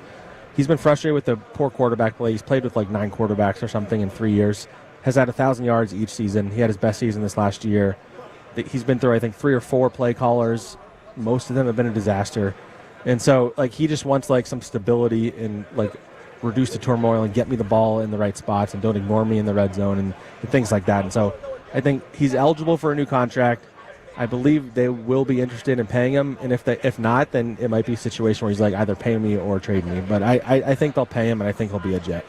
We were hoping to get Aaron Glenn. That was kind of our show's top of the wish list for head coach for the Cowboys. Obviously, he played with the Jets, was drafted with the Jets, did come over with Parcells when he took over with the Cowboys, played here. But what struck you with his press conference there? It seems like Aaron Glenn could end up being one of the better hires of this cycle. We'll have to see what ends up happening. But that might be a room for excitement for Jet fans. Yeah, I think he hit all the right notes. This is a team that has lacked the kind of leadership they need. Robert Saleh's whole thing was letting the players lead themselves, and that can work if you have a veteran roster or when you're not losing. But when you are losing, you need somebody to step up. And I think a lot of times guys were not held accountable for their mistakes or the things they were doing. And I think you saw with Aaron Glenn last year at the Lions, he was losing guys left and right. He was pulling guys off the street and throwing them in, getting them ready, and they were playing well still. They finished as a top 10 defense. The Jets, when they've had adversity, they've tended to crumble over the last few years. I think this last year, after Saleh got fired, I believe they had 5 or 6 losses where they either went into the fourth quarter with a lead or had a lead in the fourth quarter, which is an indication that the coaching or the discipline was not there. And so I think he hit all those right notes. We'll see what it looks like in terms of pure X's and O's coaching, how he is, but in terms of the leader, I think he's a perfect fit for what they need. Now, what do you have for us on these Eagles, the neighbors up there? I believe a team you covered in the past. We're watching them kind of melt down last year, right? And the emotion of Nick Sirianni, we're thinking maybe this coaching staff is unstable. And then they have this awesome draft and all their free agent players hit, and they're spending all this money from the future cap to pay now. So Cowboys fans hope this is not sustainable. Is this Eagles' reign of terror they've been on for 7-8 years? Do you think this is set up to continue, or are we near the end of it? What do you think? Yeah, the salary cap is always going to be interesting, but I think ultimately, as long as they have Howie Roseman running things, I really do think they're going to be, even if they go through a lull every now and then, like last year or whatever. I think this team is going to be in it for the long haul, just because he's so good at procuring talent. He's so good at finding guys like Zach Bond, for example, this guy who was misused by the Saints. They saw something in him, changed his position, and he became an all-pro. They have really good eye for talent with that, where I think a lot of teams don't focus enough on those diamonds in the rough. And so that's why I think Howie is such a good GM. I think he's more of a good GM because of those moves, even more than it's not that. I mean, paying Saquon Barkley a lot of money, I guess, is bold, but signing, trading for Darius Slay or like a lot of these like star guys they bring in, those aren't like, it doesn't take like a genius to know those guys are going to like work out. So it's sustainable if Jalen Hurts can keep developing and getting better and things like that. But yeah, I think they're a team that their talent is just so overwhelming. It's hard to overcome. We'll say that last part louder so the Jones boys can hear it back in Dallas. Do you think Dick Fangio will have the answers to slow down Mahomes and Andy Reid? Yeah, I mean, that's going to be the difference in this game, because I think if you look at coach and quarterback, the Chiefs have the edge. Andy Reid, Patrick Mahomes versus Sirianni and Jalen Hurts. But Vic Fangio is an X factor. Like, the defense is playing as well as it has all year. And so if he can scheme up some stuff to get Patrick Mahomes making mistakes, like they have a shot of winning this game for sure. Yeah, I mean, everybody's giving the credit to the Barkley edition, but it feels like them bringing in Dick Fangio to be their DC was like, that might have been their best move of the offseason. Yeah, and I think in the beginning of the year, people weren't sure about it because they were like 2-2. I think there were some questions about how the defense was looking, and then they just turned it on, and they've really found the right pieces, and they've used everybody the right way. Zach, if you were on an interview and the host continually pronounced the guy's name wrong, would you correct him? What are you talking? Vic Fangio. What did I say? Dick Fangio. I said Dick? Yeah. Okay, this does not count. Brian brought this up. You were not going to say anything. You were not going to correct it. I don't want to be. This does not play in the over-under. Exactly. So I'm doing a thing where every guest we have on, I'm going to ask a question, and I'm going to purposely say Dick Fangio. See if they correct you. See how many guests will correct me. My guess is that no one will. I don't think anybody will. I don't think anybody will. Thank you for not. No, but you notice what he did. He said Vic Fangio. Now, you did make it a point to say Vic. He did say Vic. That was a veteran move. Yeah. What just was a going slide through in your head there, Zach? What were you thinking when you said Dick twice? Were you like, man, this guy actually doesn't know football? I mean, I thought it was funny. I've never heard somebody. Oh no, say that's that. what he calls him that all the time. Ever since, as the head coach of the Broncos, he decided that there was no music allowed in the locker room and on the practice field because he wanted to be Mr. Hard, Football tough guy, Mr. Football guy. I'm like, you know what? You are Dick Fangio now and forever. Still got respect for you, Dick, but give me a break. Thanks, That's Zach. so good. And No have a problem, great guys. week here in New Orleans. Zach Rosenblatt of The Athletic. Follow him on Twitter. Read his stuff. He'll be here covering the game. Krusty's Corner's coming up next. Brian, where are you taking it? Yeah, I've got some questions for my guys. Hopefully they'll give me some answers. We'll do that next. Coming up Wednesday morning on Sean.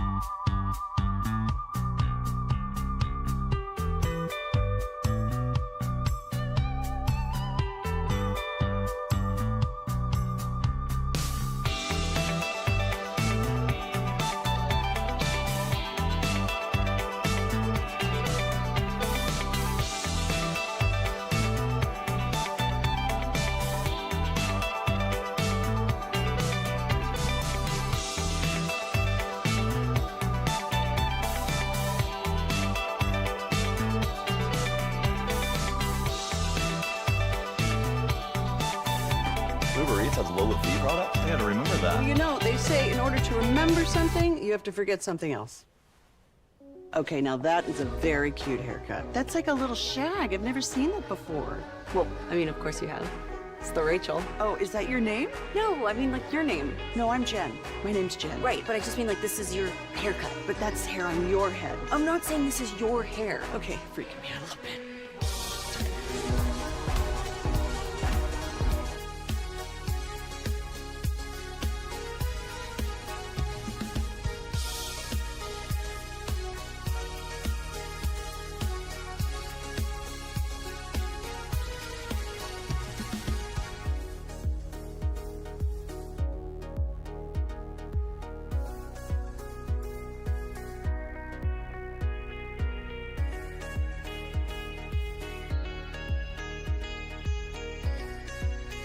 Do you think it's true that you've got to forget something else to remember that Uber Eats has groceries? No, that's absurd. Hey, remember when you used to be a, what was it, Pepper Lady? Pepper Lady? Wasn't it Cinnamon Sisters? Basil Babes. Saffron Squad? Nutmeg Maidens? Pre-Curb? No. Nutmeg Maidens? I just said that. Was it Spice Girls? Doesn't sound right. Was it Saffron Squad?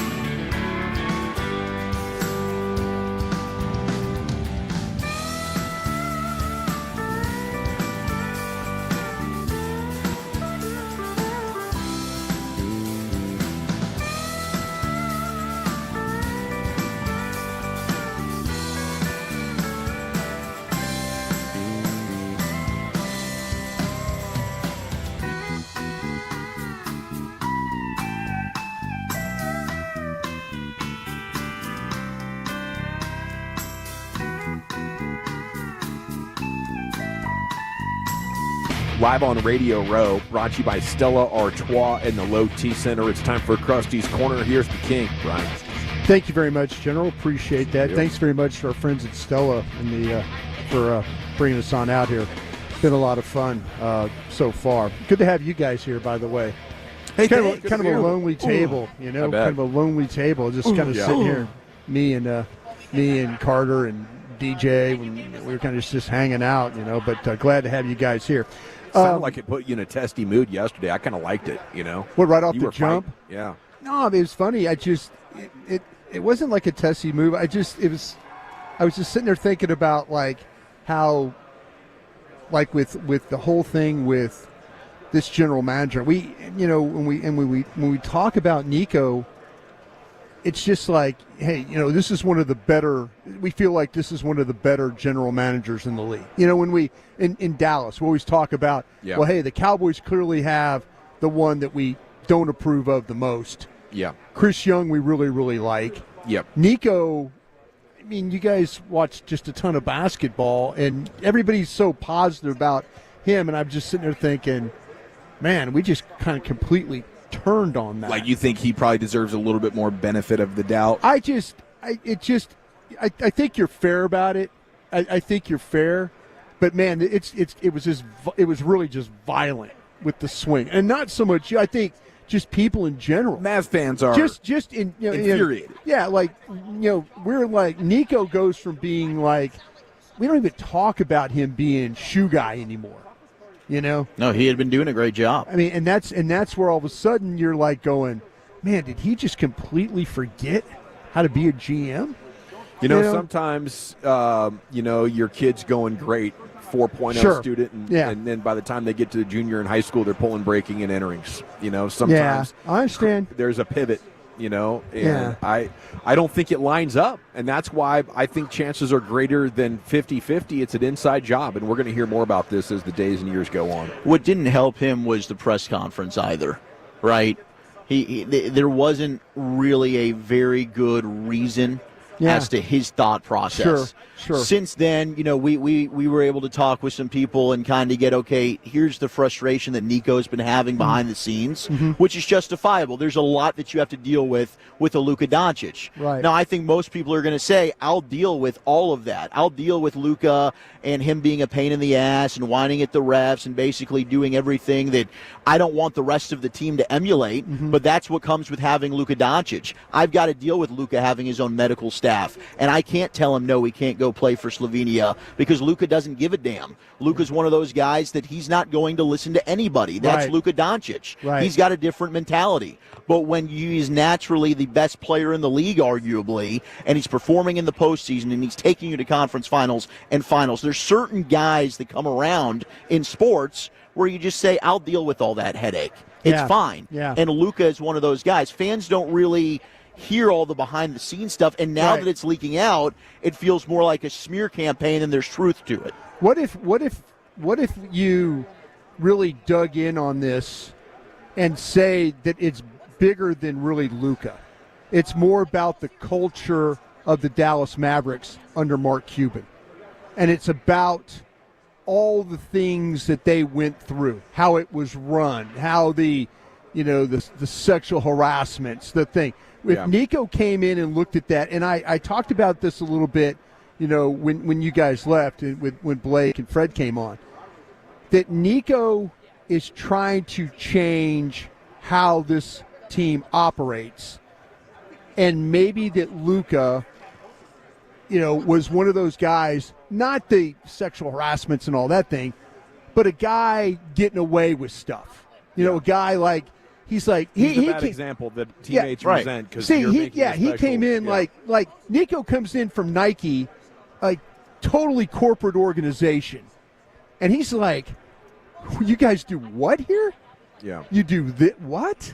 And he's an old player. He played in Europe. He's seen everything there is to see in sports. It's not like he's just a sneaker guy coming into the basketball world. Sure. He's native in the basketball world. So I want to give him credit for that. He's trying to maybe change the entire culture of the Mavericks. From my understanding, Nico's kind of like a military background guy. Sure. Very strict and strong rules and trying to build that culture. So if that would be revealed, I would say, man, you still have to shop them, right? And then I think if they were truth-telling, they would say, we were afraid that if we shopped him, the dirty laundry would air, and now we're looking at a distressed asset. Right. I think that's what they would say. And I think that comes down to the inexperience of only being on the job for a couple of years. Yeah, if say I was with Rick Carlisle in Indianapolis at the Pacers, and Nico picked up the phone and said, Brian, I want to talk to you about a trade. Yeah. And he said, who do you want to trade me, Nico? He goes, I want to trade you Luka Doncic. The first thing out of my mouth, what's wrong with him? Yeah. Yeah, exactly. I wouldn't even talk about like you're an effing idiot. What are you talking What about? do I need to know? What are you? The first thing I would ask him is, what's the problem? See, and that's where the inexperience comes in, because I think Nico would put his principles way over what the job's demanding, and that is to figure out a way to make it work with superstars. Yeah. So, like, what is the problem back? Nico would probably say it, and, if Rick or somebody's being honest, it's like, well, half the league is going out drinking. Yeah. It's a 20-something league. What do young people do? They want to go with people that they're interested in sleeping with and getting drunk. That's what happens in your 20s, So I don't know if I think Luca started a family, so, I don't know. I don't want to put him in that necessarily, but it's a drinking league. What's the big deal? He shows up and gives you more triple-doubles than just about anybody not named Jokic in the league. This is Nico thinking, I got a big problem on my hands, and the other GMs are like, you think that's a problem, bro? That's how superstars do. They dictate to the organization how it happens, and they go out and party, they show up hungover, and drop a triple-double on you. Would you have ever worried going forward that Luka could have ended up like Zeke? Yeah.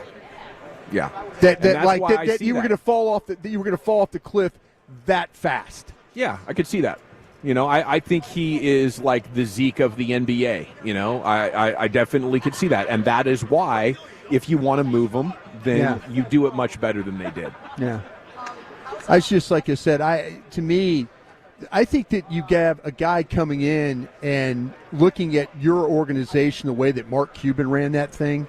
Yeah, and it's like, no, that was that was different. And so all of a sudden, maybe you're talking about maybe the military background and if you don't have people that are willing to no, I want people with me that are going this way. I don't want to have to deal with people that are dealing with the old regime. You were very astute, and I told you this because I asked about the Casey Smith stuff. Yeah. And Casey was an ally to Luka. And once that went out the door, and that was blamed on Nico. Excuse me. Really? That was blamed on him. Like Nico was like, "What do we got this guy here for?" Yeah. And all of a sudden, here's your superstar player looking at him and going, "Wow, he just got rid of Casey Smith." And if Nico wants to see this thing through and build this culture of great competitiveness and guys that take the entire calendar very seriously when it comes to preparing to play, then I would like it. If he's in this for the long haul, I would say everything else that I've seen and heard about Nico, I like. Yeah. I just think he made a bad trade. If he ends up leaving in the not too distant future after doing this because he's not that concerned about the long-term future, that's your job as a GM. And I would say his inexperience on the job and the inexperience of the ownership group kind of doomed us to this fate. Yeah, to me, hey, we'll see how it all plays out for sure. Yeah. I'm just so. I've got one question for you guys then after all that, and I apologize, I was late to get to it. You're good, take your time. Was that radio, when the trade was made, was that the most difficult sports radio that you've ever done? No, I enjoy breaking news. I think the most difficult is when the teams aren't relevant because they don't have great players. I think the Mavs are still going to be relevant, but I think that's a tremendous thrill when your show sheet doesn't matter, and all the ideas and all the reports are coming in fresh and you have stuff to immediately react to, take some phone calls. I think that's outstanding. The worst is when, the Cowboys take their 7th loss of the season and the fans now, oh my goodness, we have another month of football to go. Yeah, and the only thing relevant is the draft. Yeah, that's tough. How about you, Zach? Was that the toughest? No, I think the toughest was probably the Green Bay loss, the postgame show. Yeah. After Green Bay. I mean, really all of those were tough. The second 49ers one was brutal because I really thought you had a chance to win that football game. Your defense played well enough, and it was just like, what the hell? And the way that it ended with Zeke playing center, those were tough ones for me because then I'm also trying to be a professional while also just being gutted inside, because of the Cowboys. Were you more gutted by those games than Luka? There won't be anything as a sports fan that guts me more than what happens with the Cowboys. So yes, absolutely. But the Luka trade certainly was a gut punch. I think for Walchuk as well, I wasn't there, but the Kobe. I mean, you had to. Were you either on I was the with air Chris Arnold, which was a blessing to have CA that night because CA had so many stories, and he was able to get us Michael Wilbon and several other great prominent voices that had watched Kobe throughout his career. But that was I was on with CA an hour before it happened, left, and remembered being at a Pluckers and watching it with my dad. Like, what the hell just happened? And then literally the next day I was on with CA again. That was a tough show. Yeah, I think those are tough shows to do just because you're looking for answers and you're trying to help your listeners. Yeah. You know, you're trying to dig up, okay, why? The why here. And you're trying to, it's hard to take yourself out of it as a fan. You know, I think the toughest radio is like the stretch they were on from about 2012 to when they drafted Luca in 18? Yeah. We barely talked about the Mavs for like 6 years. Yeah. You know, just because, I mean, sometimes they would get a 0.0 in the ratings. Yeah. You know, so I hopefully those times don't come. Right. You know, I think they have a chance to be very, very competitive over the next 3 to 4 years. Yeah. And, you know, maybe they'll take us on a magic carpet ride. But I do think they're in desperate need right now of a second playmaker. The rest of the regular season and the playoffs will expose that. We'll see what they can do over the summer. Thank you, Krusty. Thank you. Brian's Krusty's Corner every afternoon, 3:40 here in the nation. Mark Schlereth is coming up at 4:40. We'll talk with the two-time Super Bowl champion. Did he get one with Washington and Denver? He did. Yeah. So we'll get his perspective on all things football coming up at 4:40. You know you love the conversations. Mark always brings it. A rim session coming up next, though, Chief. Where are you taking us? Yeah, another Mavs trade today. We have the details on that, and the Luca era is officially underway in L.A. Next in the nation.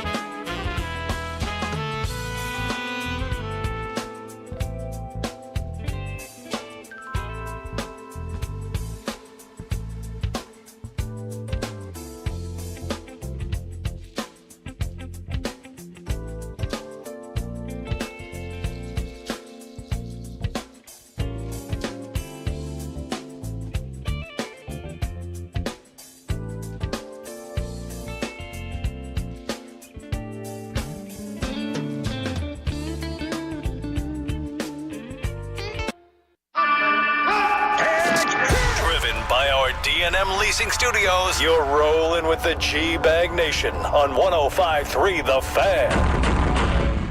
Here we go. It's hour number 3 of the G-Bag Nation here on your home of the Cowboys, 105.3 The Fan. We're live on Radio Row. Our coverage brought to you by Stella Artois and the Low T Center, and a special surprise guest sitting down with us, Josina Anderson, NFL Insider. Let's go.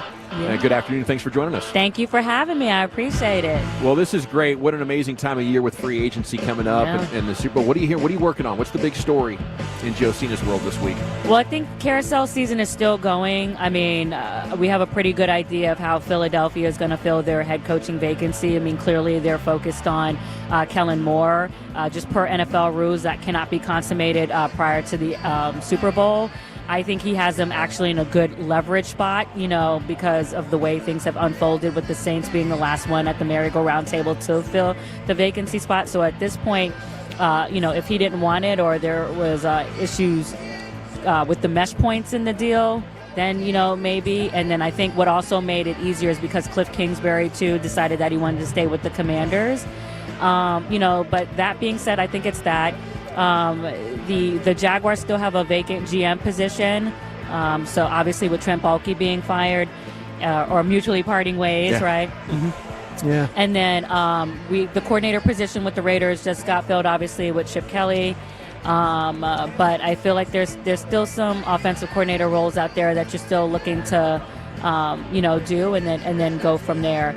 I would say the other thing really quickly is that I do believe that the whole Liam Cohen situation in Jacksonville will have some reverberations throughout the NFL, and I am aware that there are some other tectonic plates in the upper ranks of the NFL that are still getting, kind of talked out. Nothing that I'm, ready to break at this point, but just stuff that I have my eye on, that are always kind of shifting with the upper echelon of the NFL, so to speak. That's the best way to describe it right now. Well, you've dominated the coaching cycle. I don't think anybody was on top of really the entire NFL beat more than you. Thank you. What were you hearing about the Cowboys situation, not only with the hiring of Brian Schottenheimer, the process, which we were all kind of, what in the world are the Cowboys doing, but then the weird divorce with Mike McCarthy? So I'm going to go back after Mike McCarthy was let go, and then I can go before that. Mm-hmm. So I would say after everything, didn't get finalized in terms of, extending McCarthy and things like that, I think the big thing that people were talking about relative to the Dallas Cowboys was what was going on with Deion Sanders. And I would say relatively early on in that situation, I knew that all of the talk and the hype and the questions that people were having and putting out there and Deion Sanders' camp himself, I would say, quite frankly, that I knew that that wasn't, happening, pretty early. That's what people were telling me behind the scenes. I think sometimes as an insider, yes, I can put things out there and it's like, ooh, I have this information, right? But at the same time, when you've been doing it a long time, there's not one story that's going to make me, or there's not one story that, so I don't feel this pressure to put out anything, especially if I feel like I knew putting that out there at that time that it would probably not look well, so I just left it alone. But I knew that that's not the direction that they were looking at, Is Jason Witten a candidate in the future, you think? Well, I think that you guys know, covering the Cowboys, that Jerry Jones is always going to have affinity for familiarity and people that he knows and respects. And clearly the way that he's dealt with Jason Witten in the past, you can tell that he has that respect there. I think that at the same time, Stephen Jones has tried to do his best to, balance Jerry at times when maybe they don't agree. Or just even internally with the four horsemen or just even people that are below that in the structure. And so I do think that there is a placement of value on, not only just trying to make sure that you have experience, but someone that really does fit. I think you even saw that with the Jets this year in terms of the necessity of not only having someone know what they do, X's and O's wise, but I think part of the reason why it didn't work out with Kellen Moore is because he wanted, someone that has that aura that commands the room more. That is something that I did hear behind the scenes. Now, we can have a debate about whether that's Brian Schottenheimer or not. Yeah. I think that's another conversation. But even with the Jets, even with some of these vacancies, you were hearing, let me just say this, like some of the candidates were saying they were grumbling behind the scenes because they felt like the owners were just focusing on wanting people who could win the press conference. That's something I was hearing over and over again. Sure. And so whether you had someone that was like a true leader especially when you're looking at, for example, like the Jets organization, which I feel like has years of trauma that really needs to be addressed outside of just the dominance of knowing X's and O's.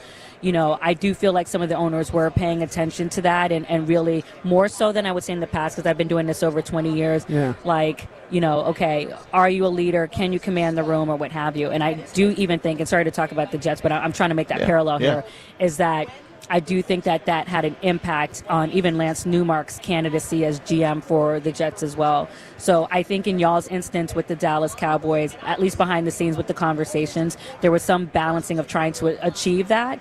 Whether they did achieve that with Brian, and I think I feel like that with the Cowboys a lot, because I do think they get some flack where people like, da-da-da-da-da. I feel like they feel like they're doing it. But the question is whether everyone else agrees, if that makes sense. Yeah. It's not like this, we're going to go against, you know, the fan base or whatever. I do believe, just in talking to my sources behind the scenes, that you can tell that they really believe that that's the solution. You know what I mean? Yeah. It's just that you guys might not agree. Right. Sure. You know, Justine, you mentioned it, the first time I ever saw you, you were at the Combine. I was a scout in the NFL, and I remember you covering the Combine. I'm like, damn, she talks to a lot of people. And I mean, just people that I knew, and I'm like, I was super impressed. Thank you. And I wonder now, over the years, do you find players vent more to you now and complain about things, say, 20 years ago when you first started? I mean, you seem like somebody that a player would say, hey, listen, man, it really sucks where I'm at. And you get a lot of that and maybe have to talk them off the ledge a little bit. I don't think it's any more. I think that it's the same. You know, I think the main thing is, I'm just going to go to the core word of trust. Yeah. I feel like that's just my whole thing of just trying to build trust. Yeah. Even if I use the example of the Darren Muji thing, or even the announcement of Aaron Glenn or whoever. I mean, sometimes there's things that I actually do know, right, and I'm just not putting it out there. And then when the GM thing happened, and it was like maybe a day or however long it sat there, just the day before I had something that was in advance, I just put it out closer, right, because I was just keeping my word. Right. If it happens like that and it ends up being dramatic, okay, that's great. But I know that at any, scoop or something that I'm trying to break, it's really not about that one in the moment. I want you to come to me for 10 years. Right. So even though it would have been more dramatic had I done that with Aaron Glenn just 2 days before, and I could have, because I knew it. You see what I'm saying? But I know that person is still going to be talking to me and make sure I have it. I would much rather have that. Nobody has a more effective post than you, because it's not. It's not all the time. Yeah. But it's like, oh, she just said something, and now you're like, oh, damn, we're in scramble mode here, kind of a thing. So I've always found that you're very effective with how you do it, and you just explained it very, very well. No, and I appreciate that. I mean, I do spend. For the most part, because I'm not always perfect with it, and the fans give me some shit about that too. But I do try to explain it. I was just on someone's show the other day, and I said, there are times when I know it comes across, like it's cryptic or whatever, and I'm not doing that because I don't recognize that. Mm-hmm. It's really because I'm doing my best to talk around a source, right? And not because as much as the fans or whoever is following, so do the sources, so do the people in the NFL. Yeah. And as soon as I can put something, I can get a quick test, like, and so that's what I'm trying to avoid. And then the other thing is that it's just multitasking. So you might be this, and you have the tweet deck up, and then you're watching TV, and then sometimes you agree and you're like, oh, okay, I probably could have wrote that one better. I got you. So sometimes I would say it's like maybe like a 80-20 like that, but it's really more so that I'm really trying to protect, because there are some people who are really sensitive about, like, I have one higher up source who'll always say, just don't say source. Yeah. Okay, so then I'll be like, my understanding is, but that makes that person feel better. Yeah. So it's almost like, you have 3,000 relationships, and you're trying to manage how you like it put out, how you like it put out, how you like it put out. And so that's kind of what's going on through my brain sometimes when I'm just trying to talk around things, and the family like, why is he talking? Oh my God, is somebody? I'm like, no, but he's happy. Player personnel guys and gals love to talk. Yeah. Just don't tell them you heard it from me. Yes. Yeah. Just don't tell. Hey, the phrasing seems let me like tell it's you, so important. I heard something. Hey, you didn't hear it from me. Yeah. It's Josina Anderson here with you on 105 through the Fan, home of the Cowboys. By the way, traditional radio, not a podcast, not the Pat McAfee show, so the S word's still not approved for us. Yes, Josina, okay. But it's all good. Okay. It's all good. We love having you. I'm sure you're familiar with the timeline, but the Dak original injury, the catastrophic lower, like Cowboys do the next contract after that. Okay, then you going into this year. They do the new contract, and then he gets hurt again. So I say all that to ask you, have the Cowboys ever wavered on a commitment to Dak Prescott from your understanding? I mean, has this all been like, hey, this is our guy, franchise quarterback, let's do the deal, or have there been real considerations of doing something else? I feel like sometimes it's like, it's like we'll see how it works. So we'll see how it works out. I think that before Dak did this last contract, I feel like in my conversations I could already tell where they understood where it was going to fall or where it was likely to fall, just based on the slotting of the APYs of all of the quarterback deals that got before him. So you knew that there was going to be a quarterback contract that was already going to be approaching, the $60 million mark. So it's not like that would have been a surprise. I think it's less about a question of whether you're going to consummate at that level and whether you feel like Dak is the one that you want to give it to. What I think I was more so surprised with the Brian Schottenheimer thing relative to picking him and landing on him, when we can have another conversation about that, because I actually have a strong opinion on the Deion Sanders thing. But I feel like the over kind of leaning into, okay, Dak knows, and we don't want to disrupt that. I just don't know. I get it that he, comes from a lineage, and obviously he's been around and all the things that Jerry Jones said at that press conference. But there's also a lot of talent out there, too, and I just feel like you guys are from the Big D, you guys are from Dallas. I just wanted something a little grander for you guys. Yeah. You know what I mean? I feel like that's the franchise that you really – it's not that you should overlean into that over the substance. That's not what I'm saying. But I do feel like – you that could have been had a little bit the word more, continuity and familiarity, that seems to always be coming up here. So with Deion, because that's exactly what we liked. Like, he would have rattled some cages. He would have been different. Yeah. Well, I'd love to tee up for what do you feel about the Deion? So I feel like I would have had Deion either in Dallas or Las Vegas. Okay. And I could see where the Deion marriage could have maybe might have been too combustible. I was concerned about that. And so I was prepared to write an article saying that here's why I actually feel like Deion Sanders works better for Las Vegas, because I thought he would have been a perfect counterbalance for Tom Brady over imposing, which I do think is a concern for some of the people that it ended up not working with, which is why I felt like I knew Ben Johnson wasn't going to go there. And sometimes, I've been covering the league for 20 years, whether you want to call it women's intuition, whether you want to just call it instinct because that's I feel like that's my job, is not only, it's like knowing people, getting a feel, like I'm picking up on your energy, I pick up on your energy. That's what I do. And even though I haven't even never really talked to Ben Johnson like that direct, I've seen him on TV, I've interacted with him, and I'm just looking at him and I'm like, that doesn't fit. I could just feel it, you know what I'm saying? And I even wrote that in the article. I was like, just looking at him, he looks more, have like beta qualities, and not that that's bad or anything. It's just that I felt like Tom Brady is really going to more insert himself here. And if you have any concern about that, that would actually potentially be a sticking point. Now, as it relates to Dallas, I felt like, man, that would have been like the greatest show on earth. I feel like because Jerry's gone so long without you guys of getting back to the championship game, and at this point where he is in terms of his age, this was the time to be like, you know what, maybe I need to self-examine a little bit and be willing to just give a little bit of that more up for the purpose of attaining the goal that has been so elusive. And from what I hear from behind the scenes, there was some back and forth in the upper ranks, I'll just say, as far as what should have been. And let's not be naive. I mean, Deion has a contract that's open with the Colorado, and he's smart there too. But yeah. So to say the least, I would have liked to see it from an entertainment standpoint. I think your guy's telling our guy that we got to go. Well, one Super Bowl question for you. Yeah. Whose defense do you trust more in a big game like this, Steve Spagnuolo's or Dick Fangio's? That's a really great question. I think that you can't go without saying that you don't notice the Vic Fangio effect on the Philadelphia defense this year. particularly after the way that Philadelphia just went off the train tracks a couple years ago when they fired what's his name, Sean, whatever his name is, and Desai. Yeah. 6-man Joe, Sean Desai. I got too many things going on in my head. It's not because it's a great last name, but and then Steve Spagnuolo. I mean, gosh, you have to give him a lot of respect. I feel like I'm still going to say Philadelphia Eagles because I feel like there's just this. You know why? Because I if I'm going to go energy wise, right? Yeah, energy. I just feel like there's this like Oppo energy that I feel not going in the Chiefs' favor right now. I don't know how to. I don't know how to describe that, but I feel that, and I see that the officials just put out a statement today, or something like that. Oh, you think we're going to get an overcorrection? I feel like there's that energy because people just keep, talking about it. I feel like, and it's not because it's just like we just want to have this empty rhetoric. I think that the fans, you have to give people credit. I feel like they see some things that are not right at times. And I feel like the NFL they made their money off the Taylor Swift thing. That's why the cap went up, right?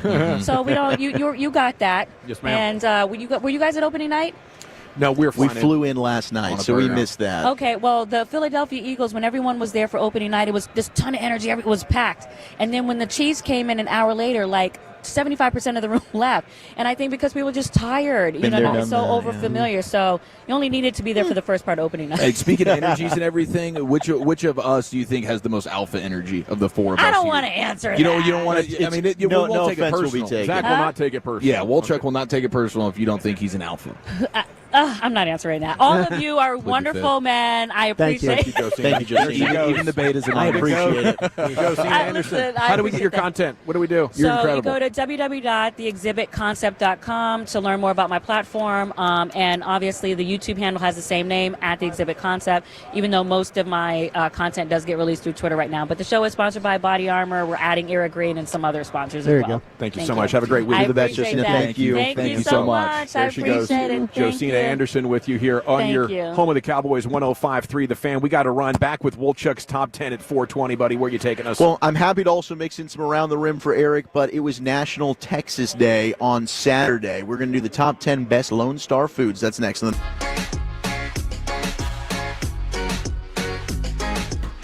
Eats has low fee products? I got to remember that. Well, they say in order to remember something, you have to forget something else. Okay, now that is a very cute haircut. That's like a little shag. I've never seen it before. Well, I mean, of course you have. So Rachel. Oh, is that your name? No, I mean, what's your name? No, I'm Jen. My name's Jen. Right, but I just mean this is your haircut. But that's hair on your head. I'm not saying this is your hair. Okay.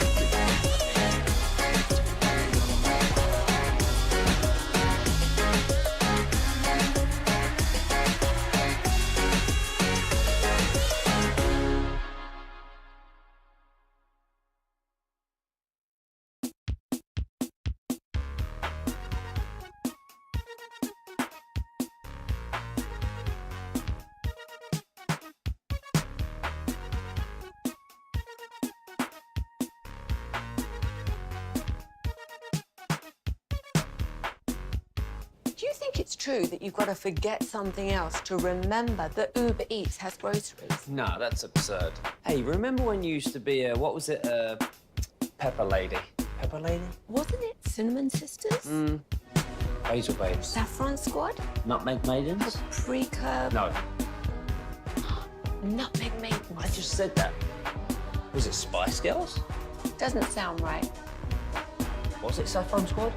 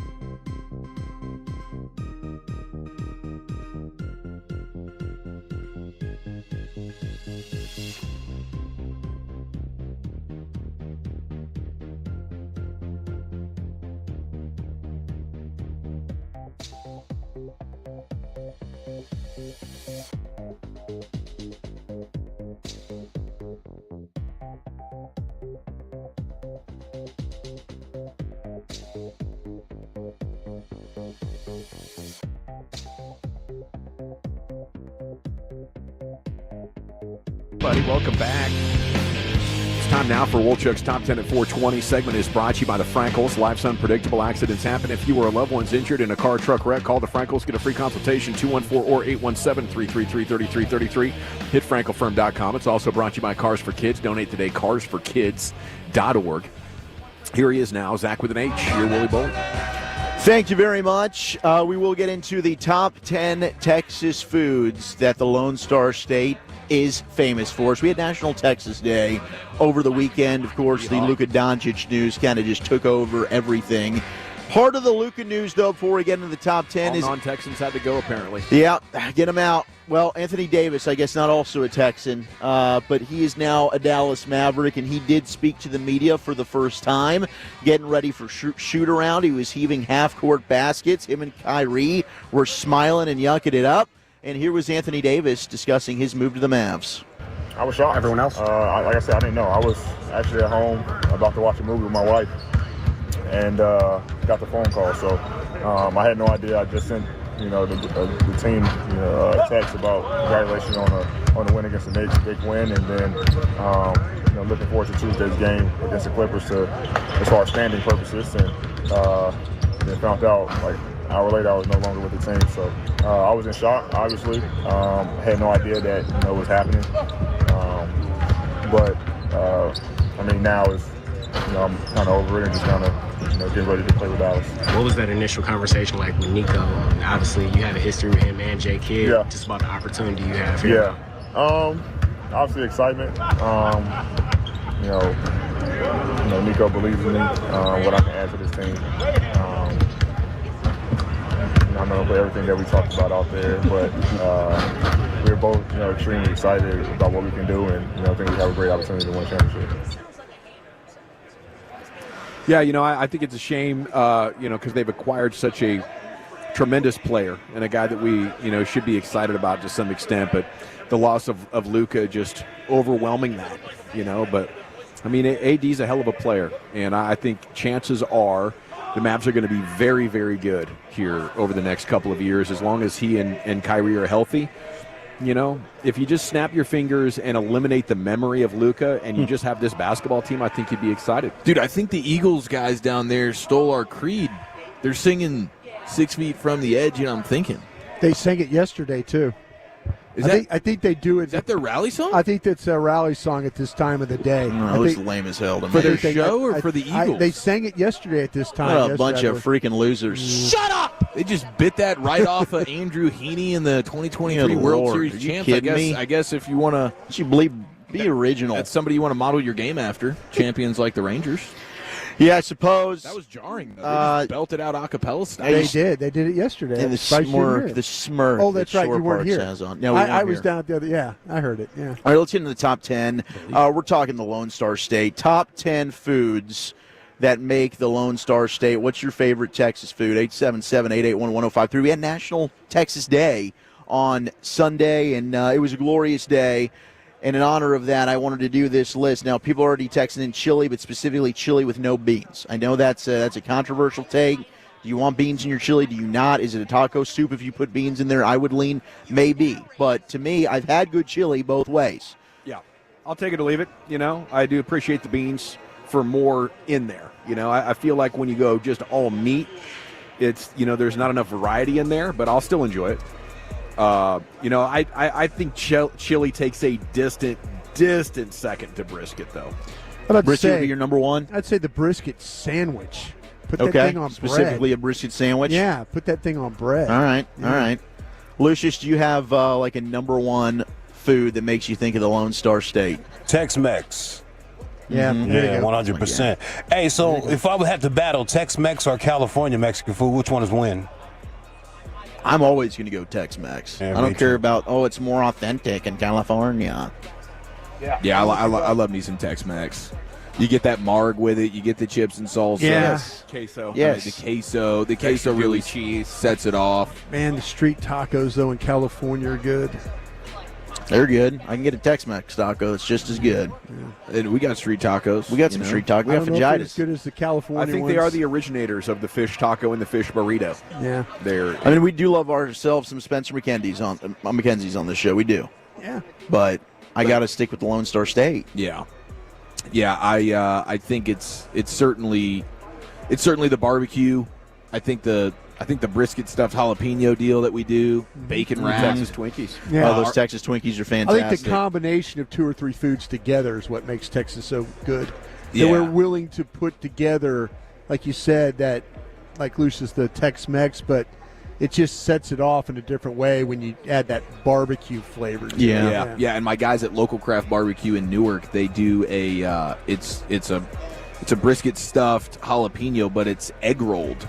They egg roll that. I'm a sucker for a good egg roll. I mean, there you go. 10 That out of sounds 10. delightful. Matt Pittman will teach you how to do that on YouTube. That absolutely does. Now, if you could just take out the jalapeno and the cream cheese, we'd really have some. Yeah, there you go. Just to take away about half the dish there, and I'll be Egg roll this happy. brisket for me. You should put brisket in this wrapper. Hey, just go ahead and chop that pepper up and put it in the brisket. Don't worry about putting any cream cheese or anything on it. Tex-Mex is getting a ton of love on the text, 877-881-1053. 72-ounce steak at the Big Texan getting texted in. That's an Amarillo? Amarillo. Beaver nuggets. A good ribeye is super Texas. The beaver nuggets. Beaver nuggets from I like Buc-ee's. that. I'm still waiting to see breakfast tacos come through. Nachos, nachos. Amigas were actually an honorable mention on this list, which is essentially you can make that into your own version of a breakfast taco. Number 10 is the Texas sheet cake. Everything is bigger in Texas, so is a Texas sheet cake. Can you explain to me what the Texas sheet That's cake what is? Justine please? Anderson was talking about. The whole thing cooks in a rimmed baking sheet, and it slices up much like brownies or cookie bars for Gotcha. easy serving, and Okay. it's big, so it serves like 30 people. So it's like wedding cake. It's usually like a chocolate fudgy frosting, and they'll put like some nuts on top of it. Oh. All Okay. right. Yeah. Pecans, hopefully. I mean, what would Pecans. be the, would that be the go-to? Looks like nut? peanuts on brownie the. and a cake. It sounds Yeah, like- it is. It's basically like a giant brownie, but it's a cake. Kind of like a dolled up Duncan Hines thing. It's huh? it's good. Number 9 is Whataburger. Of course, Whataburger, just burgers in general. We're the beef Honey butter state. chicken biscuits. There's nothing bad on that menu, is there? I haven't had anything bad on it. And I am a big guy. I've had Not most that I've of it. ordered the I've had salads. most of it on the menu, and I've been like, God, this is good. No, shout out to Whataburger.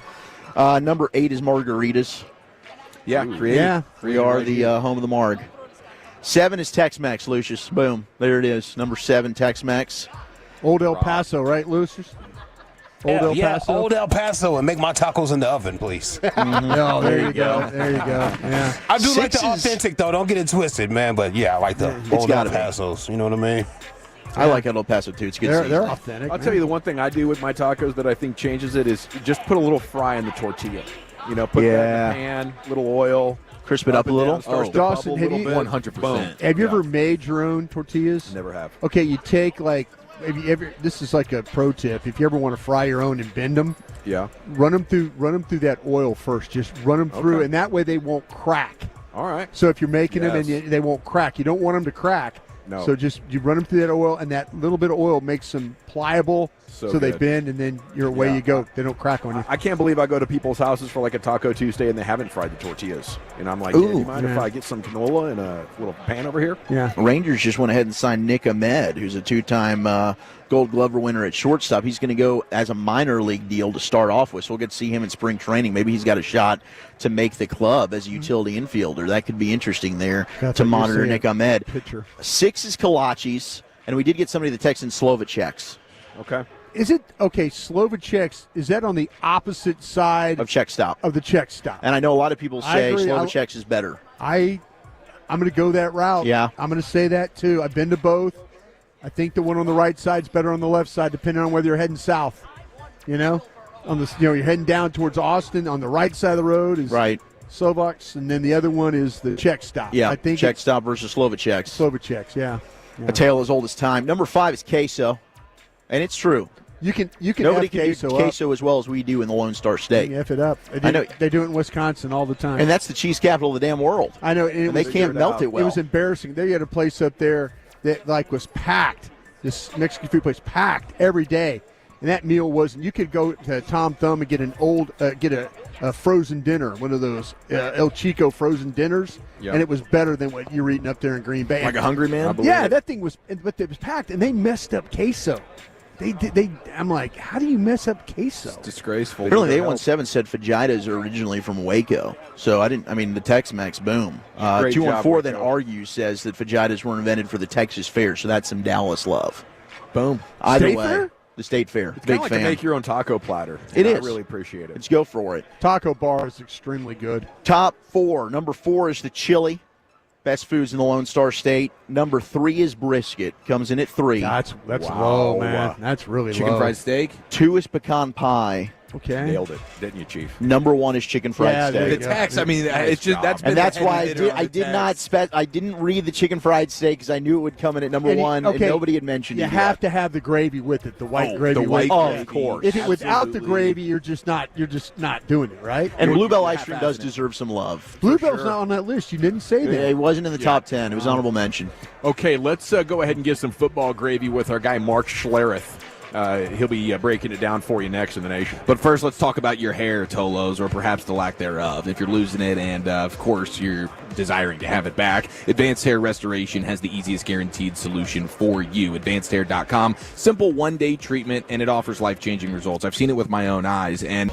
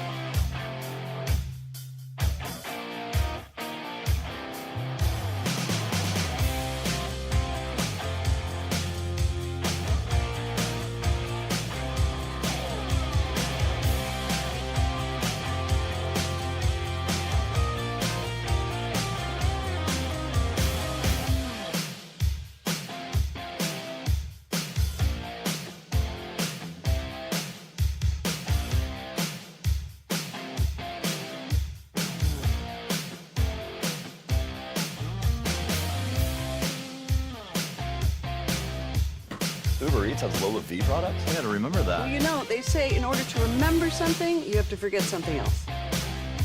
Okay, now that is a very cute haircut. That's like a little shag. I've never seen it before. Well, I mean, of course you have. It's the Rachel. Oh, is that your name? No, I mean like your name. No, I'm Jen. My name's Jen. Right, but I just mean like this is your haircut, but that's hair on your head. I'm not saying this is your hair. Okay, good.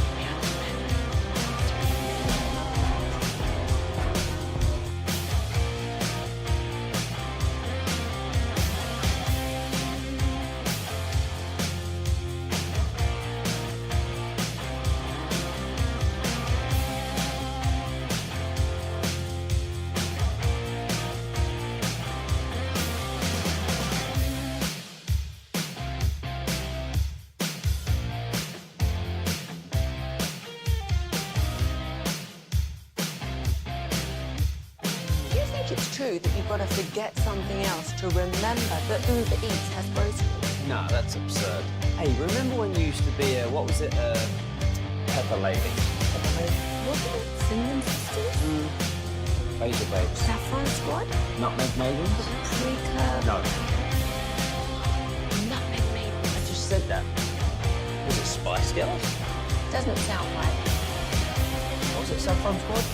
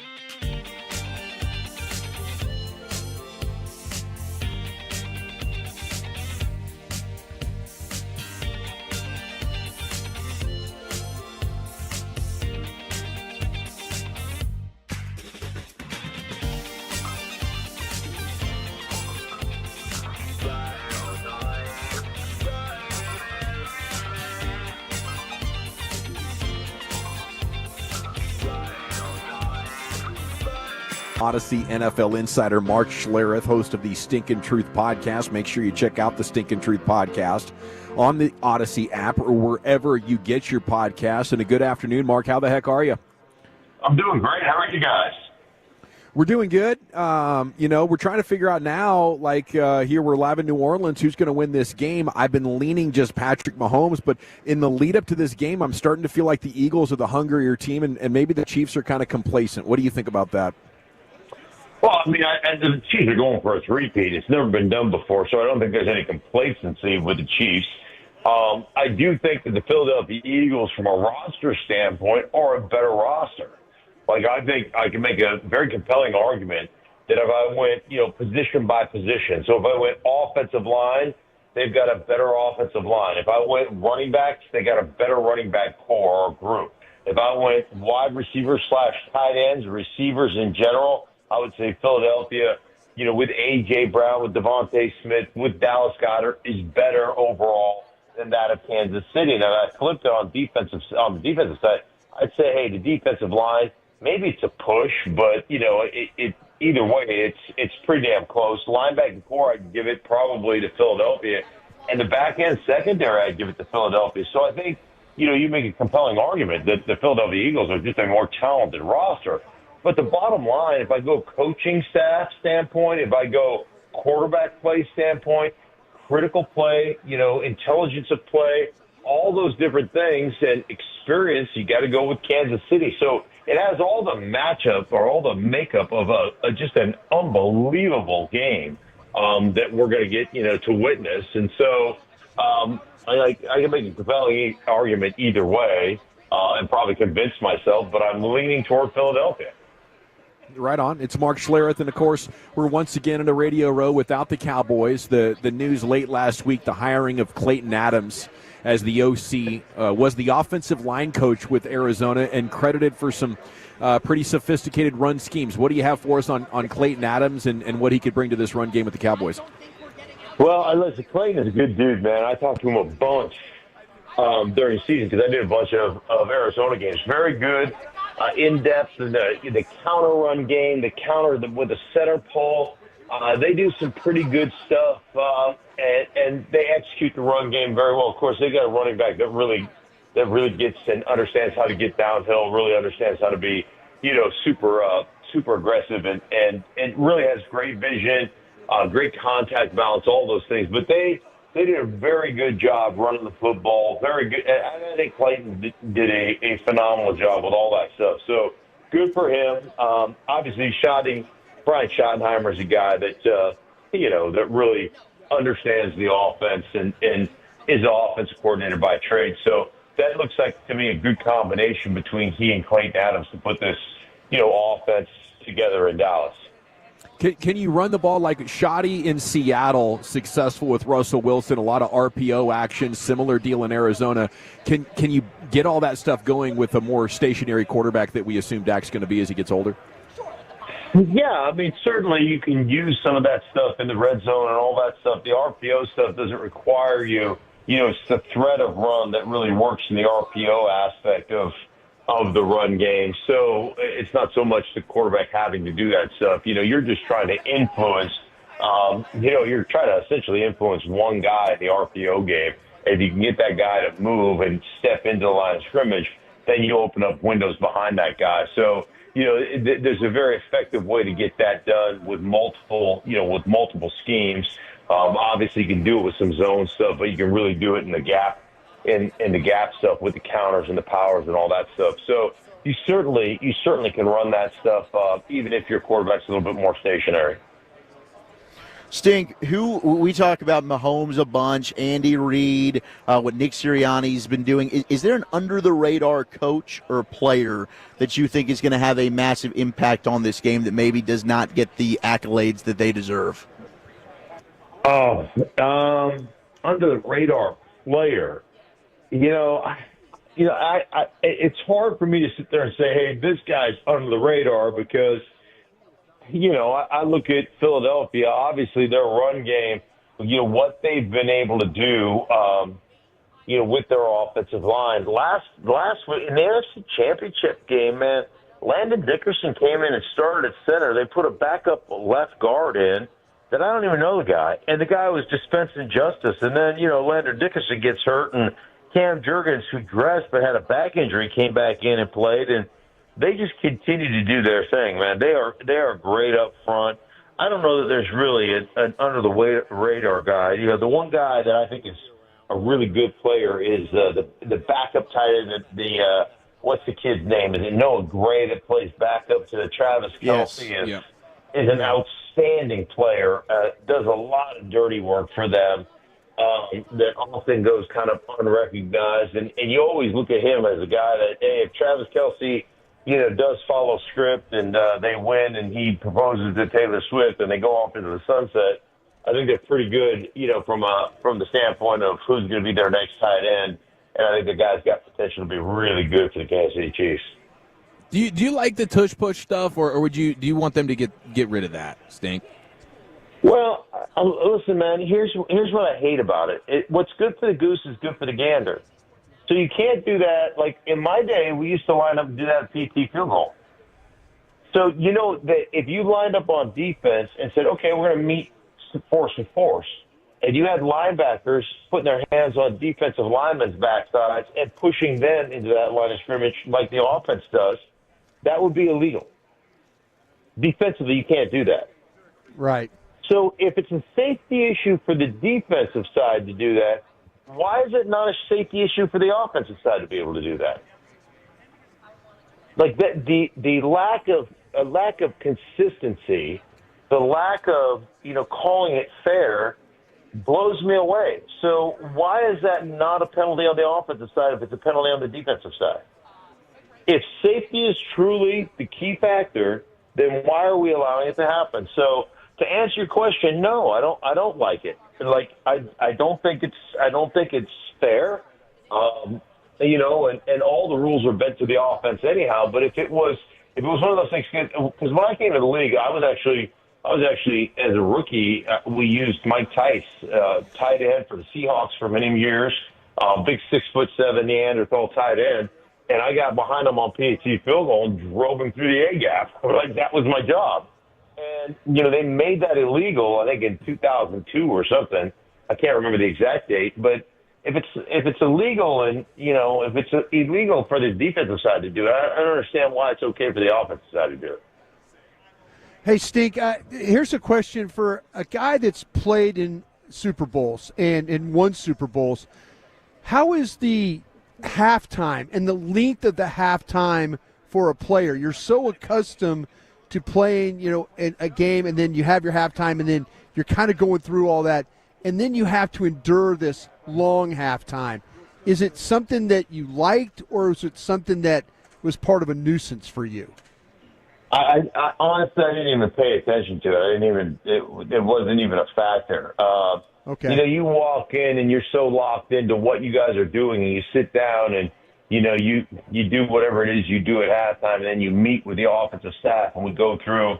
We used to put in, we have the first 15 at the beginning of the game, so then we come back and reestablish our first 8 as an offense. Here's the first 8 plays we want to run, based upon what we got in certain formations, what we got defensive adjustments to motions, into formations, into personnel groupings. And so then we would put a list of things together. And I'm so dialed in and locked into that stuff that I didn't even recognize or acknowledge the length of halftime. It didn't even resonate with me. Mark Schlereth, host of the Stinkin' Truth podcast. Enjoy the week and the game, sir, and we'll catch up with you next season. Sounds good, guys. Take care. Cheers. There he goes, Mark Schlereth, host of the Stinkin' Truth podcast. Make sure to check out the Stinkin' Truth podcast on the Odyssey app or wherever you get your podcasts. So many of the X's and O's guys don't bring the hot take or the strong opinion that Mark Schlereth does. Yeah. It's just been an absolute a treasure, a blessing to get to chat with him all season long. In addition to the finest coming up next, Chief, how you doing? We got the Jalen Hurts kryptonite, and the Rams are really trying to rid themselves of Cooper Kupp next year in the name.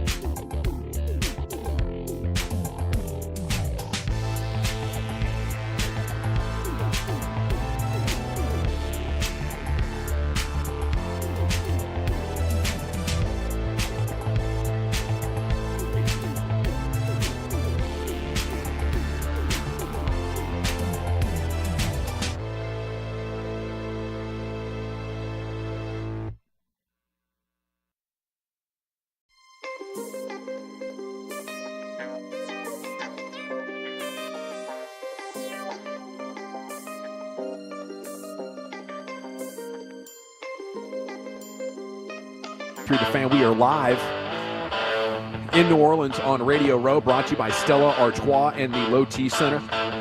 Having a great time talking about all the day's news and here in the world of sports. Expressway's coming up in about 20 minutes.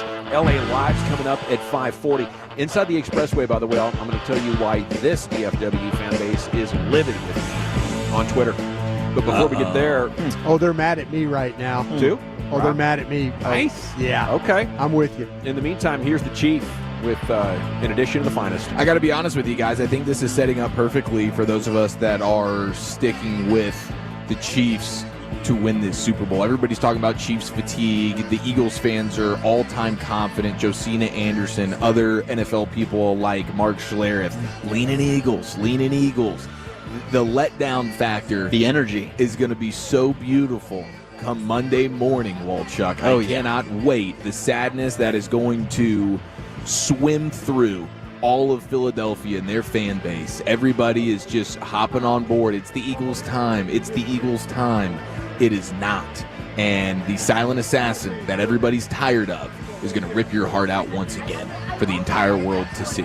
I'll be Super Bowl pulling Sunday, for it. I'm fired up. I'll be pulling forward. I think desperate team theories come into play here, though. I like it. There's a reason I like no what teams you're doing. won 3 in a row. I like what you're doing. Action. I'm the overconfidence, Tell 'em, the Dawson. arrogance from the Chiefs. That's from the Eagles. That's okay. The Eagles are the confident ones. The Eagles are the ones right now that feel like we're on top of the world. Three-peat. I'm just my rear end. I'm not. Wait, seeing Dawson, a you're hungry- pulling for Philadelphia? I'm not pulling for him. He's not doing that. I'm picking him. You're picking him? Picking Yeah, him? I'm gonna pick him to win. I was about to say, Yeah. I was about to say Dawson on preach, board. but I could sit I your was ass in my down hotel now. room all morning long, Yeah, watching repeats of Get Up and Sports Center, whatever kind of crap they Yeah, had there on the Lord. hotel TV. Yeah. And I just got this feeling Thought from you said Patrick you were Mahomes playing where he's poker. like, yeah, this is what we do. You know, we'll just keep on winning championships.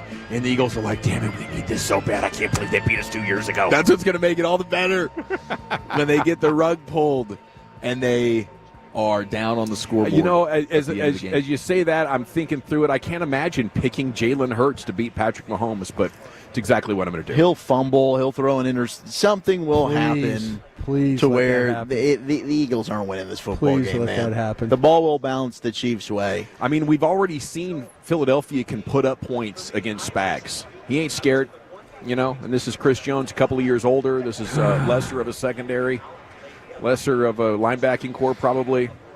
I just think the Eagles are going to have a lot of success, and unfortunately, Chief, the tears might be flowing from your eyes as you have to acknowledge Saquon Barkley at $18 million was the difference. Yeah. All right, now Dawson's back in my good graces. I like what he's doing here. You're pulling for the Eagles too, Brian. No, I'm not. This is I'm one of not. these something. This guy behind me, I drafted him in the 5th round. Okay. That's my guy behind me. I'm not. I'm pulling against him. Mike Reese. Yeah, Taylor. I'm pulling against this guy over my left shoulder. I'm pulling against him. God, they're so fired up. They are fired up, man. There's They no are franchise fired in the NFL that has better synergy from the players, the fans, and the media than Philadelphia. They're all in the same toxic. Yeah.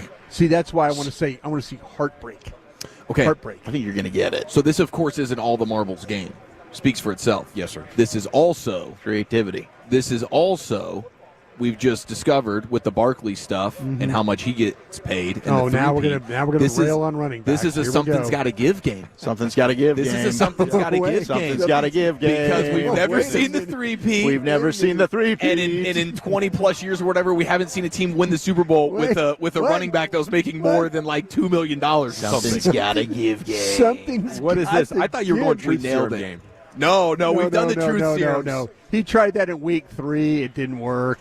Tried it in week 7. Didn't work. It's not about You trying got the it. truth. Exactly. It worked. It worked. I told you. We were just on the wrong side of He it. just week 11. It was like, this is the give-up game for the Cowboys. At some point, they were all must lose, and they That's botched right. He that. went all must lose. That's right. He goes, welcome to the Cowboys pregame That's so show. disrespectful. It's an all must lose. It's a must-lose Sunday here on the pregame God, show. I'm live thinking from I the got Brad Show 9 radio hours booth. of this. I love it. Are you getting the Stellas at the break, Brian? What's that? Are you getting the Stellas yet? No, I wish I'm I gonna start. wish. Seriously, are you doing? Just be honest. Are you doing any boozing this week? No, Like, I can we haven't count on been. any No, I haven't boozing been. for- I haven't with you? been. No, I need to How go do we get not the do Stellas. Mardi The Gras, Stellas- Brian? You're hydrating for a surprise. Like Is we that got what you're doing? we got to have one night where we go out and at least get a couple of drinks.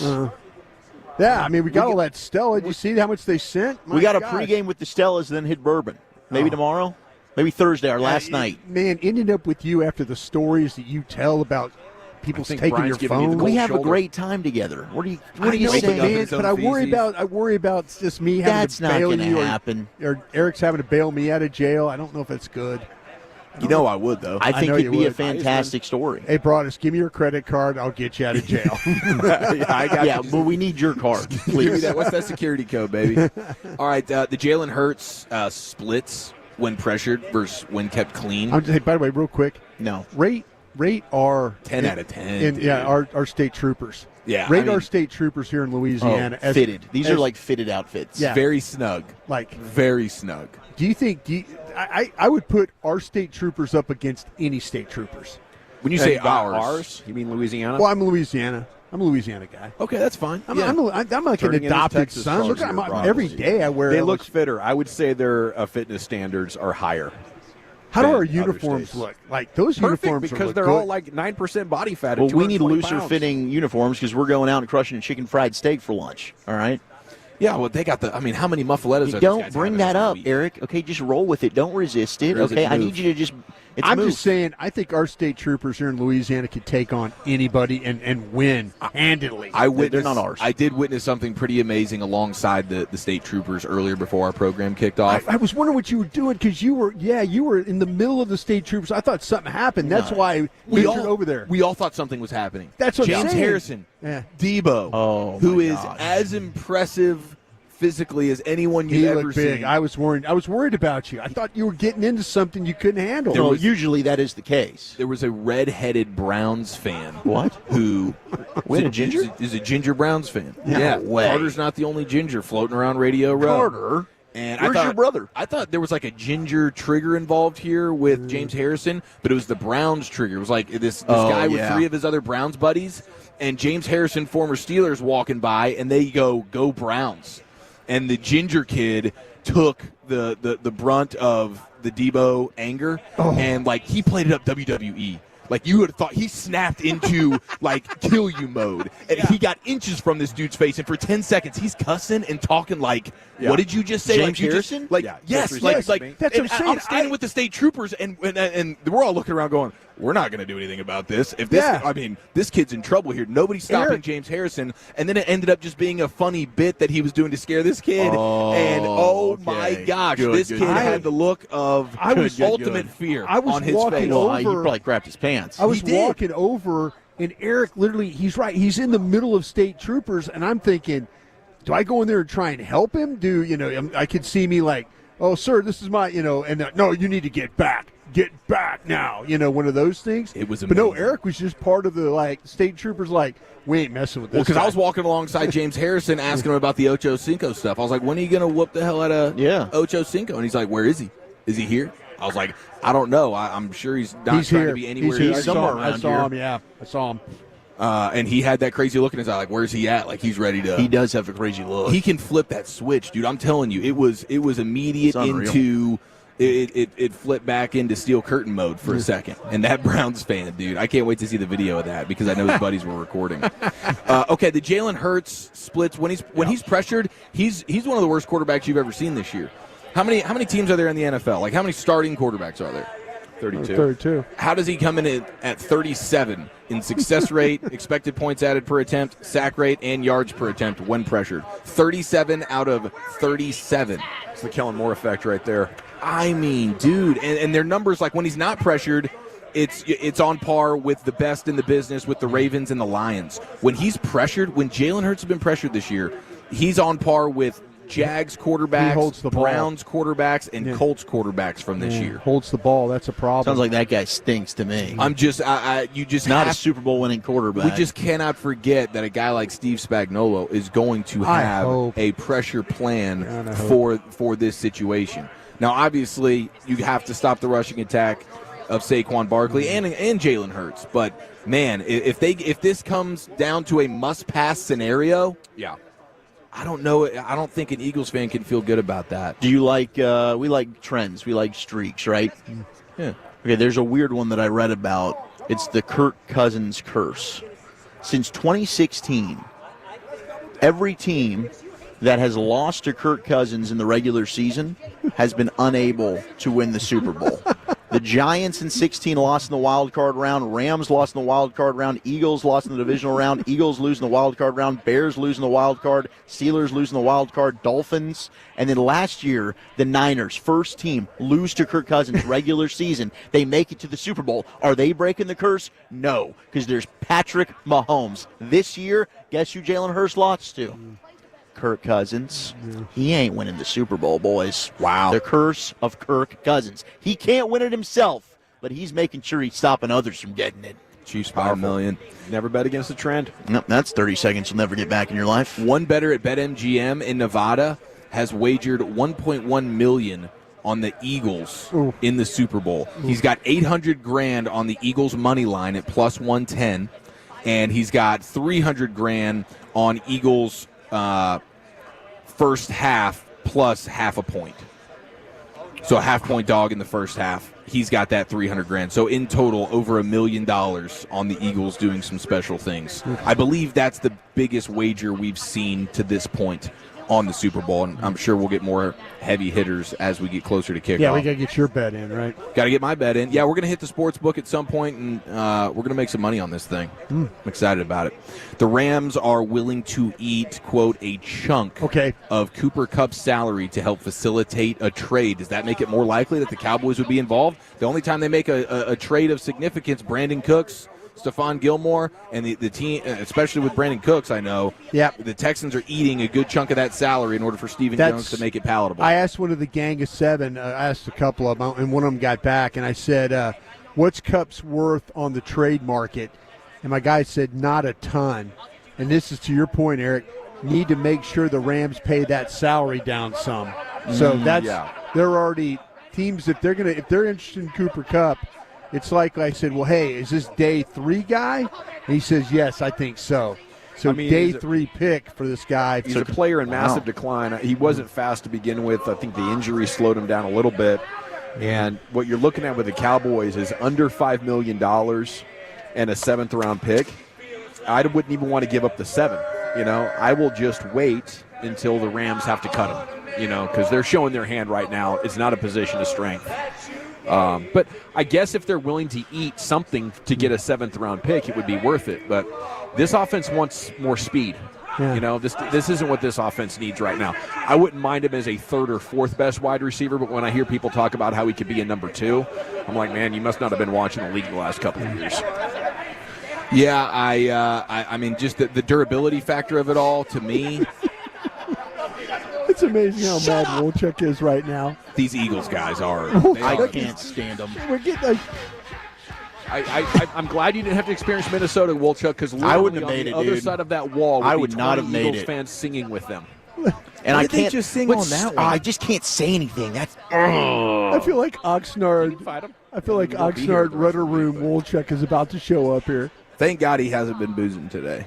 As we know. It's upsetting because I've got no ammunition right now. Like, my team is just not giving me anything to work with. No, that's a good point. I'm sure it'll change somewhat. Just act like you're from Kansas City for a second. Wear that, channel that, and then you go on the offense. Yes, dude, the original team of Dallas. Dallas, you got Texans. this, There you go. Right? It's That's not a where you're at, plan. it's where you've been. Yeah. Just keep leaning on that. Just start shouting, Dallas, Texas. Eagles suck. Eagles suck. Eagles suck. Eagles suck. Eagles suck. Eagles suck. ELSGESFU. There they are, the Nosebleed Boys. We're live on Radio Row. Our coverage brought to you by Stella Artois and Low T Center.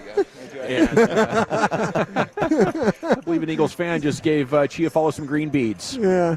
We'll make use out of No, these. NBC Sports Philadelphia, they're good people. Okay, when we come Whatever's going down the hall here. When we come back, Bums. It's time to hit the expressway. Rangers made another signing, could lose a key member of their front office, and everything else that's been developing in the world of sports, including another Mavericks trade. We're back with all that next in the Nation.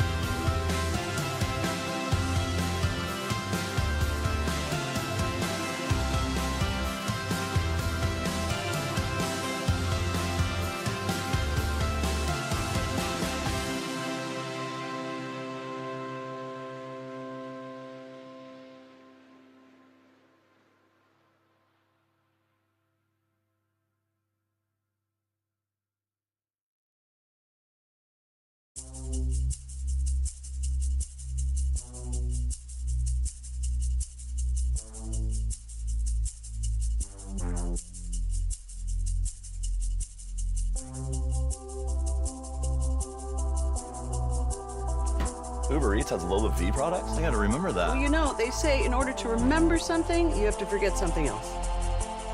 Okay, now that is a very cute haircut. That's like a little shag. I've never seen it before. Well, I mean, of course you have. It's for Rachel. Oh, is that your name? No, I mean like your name. No, I'm Jen.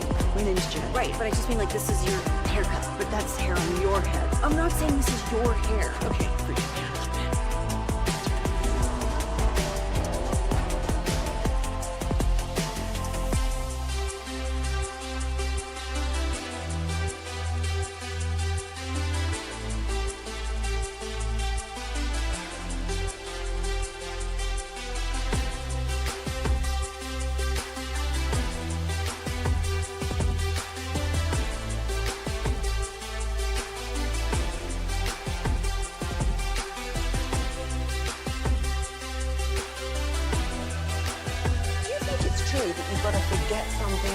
Remember that Uber Eats had groceries. No, that's absurd.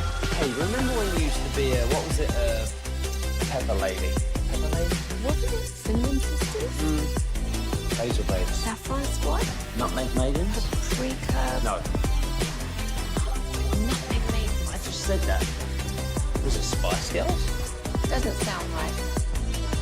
Was it Saffron Squad?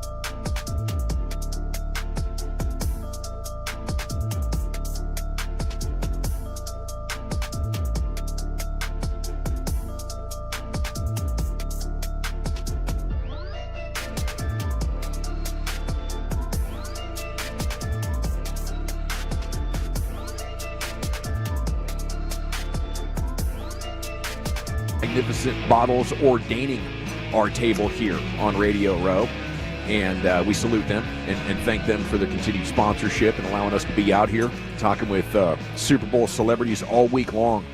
It's time now to hit the expressway, everything that's been breaking throughout the day. We had Stars news. We'll get you updated on that. There was another Mavs trade.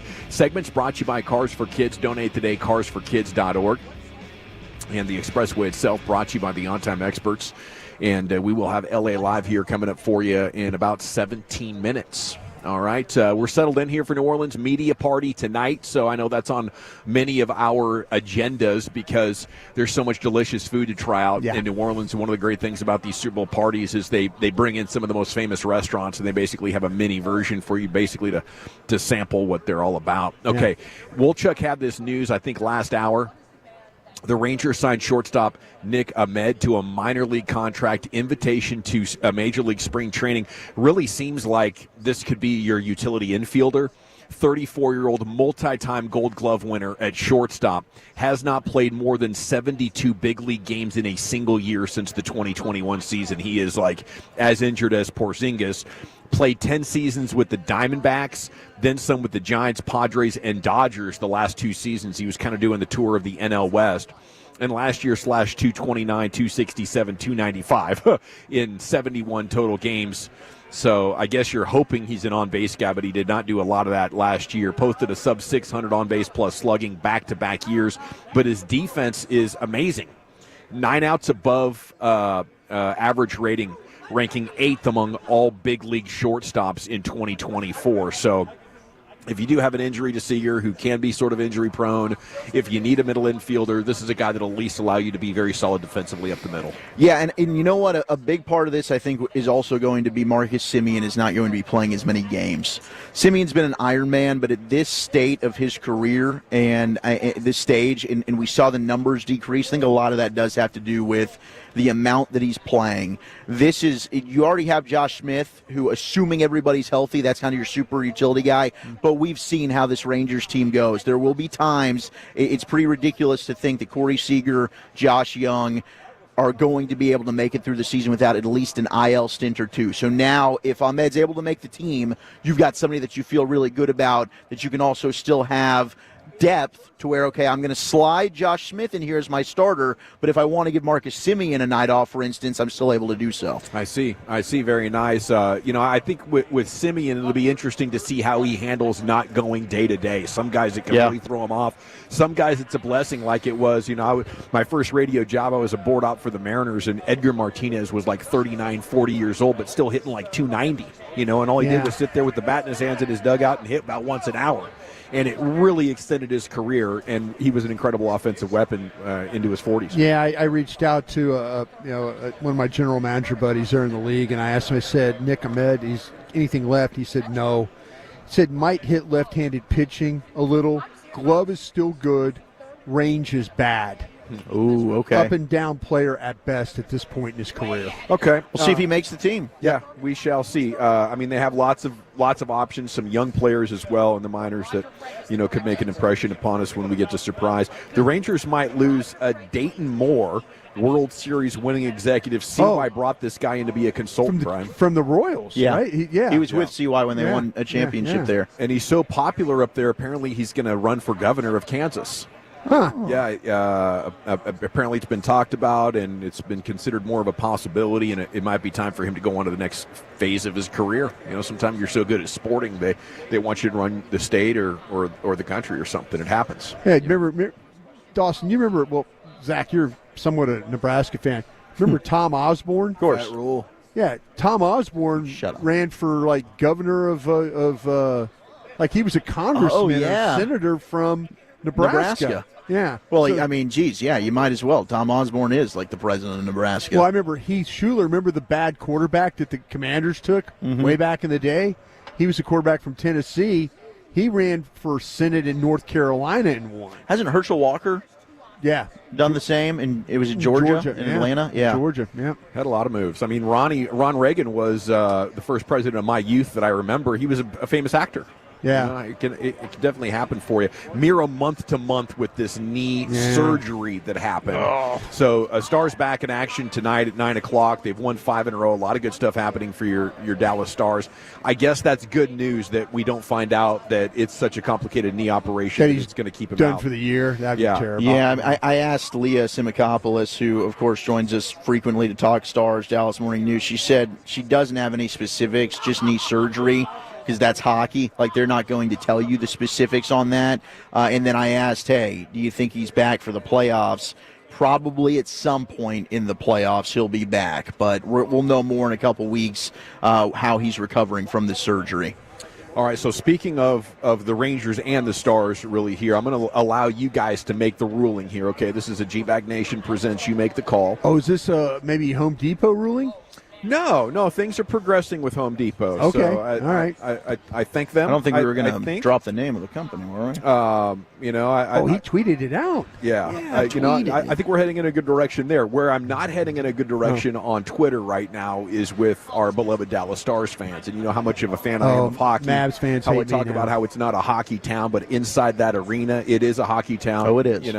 I do feel like they're a little too territorial at times. I agree with their that. fanmanship. Yeah. And they're not very welcoming in a way that would foster the fan base to growth. Anyway, that's fine. That's neither here nor there for me.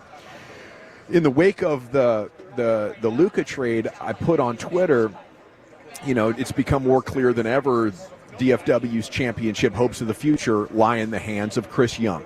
Okay? And at the time I posted that, I rewrote it a couple of times. I don't know, maybe you guys don't, but I'll rewrite tweets and be like, do I want to hit post now or do I want to retry it? I don't know. I knew it could be sensitive. It was a high volume couple of days here in DFW Sports, so I knew a lot of people were going to see the tweet. Ultimately, I decided not to include Jim Nill and the Stars for as good of a job as they've done. Over the last 6 years? I mean, they've been on an incredible run. I think we've seen enough hockey that I don't have a lot of faith in the Stars breaking through. I think they're solid defensively. They fail in transition. I think they lack like the superstar player that when it's good team versus good team, a guy like Draisaitl or McDavid can put you on his back. And I thought that was the difference last year. Ottinger has been really good at times in the playoffs, but in other times he's like, man, I think we might be going home now because Otter wasn't that good this playoff series. So I don't think it's a guy like Dominic Hasek who's going to, sit there between the pipes and keep you in every single game. He can be a hot goaltender, and that's exciting. But, I mean, this is like 2 straight days of Stars fans killing me for not putting Jim Nill and the Stars. And I think, with CY, he proved what he can do. He's proven he's got a tremendous appetite for competing and doing whatever it takes. Well, I think some GMs get into a mode of, man, I've built a hell of a team. I don't want to take a big risk from here because I feel like we're going to be in the playoffs and maybe win a series or 2. So what do you guys say? I know you're passionate Stars fans yourselves. Did I err in not including Jim Nill and the Stars in teams that were pinning our championship hopes to right now? Yeah, you did. I mean, this has been a team that's made a cup final. They've made 2 straight conference finals. They're knocking on the door. They're consistently one of the best teams in the West. And really what it is drafting. Like, Jim Nill's done a lot of really good savvy moves, adding veterans with like Matt Duchene. But drafting's been fantastic under Jim Nill with the Stars. Like, we give the Cowboys a lot of credit. Yeah. The Stars really, with Jim Nill, might be the best drafting team in DFW. He's one of the greatest executives. Where did he make all of his? Detroit. So he came over from the Red Wings. They had superstar players, right? They did. Jason Robertson is a nice player. He's like a top 50 scorer in the league. The hope is some of these young guys are superstars. Like Miro Heiskanen is a superstar. Sure, yes. We just don't view him in that light. Jake Ottinger, Jason Robertson, all in the 2017 draft. They took Thomas Harley in 2019. He's one of your best defensemen. Maverick Bork, now finally in his first year in the NHL, is going to emerge as one of the better players, two-way players in hockey. Wyatt Johnston and Logan Stankoven, one of them could emerge as superstars potentially. I think Wyatt Johnston has the ability to do so. And then Leon Bischel, the big defenseman, that's the guy that they really need to come up and maybe end up proving, okay, I can be a force for you in the postseason, because that's the guy that's physical, has some good size. Decision-making was an issue at times in the postseason with them. We saw a lot of bad turnovers, especially the way that series tilted against Edmonton. All of a sudden, they're dominating the penalty kill, and then that series got flipped on its head because now you have no ability to stop the power play of Edmonton, and then you're also making sloppy turnovers, and that was a lot of Ryan Suter, who's no longer on the team. But for the most part, you look at the draft success, this Dallas Stars team is homegrown, and they've been able to build this team that way while having really some bad contracts on your books. When you look at Jamie Benn and Tyler Seguin, who have still been productive,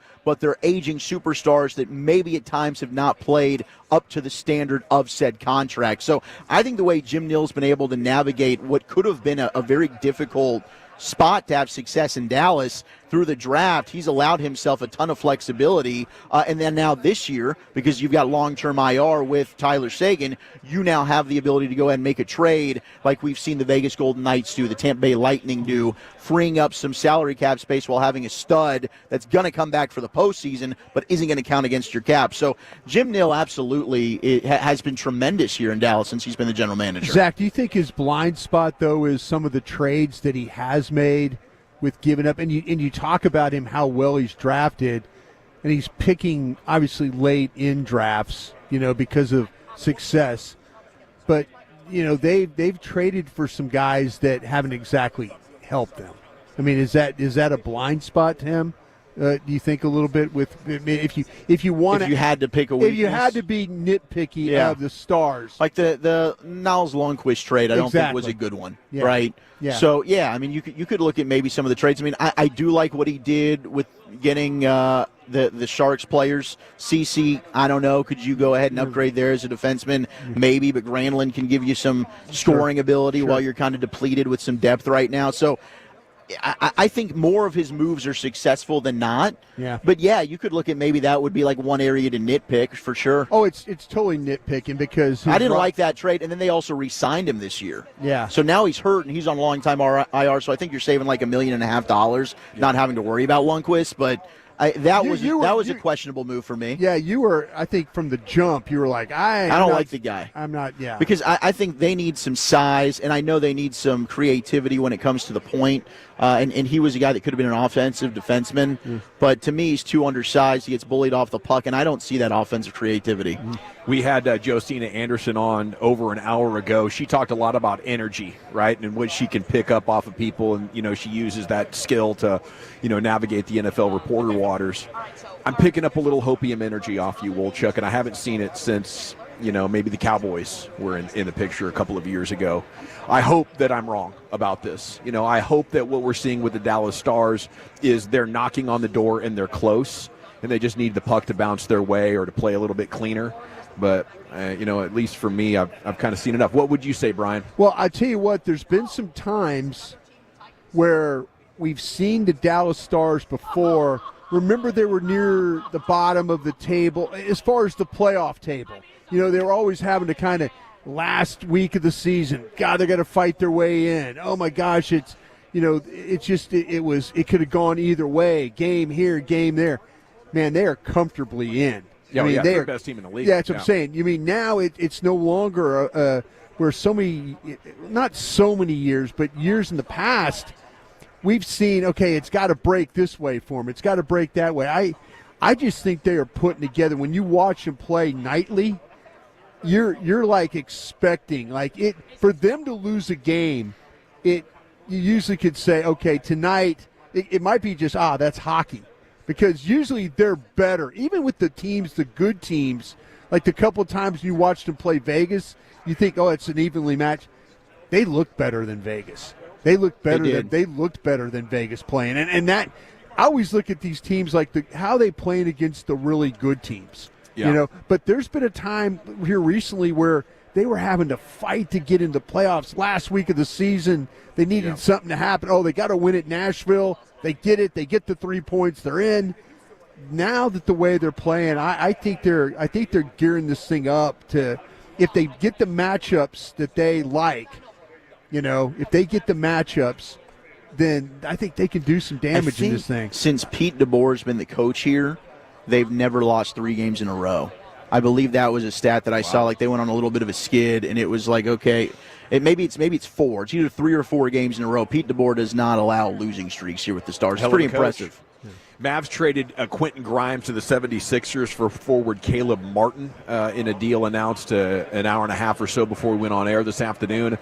Philadelphia also receiving a second-round pick, which I guess is their own pick back from a previous trade in the deal. So there's criticism of that. I don't think that it would be warranted for criticism if the Luca deal hadn't happened. I think people are just picking on Nico. I don't mind this trade one bit, Brian. And it's something, Doss, it's kind of funny. Philadelphia made a big deal about getting this pick back. Like, this pick has traveled around. I think it started off in Oklahoma City, and it's been a couple of different spots. But, Philadelphia was, insistent about having that well, pick. They understand the value of draft picks. Yeah, that pick. And why you'd want to get as many as absolute possible. But I was talking to some folks in the organization about Caleb Martin, and I'm just trying to bring you maybe a thumbnail of the player. They think he is a plus defender. They like his toughness, and they also feel like he's a better playmaker and shooter than people think.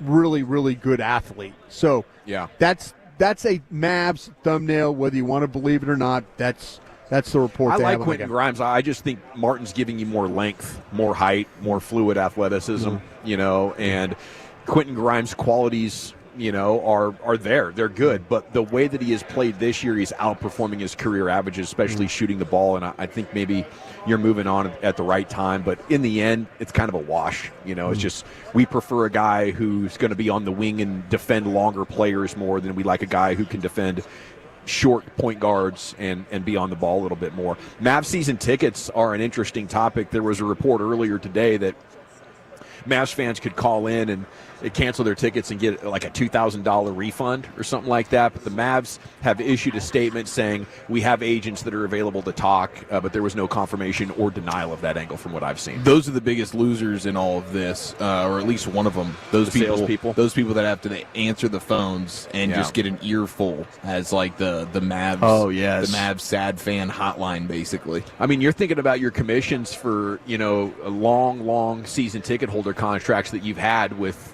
some of your most loyal clients, right? And the team is still really stinking good, way better than in other seasons they held season tickets. But this move is so offensive to the fan base that many are, So I if you don't want to go to any more Mavs games, it might be worth a call over there, to see what you might be able to finagle out of the deal. Maybe you want to keep your tickets, but you want to see them sweeten the pot. Maybe move you down to the lower bowl. Give me a little closer, yeah. I mean, this is one of the best 4 teams in the West, I think, right now. Right, we can say that comfortably, even though it doesn't reflect in the standings. There was a Nico story from a piece that All City had, All City Dallas, and Mike Palucci quoted it on Twitter. And the TLDR is that there's been a growing feeling around the league that maybe Nico does not want to be a GM long term. And I tell you what, if that's the case and he traded away the players and is maybe looking at other opportunities this offseason or in the not too distant future, and he mortgaged your future to make their work environment a little bit more comfortable while he's already thinking about leaving, that would be rich. That would be just way too much, to sort of take in and not think that maybe this is an inside deal between Nico to get Luca to the Lakers to save the TV ratings. We talked earlier, I think Brian had the number, to $76 billion contract over 10 years. The ratings are declining in a massive way.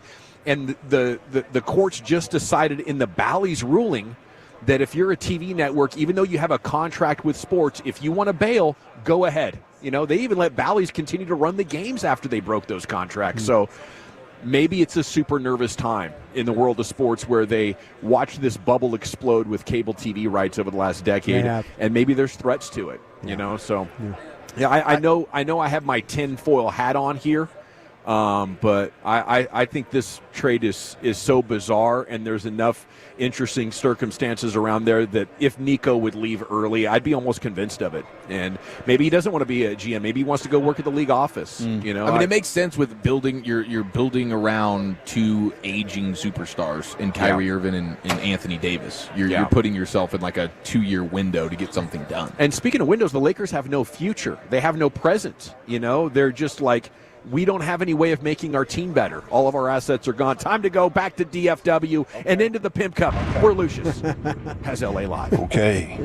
What you laughing at, brothers? It's like Mavs doom and gloom. Yeah. Get rid of Nico. Let's go to Lucius. Let's go to Lucius and the Pimp Cup. Back in 75 Central. Hey, man, you guys were talking about the Dallas Stars, and my cousin, he's a big sports fan. He's from Queens. He lives in Queens, New York. All right. Big Mets fan. But I remember him saying this to me one time. He was just trolling. I don't think he believes it, but he was trying to, get a rile out of me. He says Dallas celebrating the Stars is like the state of Utah bragging about their jazz culture. Oh, gosh. Yeah, I hung up on him. I was like, all right, man, I got to go, bro. Lucius, you've always had smart relatives, I think. It burns. That's fine. All right, let's get into a Toxic Tuesday edition of LA Live right to the great Rick James. Baby. All right, you square. Oh, baby. Fire up this funk. It'll make you dance to some of everything. Utah doesn't have a jazz culture. Exactly. Lucius, we love you, bro. 5:45 to 6 p.m. That's my jam. I try to leave work on time just to hear you. That is my entertainment for the afternoon. You keep me high, you keep me happy. Keep me in the Pimp Cup, dude. Live updates every day. I love it. There you go. Yeah, I hear you back there.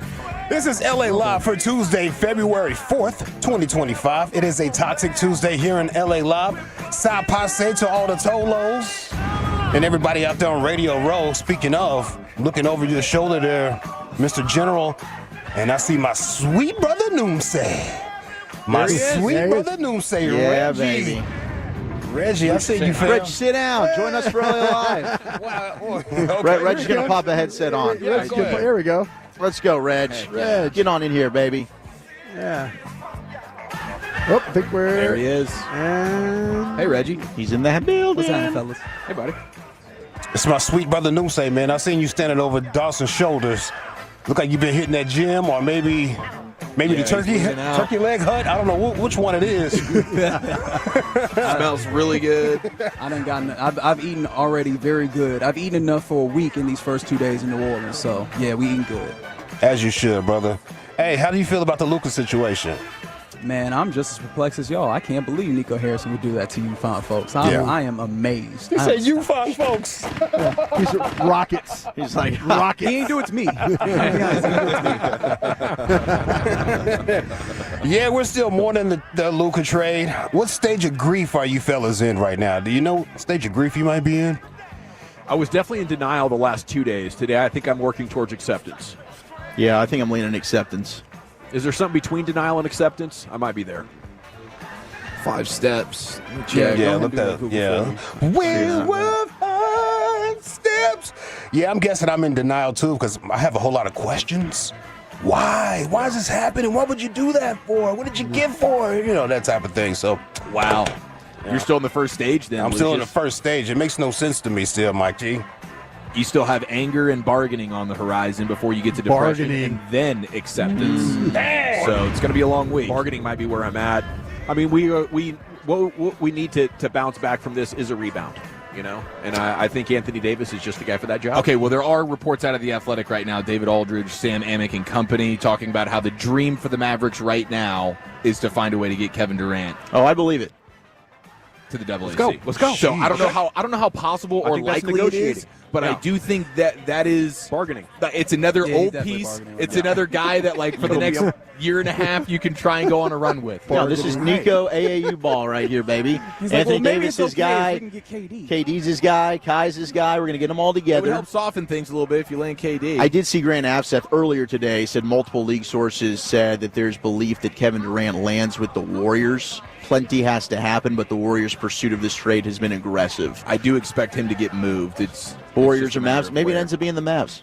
But they'd probably have to sacrifice like P.J. Washington and Gafford and basically anyone else that's good, not named Kyrie and AD. Well, at least KD was aware of it, you know. Yeah. At least it's on his radar. You got my man Luca down there in L.A. like, I don't know why I got traded. I don't know what's going on. I was going to sign everything they gave me. I wanted to stay here forever. Man, that broke my heart watching that, bro. Broke my heart. Sam. I got some good news, though. Got some good news about our adopted dogs at the Dallas Animal Services. Oh. Tolo and old Lucius found a home. Yeah, they sure did. There we go. But we still got some dogs out there. We still got Wooly Bully. We still got Chops and Slater. Give these dogs some good homes. You can go to 1053thefan.com/adopt. And we also have some new dogs on the way, too. They're going to be named after some of these fellas here in this building. So be on the lookout for that. Nice. Go give those dogs a good home, people. I do feel bad for the people. Did you see how many people were tweeting out about how they named their dog Luca, and now they're trying to figure out what am I supposed to call him? Anthony Davis? Yeah. AD. I don't know what you do. What do you do? You just got to rock with Luca still as your dog. Yeah, your dog's Luca, man. Luca didn't do this. At least you didn't name him Nico. How about that? Yeah. How about that? What's going on? Who's that? Is he singing in the background again? They're all singing. Yeah, they're singing. They are, dude. These guys are Did you hear my man crash out about it? No, what happened? Yeah, one of my guys in Houston crashed out about them singing. Yeah. What did he say? Oh, he crashed out? Yeah, he crashed out. Who was it? Yeah, man, it's my guy Ron Hughley. He hosts the afternoon drive show down in Houston. With the buff arms? Yeah. Crashed out? Like, did they go chest to chest or something? No, he was just yelling. Because he was talking Rockets, and then they started singing, and it was the second time it happened, so he just started yelling his takes. I like it. So the Houston Rockets. I loved it. Let him know. I ain't mad at that. Chiafalo started chanting "Eagles suck" last time. Oh, I like that. Yeah, and then we did the misspelled Eagles chant. Oh, yeah. Courtesy of their mayor. We might need to bring that more as the week goes on. I mean, if your mayor says it, then what, you know. You got to roll with it. Absolutely. That's not a law. I think that's how that works. Yeah. All right, G, back in the day, we do it every weekday on the Fan at 2:30. If you see anything floating out there, don't be afraid to hit me up at Lucky Lucius P. Old Lucius. That's a great name for a dog. Old Lucius. Get on over here, Lucius. You still got that dog in you, Lucius? Lucius, you went and adopted that dog, didn't you? Nah, I kept away from her, too, so she can go do it. Lucius Alexander on Facebook. You can follow us all. Find G-Bag Nation on Twitter. Our winner right here, Reggie, my sweet brother Noomsay. Listen to this. Listen to what Broadus had on his mind. He was talking about sleeping bags and sporting goods stores. I would have gone and bought a sleeping bag from like Dick's or one of those sporting goods stores and just said, here, listen, just get in that. If you get cold, you know. Zip it up. Zip it up, bag. yeah. I can't, I just can't be sick, you know.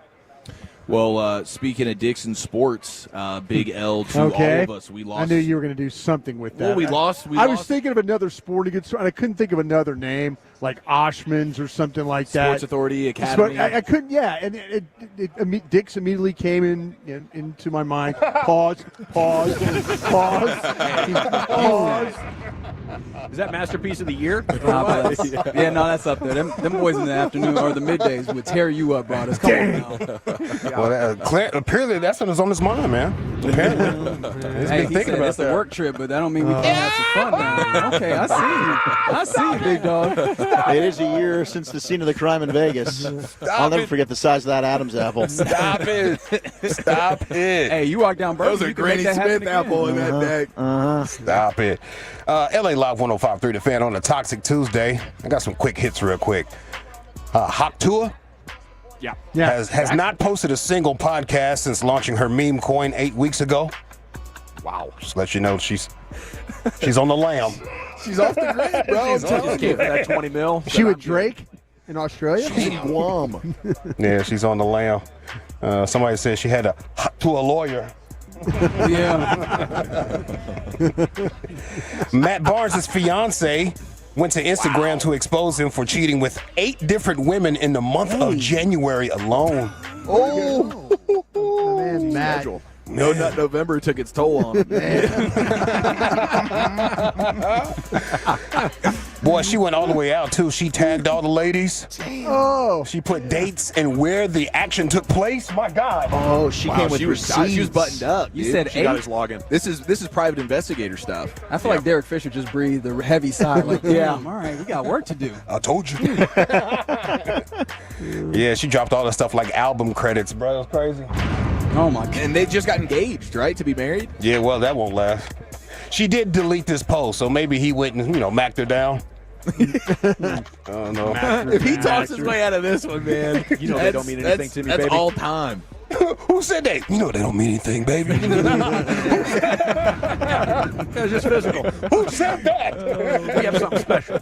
Telling my lies out here. I could have had a weak moment. LA Live 105.3 The Fan, Toxic Tuesday. The son of Michael Jordan, Marcus Jordan, arrested for cocaine possession, DUI, resisting arrest, which they throw that on you anytime, right?